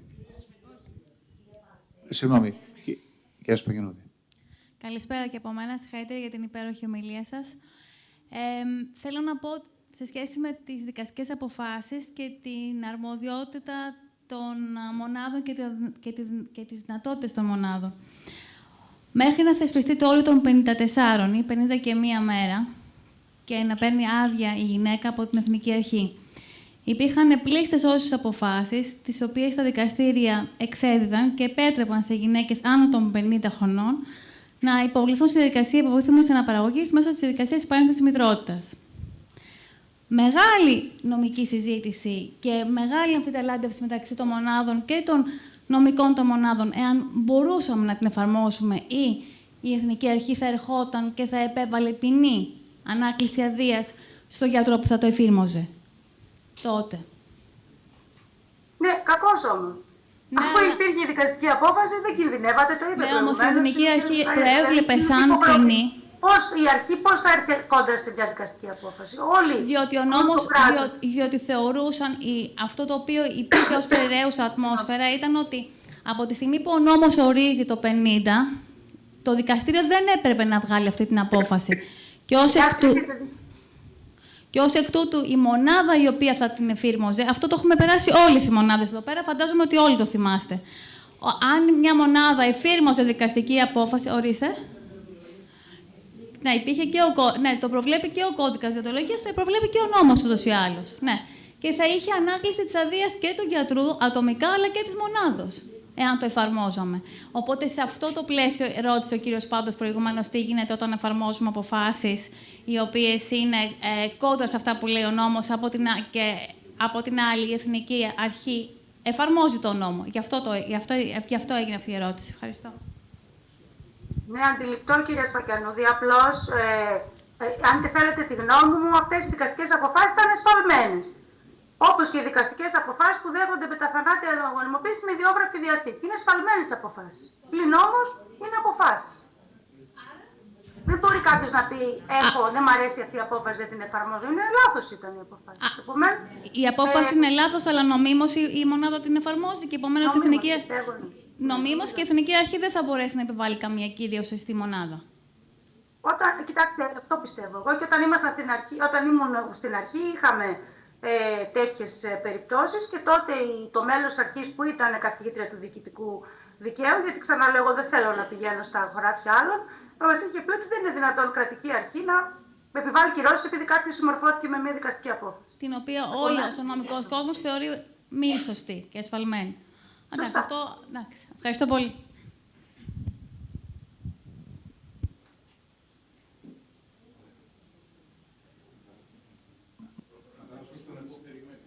Στον επόμενο μιλητή θα τον... Ο επόμενος ομιλητής είναι ο κύριος Θεόδωρος Βουρδόλης, δικηγόρος από την Αθήνα, ο οποίος θα μας μιλήσει για τα δικαιώματα των δωρητών και ληπτριών γεννητικού υλικού στην ιατρικώς υποβοηθούμενη αναπαραγωγή. Κύριε Βουρδόλη. Ανοιχτό, ναι. Αγαπητοί συνάδελφοι, διακεκριμένοι επιστήμονες, φίλες και φίλοι, καλησπέρα σας. Να σας θυμίσουμε λίγο να σας διακόψω το δεκάλεπτο, το οποίο βέβαια το έχουν παραβεί και οι άλλοι μιλητές, δυστυχώς και εμείς. Όσο μπορείτε, αν είναι δυνατόν, πάντα οι πιο τελευταίοι μιλητές πληρώνουν τα σπασμένα. Ξέρετε πώς γίνεται. Αλήθεια είναι. Ευχαριστώ την Ελληνική Εταιρεία Αναπαραγωγικής Ιατρικής και την Ελληνική Ένωση Ιατρικού Δικαίου και Βοηθητικής για την πρόσκλησή τους να συμμετέχω σε αυτή την ξεχωριστή πρώτη διαβαλκανική επιστημονική εκδήλωση για την ιατρικώς υποβοηθημένη αναπαραγωγή. Με εξέχουση προσωπικότητα της Ελλάδας και των Βαλκανίων στην Αλεξανδρούπολη. Με την νομική μου ιδιότητα θα ήθελα να επισημάνω μερικούς από τους ισχύοντες μέχρι σήμερα νόμους και κανονισμούς γύρω από την υποβοηθούμενη παραγωγή, αλλά και πιο συγκεκριμένα για τα νόμιμα δικαιώματα των δωρητών αλλά και των λιπτών οαρίων, σπερματοζωαρίων και εμβρίων, τα οποία, αν και τα τελευταία χρόνια έχουν τροποποιηθεί προς όφελος πολλών ζευγαριών, ποτέ ίσως δεν φτάνουν στο σημείο να καλύπτουν κάθε ανάγκη και περίπτωση και πάντα θα υπάρχει χώρος για περαιτέρω εξυγχρονισμό. Σχετικές νομοθετικές ρυθμίσεις απασχολούν κάθε χώρα. Στην Ελλάδα έχουν επέλθει αλλαγές που ενισχύουν τον ιατρικό τουρισμό με επισκέψεις υπογόνιμων ζευγαριών από το εξωτερικό. Είναι εξαιρετικά σημαντική για την εξαγωγή του παρόντος συνεδρίου, καθώς προάγει τη συνεργασία μεταξύ των Βαλκανικών χωρών μέσω ανταλλαγής ιδεών, ανακαλύψεων και λύσεων σε προβλήματα που προκύπτουν σε έναν κέριο τομέα της ιατρικής επιστήμης με κοινωνικές αλλά και ψυχολογικές προεκτάσεις. Στην παρούσα εισήγηση θα δούμε συνοπτικά ποια τα δικαιώματα τόσο των δωρητών γενετικού υλικού όσο και των λιπτών αυτού. Τα δύο φύλλα έχουν τη δυνατότητα να δωρήσουν αποκλειστικά υλικό της φύσης τους. Η δωρεά μπορεί να γίνεται επώνυμα είτε ανώνυμα, ενώ η διαδικασία επιτρέπεται σε αρκετές χώρες του Συμβουλίου της Ευρώπης με αυστηρούς κανονισμούς και προϋποθέσεις και υποσχετικές απαγορεύσεις για την χρήση υλικού για καταναλωτικούς σκοπούς. Το νούμερο 1 δικαίωμα είναι η ανωνυμία του δωρητή. Με τον προηγούμενο νόμο, τον 3089 του 2002 για την ιατρική υποβοήθηση στην ανθρώπινη αναπαραγωγή, θεσπίστηκε η αρχή της ανωνυμίας του δότη γεννητικού υλικού. Η ισχύουσα διάταξη του αστικού κώδικα 1460 άρθρο προέβλεπε ότι η ταυτότητα των τρίτων προσώπων που έχουν προσφέρει τα οάρια ή το υλικό δεν γνωστοποιείται στα πρόσωπα που επιθυμούν να αποκτήσουν τέκνο. Παράλληλα, με τον 3305 του 5, ανατέθηκε στην Εθνική Αρχή Ιατρικώς Υποβοηθούμενης Αναπαραγωγής η τήρηση διαβαθμισμένου μητρώου ώστε να διαφυλαχθεί μεν η ανωνυμία των δωρητών, όμως παράλληλα να υπάρχει δυνατότητα ελέγχου και εποπτείας. Η ανωνυμία του δότη γενετικού υλικού από το προϊσχύον δίκαιο αποτέλεσε μαζί με τον 1479 που αποκλείει την δικαστική αναγνώριση του πατρότητας του τρίτου δότη ακρογωνιαίους λίθους της αρχής της λεγόμενης κοινωνικοσυναισθηματικής συγγένειας, κατά την οποία, εν ώψη της ραγδαίας εξέλιξης των μεθόδων της υποβοηθούμενης αναπαραγωγής, η σημασία της βιολογικής αλήθειας και η καταγωγής εκ των πραγμάτων μειώνεται. Ενώ αναδεικνύεται αντίθετα, ο σημαντικός παράγοντας για την ίδρυση της νομικής συγγένειας, η βούληση των μερών, που συνδέει νομικά το παιδί όχι με τους γενετικούς γονείς του, αλλά με αυτούς που θέλουν, δηλαδή τους κοινωνικούς γονείς του. Η ανωνυμία των τρίτων δοτών γενετικού υλικού είναι επιβεβλημένη, καθώς μάλιστα προφυλάσσει και τα δύο μέρη από δυσάρεστες μελλοντικές ψυχολογικές αλλαγές και αλληλοεπεμβάσεις μεταξύ της βιολογικής και της κοινωνικής οικογένειας, που θα αποβούν ασφαλώς σε βάρος του παιδιού. Όμως, με τη νέα διάταξη του 3089 του 22, η ανωνυμία του δωρητή ισχύει εναντί όλων πλην του τέκνου που προέκυψε από τη χρήση του εν λόγω βιολογικού υλικού. Πληροφορίες που αφορούν την ταυτότητα του τρίτου δότη δίνονται κατ' επιλογή του να είναι ανώνυμες ή να είναι επώνυμες ή να γνωστοποιούνται μόνο στο τέκνο, μόνο μετά την ενηλικίωσή του, αν το τελευταίο του αιτηθεί. Αυτή η τροποποίηση στην αντιμετώπιση της ανωνυμίας προέκυψε από την μετατόπιση του νομικού ενδιαφέροντος σε διεθνές επίπεδο, από την προστασία του πρώτου στην προστασία των συμφερόντων και δικαιωμάτων του τέκνου. Θεωρείται πλέον δικαίωμα του τέκνου μετά την ενηλικίωσή του να πληροφορηθεί το φυσικό του γονέα, εξισούμενο κατά αυτό με τον τρόπο με τα παιδιά που γνωρίζουν ποιοι είναι οι φυσικοί του γονείς. Το δικαίωμα της γνώσης από το παιδί, της βιολογικής ταυτότητας, σταθμιζόμενο αξιολογικά προς το δικαίωμα του δότη να παραμείνει ανώνυμος, υπερτερεί. Αυτό το οποίο δεν ισχύει και νεολογικά δεν θα μπορούσε να υποστηριχθεί είναι η γνώση του δωρητή για την ταυτότητα του τέκνου. Η προστασία προσωπικότητας του τέκνου και της ελεύθερης ανάπτυξης αυτής, η ελευθερία επιλογής που του παρέχεται νομοθετικά για τη γνώση καταγωγής του ΙΜΗ θα ακυρωνόταν στην ουσία εάν ο δότης είχε τη δυνατότητα να το γνωρίζει. Τι συμβαίνει όμως διεθνώς? Με την οδηγία της Ευρωπαϊκής Ένωσης για ιστούς και κύτταρα, επεδίωξε να διασφαλίσει την ποιότητα και την ασφάλεια των ανθρωπίνων ιστών και κυττάρων που χρησιμοποιούνται σε θεραπείες εντός της Ένωσης, προβλέποντας ένα μηχανισμό που θα επιτρέψει την συνεκτική προσέγγιση. Με αυτόν τον τρόπο θέλησε να ενθαρρύνει την πρόθεση προγραμμάτων δωρεάς ιστών και τη συνεργασία μεταξύ κρατών μελών για την Ένωση και την ενσωμάτωση στην δική του νομοθεσία τη διαδικασία της δωρεάς. Διότι σε έρευνες που ενήργησε σε διάφορες ευρωπαϊκές χώρες, διαπίστωσε ότι ορισμένα κέντρα δωρεάς έτειναν να εκμεταλλεύονται την ένδυα γυναικών υπόσχοντας ανταλλάγματα.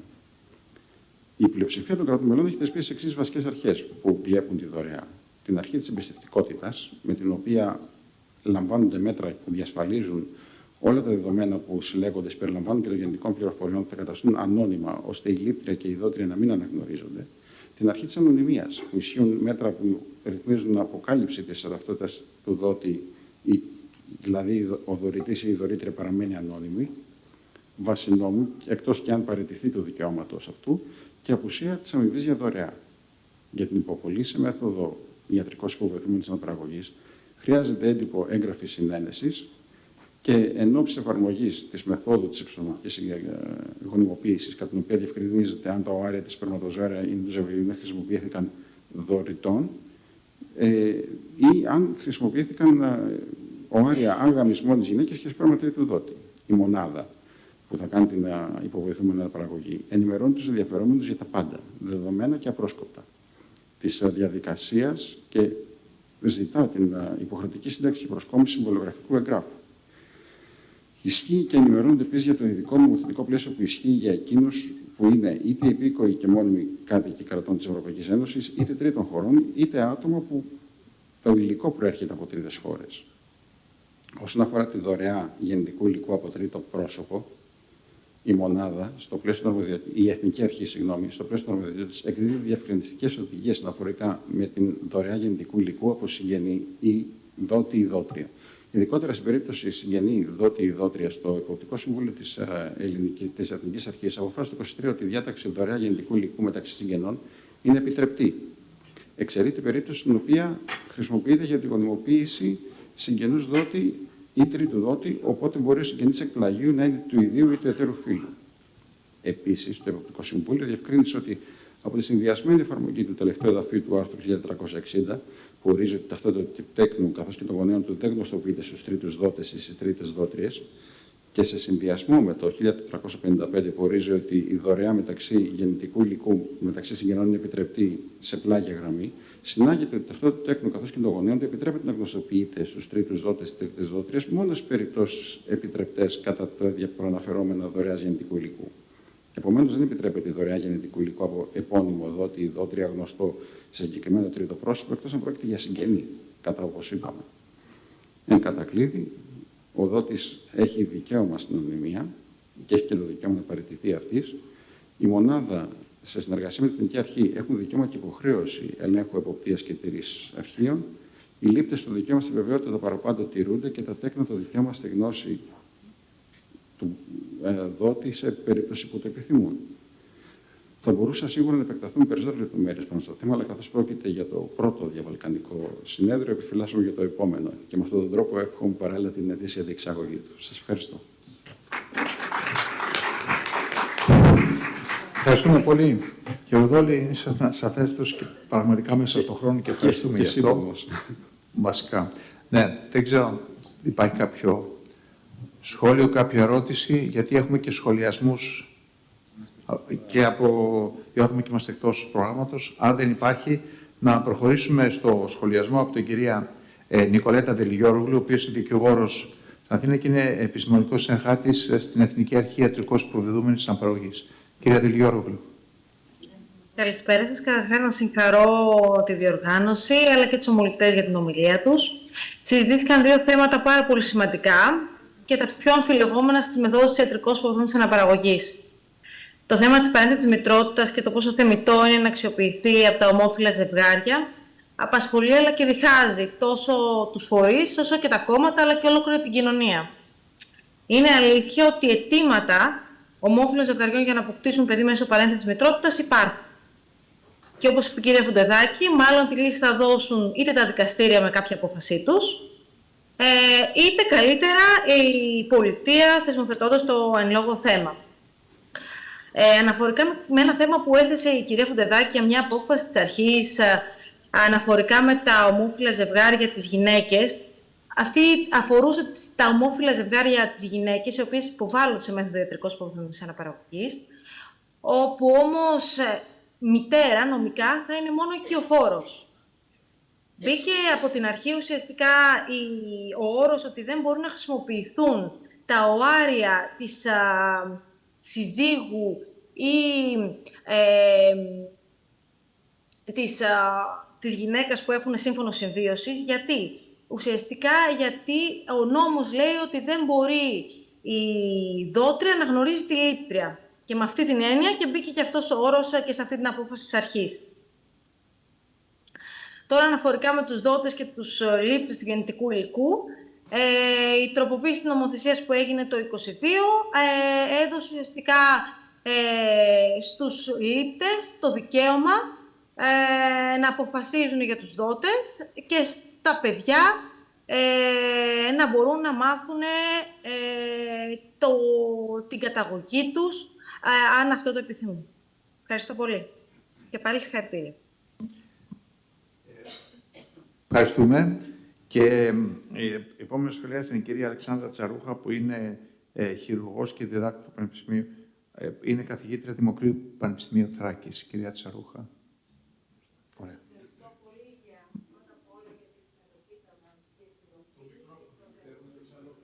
Να φέρουμε το μικρόφωνο καλύτερα, είναι εδώ.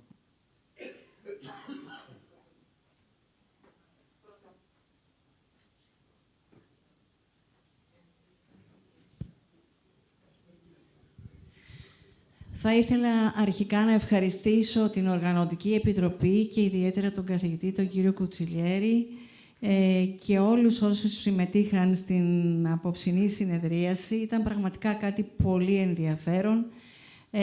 Υπάρχει μια μικρή διαφορά. Όλοι οι ομιλητές του session είναι νομικοί και τώρα θα πρέπει να κάνει ένα σχολιασμό ένας ταπεινός γιατρός, οπότε θα το δούμε μόνο από τη σκοπιά των βιοηθικών διλημμάτων και όχι από τη νομική που εξαντλήθηκε τόσο από την εξαιρετική ομιλία της κυρίας Φουδεντάκη που την έχουμε διαβάσει και πόσο πρωτοπόρα βέβαια είναι στο ιατρικό δίκαιο. Η χώρα μας ξεκινάει με την παρένθετη μητρότητα με τον νόμο του 2005, ο οποίος καθορίζει τους όρους και τις προϋποθέσεις για την εφαρμογή της. Και εκεί ξεκινάει συγκεκριμένα με τα ετερόφιλα ζευγάρια, τις μοναχικές γυναίκες και όλα αυτά τα οποία περιγράφει και δίνει μια αναλυτική αναφορά. Δεν είναι λοιπόν πίσω η χώρα μας όταν το 2000 σχεδόν ξεκινάει με την παρένθετη μητέρα. Εκείνη την εποχή πραγματικά γεννήθηκαν τρομερά βιοηθικά διλήμματα για την αντιμετώπιση όλων αυτών που θα προκύψουν και αφορούσε τα ετερόφιλα ζευγάρια.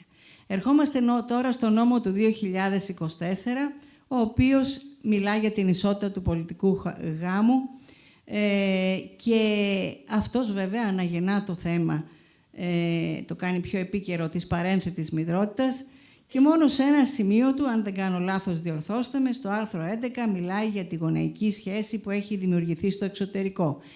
Άρα αφήγει ένα μικρό παραθυράκι, το οποίο λέει αν υπάρχει παιδί το οποίο νόμιμα έχει αποκτηθεί σε κάποια χώρα, μπορεί να έρθει στην Ελλάδα και να αναγνωριστεί.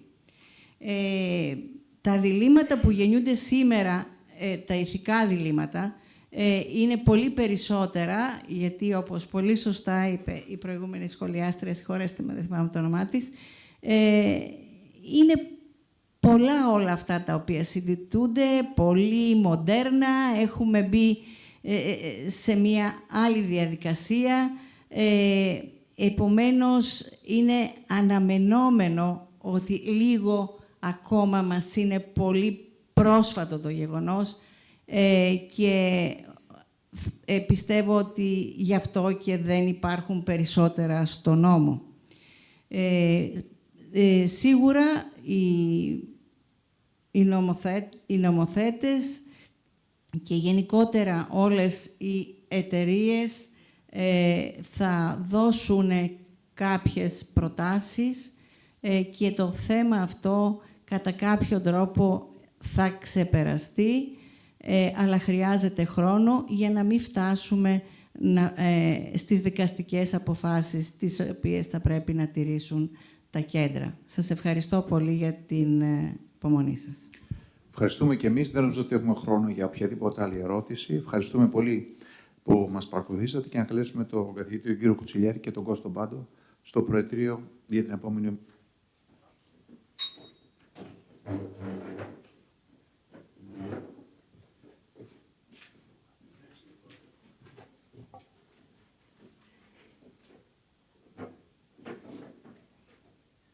Ο Κώστας θα είναι μαζί μας σε λίγα λεπτά, για να μην χάνουμε χρόνο.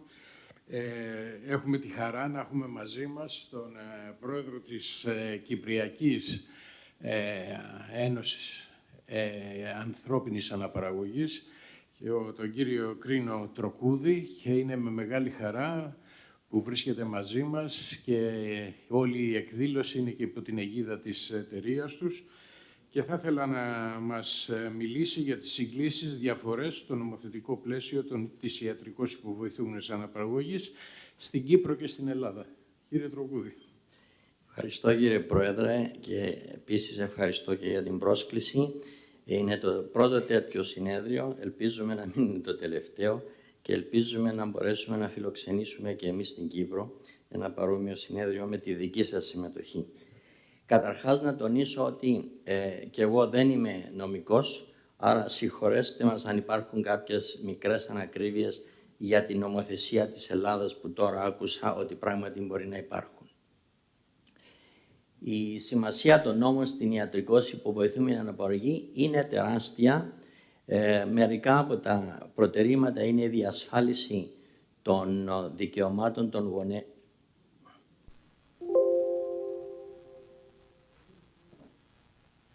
Διασφάλιση της ασφαλούς πρακτικής και των ιατρικών πρωτοκόλλων, ηθικά διλήμματα και νομοθετική ρύθμιση τους, ρύθμιση της δωρεάς οαρίων και σπέρματος και της παρένθετης μητέρας. Πριν προχωρήσω, να σας δώσω 2-3 ορισμούς, όπως τους καθορίζει ο δικός μας νόμος. Μονήρες ζευγάρι είναι άνδρας και γυναίκα που έχουν τελέσει νόμιμα γάμο ή διατηρούν σταθερή ή μόνιμη σχέση. Μονήρες άτομο είναι πρόσωπο που δεν βρίσκεται σε σταθερή και μόνιμη σχέση με άλλο πρόσωπο. Παρένθετη μητέρα είναι γυναίκα που κυοφορεί και γεννά, ύστερα από εξασωματική γονιμοποίηση, με χρήση γενετικού υλικού ξένου προς την ίδια, για λογαριασμό ενός ζευγαριού ή μονήρους γυναίκας. Προεμφυτευτικός γενετικός έλεγχος είναι η αφαίρεση επεμβατικά κυττάρων του εμβρίου πρώτης εμφύτευσης, προκειμένου αυτά να αναλυθούν γενετικά. Και τεκμερώμενη μητέρα είναι γυναίκα που βάσει νόμου θεωρείται ως μητέρα του παιδιού. Η έννοια αυτή μπορεί να προκύψει είτε από το γεγονός ότι η γυναίκα γέννησε το παιδί, είτε από την νομική της σχέση με αυτό, παρένθετη μητρότητα και υιοθεσία. Στο πρώτο κεφάλαιο είναι το ανώτατο όριο, μεταξύ, το οποίο φαίνεται να είναι, είναι το ίδιο, διαφορά ενός μόνο έτους, εμάς είναι 53 έτη. Χρονική περίοδος για κρυοσυντήρηση γενετικού υλικού φαίνεται εδώ. Στην Κύπρο είναι 10 χρόνια αρχικά και για τα έμβρια 10 χρόνια και με παράταση για άλλα 5 έτη. Για το σπέρμα και οάρια δύναται να παρατεθεί για ακόμα 10 χρόνια μόνο αν είναι δικά τους. Στην Ελλάδα φαίνεται εδώ η διάρκεια και οι μικρές διαφορές που υπάρχουν. Παρένθετη μητρότητα, η οποία υπήρξε το θέμα τώρα, σε αυτό πρέπει να αναφέρω ότι μπορεί να υπάρχουν κάποιες μικρές ανακρίβειες μετά από αυτά που άκουσα μόλις τώρα. Εμάς είναι η χώρα διαμονής των βιολογικών γονέων καθορίζεται δια νόμου ως μόνιμη κατοικία η Κύπρος. Ο βοηθός μας νομικός είπε ότι ισχύει το ίδιο και για την Ελλάδα, αν και άκουσα ότι μπορεί αυτό να έχει αλλάξει. Και συνεχίζεται μεγάλη συζήτηση στην Κύπρο κατά πόσον αυτό το πράγμα έχει κάποια ωφέλεια, κάποιο σκοπό. Η παρένθετη πρέπει να έχει αποκτήσει τουλάχιστον ένα τέκνο και ισχύει και για τις δύο χώρες. Μεταφορά εμβρίων στο σώμα άλλης γυναίκας καθορίζεται με τον ίδιο τρόπο. Η διαφορά είναι η χώρα διαμονής της παρένθετης. Αντιλαμβάνομαι ότι πρέπει να έχει κατοικία την Ελλάδα, αν και μόλις άκουσα ότι μπορεί αυτό να μην ισχύει. Εμάς δικαιούται να είναι είτε κάτοικος Κύπρου ή εξωτερικού, αλλά πρέπει να παραμείνει στη δημοκρατία από την 28η εβδομάδα της κύησης μέχρι και τη γέννηση του παιδιού. Εξαιρείται αν για ιατρικούς λόγους όπως πιστοποιούνται δεν είναι δυνατόν να έρθει πίσω και γι' αυτό μπορεί να γεννήσει και στο εξωτερικό.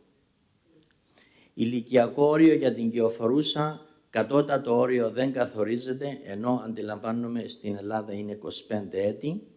Ανώτατο όριο είναι 53 και άκουσα τώρα με την ειδική άδεια που χρειάζεται από 50 μέχρι 54 έτη από την αρχή. Προηγούμενες καισαρικές τομές δεν καθορίζονται στη δική μας νομοθεσία, εδώ είναι μέγιστο 2. Εδώ μόλις άκουσα και τη διαφορά, εμάς χρειάζεται προτού προχωρήσει η παρένθετη για δικαστική άδεια να πάρει γραπτή έγκριση από το Συμβούλιο της Ιατρικός Υποβοηθούμενης Αναπαραγωγής, στο οποίο θα υπάρχουν δύο σημαντικά πράγματα, η ψυχιατρική εξέταση και το γυναικολογικό πιστοποιητικό για αδυναμία κύησης με άλλο τρόπο. Η διάρκεια της δικαστικής απόφασης στην Κύπρο είναι 11 μήνες. Εδώ αντιλαμβάνουμε ότι δεν υπάρχει χρονικός περιορισμός για την ίδια ή διαφορετική δικαστική άδεια. Εδώ πάλι συγχωρέστε μας αν έχουμε κάνει κάποιο λάθος λόγω αλλαγών προσφάτων στη δική σας νομοθεσία. Πρέπει να υπάρχει γραπτή συμφωνία μεταξύ του ζευγαριού και της μονήρους γυναίκας και παρένθετης και στις δύο περιπτώσεις. Ο αριθμός επιτρεπόμενων κοιήσεων είναι 2 φορές, δεδομένου ότι έκαστος κύκλος οδηγεί σε γέννα. Στην ελληνική νομοθεσία νομίζω ότι δεν ορίζεται. Οι ιατρικές εξετάσεις πρέπει να γίνονται και στις δύο περιπτώσεις και οι δαπάνες εδώ καθορίζονται αντιλαμβάνομαι ως 10.000 ευρώ για τη μονήρη κοίηση, 15.000 για πολύδημη κοίηση. Ο νόμος στην Κύπρο προνοεί ότι πρέπει να καθοριστεί με διάταγμα του Υπουργού, το οποίο όμως δεν έχει εκδοθεί ακόμη. Προχωρώντας στον προεμφυτευτικό γενετικό έλεγχο, χρειάζεται, αντιλαμβάνομαι, χρειάζεται στην Ελλάδα άδεια για την έγκριση και πρέπει να πληρούνται με μια από τις ακόλουθες προϋποθέσεις. Πρώτον, 2 ή περισσότερες αποβολές πρώτου τριμήνου, προχωρημένη αναπαραγωγική ηλικία, 3 ή περισσότερους κύκλους εξωματικής και διάφορες δομικές ή ανομαλίες καριότυπου. Στην Κύπρο δεν είναι απαραίτητη η άδεια από την αρχή, αλλά είναι γνωμοδότηση της μονάδας και του θεράποντος ιατρού. Για επιλογή φύλου, για προεμφυτευτικός γενετικός έλεγχος, στην Κύπρο χρειάζεται μη καθοδηγούμενη συμβουλευτική, έτσι είναι το τι καθορίζει ο νόμος. Στην Ελλάδα αντιλαμβάνομαι ότι απαιτείται συμβουλευτική από την μονάδα και από το εργαστήριο. Και στις 2 χώρες απαγορεύεται η επιλογή φύλου, εκτός αν έχει σκοπό την αποφυγή σοβαράς κληρονομικής νόσου φυλοσύνδετης. Ο αριθμός μεταφερομένων εμβρίων στην Κύπρο είναι 1 έμβριο αν είναι κάτω των 39 ετών για τους πρώτους 2 κύκλους και μετά 2 έμβρια για κάθε επόμενο κύκλο, και άνω των 39 ετών μπορεί να γίνει εμβριομεταφορά κατευθείαν 2 εμβρίων. Αντιλαμβάνομαι ότι στην Ελλάδα υπάρχει διαφορά, την οποία καταγράφω εδώ και ελπίζω πάλι να μην έχουμε κάνει κάποιο λάθος. Η δωρεά ορίων ισχύει όπως πιο πάνω. Στην Ελλάδα ισχύει μέχρι 2 έμβρια, ανάφερε ο νομικός μας σύμβουλος, για αυτή είναι μια μικρή διαφορά. Στη δωρεά γαμετών υπάρχει ο ψυχολογικός και εργαστηριακός έλεγχος που καθορίζεται από την αρχή και στις 2 περιπτώσεις. Είναι ανώνυμος η δωρεά και στις 2 περιπτώσεις. Ο δότης φυσικά πρέπει να έχει δώσει γραπτή συγκατάθεση και η ταυτότητα γνωστοποίηση στο τέκνο μετά την ηλικίαση των 18 ετών πάλι ισχύει με τον ίδιο τρόπο κατόπιν αίτησης στη μονάδα. Το μεγάλο μας πρόβλημα είναι η χρήση φωτογραφιών των δοτριών και δοτών. Κάναμε πολλαπλά ερωτήματα από συναδέλφους στην Ελλάδα εάν επιτρέπονται οι φωτογραφίες δοτών και δοτριών. Βρήκαμε ότι απαγορεύονται, αλλά μπορούν να αποκαλυφθούν κάποια χαρακτηριστικά και πληροφορίες. Στην Κύπρο απαγορεύονται οι φωτογραφίες, αλλά επιτρέπονται αν οι γαμέτες αποστέλλονται στο εξωτερικό και η γνωστοποίηση επιτρέπεται από τους τοπικούς νόμους της χώρας. Αυτό δίνει ευκαιρία στις τράπεζες οαρίων και σπέρματος να χρησιμοποιήσουν την αποστολή αυτή σε ξένες χώρες για γαμέτες οι οποίοι καταψύχονται στην Κύπρο. Στη δωρεά εμβρίων επιτρέπεται μόνο με πλεονάζοντα έμβρια και στο εξωτερικό, όχι στην Κύπρο. Αντιλαμβάνομαι εδώ ότι επιτρέπεται με πλεονάζοντα έμβρια. Η όριο δοτριών είναι μία οικογένεια, η δημιουργία μία οικογένειας αναδότη δότρια. Εδώ είναι 10, σήμερα το πρωί ακούσαμε ότι έχει γίνει 12 οικογένειας και αυτό φυσικά έχει σχέση με τον πληθυσμό. Η αμοιβή, όχι η αμοιβή, το compensation για το πόσο θα πάρει μία δότρια βρίσκεται υπό συζήτηση. Μέχρι πρόσφατα δεν είχε πάρθει απόφαση. Αντιλαμβάνομαι ότι στην Ελλάδα είναι 300 μέχρι 700 ευρώ για τους δότες και 1.700 μέχρι 3.000 ευρώ για τις δότριες. Δωρεά από συγγενικό πρόσωπο απαγορεύεται ενώ εδώ επιτρέπεται μεταξύ συγγενών σε πλάγια γραμμή, με τους όρους που είχε πει και ο προηγούμενος ομιλητής. Ηλικιακά όρια για τους δότες είναι 45 έτη, ενώ εδώ είναι 40 και στις γυναίκες είναι το ίδιο. Ηλεκτρονικό μητρό είναι κάτι το οποίο υπάρχει εδώ, είναι κάτι το οποίο προσπαθούμε εναγωνίως να δημιουργηθεί και στην Κύπρο. Γίνεται συζήτηση και νομίζω το πρόβλημα είναι να βρεθούν τα κονδύλια που χρειάζονται για να δημιουργηθεί αυτό το μητρό. Έρευνα επιτρέπεται μετά από έγκριση του Συμβουλίου και στις 2 χώρες. Τώρα, διαφήμιση, μεγάλο πρόβλημα για τις μεθόδους ιατρικώς υποβοηθούμενης αναπαραγωγής. Στην Κύπρο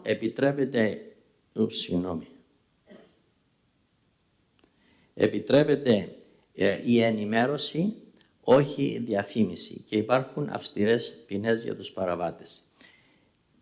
Στην Ελλάδα βρήκαμε το σένιο ότι επιτρέπεται η δημόσια προβολή με σκοπό την ανέβρεση δοτών, δοτριών και παρένθετων.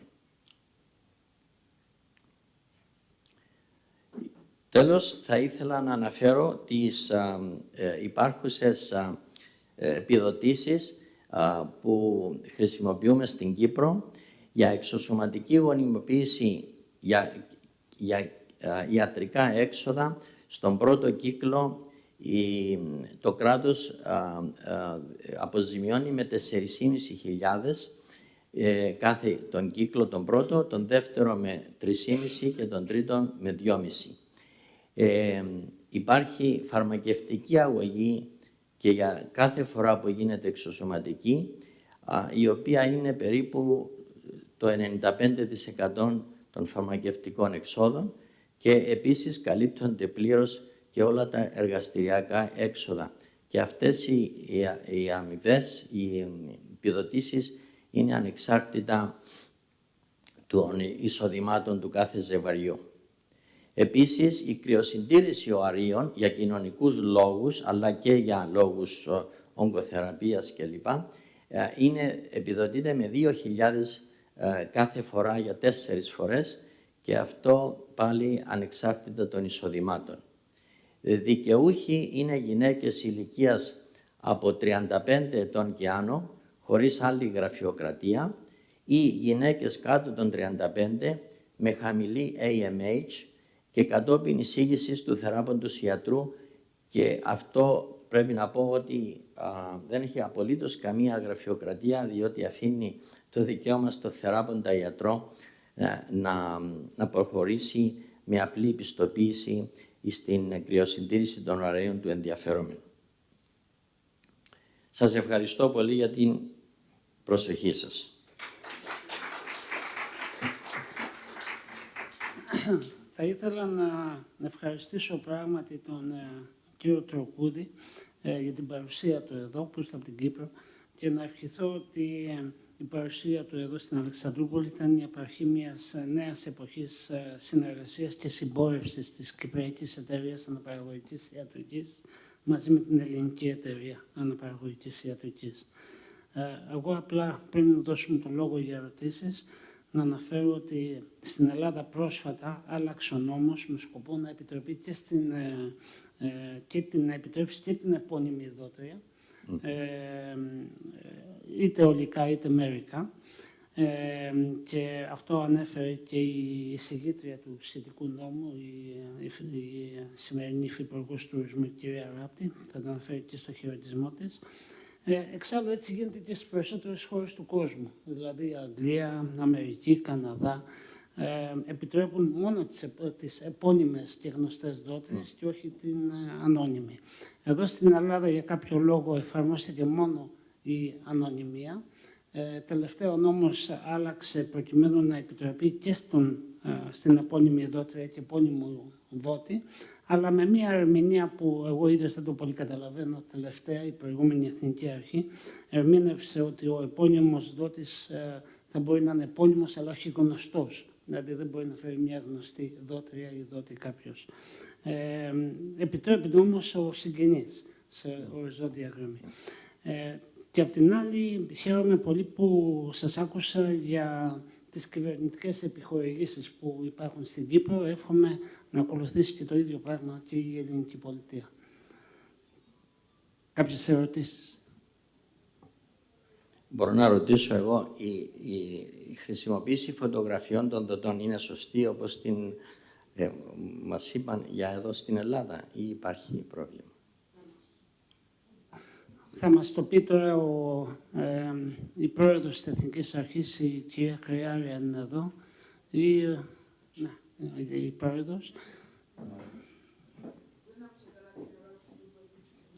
Στην περίπτωση δοτών και δοτριών, μπορεί να χρησιμοποιηθεί η φωτογραφία της δότριας?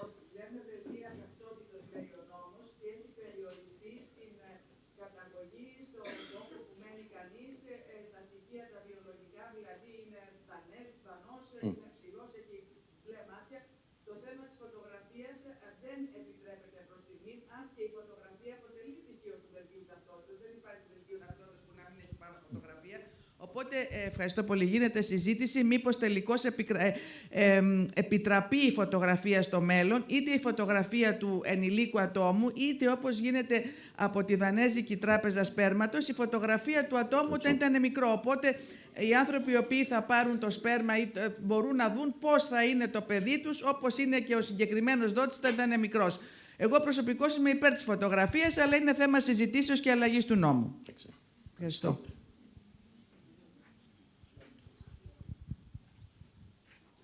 Ωραία. Λοιπόν, ευχαριστούμε πάρα πολύ και ελπίζουμε σε όλες τις μελλοντικές κοινές διοργανώσεις που έχουμε. Ευχαριστούμε πάρα πολύ για την παρουσία σας.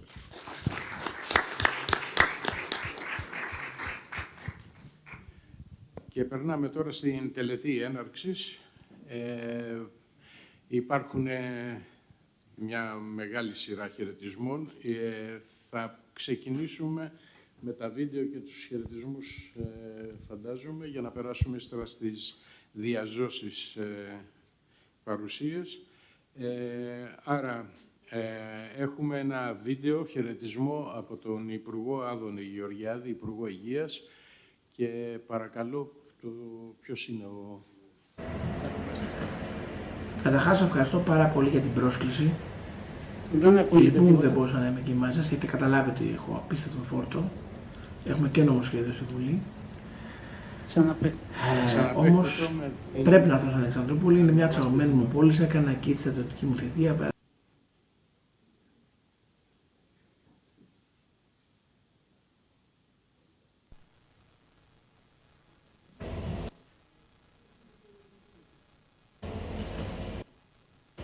Καταρχάς, ευχαριστώ πάρα πολύ για την πρόσκληση. Λυπούμαι δεν μπορούσα να είμαι εκεί μαζί σας, γιατί καταλάβετε ότι έχω απίστευτο φόρτο. Έχουμε και νομοσχέδιο στη Βουλή. Όμως, πρέπει να έρθω στην Αλεξανδρούπολη. Είναι μια τσαγωμένη μου πόλη. Έκανα εκεί τη στρατιωτική μου θητεία. Πέρασα πολύ ωραία. Θέλω να δω το νοσοκομείο της Αλεξανδρούπολης. Δίδυμο τείχου. Έχω δουλειά να κάνω. Θα έρθω μέσα σε επόμενες εβδομάδες. Για το παρόν όμως συνέδριο, θα ήθελα να έρθω ξεχωριστά. Διότι η ιατρικώς βοηθούμενη αναπαραγωγή αποτελεί για την Ελλάδα μια μεγάλη ιστορία επιτυχίας, καθώς η Ελλάδα, για όσους δεν το ξέρουν, εσείς το συνέδριο ξέρετε σίγουρα, αποτελεί σημείο παγκόσμιου αναφορά στην ιατρικώς βοηθούμενη αναπαραγωγή. Πρώτα διορίσαμε τη νέα αρχή και έχει ξεκινήσει τη δουλειά πάρα πολύ καλά. Ρυθμίσαμε το νομοθετικό μας πλαίσιο έτσι ώστε να είναι πολύ πιο ευέλικτο. Και θα ήθελα να παγώσω πράγμα το συνέδριο για να μάθω και πράγματα. Πιστεύω πολλές χώρες έχουν να διδαχθούν από το πράγμα της Ελλάδος στην ιατρικώς υποβοηθούμενη αναπαραγωγή και σίγουρα και η Κύπρος έχει πολλά να μας πει και να τις πούμε. Εύχομαι καλή επιτυχία στο συνέδριο και δεσμεύομαι σε μια επόμενη στιγμή να είμαι μαζί σας. Καταρχάς, ακούσατε το χαιρετισμό του Υπουργού και προχωράμε σε ένα γραπτό χαιρετισμό που θα διαβάσω από για λογαριασμό της κυρίας Σοφίας Ζαχαράκη, Υπουργού Κοινωνικής Συνοχής και Οικογένειας. Σεβασμιότατε. Ξεκινάμε με τις προσφωνήσεις και προχωρά. Λέει: χαιρετίζω τις εργασίες της πρώτης διαβαλκανικής επιστημονικής εκδήλωσης ιατρικής υποβοηθούμενης αναπαραγωγής. Η εκδήλωση αυτή αποτελεί ένα σημαντικό βήμα προς την ανάδειξη των σύγχρονων επιστημονικών εξελίξεων στον τομέα της εξωσωματικής γονιμοποίησης και την πολύτιμη συμβολή του στην αντιμετώπιση του δημογραφικού ζητήματος. Και η ανάγκη αυτή γίνεται ολοένα και περισσότερο επιτακτική όσο βλέπουμε τη δημογραφική κρίση να εντείνεται. Η μείωση των γεννήσεων που βλέπουμε να συμβαίνει από το 1980 δεν αφορά μόνο την Ελλάδα. Είναι η πρόκληση με την οποία βρίσκονται αντιμέτωπες όλες οι ευρωπαϊκές και όχι μόνο χώρες.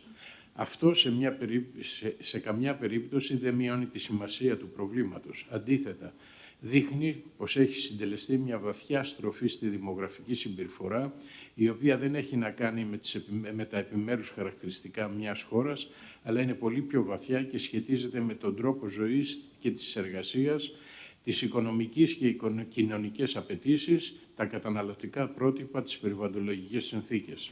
Στην Ελλάδα διαθέτουμε ένα σύγχρονο νομικό πλαίσιο, το νόμο 4958 του 22, για την ιατρικώς υποβοηθούμενη αναπαραγωγή. Στόχος του Υπουργείου Κοινωνικής Συνοχής και Οικογένειας είναι, σε συνεργασία με το επιστημονικό δυναμικό της χώρας, να εξελίξουμε αυτές τις καινοτόμες πολιτικές, αλλά πολύ περισσότερο να ενισχύσουμε την ενημέρωση και τη διάχυση της γνώσης. Δεν είναι μόνο η εσφαλμένη γνώση, είναι και η ελλειπής γνώση για τις επιλογές. Ως κυβέρνηση οφείλουμε να εμβαθύνουμε στις εκστρατείες ενημέρωσης και βέβαια στο πλαίσιο της υλοποίησης του Εθνικού Σχεδίου για το Δημογραφικό να εξετάσουμε και άλλες παραμέτρους. Για τον λόγο αυτό μεριμνήσαμε ώστε ο προληπτικός έλεγχος γονιμότητας για τις γυναίκες από 30 έως 35 ετών να είναι δωρεάν. Ο ΕΟΠΗ θα αποζημιώνει πλήρως την εξέταση ΆΜΗ που δείχνει την οθικική εφεδρεία της γυναίκας. Η δαπάνη θα φτάσει τον πρώτο χρόνο στα 4 εκατομμύρια ευρώ, ενώ θα μειωθεί στα 800.000 ευρώ για τον επόμενο χρόνο.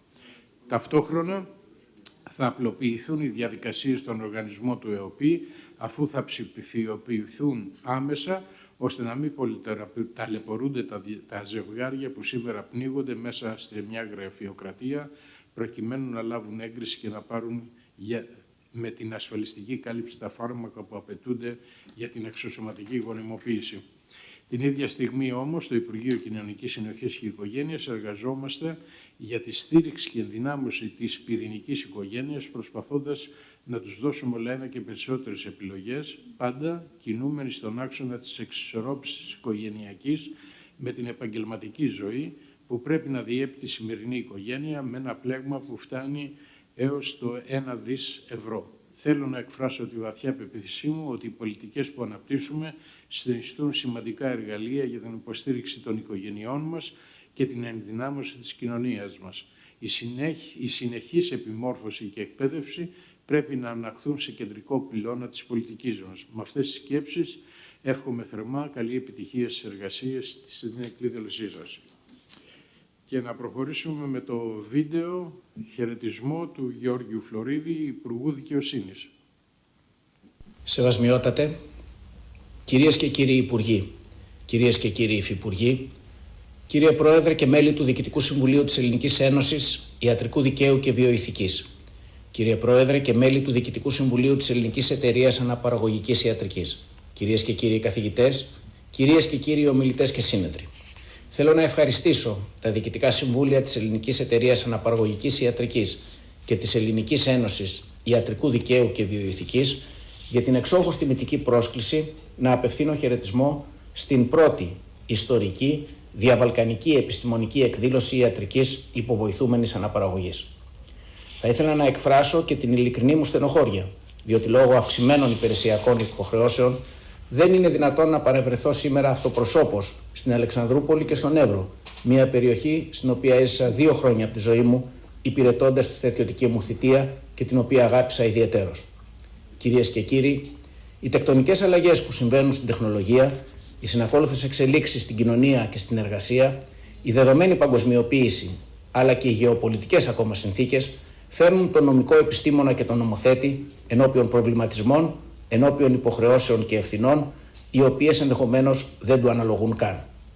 Σε μια εποχή όπου προτάσσεται η κυβερνοασφάλεια, δεν είναι δυνατόν να παραβλέπεται η κυβερνοηθική. Και σε μια εποχή όπου η βιοτεχνολογία και η βιοιατρική υπερβαίνουν την ιατρική, δεν είναι δυνατόν να αγνοηθεί η βιοειθική και η ηθική της ιατρικής. Πολλά από τα κρίσιμα ζητήματα του συνεδρίου σας είναι κυρίως ή ενδεχομένως και αμιγώς ηθικά και φιλοσοφικά, διότι είναι θέματα ανθρωπίνων αξιών και ιεράρχησης προτεραιοτήτων που αφορούν τον πυρήνα της ανθρώπινης ύπαρξης. Προσωπικά, θεωρώ την ιατρικώς υποβοηθούμενη αναπαραγωγή ως την επιτομή της αγάπης ενός ζευγαριού στο οποίο εξωγενείς παράγοντες του στέρισαν τη φυσική ικανότητα και δυνατότητα να αποκτήσει ένα παιδί. Ένα παιδί, η άφιξη του οποίου στον κόσμο αυτό είναι πάντα ευλογημένη από τον Θεό. Το εύρος της θεματολογίας, που εκτείνεται ενδεικτικά από το έμβριο και τα νομικά ζητήματα που προκύπτουν σε σχέση με αυτό, τα προβλεπόμενα όρια ηλικίας σε σχέση με την ιατρικώς υποβοηθούμενη αναπαραγωγή και την οριοθέτηση του πλαισίου τόσο από νομικής όσο και από βιοηθικής απόψεως, το φαινόμενο του ιατρικού τουρισμού και τις διαστάσεις που αυτό έχει λάβει με αντίστοιχες πολυεπίπεδες προεκτάσεις και κινδύνους, αλλά και τα ζητήματα που αναφύονται διαρκώς και άπτονται της ραγδαίας εξέλιξης στον κόσμο της ιατρικής, αναδεικνύει τη σημαντικότητα του συνεδρίου σε μια χρονική συγκυρία που το δημογραφικό πλέον πρόβλημα στην Ευρώπη αναζητεί εναγωνίως λύσεις. Έχει εξαιρετικά μεγάλο ενδιαφέρον η διαπίστωση πως ενώ από τη μία πλευρά η ιατρική επιστήμη έχει θέσει απλόχερα στη διάθεσή μας πλήστους ασφαλείς τρόπους απόκτησης παιδιού, η αύξηση του πληθυσμού είναι αντιστρόφως ανάλογη των διαθέσιμων τρόπων. Στο χρονικό περιθώριο ενός σύντομου χαιρετισμού δεν είναι δυνατό να επισέλθω σε ειδικότερες τοποθετήσεις επί των θεμάτων, ωστόσο αυτό που προκρίνω ως χρήσιμο να ακουστεί είναι η ανάγκη να συνδεθούν οι ιατρικές εξελίξεις με το νομοθετικό πλαίσιο, με το τελευταίο να αναλαμβάνει διτό ρόλο. Απ' τη μία πλευρά να αγκαλιάζει τις εξελίξεις της επιστήμης σε πραγματικό χρόνο και να αναμορφώνεται αναλόγως πάντοτε κατόπιν επιστημονικού διαλόγου με την ιατρική κοινότητα και από την άλλη πλευρά να αποτελεί τη δικλείδα ασφαλείας και το προστατευτικό φίλτρο σε ένα τόσο λεπτό, ευαίσθητο και σοβαρό ζήτημα όπως είναι η δημιουργία ενός ανθρώπου και οι συνέπειες νομικές, πραγματικές και κοινωνικές που συνοδεύουν τη δημιουργία αυτή. Το νομικό πλαίσιο για την ιατρικώς υποβοηθούμενη αναπαραγωγή στη χώρα μας τοποθετείται χρονικά το 2002 με το νόμο 3089 του 2002 και βελτιώθηκε με το νόμο 3305 του 2005. Όσα σήμερα ως αυτονόητα συζητάμε δεν ήταν καθόλου αυτονόητα πριν από 20 χρόνια ούτε σε επίπεδο νομοθετικών ρυθμίσεων ούτε σε επίπεδο κοινωνικών επιδιώξεων. Το νομικά επιτρεπτό της υποβοηθούμενης αναπαραγωγής, η απαγόρευση της κλωνοποίησης του ανθρώπου και της επιλογής φύλου, η μεταφορά γονιμοποιημένων οαρίων χωρίς αντάλλαγμα και με δικαστική άδεια, η τύχη των κρυοσυντηρημένων γαμετών και των κρυοσυντηρημένων γονιμοποιημένων οαρίων που δεν θα χρειαστούν, οι προϋποθέσεις για τεχνητή γονιμοποίηση μετά τον θάνατο του πατέρα, οι συγγενικοί δεσμοί και τα κληρονομικά δικαιώματα των τέκνων που γεννήθηκαν μέσω αυτής της διαδικασίας, τα προσωπικά δεδομένα των γονέων και του τέκνου από τη μία πλευρά και των τρίτων προσώπων που έχουν προσφέρει τους γαμέτες ή τα γονιμοποιημένα οάρια από την άλλη, είναι κάποια μόνο από τα θέματα που απασχόλησαν έντονα και ήταν επιτακτική ανάγκη να ρυθμιστούν νομοθετικά, όχι τόσο διότι αποτελούσαν μια αναντήρητη πραγματικότητα, αλλά περισσότερο γιατί έπρεπε να τεθεί ένα πλαίσιο ασφαλές λειτουργίας και ελέγχου αυτής της δεδομένης πραγματικότητας που έδινε διέξοδο και ελπίδα στα ζευγάρια που ήθελαν να αποκτήσουν παιδί. Δεν υπάρχει αμφιβολία ότι είναι πολύ δύσκολο σε μια πλουραλιστική κοινωνία να υπάρξει ομοφωνία για τα ηθικά προβλήματα που ανακύπτουν από την αναπαραγωγική τεχνολογία και ακόμα πιο δύσκολο να βρεθεί μια ενιαία ρύθμιση σε παγκόσμια κλίμακα. Διάσταση και ποικιλία απόψεων υπάρχει ακόμα και μεταξύ των επιστημόνων που ασχολούνται με τη βιοηθική, είτε αυτοί προέρχονται από το περιβάλλον των θεωρητικών και ανθρωπιστικών σπουδών, είτε από το περιβάλλον της ιατρικής και της βιολογίας. Έχει μεγάλη αξία η φράση του Ιωάννη Χρυσοστόμου, ο οποίος συμπληρώνοντας τη φράση του Αποστόλου Παύλου «Και έσονται δύο εισάρκαν μία», αναφέρει ότι και άνευ της τεκνογωνίας γίνονται οι δύο σάρξ μία, υπό την έννοια ότι η υπογονιμότητα μπορεί να είναι δοκιμασία, αλλά δεν πρέπει να εκλαμβάνεται ως ασθένεια ή ως μειονεξία. Στον πυρήνα της συζήτησης τίθεται αναγκαστικά η ανθρώπινη ύπαρξη, φύση και θέση. Συνακόλουθα τίθεται το θέμα της κοινωνικής οργάνωσης ως αναγκαίο υπόβαθρο της ανθρώπινης φύσης και της οικογένειας ως κύτταρο της κοινωνίας. Και φυσικά δεν μπορούμε να μιλάμε για τεχνητή νοημοσύνη και να μην σκεφτούμε την επίδραση και το αποτύπωμα που αυτή θα έχει στην ιατρική επιστήμη και στις επιστημονικές εξελίξεις. Εξελίξεις που είναι βέβαιο ότι θα εγείρουν νέα ηθικά και νομικά διλήμματα, τα οποία δεν μπορούν εκ των προτέρων να προβλεφθούν ή να ρυθμιστούν στον απόλυτο βαθμό ούτε με απόλυτο τρόπο. Ωστόσο, Με γνώμονα το σεβασμό της ελευθερίας του ατόμου και το δικαίωμα της προσωπικότητας, αλλά κυρίως με οδηγό το συμφέρον και τη διασφάλιση των παιδιών που θα γεννηθούν, σε συνδυασμό με τον ανοιχτό, διαρκή και συστηματικό διάλογο με την επιστημονική κοινότητα, είμαι βέβαιος ότι οι χώρες μας θα συνεχίσουν την κοινωνικά υπεύθυνη πολιτική τους. Εύχομαι καλή επιτυχία στις εργασίες του συνεδρίου και συγχαρητήρια στους διοργανωτές και τους ομιλητές για αυτή την τόσο σπουδαία πρωτοβουλία της. Άγιε Μητροπολίτε, θα μας επιτρέψετε να προχωρήσουμε με 2 ακόμα βίντεο και να έρθουμε στα διαζώσεις με τα χαιρετισμούς. Κυρίες και κύριοι, ευχαριστώ πολύ την Ελληνική Εταιρεία Αναπαραγωγικής Ιατρικής και την Ελληνική Ένωση. Κυρίες και κύριοι, ευχαριστώ πολύ την Ελληνική. Κυρίες και κύριοι, ευχαριστώ πολύ.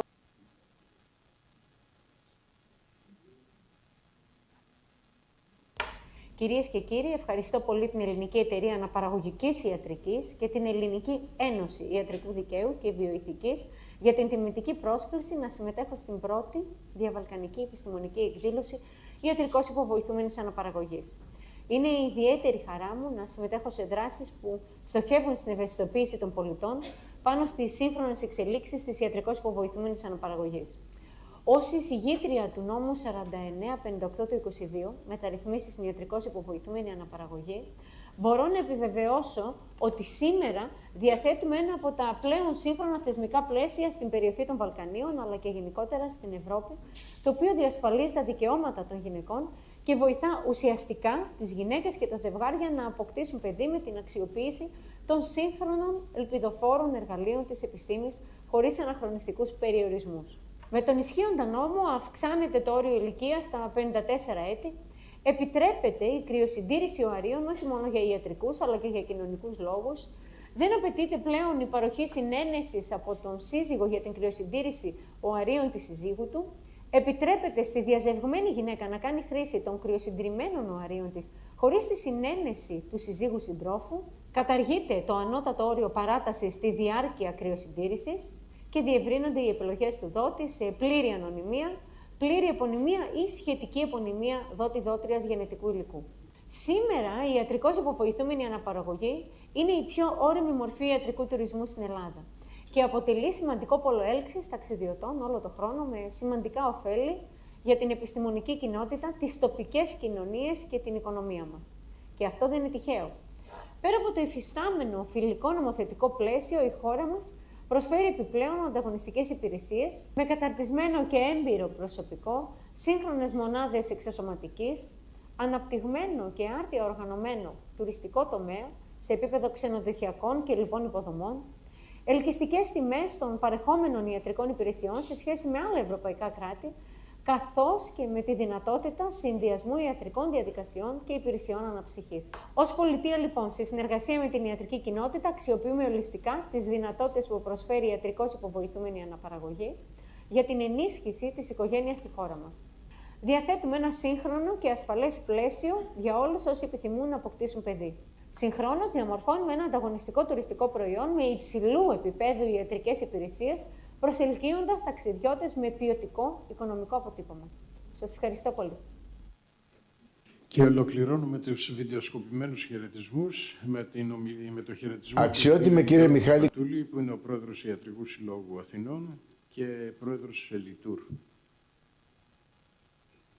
Αξιότιμε κύριε Μιχάλη Κουτσιλιέρη, πρόεδρε της Ελληνικής Εταιρείας Αναπαραγωγικής Ιατρικής, κύριε Κώστα Πάντο, Γενική Γραμματέα της Ελληνικής Εταιρείας Αναπαραγωγικής Ιατρικής, αξιότιμη κυρία Μανουήλ Λασκαρίδη, πρόεδρε της Ελληνικής Ενώσης Ιατρικού Δικαίου και Βιοειθικής, εκλεκτοί συνάδελφοι, φίλες και φίλοι, σας καλωσπερίζω και εγώ με τη σειρά μου και σας εύχομαι καλή επιτυχία της εργασίας της πρώτης διαβαλκανικής επιστημονικής εκδήλωσης της ιατρικής υποβοηθούμενης αναπαραγωγής που πραγματοποιείται στην όμορφη πόλη της Αλεξανδρούπολης. Είναι μεγάλη τιμή για μένα να συμμετέχω έστω και από απόσταση σε αυτή την εξαιρετικά σημαντική διοργάνωση, η οποία αναδεικνύει θέματα που βρίσκονται στην καρδιά της σύγχρονης κοινωνικής πολιτικής. Η ιατρικώς υποβοηθούμενη αναπαραγωγή αποτελεί μια σύγχρονη λύση για τα ζευγάρια με δυσκολίες τεκνοποίησης. Οι υψηλής ποιότητας υπηρεσίες σε χώρες όπως η Ελλάδα, σε συνδυασμό με εξειδικευμένο ιατρικό προσωπικό και τις σύγχρονες εγκαταστάσεις που έχουν, προσελκύουν ως γνωστόν ζευγάρια από όλο τον κόσμο. Ο τουρισμός υγείας, ευεξίας και μακροζωίας συνδυάζει την παροχή ιατρικών υπηρεσιών με ταξιδιωτική εμπειρία. Στην περίπτωση της ιατρικώς υποβοηθούμενης αναπαραγωγής, τα ζευγάρια επισκέπτονται κλινικές σε προορισμούς με προσιτό κόστος και υψηλή επιτυχία θεραπείων, ενώ απολαμβάνουν την τοπική κουλτούρα και φιλοξενία. Αυτός ο συνδυασμός δημιουργεί ιδανικές συνθήκες για όσους επιθυμούν να εκπληρώσουν το όνειρο της οικογένειας. Εδώ η συμβολή της Ελιτούρ είναι εξαιρετικά σημαντική. Ως ο θεσμικός φορέας για την προώθηση του τουρισμού υγείας, ευεξίας και μακροζωίας στην Ελλάδα, το Ελληνικό Συμβούλιο Τουρισμού Υγείας έχει αναλάβει καθοριστικό ρόλο στη διαμόρφωση της στρατηγικής για τον τομέα της ιατρικώς υποβοηθούμενης αναπαραγωγής.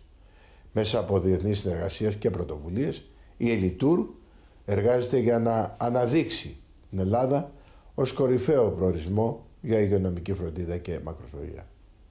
Αξιοποιεί το υψηλά καταρτισμένο επιστημονικό προσωπικό και τις σύγχρονες υγειονομικές υποδομές της χώρας, ενισχύοντας την ανταγωνιστικότητα του τομέα σε παγκόσμιο επίπεδο. Με αυτές τις σκέψεις, σας εύχομαι καλή επιτυχία καταρχάς στις εργασίες της πρώτης διαβαλκανικής επιστημονικής εκδήλωσης που αφορά της ιατρικώς βοηθούμενης αναπαραγωγής και δεύτερον, ανυπομονώ, δεν σας το κρύβω, για τις μελλοντικές μας συνεργασίες προκειμένου να προωθήσουμε από κοινού αυτόν τον τόσο σημαντικό τομέα. Σας ευχαριστώ πολύ. Να ευχαριστήσουμε όλους τους χαιρετήσαντες με βίντεο και Άγιε τη Μητροπολίτα Αλεξανδρουπόλεως, Τραϊανουπόλεως και Σαμοθράκης. Τις ευλογίες σας.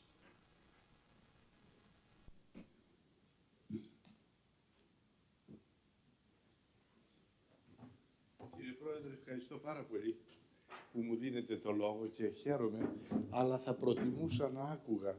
Αυτά που πρόλαβα και άκουσα ήταν εξαιρετικά. Και να πω την αλήθεια, έμεινα και έκπληκτος. Άλλα είχα στο νου μου ότι ενδεχομένως θα λέγονται σε αυτόν τον χώρο και να πω την αλήθεια είχα και μια συστολή ότι πώς θα ακουστούν αυτά που θα πω εγώ. Πολύ απλές, λίγες σκέψεις. Αλλά με βοήθησε πολύ και ο κύριος που μίλησε, δεν πρόλαβα να καταλάβω ποιος ήταν. Ο κύριος Πατούλης. Όχι ο τελευταίος, και πριν την κυρία Ράπτη. Ήταν και ήταν ο υπουργός, δεν είναι ο Γκιουλέκας. Όχι. Ο Φλωρίδης, συγγνώμη. Εκ μέρους του κυρίου Φλωρίδη, από το Υπουργείο Δικαιοσύνης. Ναι, γιατί... Πολύ λοιπόν σας ευχαριστώ, γιατί σημείωσα δύο πράγματα, δεν θα χρειαστεί ίσως να τα βγάλω. Όταν ακούμε για αναπαραγωγή, λέμε δόξα τω Θεώ, κάτι ωραίο είναι. Κάτι όμορφο, κάτι που αναπαύει, κάτι που δίνει χαρά στον άνθρωπο. Να μην ξεχνάμε αυτό που είπε κάποτε ο Χριστός, ότι εγώ ήρθα για να χαίρεστε. Με τέτοια χαρά και τόση χαρά που κανείς ποτέ δεν θα μπορεί να σας την πάρει. Δηλαδή όχι με ψευτοχαρούλες, αλλά με κάτι ουσιαστικό. Και οπωσδήποτε η ζωή είναι χαρά. Όταν έρχεται λοιπόν η επιστήμη να βοηθήσει στην πρόσληψη αυτής της χαράς, τότε χαράς Ευαγγέλια. Τι καλύτερο, τι ωραιότερο. Με το που αρχίζει όμως κάτι τόσο καλά, αρχίζουν από πίσω να βγαίνουν και κάποια διλήμματα. Προχθές μου έκαναν την τιμή, γιατί εγώ δεν έχω ειδικές γνώσεις, στο μεταπτυχιακό της βιοηθικής και μου είπαν να πω λίγα λόγια, μια εισήγηση για τη βιοηθική και τη θεολογία. Και είπα απλά ότι η βιοηθική είναι ένας κλάδος που εσείς τον κάνατε, δεν τον έκαναν οι θεολόγοι. Αν τον κάναμε οι θεολόγοι θα λέγατε εντάξει. Εδώ βλέπω και την κυρία Τσαρούχα, την καθηγήτρια, και το πιστεύω απόλυτα. Τι είναι αυτό που μας κάνει να θέλουμε οι επιστήμονες, οι γιατροί, αλλά και σε άλλους τομείς, την παρέμβαση της ηθικής. Φαίνεται ότι η επιστήμη μπορεί να κάνει τέτοια άλματα που φοβίζουν και τρομοκρατούν και λέμε να βάλουμε κάποιες κόκκινες γραμμές. Αυτό θα πει ηθική. Έτσι. Λίγο να σας βοηθήσω με τις λέξεις που μου αρέσει πάρα πολύ η ετυμολογία των λέξεων. Ήθος σημαίνει φωλιά. Φωλιά. Και από εκεί βγαίνει στη συνέχεια το έθος. Αυτό που συνηθίζεται μέσα στη φωλιά είναι το έθος. Έτσι. Η λέξη νέο, ΑΙ-ω, είναι κατοικία, κατοικό. Από εκεί βγαίνει η λέξη ναός, το κατοικητήριο του Θεού. Εκεί που το έθος νέει, δημιουργεί το έθνος. Άρα έχουμε κάτι πολύ σημαντικό μπροστά μας που προκύπτει από την ηθική. Τι θέλουμε ή δεν τη θέλουμε. Πώς μπορεί η ηθική να μας βάλει κόκκινες γραμμές στο εργαστήριο, σε ένα εργαστήριο που κανείς μας δεν έχει πρόσβαση και δεν ξέρουμε πού μπορεί να φτάσει ένας επιστήμονας, ένας γενετιστής, ένας βιολόγος. Δεν ξέρω. Ποιο φραγία γραφή. Και να το πω κι αλλιώς, αυτό που είπε για την οικογένεια, ότι για την Εκκλησία ζευγάρι, οικογένεια είναι οι δύο. Δηλαδή ο σκοπός του γάμου είναι η ευτυχία της οικογένειας, δηλαδή των δύο. Καρπός του γάμου είναι τα παιδιά. Μπορεί κάποτε να μην έρθουν παιδιά. Αυτό δεν σημαίνει ότι η οικογένεια δεν πέτυχε. Η οικογένεια είναι ευλογημένη και χωρίς παιδιά. Και μάλιστα λέει ότι πολλές φορές για να δροσιστούμε το καλοκαίρι θα πάμε σε δέντρα που μπορεί να έχουν πλατή φύλλωμα και να μην έχουν καρπούς. Όμως αυτά προτιμούμε για να χαρούμε τη δροσιά που μας προσφέρουν. Άρα λοιπόν ο σκοπός του γάμου δεν είναι η τεκνοποιία, αλλά είναι ο καρπός του γάμου. Αλλά είναι ευλογία η τεκνοποιία γιατί λέει η Εκκλησία καθιστά τον άνθρωπο συνδημιουργό. Να τελειώσω. Καθιστά τον άνθρωπο συνδημιουργό του Θεού. Κάθε ερωτική πράξη, λέει ο Απόστολος Παύλος, και μάλιστα το λέει και λίγο αυστηρά, λέει νομίζετε ότι αυτό που είπε ο μιλητής δίνονται οι δύο η σάρκα μίαν. Νομίζετε, λέει, ότι και με μια πόρνη αν πάει κάποιος δεν θα γίνει σάρκα μία. Θα γίνει. Αυτό σημαίνει ότι σε κάθε ερωτική πράξη καταβάλλεται και σώμα και ψυχή. Γιατί σώμα χωρίς ψυχή είναι πτώμα. Ψυχή χωρίς σώμα είναι φάντασμα. Άρα για μας αρχίζουν όλα την ευλογημένη εκείνη στιγμή της συλλήψεως. Που αν θα το έχετε διαβάσει, γιατί ούτε εγώ το πρόλαβα, οι παπάδες μετά την τελετή του γάμου στα χωριά μας πήγαιναν στο σπίτι και έκαναν αγιασμό στην κρεβατοκάμαρα όπου το ζευγάρι θα κοιμόταν αμέσως μετά το γλέντι, ώστε όλα να είναι ευλογημένα όσα θα συντελεστούν εκεί και να είναι κατά Θεόν. Άρα λοιπόν εμείς έχουμε να αντιμετωπίσουμε ένα θέμα ιερό, σοβαρό θέμα, όμορφο θέμα, που βλέπω και στην εποχή μας πόσο χρήσιμο είναι και ποιος θα έχει αντίρρηση να βοηθήσει η επιστήμη ένα ζευγάρι να αποκτήσει ένα παιδάκι. Ένα παιδάκι που κάποτε άρχιζαν οι άνθρωποι και παντρεύονταν στα 14, στα 15, τώρα οι συνθήκες της ζωής κάνουν τους ανθρώπους να ενδιαφέρονται για οικογένεια στα 35, 40, ίσως και λίγο περισσότερο. Έτσι προέκυψε η ζωή μας, δεν μπορούμε να την αλλάξουμε. Εκεί λοιπόν χρειάζεται υποβοήθηση. Ξέρετε τι φοβάμαι μόνο? Μην πάει ο νους σας σε αυτές τις ημέρες, μην πάει ο νους σας καθόλου. Όταν η πολιτική πέσει στα χέρια των επιχειρηματιών,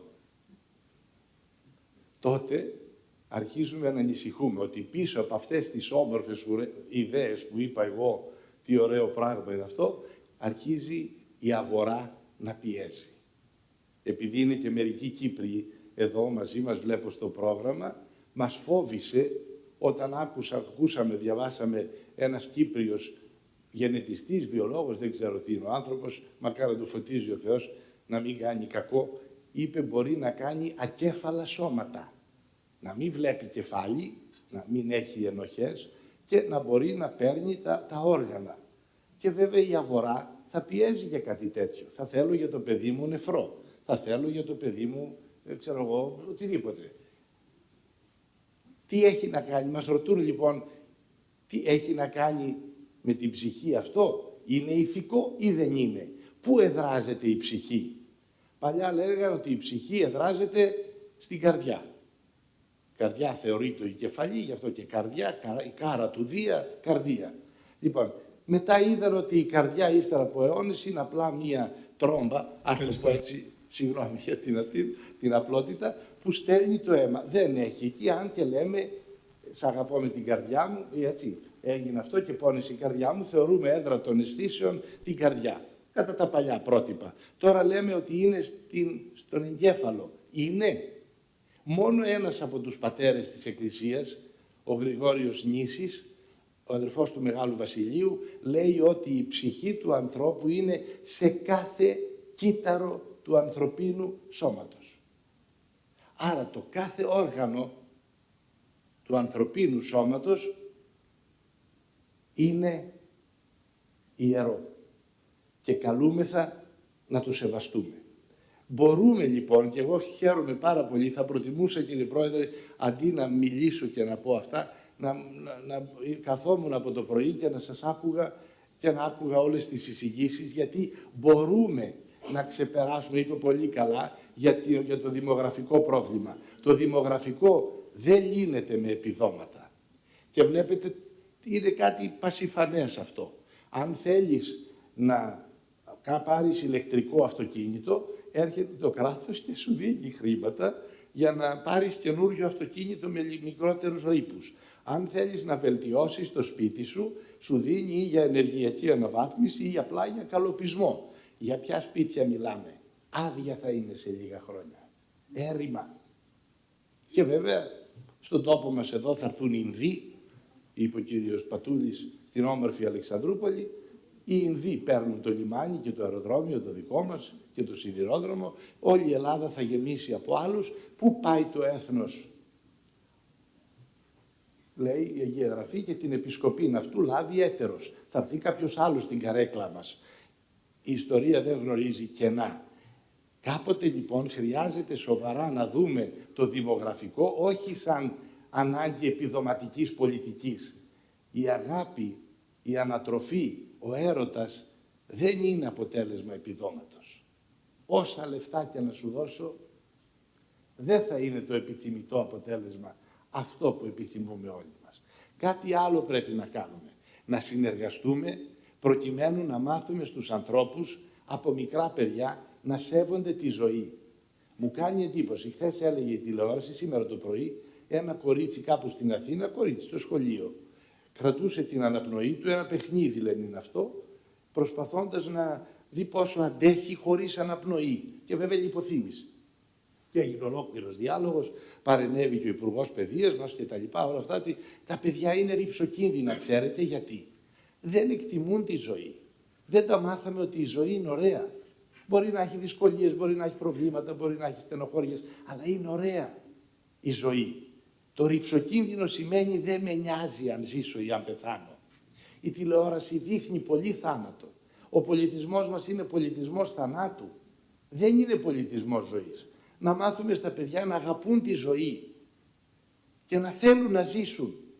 Όχι αυτά τα πράγματα που βλέπουμε σήμερα και αυτοί οι φόνοι που συμβαίνουν. Αυτό δείχνουν ότι δεν εκτιμούμε τη ζωή.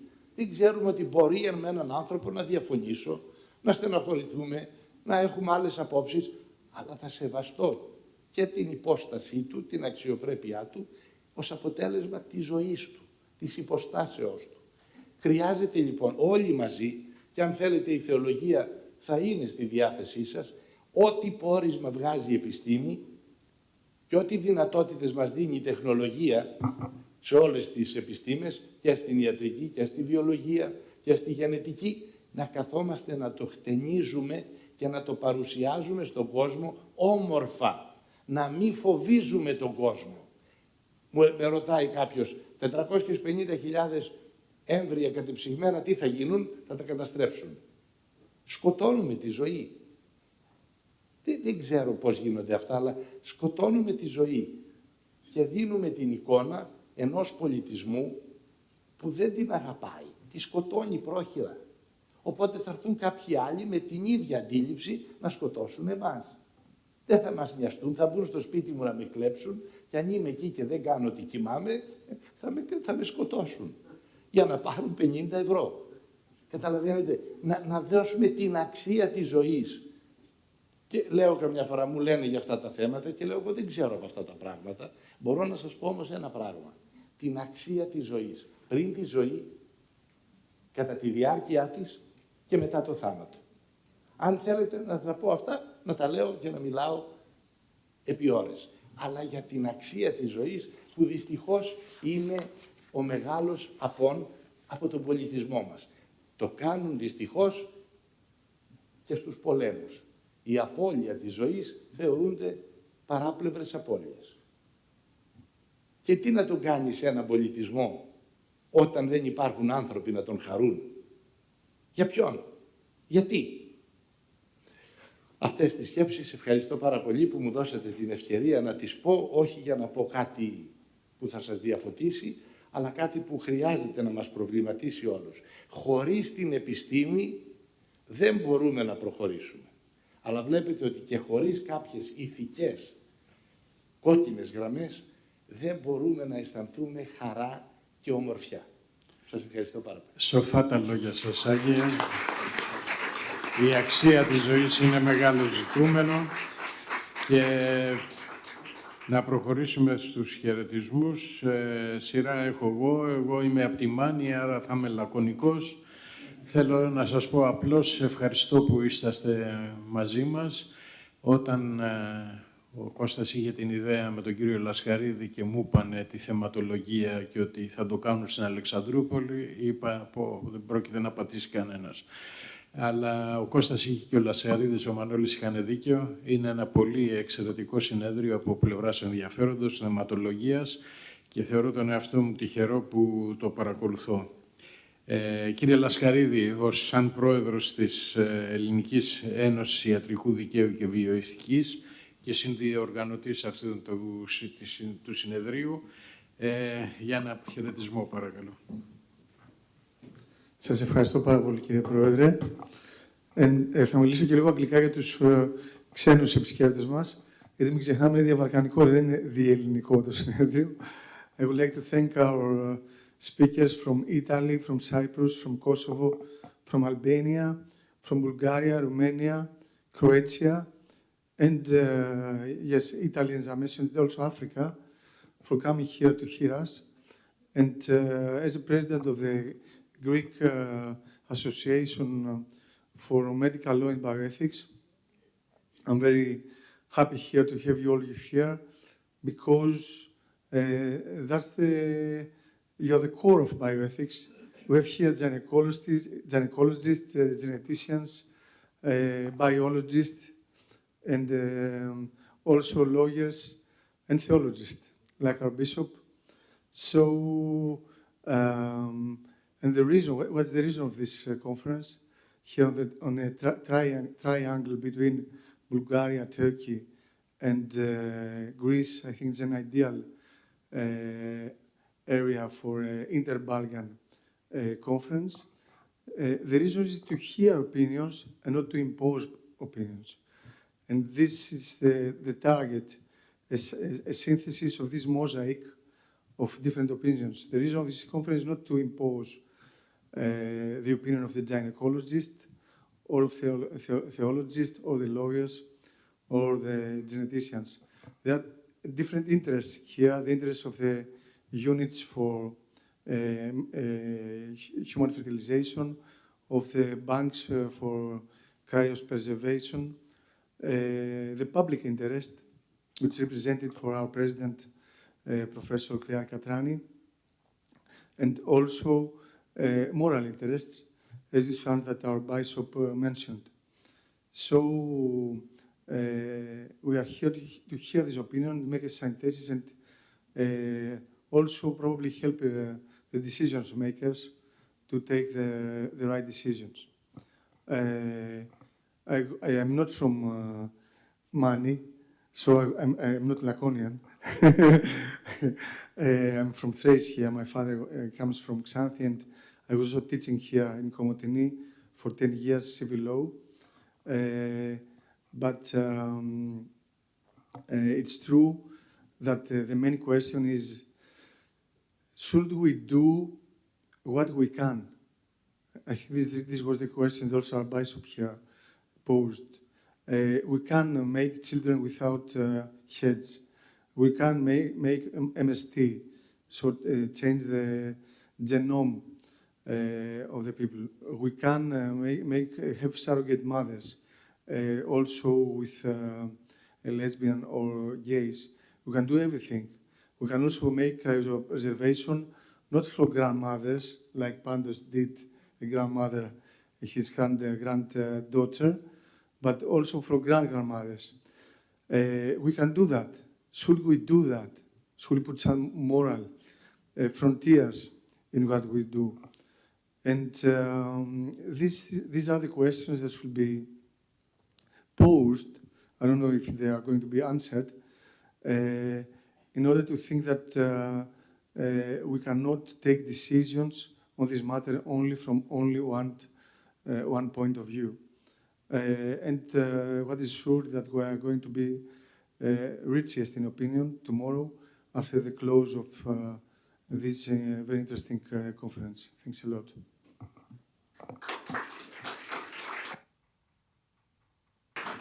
Σε ευχαριστούμε, Μανώλη. Είχα την αίσθηση ότι έχουμε simultaneous με translation, αλλά φαίνεται ότι εγκατέλειψαν το session.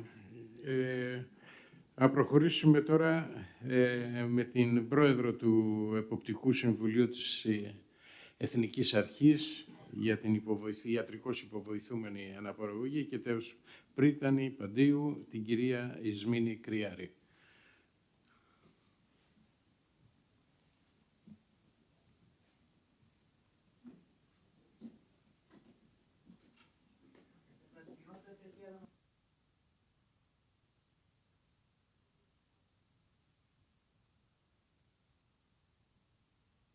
Θυμάμαι πάντοτε με αναμνήσεις σημαντικές. Κύριε εκπρόσωπε της Περιφέρειας, κύριε εκπρόσωπε των Πανεπιστημίων, εκλεκτοί προσκεκλημένοι, ευχαριστώ πολύ τις δύο επιτροπές και τον κύριο Πάντο για την πρόσκληση να έρθω σε αυτό το πραγματικά πολύ ενδιαφέρον συνέδριο και το πρώτο διαβαλκανικό συνέδριο, του οποίου τη σημασία ίσως τώρα δεν μπορούμε πλήρως να αξιολογήσουμε, αλλά πιστεύω ότι θα αφήσει ένα αποτύπωμα στη συζήτηση περί υποβοηθουμένης αναπαραγωγής στην Ελλάδα, ενός επιστημονικού κλάδου, ο οποίος έχει ήδη κάνει μια πολύ μεγάλη πρόοδο, έχει βοηθήσει πολλές οικογένειες να αποκτήσουν παιδιά, βρίσκεται στο ίδιο επίπεδο με τις μεγάλες επιστημονικές αντίστοιχες μονάδες στο εξωτερικό και μόνο γι' αυτό θα πρέπει, πιστεύω, να δώσουμε όλοι μας τη συμπαράσταση και όλοι μας την υποστήριξη, ούτως ώστε να υπάρξει ακόμα καλύτερη εξυπηρέτηση των υπογονίμων ζευγαριών και στο μέλλον. Θεωρώ ότι είναι μια εξαιρετική ευκαιρία να ακούσουμε και τους συναδέλφους από τις βαλκανικές χώρες και αν μου επιτρέψετε να πω δύο λόγια στα αγγλικά και για αυτούς. Distinguished guests from the neighboring countries, I welcome you all in this beautiful city of Alexandroupolis. We are here in order to share our experiences and our knowledge, and I think it is a very happy coincidence that we can talk to each other because we share some values which are inherent in this part of the world. Only in our countries we can understand the term family in the same way, what in Serbia, in Montenegro, in North Macedonia, in Bulgaria is a family, is also in Greece a family. I don't know if it's the same in Norway and in Sweden. What we call blood relatives is the same in our countries. I don't know if the term my blood means anything to somebody from the United States or from England or from France. I know that we share some principles which are common between our countries, and I know that the cooperation of the two scientific and legal associations will bring our scientists and our members closer, and will be to the mutual benefit will be also for the population, the infertile population, which needs support and help. Thank you for being here. Σας ευχαριστώ όλους πάρα πολύ και ευχαριστώ και για την προσοχή σας.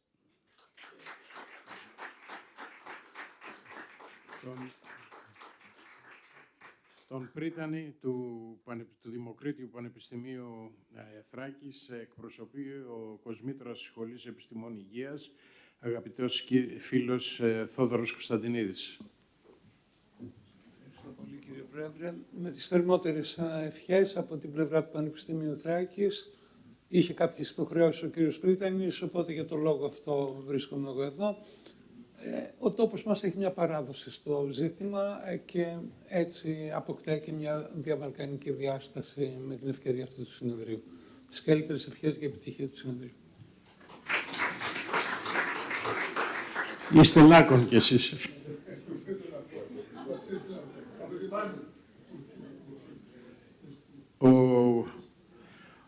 Ο κύριος Κρίνος Τροκούδης, πρόεδρος της Εταιρείας Ανθρώπινης Αναπαραγωγής της Κύπρου, είπε ότι τα είπαμε τόσες φορές, οπότε έχει το χαιρετισμό να μας πείτε δύο λόγια.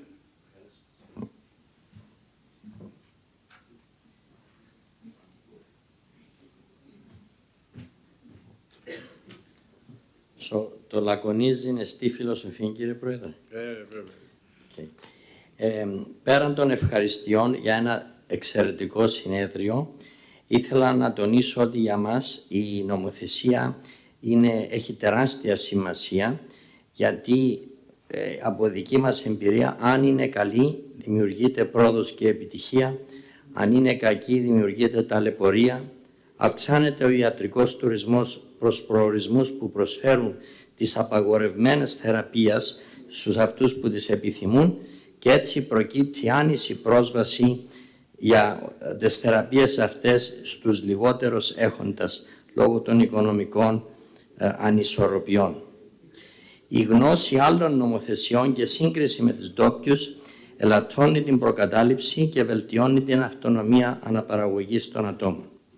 Συνέδρια όπως το σημερινό και τα επόμενα που εύχομαι ότι θα ακολουθήσουν μπορούν να ασχοληθούν με τα αποτελέσματα της εφαρμογής των διαφόρων νομοθεσιών και να αξιολογήσουν κατά προτεραιότητα την ικανοποίηση του κόσμου.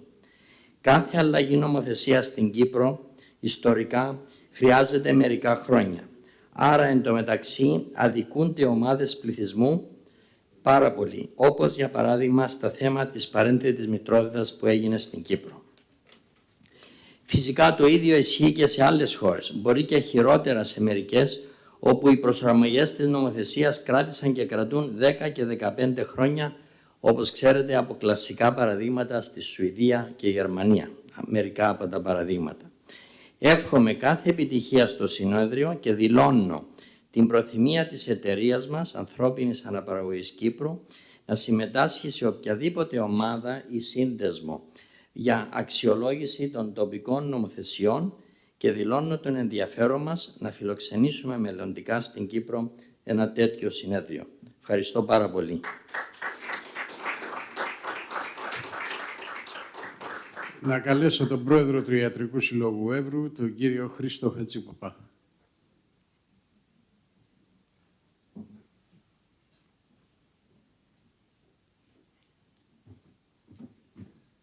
Σεβασμιότατε, σεβαστό Προεδρείο, αξιότιμοι προσκεκλημένοι κυρίες και κύριοι, ο Ιατρικός Σύλλογος Εύρου με μεγάλη χαρά καλωσορίζει όλους εσάς τους διακεκριμένους επιστήμονες στην περιοχή μας για να χαράξετε τις τρέχουσες εξελίξεις όσον αφορά το πλαίσιο λειτουργίας της ιατρικώς υποβοηθούμενης αναπαραγωγής.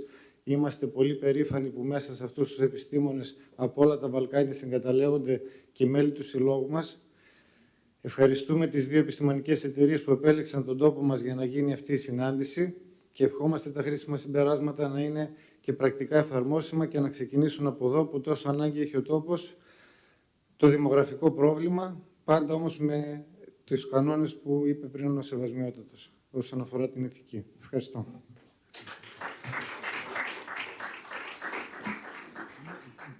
Και τώρα να καλέσω τον καθηγητή της Μευτικής Γυναικολογίας του Δημοκρίτιου Πανεπιστημίου Θράκης, αγαπητό φίλο κύριο Νίκο Νικολέτο να μας χαιρετήσει την εκδήλωση.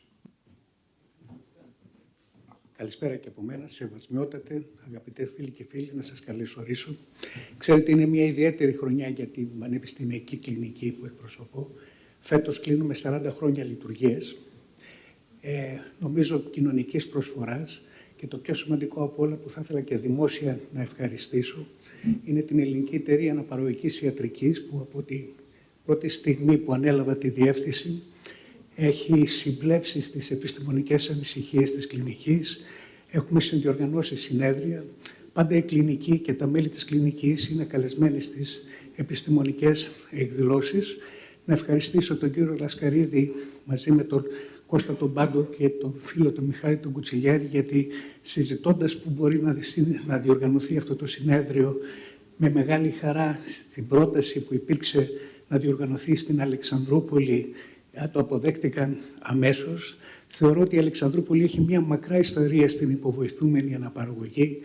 Εδώ και 25 χρόνια υπήρχε και υπάρχει μια μονάδα υποβοηθούμενης αναπαραγωγής που προσφέρει κοινωνικό έργο.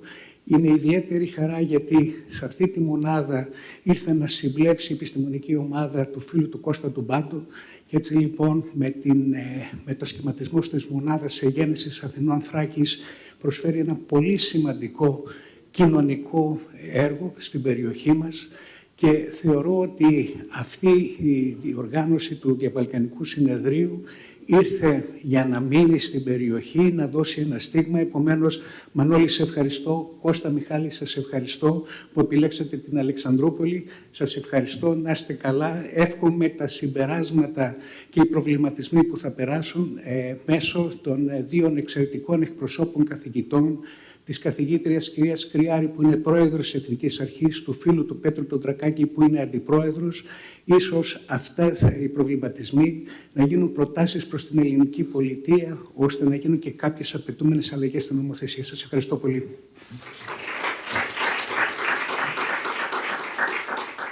Και στην εκδήλωσή μας κοσμεί ένας αγαπημένος φίλος, ο πρώην πρόεδρος της Ιατρικής Σχολής του Πανεπιστημίου Θράκης, και πρόεδρος τώρα του Περιφερειακού Συμβουλίου Ανατολικής Μακεδονίας και Θράκης, ο αγαπημένος μας Μιχάλης Πιτιακούδης.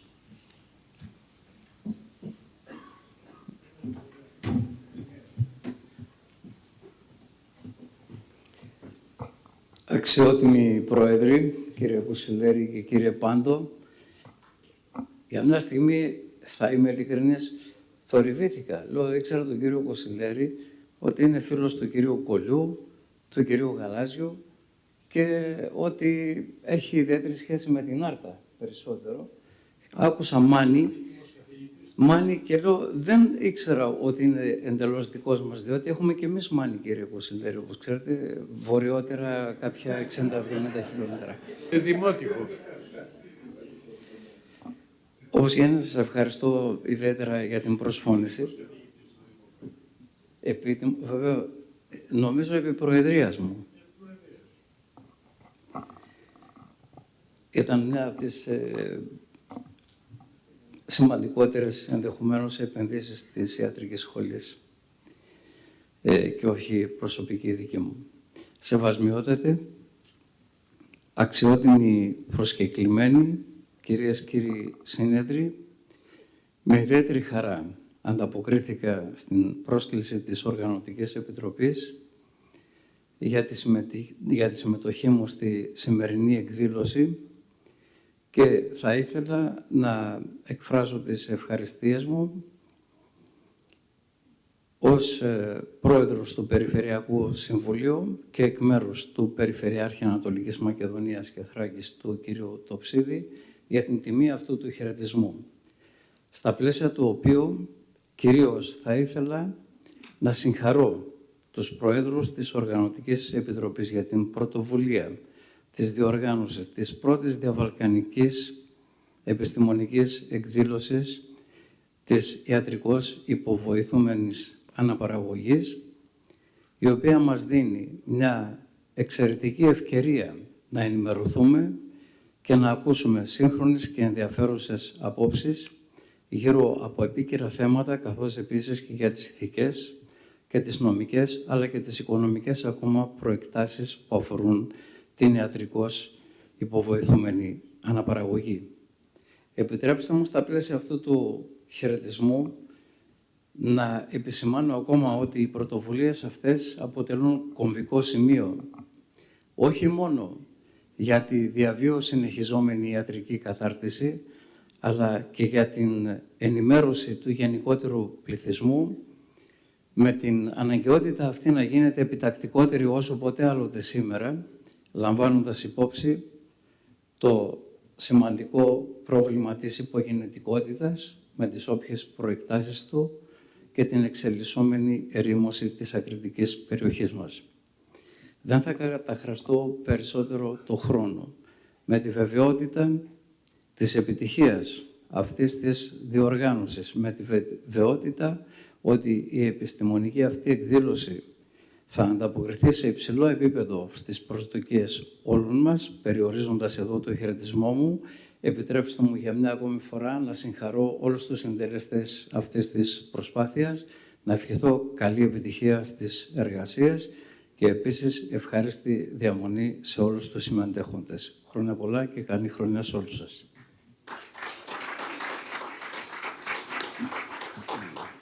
Και εκπροσωπώντας τον κύριο Ιωάννη Ζαμπούκη, δήμαρχο Αλεξανδρούπολης, βρίσκεται μαζί μας ο πρόεδρος του Δημοτικού Συμβουλίου, ο κύριος Γκουγκουλάκης Χρήστος. Ευχαριστούμε, κύριε Πρόεδρε. Σεβασμιότατε, κυρίες και κύριοι, εκ μέρους του Δημάρχου μας, του κυρίου Ζαμπούκη, μεταφέρω ένα θερμό χαιρετισμό, τις ευχές του. Ήθελε, κύριε Πρόεδρε, πάρα πολύ να είναι εδώ ο Δήμαρχος σήμερα. Συνέπεσε όμως την ίδια ώρα να είναι η απονομή βραβείου στην πόλη μας, στην Αθήνα, στην εκδήλωση βραβείων Best City Awards. Επιβραβεύεται η πόλη μας για άλλη μια φορά. Εγώ θα ήθελα να σας πω, κύριε Πρόεδρε, ότι η πόλη μας είναι ιδιαίτερα περήφανη για την ιατρική σχολή μας και συγκεκριμένα για την κλινική, το εργαστήριο και τη μονάδα ιατρικός υποβοηθούμενος αναπαραγωγής, τον κύριο Νικολέτο. Θέλουμε να σας ευχαριστήσουμε για την επιλογή της πόλης μας για το πρώτο διαβαλκανικό σας συνέδριο. Είναι ιδιαίτερη τιμή για την πόλη μας αυτό. Να ευχηθούμε καλή διανομή στους επισκέπτες μας.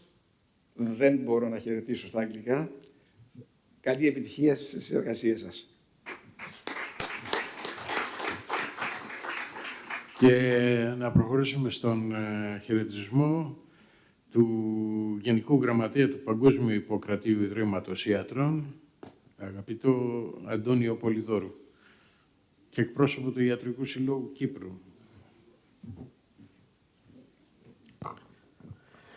Φίλοι Πρόεδροι, σας ευχαριστώ. Σεβασμιότατε, αγαπητοί επίσημοι προσκεκλημένοι, αγαπητοί συνάδελφοι, κυρίες και κύριοι.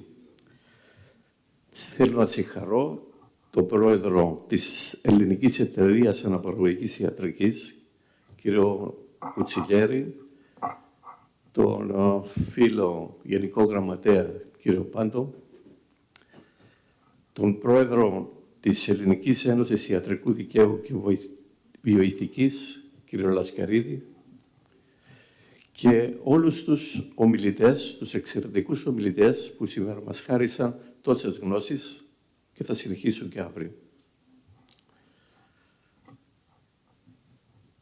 Το Παγκόσμιο Ιπποκράτειο Ινστιτούτου Γιατρών, ο πρόεδρος του Παγκοσμίου Ιπποκράτειου Ινστιτούτου Γιατρών, κύριος Γιώργος Πατούλης, πρόεδρος του Ιατρικού Συλλόγου, και ο πρώτος αντιπρόεδρος, ο Κώστας ο Πάντος, πριν 2 χρόνια δημιούργησαν στην Ελλάδα το πρώτο κλάστερ των γιατρών που ασχολούνται με την υποβοηθούμενη αναπαραγωγή.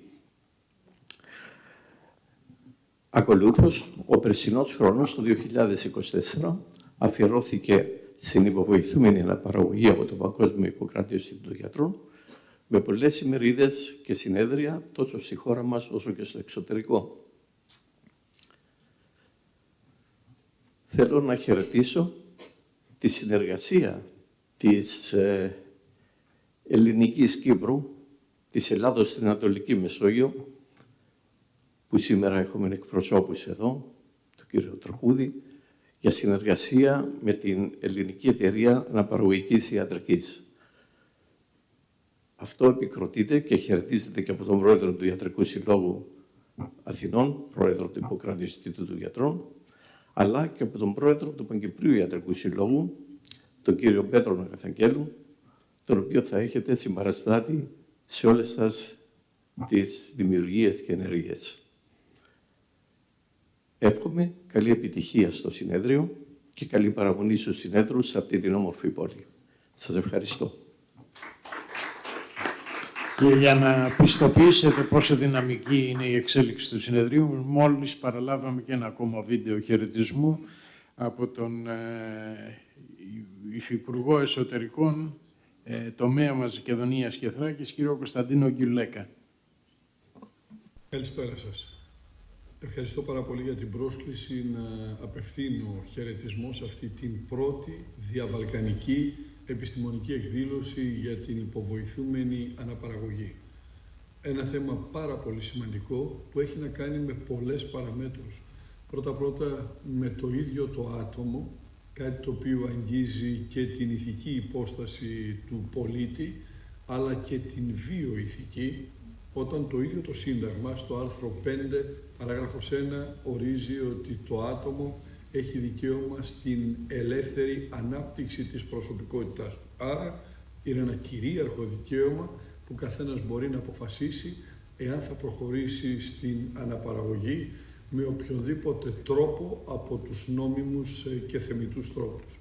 Είναι όμως πολύ βασικό να δούμε ότι κάτι τέτοιο, μια τέτοια εκδήλωση, οργανώνεται στην Αλεξανδρούπολη, είναι διαβαλκανική και αυτό είναι επίσης ιδιαίτερο και πρέπει, αξιοσημείωτο και πρέπει κανείς να σταθεί σε αυτό, γιατί κοινούς προβληματισμούς, κοινές απόψεις, σκέψεις, προτάσεις από διάφορες χώρες, από διάφορα κράτη, από διάφορες επιστημονικές οργανώσεις, είναι σημαντικό να τις ακούσουμε, να τις συνθέσουμε και ενδεχομένως να δούμε πού πρέπει να στρέψουμε περισσότερο την προσοχή μας, εάν πρέπει να φωτίσουμε για κάποιες άλλες πτυχές και να νομοθετήσουμε σχετικά για κάποια άλλα ζητήματα, όπως η Ελλάδα, ως μια χώρα που πρωτοπόρησε σε αυτό το τομέα, έχει αναβαθμίσει, έχει ανανεώσει και αν το θέλετε έχει αναθεωρήσει και το νομικό πλαίσιο στο οποίο στηρίχθηκε η ιατρικώς υποβοηθούμενη αναπαραγωγή, γιατί ακριβώς οι εξελίξεις είχαν ξεπεράσει τον νομοθέτη στις αρχικές του προβλέψεις. Ειδικά βέβαια για την γυραιά μας Ήπειρο, για την Ευρώπη και για τη χώρα μας, για την Ελλάδα, όλο αυτό το θέμα συνδέεται και με μια άλλη παράμετρο. Με την παράμετρο της υπογεννητικότητας και με την παράμετρο του δημογραφικού. Είναι πολύ σημαντικό λοιπόν να διευκολύνονται ζευγάρια τα οποία θέλουν να προχωρήσουν στην υποβοηθούμενη αναπαραγωγή, να αποκτήσουν παιδιά, κάτι το οποίο δεν αναπτύσσει μόνο μέσα σε μια πολύ αρμονική βάση την ίδια την οικογένεια, κάτι που δεν βοηθάει μόνο το άτομο να ξεδιπλώσει την προσωπικότητά του και να προχωρήσει σε μια τέτοια πολύ γενναία, κατά την ταπεινή μου άποψη, πράξη, αλλά κάτι που βοηθάει συνολικά τις χώρες που πλήττονται από την υπογεννητικότητα, όπως και η Ελλάδα, να βοηθήσει ζευγάρια να προχωρήσουν σε αναπαραγωγή, να προχωρήσουν δηλαδή σε απόκτηση τέκνων. Θεωρώ ότι είναι μια από τις πολύ σημαντικές εκδηλώσεις που διοργανώνονται και εύχομαι κάθε επιτυχία στις εργασίες αυτού του διήμερου συνεδρίου.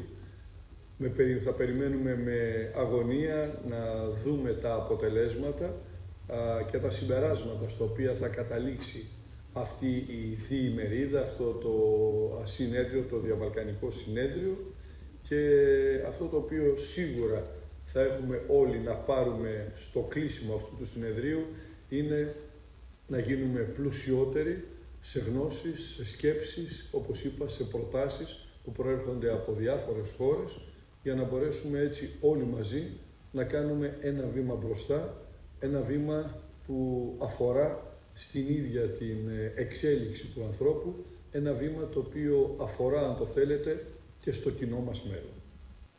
Καλησπέρα σας. Και σε αυτό το σημείο θα ήθελα να καλέσω την κυρία Ζωή Αθανασιάδου να έρθει στο Προεδρείο για να συνεχίσουμε στις δύο ομιλίες, στις δύο αναρκτήριες ομιλίες που έχουμε.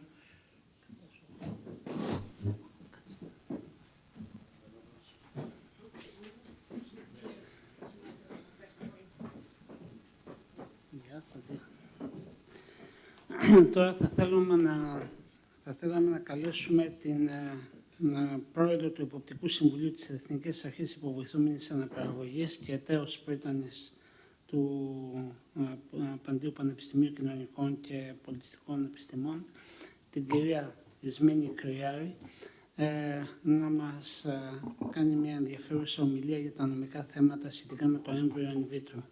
Η αλήθεια είναι ότι όταν ακούσαμε εμείς οι γιατροί τη νέα σύνθεση της Εθνικής Αρχής με τόσους νομικούς, πράγματι φοβηθήκαμε. Λέμε, τώρα βάλαμε κάποιον επόπτη στο κεφάλι μας που θα μας ελέγχει. Αυτό το συνέδριο πράγματι όμως συμβολίζει την αγαστή συνεργασία και την ισορροπημένη σχέση μεταξύ νομικών και γιατρών όσον αφορά την υποβοηθούμενη αναπαραγωγή στην Ελλάδα, κοιτώντας πάντα το αύριο στις υπηρεσίες που προσφέρουμε στους ανθρώπους που τόσο πολύ αναζητούν ένα παιδάκι. Σας ευχαριστώ. Ευχαριστώ πολύ, κύριε Πρόεδρε. Επιτρέψτε μου να κάνω μια μικρή αναδρομή ιστορική στο τι σημαίνει ανθρώπινο έμβριο. Βέβαια, το ανθρώπινο έμβριο γενικά, η έννοια του εμβρίου είναι μια έννοια γνωστή από την αρχαιότητα. Και υπάρχει από παλιά η διαδικασία της προστασίας του. Ο άνθρωπος θεωρείται ότι προστατεύεται νομικά από τη στιγμή που θα έχει γεννηθεί. Βεβαίως προστατεύεται και μέσα στην ανθρώπινη μήτρα, εάν γεννηθεί ζωντανός. Είναι η γνωστή θεωρία του Νασκητούρους ότι βεβαίως για ορισμένα δικαιώματα προστατεύεται εάν γεννηθεί ζωντανός. Τι συμβαίνει όμως με τις εξελίξεις που έχουμε τώρα όταν δημιουργείται ένα ανθρώπινο έμβριο εξωσωματικά? Ποια είναι η προστασία η οποία το καλύπτει?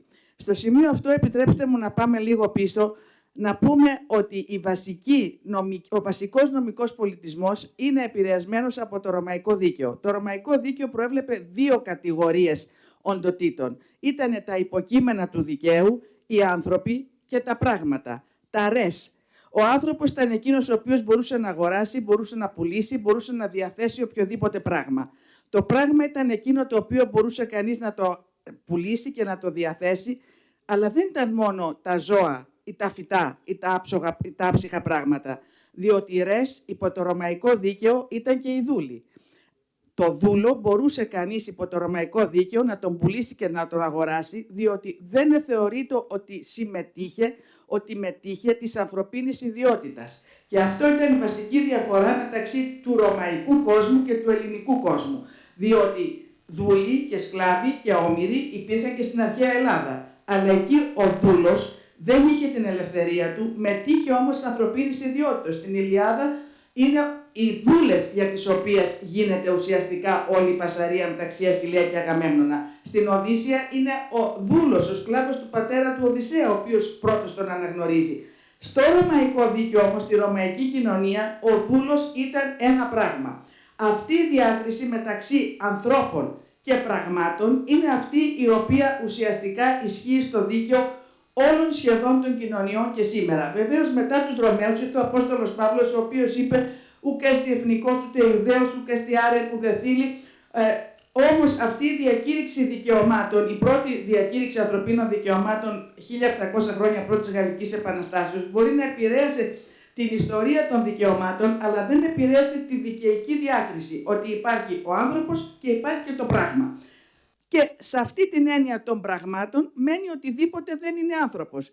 Τώρα έχουμε το εξωσωματικό έμβριο, το οποίο προκάλεσε μια πολύ μεγάλη αγωνία, ένα ενθουσιασμό σε επίπεδο επιστημονικό, αλλά μια μεγάλη αγωνία σε επίπεδο νομικό. Πού θα το κατατάξει κανείς? Η Σύμβαση περί βιοιατρικής του Συμβουλίου της Ευρώπης έκανε 20 χρόνια για να εκδοθεί. Γιατί δεν μπορούσαν να συμφωνήσουν στο τι είναι ανθρώπινο έμβριο. Και τελικώς Έγινε η σύμβαση, γράφτηκαν όλα τα άρθρα και δεν έδωσαν ορισμό τι θα πει εξωσωματικό έμβριο ή βίτρο. Είπανε όμως στην εισήγηση, στο explanatory report, στην έκθεση η οποία επεξηγεί την σύμβαση, ότι θα πρέπει το εξωσωματικό έμβριο να είναι σεβαστό because of its humanness, διότι ανήκει στην ανθρώπινη οικογένεια, διότι ανήκει στην ανθρωπότητα, στο ανθρώπινο είδος. Ναι, μεν δεν είναι άνθρωπος, δεν προστατεύεται ως άνθρωπος, αλλά ανήκει όμως στο ανθρώπινο είδος. Και επειδή ανήκει στο ανθρώπινο είδος, γι' αυτό μπήκανε 4 άρθρα στη Σύμβαση περί βιοιατρικής, τα οποία δεν το προστατεύουν υπό την έννοια όπως προστατεύεται ο άνθρωπος ή όπως προστατεύεται το έμβριο που γεννιέται, που είναι παιδάκι, αλλά λένε όμως ότι εάν κάνεις έρευνα θα πρέπει να φροντίσεις πώς θα γίνεται αυτή η έρευνα ώστε να το σέβεσαι. Δεν μπορείς να κάνεις έρευνα πάνω από 14 ημέρες, γιατί τότε αρχίζει και αναπτύσσεται το νευρικό σύστημα. Δεν επιτρέπεται να κάνεις επιλογή φύλου, διότι επεμβαίνεις στο ανθρώπινο έμβριο το οποίο έχει δημιουργηθεί εξωσωματικά και κυρίως δεν επιτρέπεται να επεμβαίνεις στη γενετική του ταυτότητα. Πράγμα το οποίο το λέει και σε ένα άρθρο και ο Χάρτης Ανθρωπίνων Δικαιωμάτων της Ευρωπαϊκής Ένωσης, ο οποίος λέει στο άρθρο 3 απαγορεύονται ευγονικές πρακτικές, ιδίως όσων αποσκοπούν στην επιλογή των προσώπων. Ποιος είναι ο αποδέκτης αυτών των ευγονικών πρακτικών? Είναι να μην γίνουν επεμβάσεις στα οάρια και στο σπέρμα του ενηλίκου ανθρώπου, στους γονάδες, δηλαδή στους όρχες και στις οοθήκες, και στο εξωσωματικό έμβριο, διότι έτσι θα επέμβεις στο γονιδίωμα του μέλλοντος να γεννηθεί ανθρώπου. Άρα λοιπόν βλέπετε ότι έχουμε μία τρίτη κατηγορία. Έχουμε το πρόσωπο, έχουμε το πράγμα και έχουμε και το έμβριο in vitro, το οποίο ακριβώς επειδή έχει αυτές τις ιδιότητες, επειδή ανήκει στην ανθρώπινη φύση, δεν προστατεύεται μεν εξ ολοκλήρου, διότι ένα ανθρώπινο έμβριο που δημιουργείται εξωσωματικά μπορεί ποτέ να αναπτυχθεί, να φτάσει να γίνει άνθρωπος. Έχει όμως την προοπτική να αναπτυχθεί. Δεν λέμε ότι μπορεί να σταματήσει η ανάπτυξή του, να μην φτάσει ποτέ το στάδιο της τροφοπλάστης κτλ. Αυτά που να συμβούν και σε μια κανονική εγκυμοσύνη. Όμως έχει την προοπτική να γίνει άνθρωπος. Εάν τυχόν αναπτυχθεί, εάν τυχόν βρεθεί στο σωστό περιβάλλον, μπορεί να γίνει άνθρωπος. Αυτό λοιπόν το ανθρώπινο έμβριο, το οποίο βρίσκεται σε αυτή την κατηγορία, θα έπρεπε κανονικά να ανήκει και νομικά σε αυτή την τρίτη κατηγορία. Όμως επειδή οι κοινωνίες είναι πάρα πολύ διστακτικές, αν πρόκειται να αλλάξουν παγιωμένες θέσεις νομικού πολιτισμού, γι' αυτό έχουν παραμείνει στο να μην το χαρακτηρίζουν ιδιαίτερη κατηγορία, αλλά να περιγράφουν τους τρόπους με τους οποίους επιτρέπεται ή δεν επιτρέπεται κανείς να το πειράξει. Αυτό έχει πάρα πολύ μεγάλη σημασία και το βλέπει κανείς στο ότι υπάρχει ένα διαφοροποιημένο πλαίσιο αντιμετωπίσεως αναλόγως του νομικού και κοινωνικού πολιτισμού κάθε χώρας. Δηλαδή βλέπετε ότι απαγορεύεται να δημιουργούνται έμβρια και να γίνεται έρευνα στα έμβρια στην Αυστρία, στη Γερμανία, στην Ιταλία. Επιτρέπεται να γίνεται έρευνα στα έμβρια, αλλά όχι να δημιουργούνται ειδικώς έμβρια για ερευνητικούς σκοπούς, αλλά με τα υπάρχοντα τα οποία δεν θα χρησιμοποιηθούν για το πρόγραμμα εγκυμοσύνης κάποιας οικογένειας στην Ελλάδα, στην Κύπρο, στην Ολλανδία, και επιτρέπεται να δημιουργούνται έμβρια και αμιγώς για να γίνει έρευνα στο Ηνωμένο Βασίλειο, στο Βέλγιο, στο Ηνωμένο Βασίλειο, στο Βέλγιο, στη Σουηδία. Έχουμε ένα διαφορετικό πρόγραμμα στην Αμερική. Στην Αμερική έχουμε την ομοσπονδιακή νομοθεσία και την τοπική νομοθεσία. Έχουμε την έρευνα που γίνεται με δημόσιους πόρους και την έρευνα που γίνεται με ιδιωτικούς πόρους. Η έρευνα που γίνεται με ιδιωτικούς πόρους είναι ελεύθερη. Η έρευνα που γίνεται με δημόσιους πόρους όμως απαγορευόταν μέχρι τον Μπούς το νεότερο, επετράπη στα βλαστοκύσταρα από τον Ομπάμα.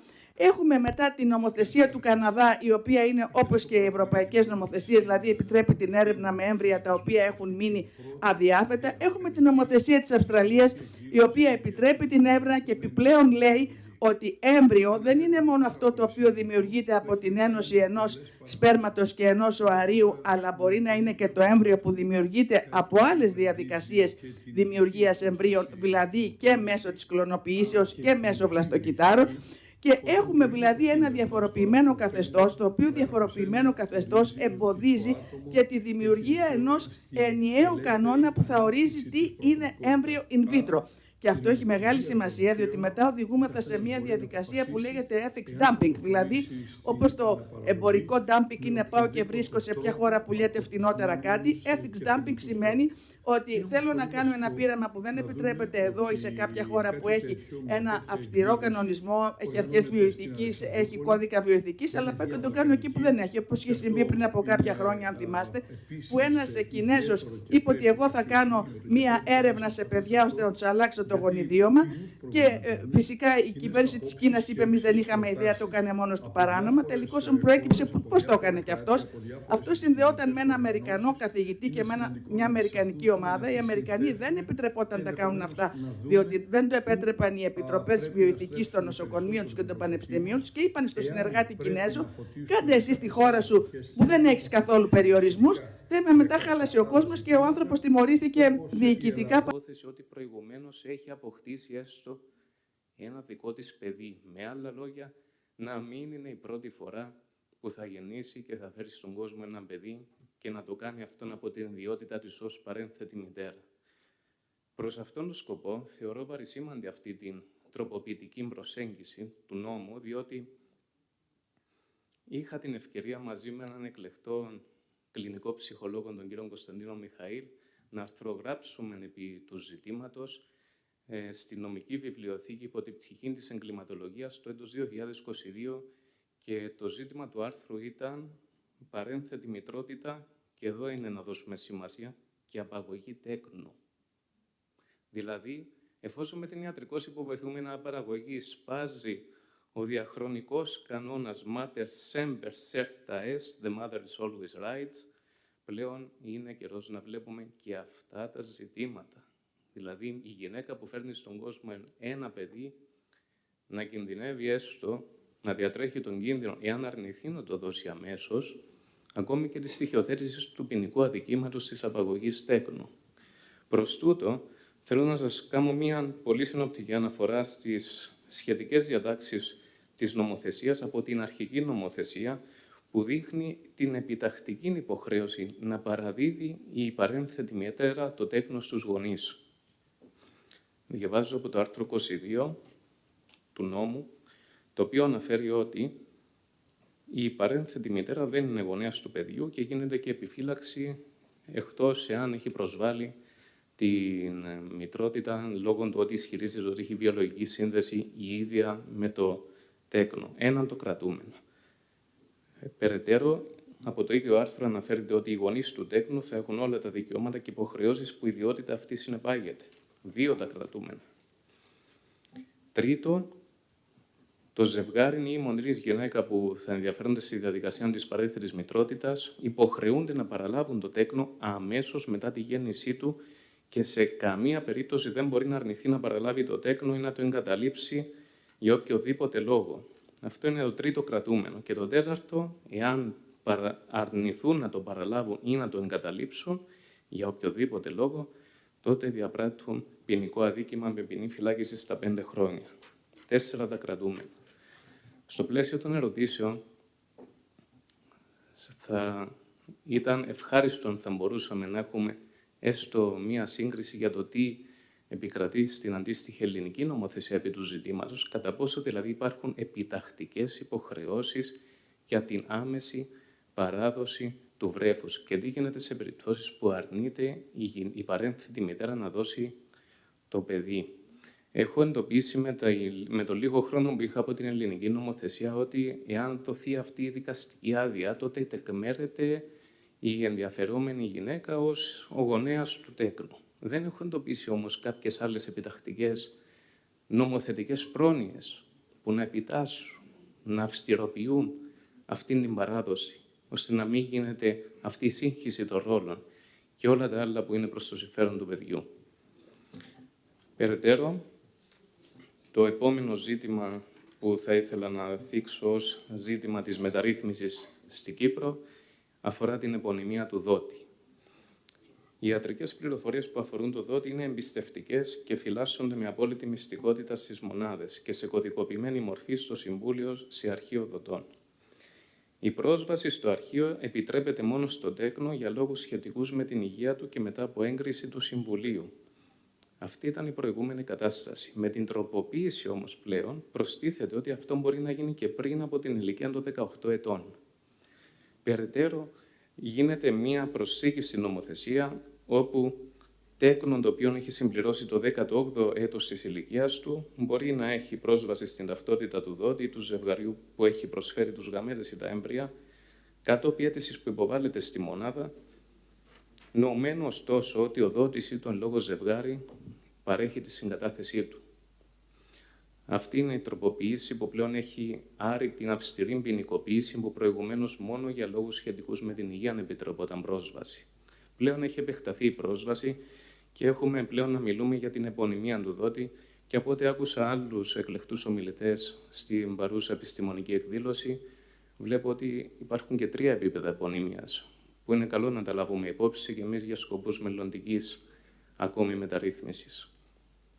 Ωστόσο, η πορεία που κινείται η Κυπριακή Πολιτεία φαίνεται να είναι σε περαιτέρω συμμόρφωση στο θέμα της επωνυμίας του δότη με τη σύσταση του Συμβουλίου της Ευρώπης ημερομηνίας 12 Τετάρτου 2019 είναι η σύσταση παριθμός 2156 της Κοινοβουλευτικής Συνέλευσης, τιτλοφορούμενη Anonymous Donation of Sperm and Oocytes, Balancing the Rights of Parents, Donors and Children, και όπως σχετική είναι παράγραφος 7.1 που αναφέρει ότι «Anonymity should be waived for all future gamete donations in Council of Europe member states and the use of anonymously donated sperm and oocytes should be prohibited». Με αυτά προχωρώ στο 4ο σημείο της μεταρρύθμισης στην Κυπριακή Δημοκρατία που αφορά τη διαφήμιση. Προηγουμένως, υπήρχε απαγόρευση στα ζητήματα διαφήμισης όσον αφορούσε την παρένθετη μητρότητα. Πλέον, με τον τροποποιητικό νόμο, η απαγόρευση επεκτείνεται και για τη διαφήμιση που αφορά την ανέβρεση δοτών. Ωστόσο, έχει προσθεθεί με τον τροποποιητικό νόμο η έννοια της ενημέρωσης, όπου η ενημέρωση για την ανέβρεση δοτών και παρένθετων μητέρων επιτρέπεται υπό αυστηρές προϋποθέσεις. Ωστόσο, αυτό δηλαδή να γίνεται από αδειοδοτημένες μονάδες ή και από το Συμβούλιο ή και από Ίδρυμα Ιστών. Ωστόσο, σε αυτή την ενημέρωση δεν πρέπει να αναφέρεται η πιθανότητα χρηματικού κέρδους εκτός από την προβλεπόμενη στον παρόντα νόμο αποζημίωση. Και επιπλέον, μέχρι το στάδιο ανέβρεσης δοτών και υπαρένθετων μητέρων, ο διευθυντής της μονάδας και του Ιδρύματος Ιστών επιβλέπει και διασφαλίζει ότι κανένα άλλο οικονομικό όφελος εκτός από την νόμιμη αποζημίωση δεν δίδεται στο δότη ή και στην παρένθετη μητέρα από άλλον ενδιάμεσο πράκτορα. Τα υπόλοιπα σημεία θα τα αναφέρω ακόμη πιο συνοπτικά για να προλάβω να είμαι εντός του χρόνου. Είναι εντελώς αδύνατο να αναφέρουμε εντός της παρούσας ομιλίας όλο το μεταρρυθμιστικό έργο που έχει γίνει στη Δημοκρατία με την τελευταία νομοθεσία. Και επί τούτου προχωρώ να σας πω ότι για τον αριθμό των μεταφερόμενων οαρίων και εμβρίων, το προηγούμενο νομοθετικό καθεστώς επέτρεπε να γίνεται σε κάθε εξωσωματική γονιμοποίηση τοποθέτηση από 2 έμβρια μέχρι την ηλικία του 38ου έτους της γυναίκας και 3 έμβρια από ηλικίες 39 μέχρι και 50 ετών. Πλέον ο αριθμός έχει αλλάξει και ο αριθμός των εμβρίων σε περίπτωση εξωσωματικής γονιμοποίησης είναι 1 έμβριο για γυναίκες ηλικίας κάτω των 39 ετών και αυτό αφορά τους πρώτους 2 κύκλους και 2 έμβρια για κάθε μεθεπόμενο κύκλο. Επίσης, ο αριθμός είναι 2 έμβρια για γυναίκες ηλικίας 39 ετών και πάνω. Ένα άλλο ζήτημα που έχει αλλάξει είναι και η μεταθανάτια χρήση του γενετικού υλικού, όπου αυτό αφορά τόσο τα έμβρια όσο και τους γαμέτες και στην περίπτωση των εμβρίων επιτρέπεται η χρήση αυτή για περίοδο από 6 μέχρι 18 μήνες μετά το θάνατο ενός εκ των 2 συζύγων, νομένου ότι ο αποβιώσαντας σύζυγος έχει δώσει τη γραπτή του συγκατάθεση και λαμβάνεται και σχετική προς τούτο έγκριση από το Συμβούλιο.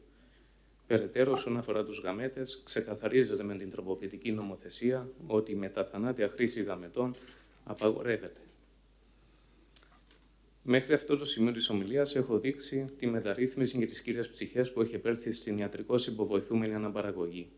Για σκοπούς της παρούσας ομιλίας, ωστόσο, θα ήταν καλύτερα να κάνουμε και μια νομολογιακή αναφορά για το τι συμβαίνει από τα δικαστήρια με τις αποφάσεις τους επί αυτού του του πολυδιάστατου και πολυσήμαντου ζητήματος όπως ιατρικός υποβοηθούμενη αναπαραγωγή. Αυτό που μπορώ να πω είναι από την κυπριακή νομολογία υπάρχει ελάχιστη αναφορά σε αυτόν τον νόμο. Υπάρχει μια αναφορά από νομολογία του έτους 2015 που απλά ενημερώνει ότι στην Κύπρο υπάρχει μια ενοποιημένη νομοθεσία για αυτά τα ζητήματα. Πέραν αυτού, υπάρχει μια νεότερη νομολογία που αφορά δικαστική προσφυγή ενώπιον του Διοικητικού Δικαστηρίου, με την οποία η αιτήτρια κινήθηκε εναντίον του Υπουργείου Εργασίας, Πρόνοιας και Κοινωνικών Ασφαλίσεων, αφορά την υπόθεση αριθμός 165 του 2017, ημερομηνία 9/9 το 2020. Σε αυτήν την περίπτωση δεν της εγκρίθηκε το αίτημα για την παροχή επιδόματος μητρότητας, διότι απέκτησε το παιδί μέσω παρεύθερης μητρότητας. Ο νόμος ως ίσχυε τότε επέτρεπε το επίδομα μητρότητας μόνο για τις περιπτώσεις φυσικής τεκνοποίησης ως και υιοθεσίας. Μεσούσης της διαδικασίας η νομοθεσία είχε αλλάξει. Είχε τροποποιηθεί το άρθρο 29 του Περικοινωνικών Ασφαλίσεων Νόμου, με το οποίο προσθέθηκε επιτέλους και η περίπτωση που γίνεται απόκτηση παιδιού μέσω παρένθετης μητέρας.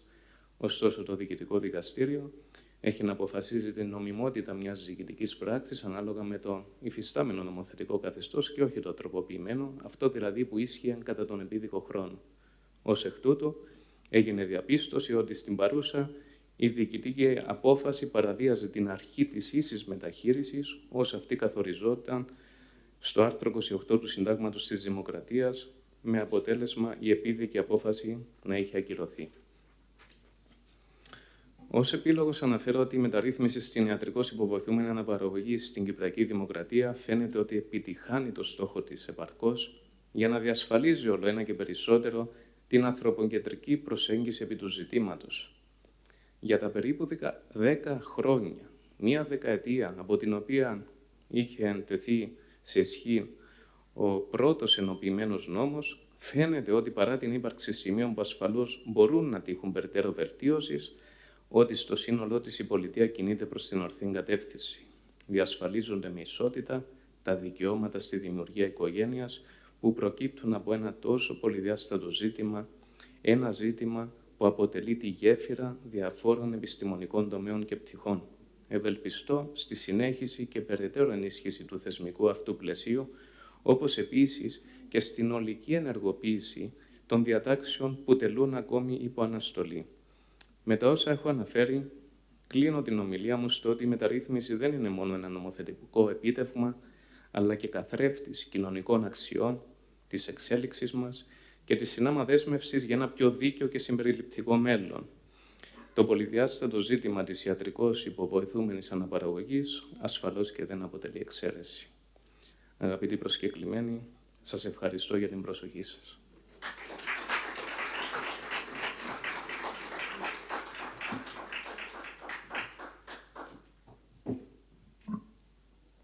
Ευχαριστούμε πάρα πολύ τον κύριο Ελευθερίου για την πάρα πολύ ενδιαφέρουσα αυτή ομιλία. Ευχαριστούμε πολύ, Σεβασμιότατε. Γεια σας. Θα ακολουθήσει δεξίωση υποδοχής. Σας ευχαριστούμε πολύ. Συνεχίζουμε αύριο.